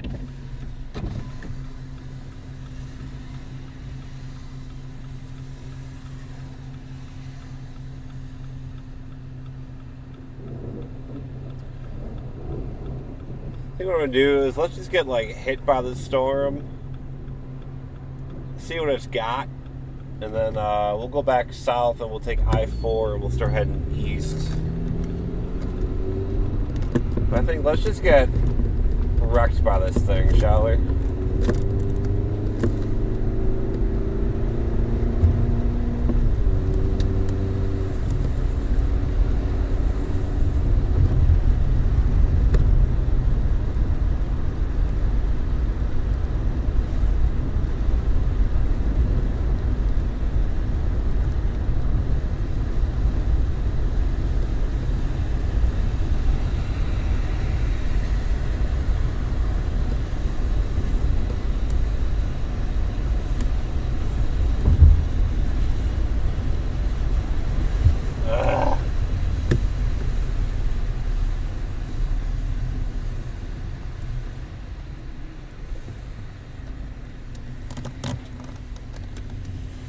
A lot of CGs.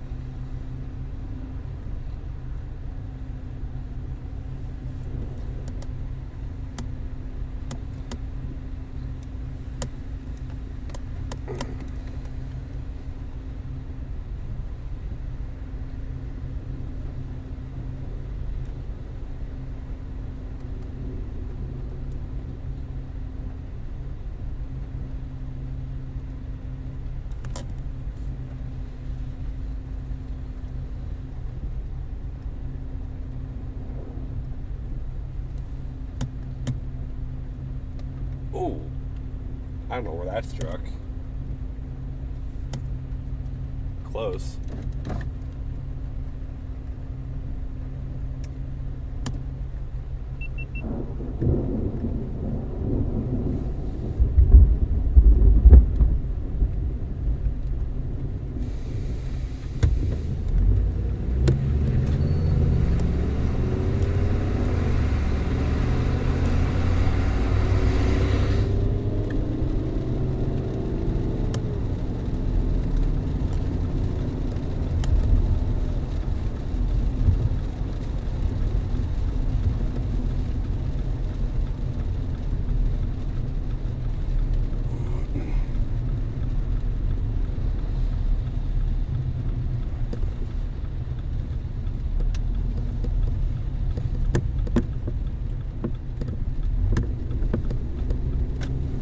Trying to find a place to park.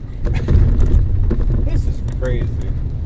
I didn't think this area was built up. Just wanted a nice flat parking lot. I think this will work.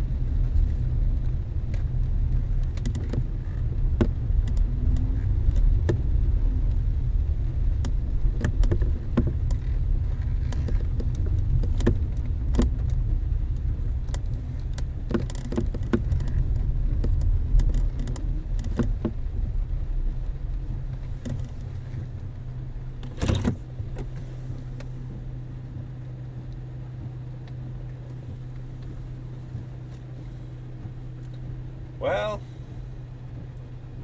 see what happens here.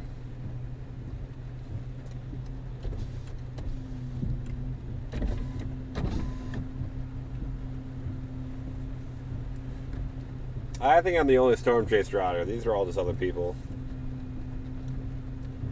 Clemson's a 5 seed? Oh my god. The disrespect. Going into tournament week, weren't they rated like 8?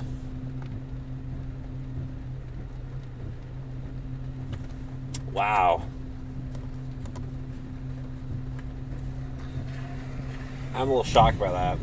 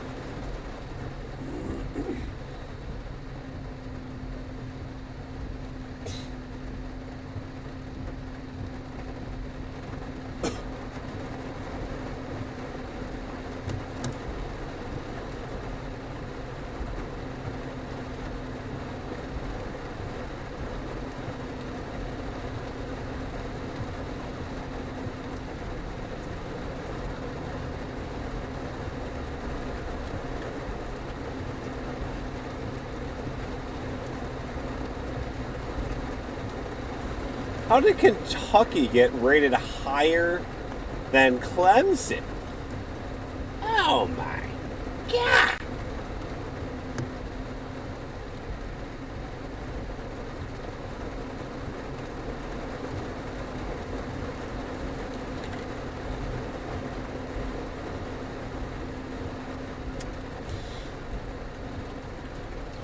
Yeah, it's raining.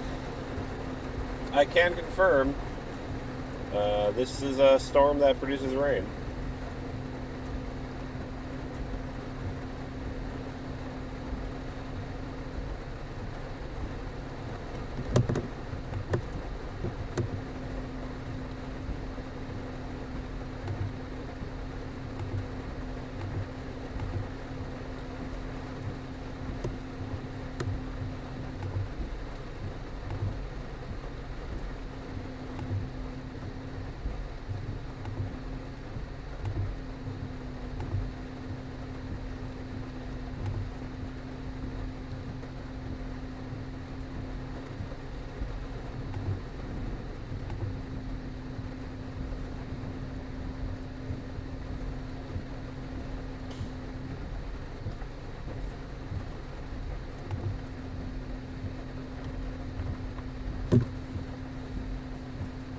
Looks like this storm is kind of falling apart.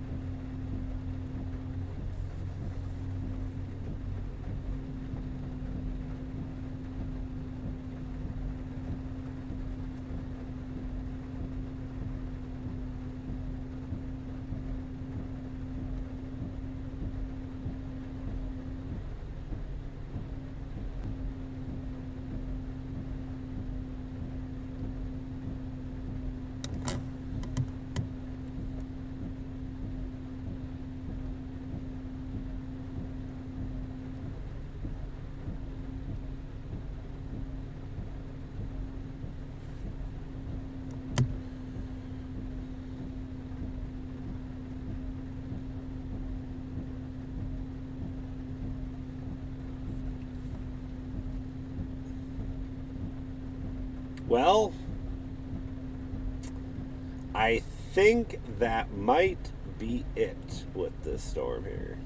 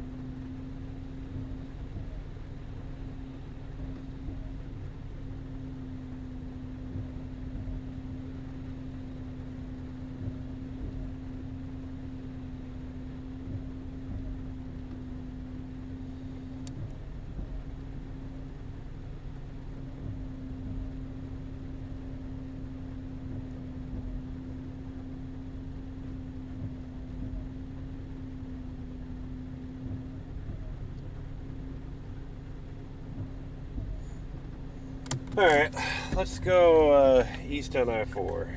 See what we can get out of this, if anything. Otherwise, it really looks like things are downtrending here.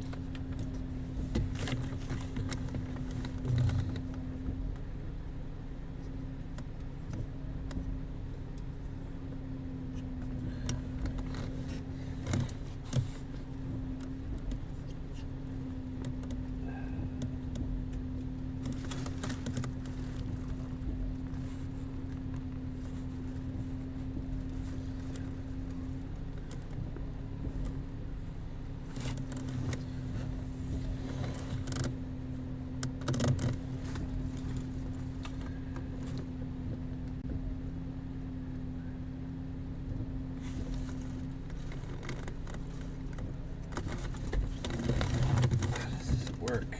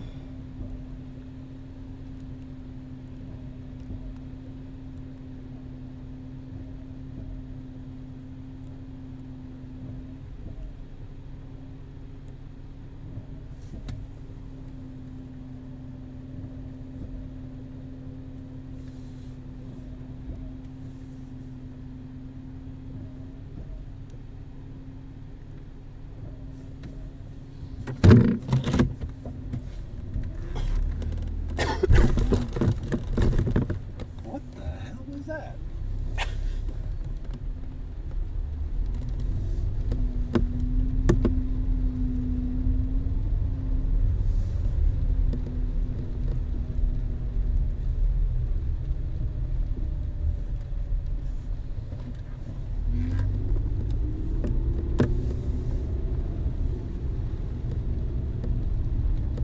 Alright, we're gonna go east on 4 and we'll just kind of see what happens here for a little bit. Otherwise, I have in my GPS my dinner plans. We'll see what happens.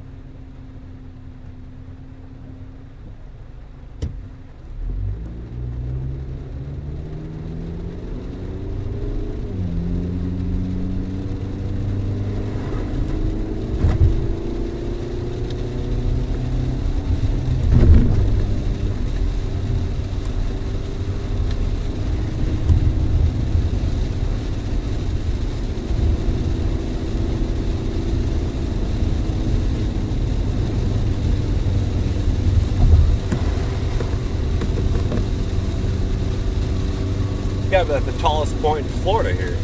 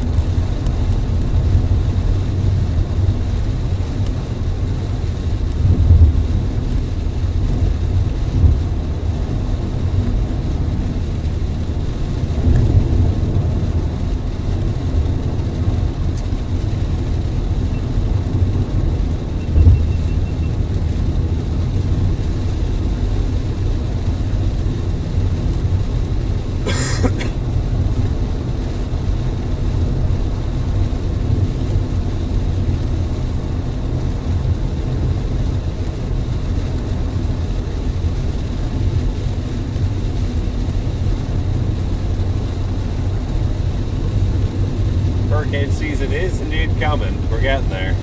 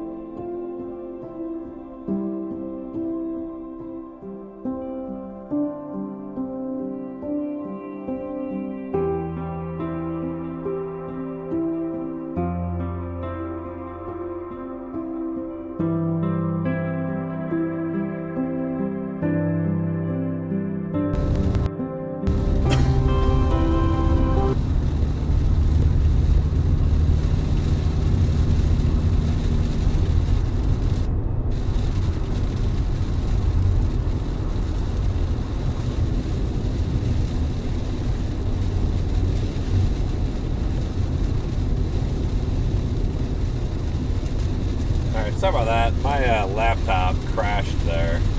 I think we're back up and running.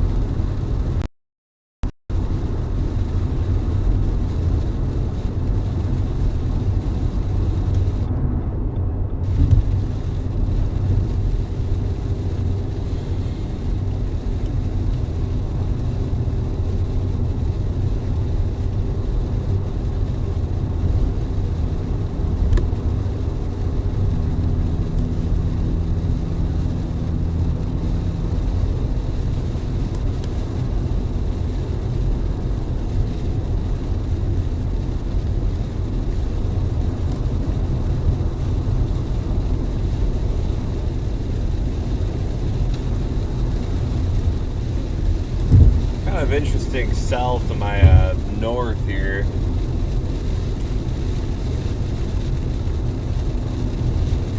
Let's see if we got another visual.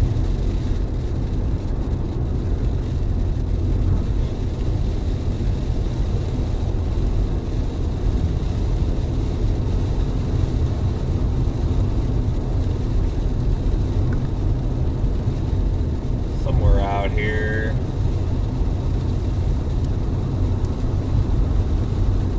Kind of see some decent storm structure down there. I don't know what that is. That would be that cell south of Land O'Lakes, north of Tampa.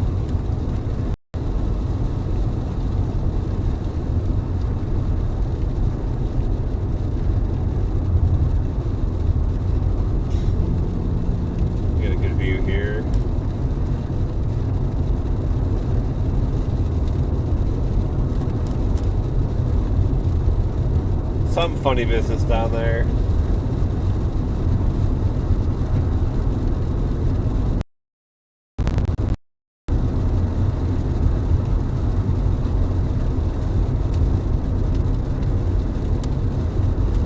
Another view here, maybe.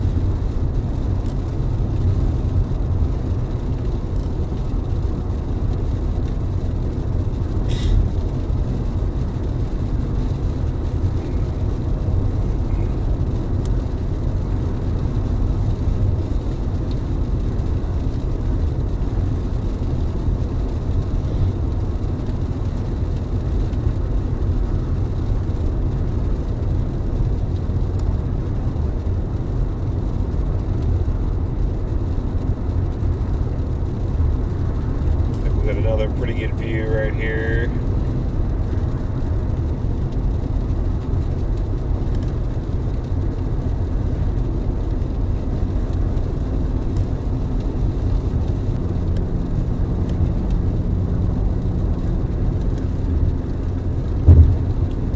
It's interesting. I don't really know what I'm looking at, but it's interesting.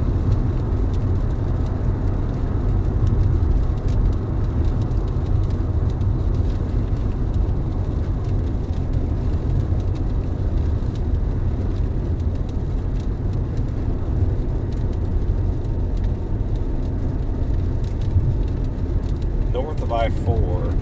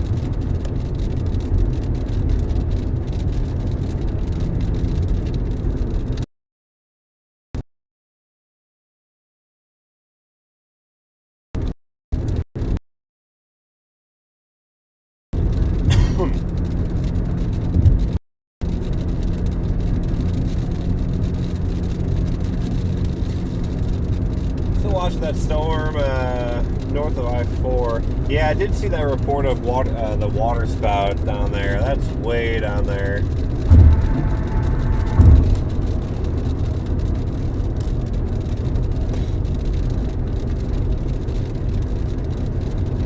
So I just put that's the cutest little tornado warning.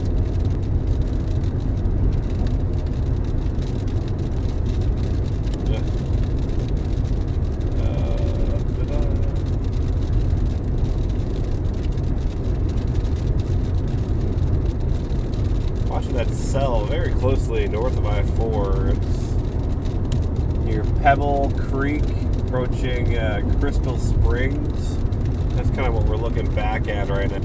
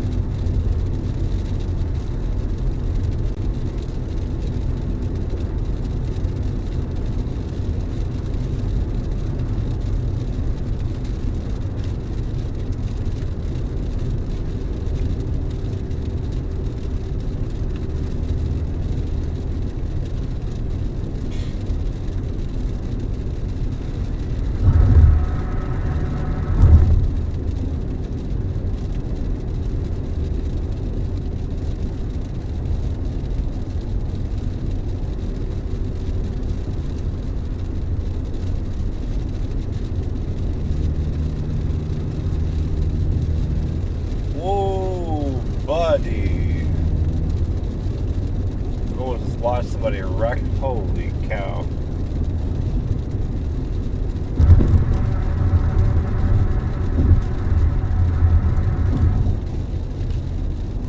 Guy passing on my right. I think he might need a new pair of pants. He almost absolutely ate it. Went to turn left. And that red car that's just passing by my left now, he was right in his blind spot. That was brutal.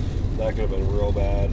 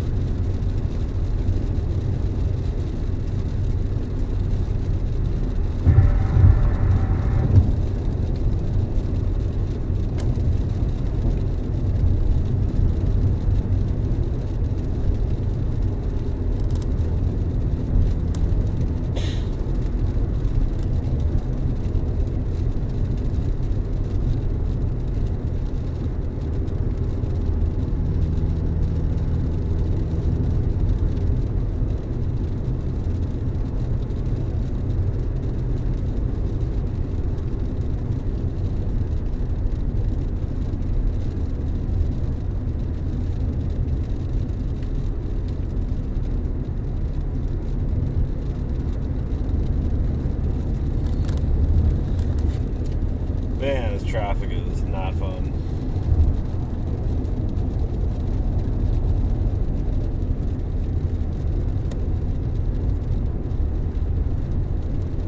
That storm just went tornado warning to my oh my god.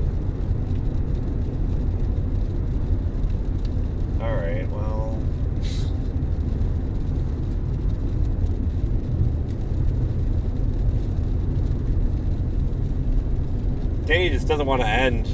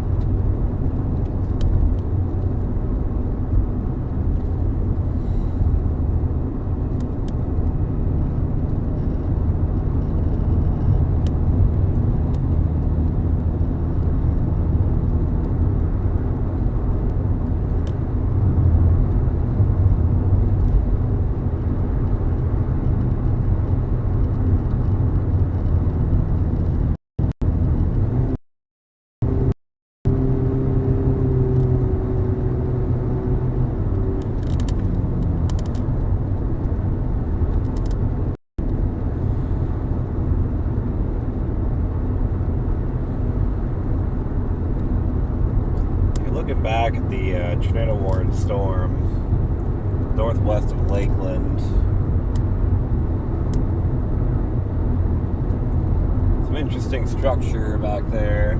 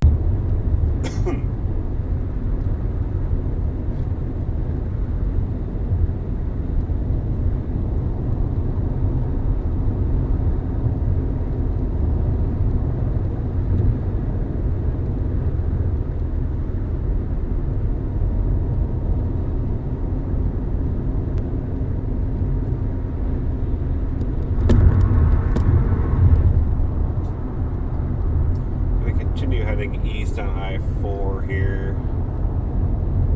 Not gonna beat it on I-90 or on Highway 98. I also have some responsibilities in Orlando, so I have to kind of protect the city of Orlando from this. That's kind of why I'm getting east of them, in case these things continue to produce a tornado threat for the Orlando metro area.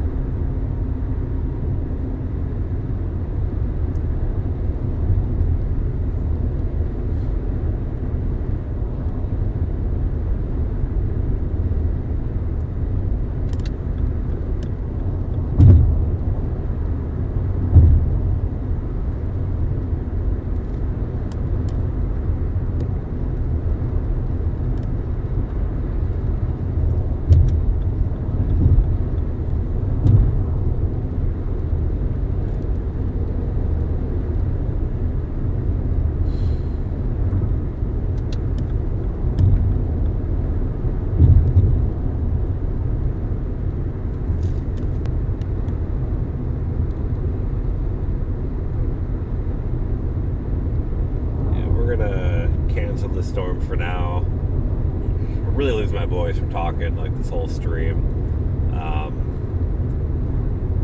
I'm gonna see, there's kind of going through a cell merger right now. I'm gonna kind of let that whole process play out. I'm gonna get towards Orlando. I'm gonna get dinner because I'm dying right now, and then we'll see what happens with the cell merger as it approaches Orlando Metro.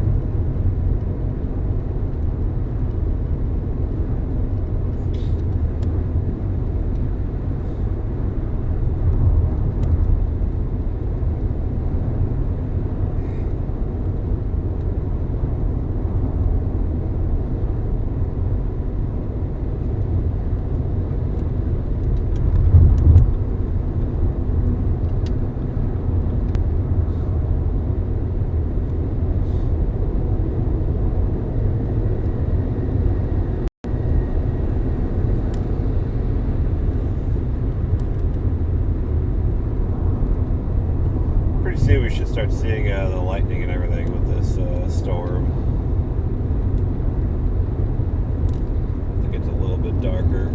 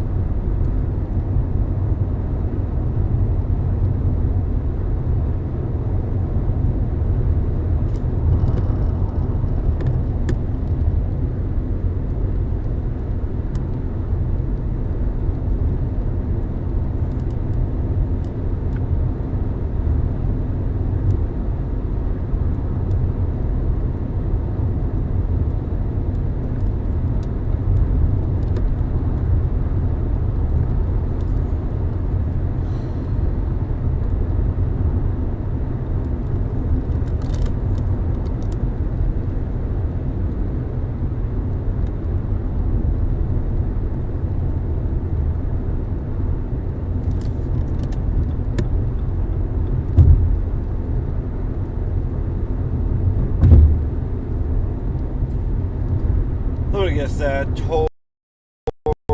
tornado warning is probably going to get canceled here, or expired here shortly.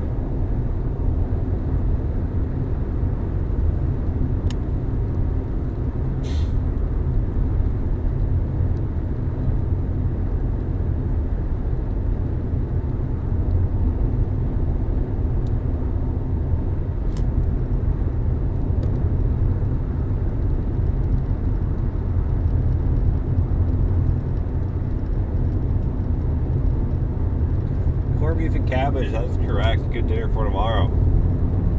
Is that tornado or hurricane? I don't know if that's directed to me or not, but tornadoes are my number one. I don't really like hurricanes that much, honestly. From a chasing perspective, I feel like I kind of like have to go after hurricanes just because I live in Florida. Not that I really want to, if that makes sense.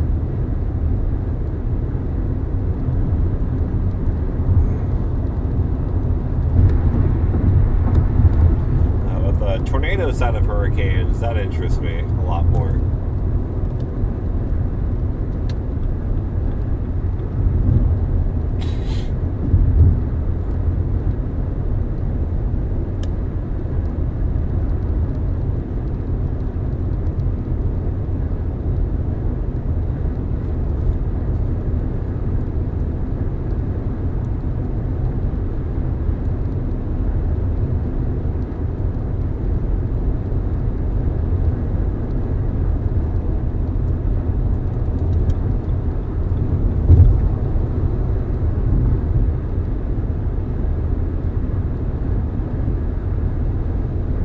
There's the tornado warning cancellation. Figure that was in work.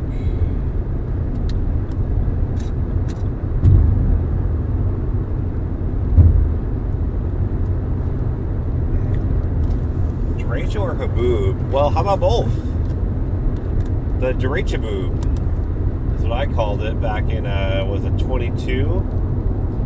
It was in, I think, early May 2022. We had that derecho in the upper Midwest, went across like western Iowa, South Dakota, and it was excuse me, so dry and drought conditions in the leading edge in Iowa. And I got the haboob in Iowa on the leading edge of the derecho, so we call it the derecho boob.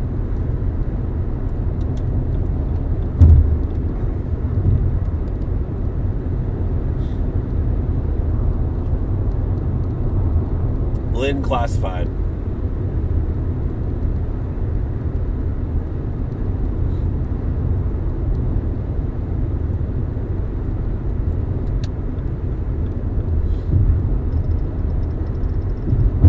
Got caught in a truck in a derecho. That ain't fun.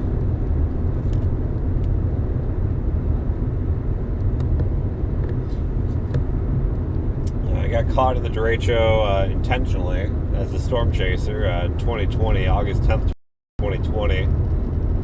Storm chasing it for my TV station and blew out my back windows from the powerful winds over 140 miles an hour.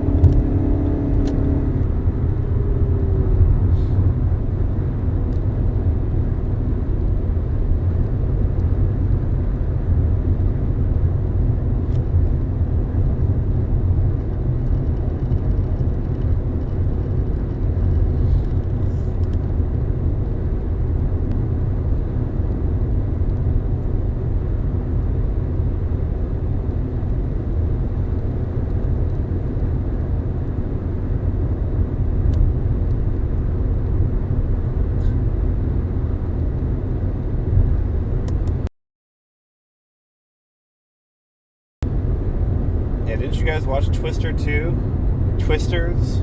Yeah, you don't go underneath those overpasses. That's big problems. That's a rookie move.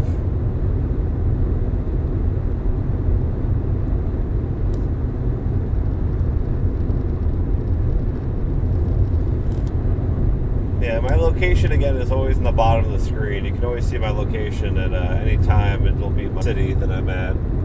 Should work anyway. Usually works. Disappointed in Twisters. I thought Twisters was great. I was a big fan. I think they did a very, very good job.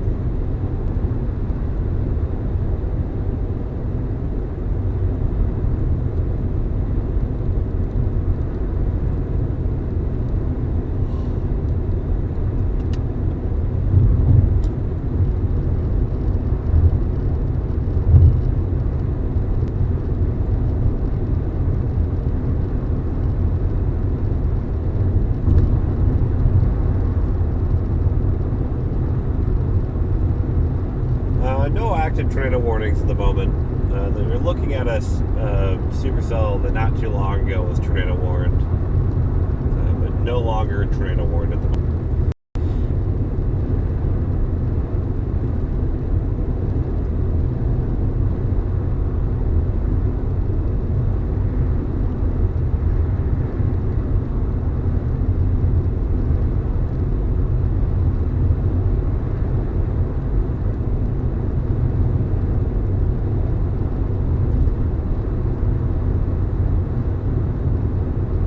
Sky tonight, blues and oranges, looks really nice.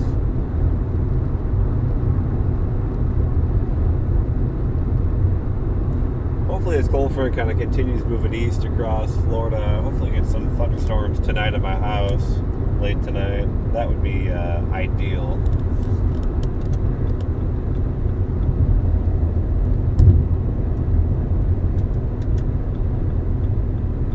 Water my plants.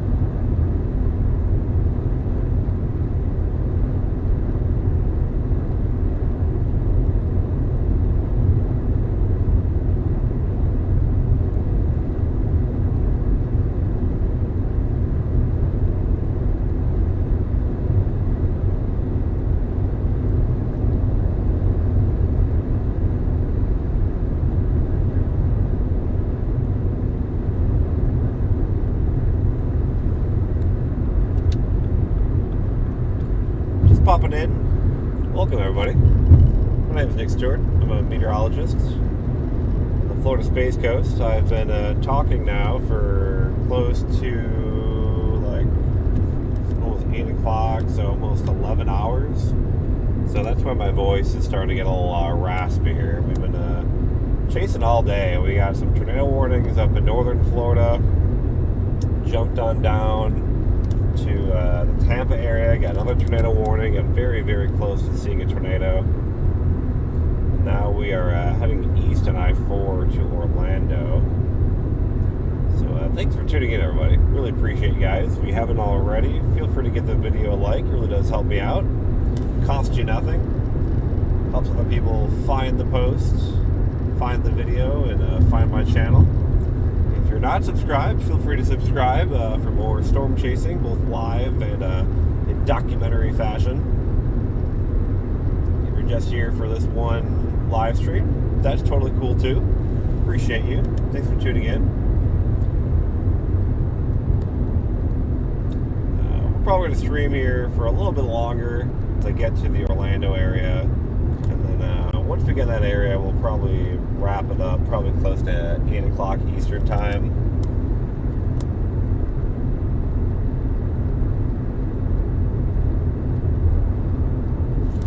If you're looking for more weather coverage, weather videos, feel free to check out some of the documentaries that I have on my channel here.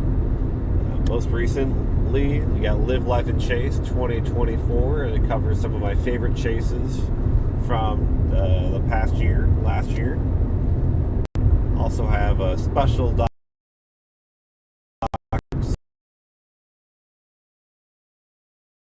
on just Hurricane Milton, Hurricane Helene, some of the other chases earlier in the year.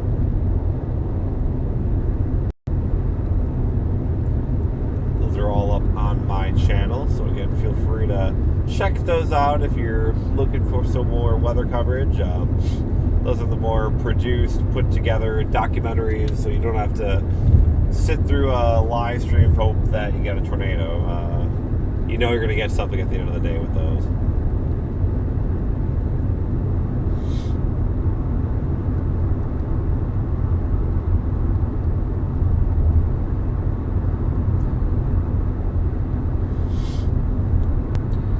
Hello from the Panhandle, Florida. Horse show, nice. Welcome to the channel. Appreciate you for popping in. Been up at the Panhandle a few times recently for hurricanes. Big Bend region of Florida. A little further west.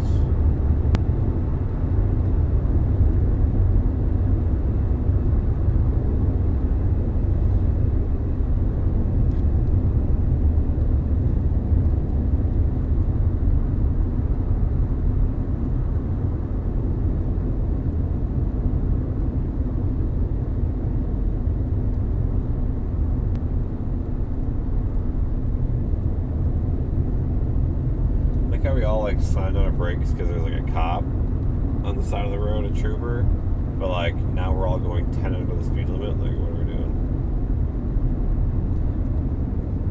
I've seen a fire-nado, not in person. Don't really chase wildfires too much. I have seen quite a few field fires in my day, especially in Iowa, Missouri. Had some pretty big field fires during the drought years.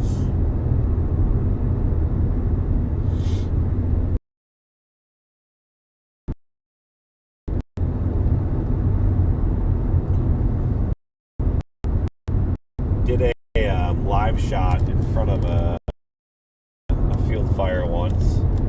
Thanks, Tiger. Yeah, I just needed to get hydrated and dinner and lay down for a while.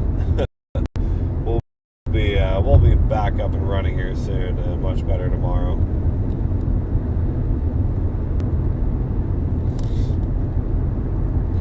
Need to knock these allergies out.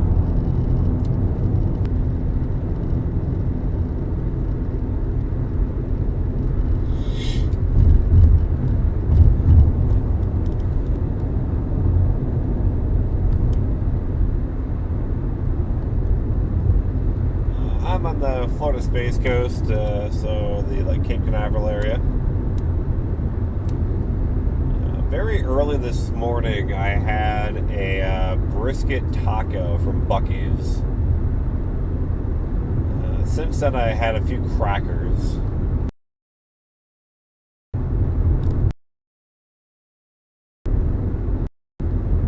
Peanut butter crackers. That's about it. I've had a Coke earlier, and I have been drinking water throughout the trip as well, but not a lot. I need to drink more water. Not chasing tomorrow. Nothing to chase tomorrow, I don't think.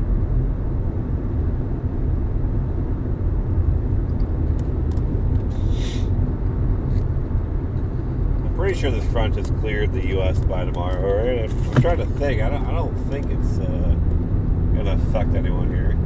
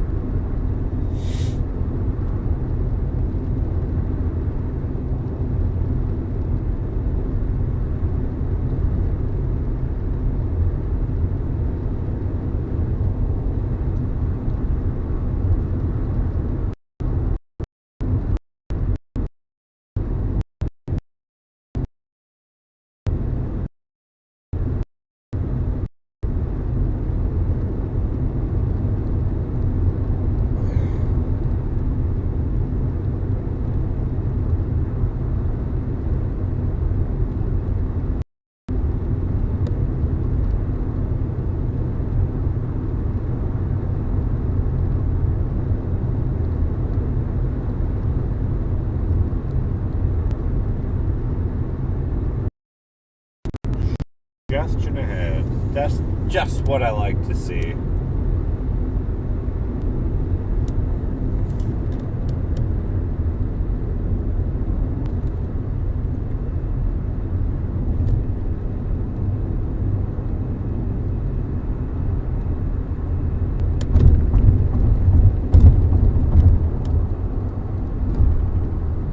Passing by Disney here.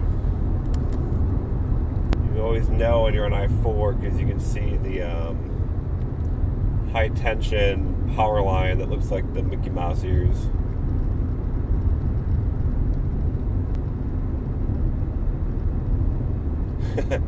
I always love that.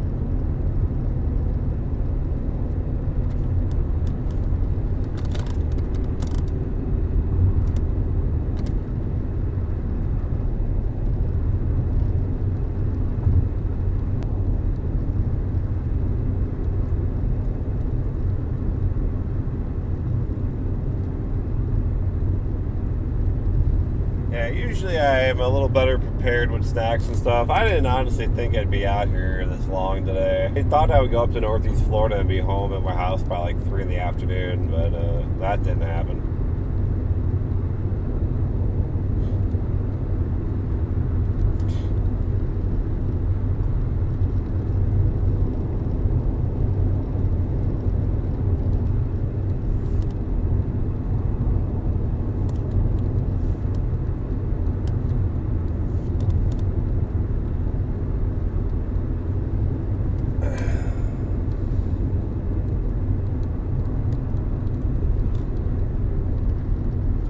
Think there are any.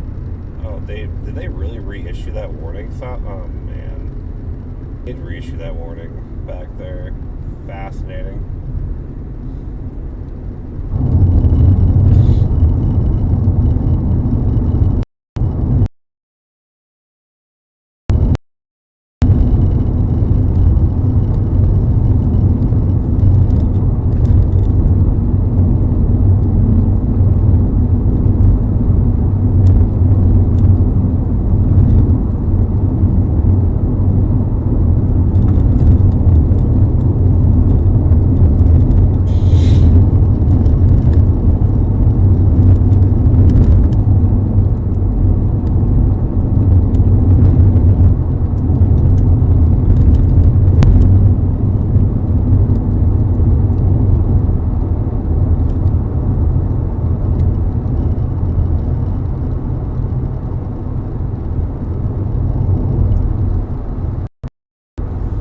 That's that southern cell that merged into it. Okay, interesting.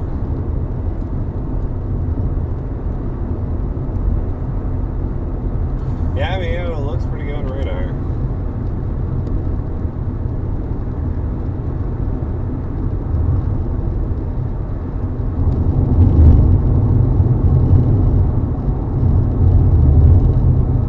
Gathering storm. I don't think I've seen that.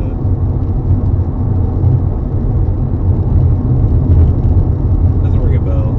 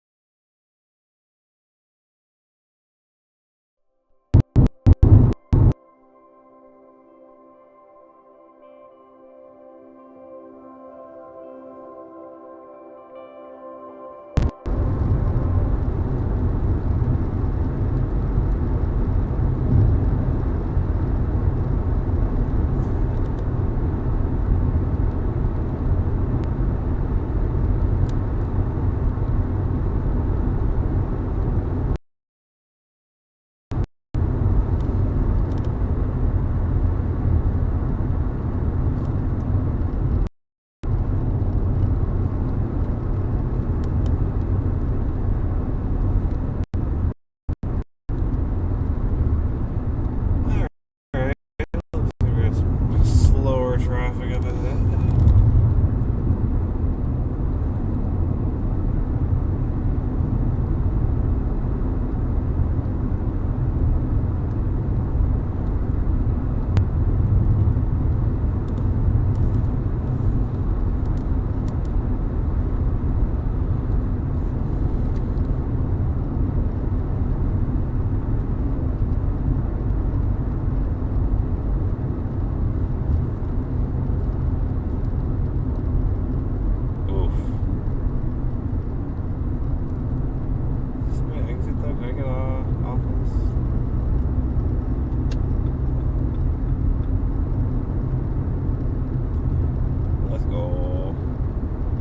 That back up. Let's go.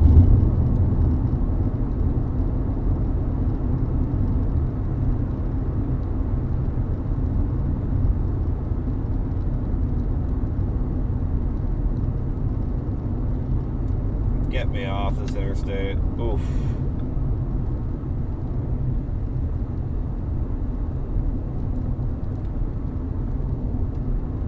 So we are in the Orlando Metro now.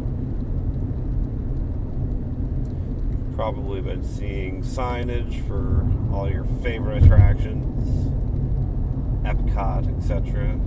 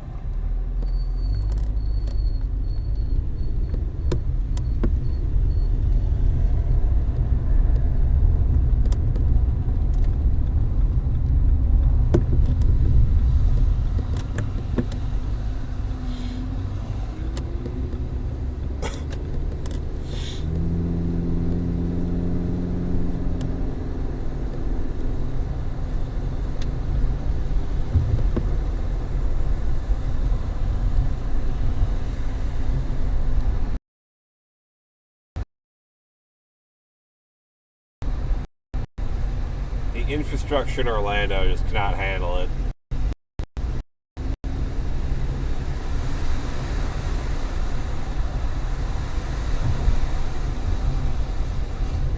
Too much traffic and too little public transportation to kind of get people around. It's pretty brutal.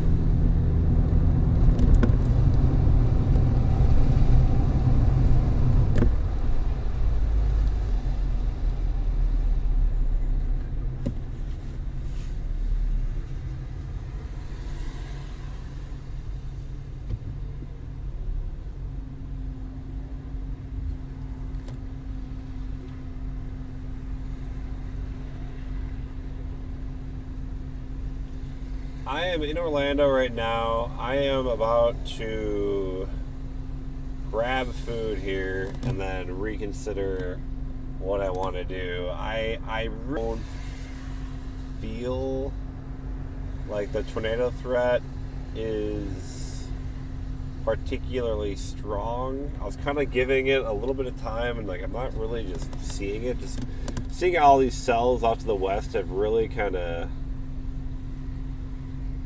lost steam.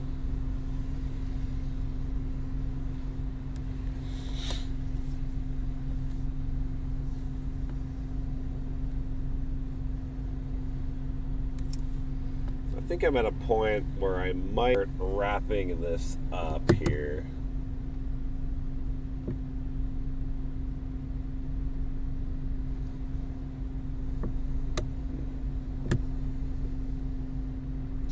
Yeah, you know, these storms were driven really just by that extra instability that came in today.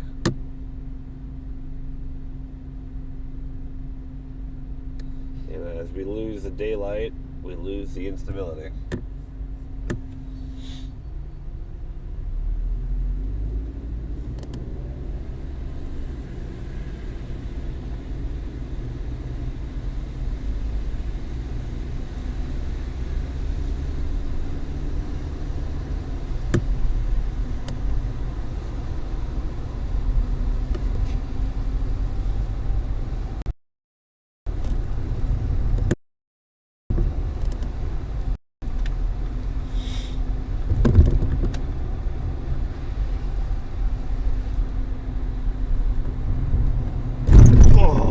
God, almost missed that one. All right.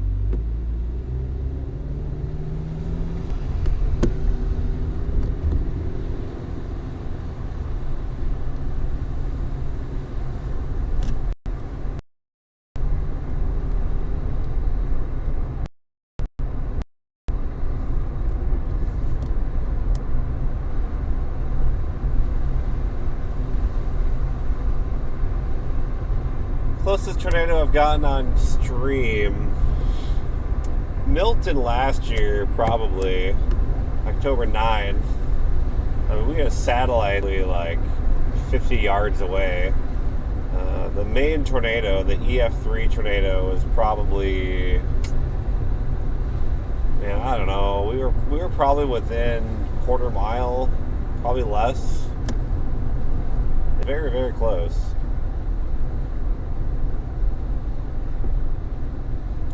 Yeah, that's the nice thing about being a low latitude is you get long days.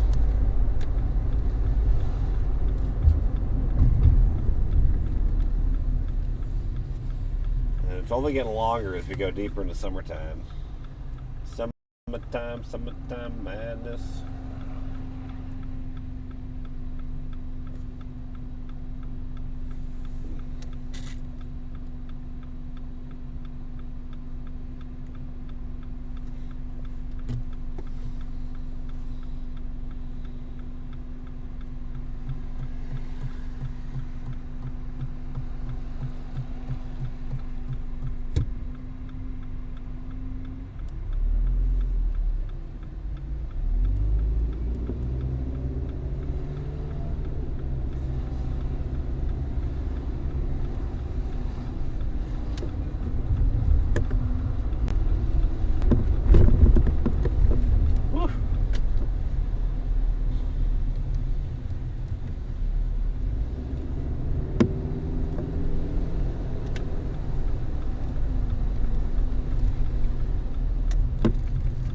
off any last second questions you guys have, because I'm about to wrap up the stream, I think, in this parking lot. If it warrants, I might do another one later, but probably not. I think today is probably done.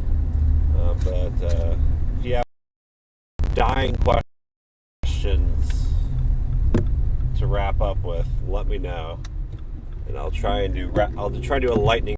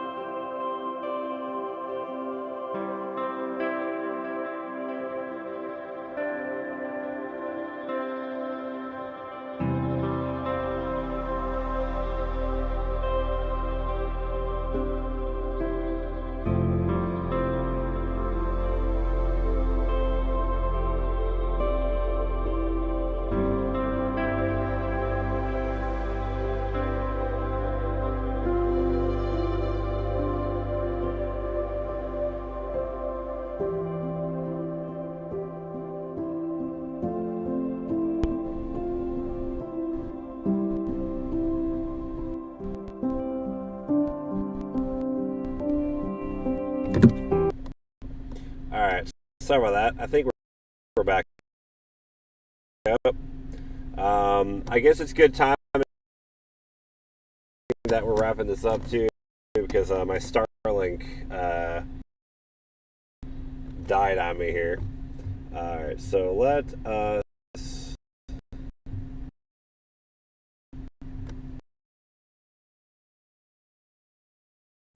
let's do some rapid fire questions, shall we?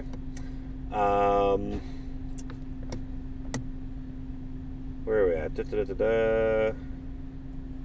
If you had infinite funds for weather research and safety, what would you do with it? It said Abraham.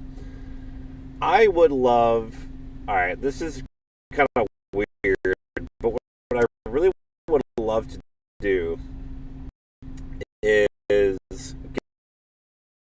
get a wind profiler on a trailer. Alright, hang on. We lost internet. Stand by. I think we're back. We're back. All right. What I would love to do would be get a mobile wind profiler on a trailer that's relatively mobile. Get it really close to supercells, tornadoes, things like that, and get that in addition to having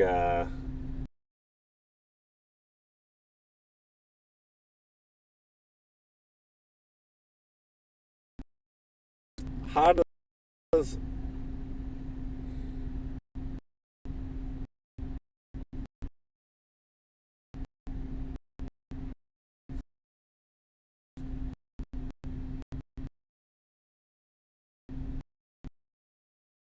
there we go. Gosh, this, I don't know why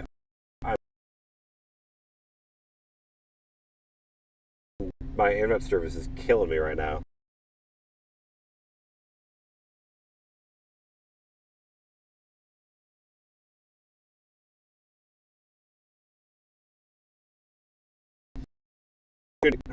Oh my gosh.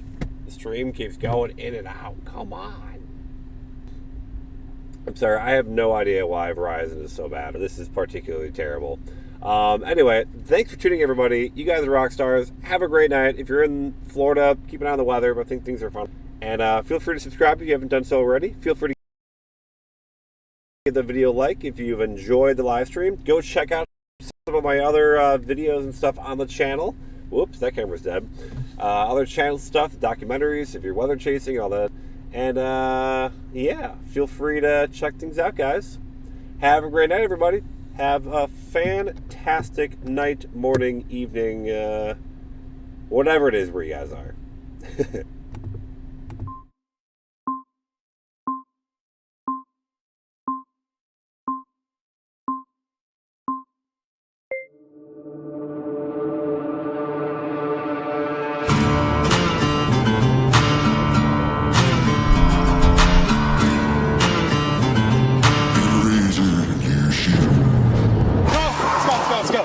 Go. Whoa! Big tornado! Confirmed tornado. Right here, the Malcolm area.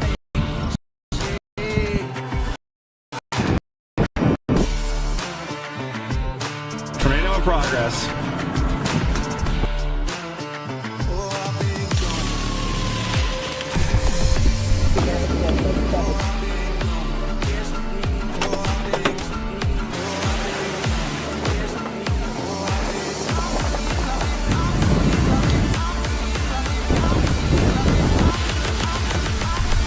On the ground, still. We did it! 30 seconds! That's all I wanted!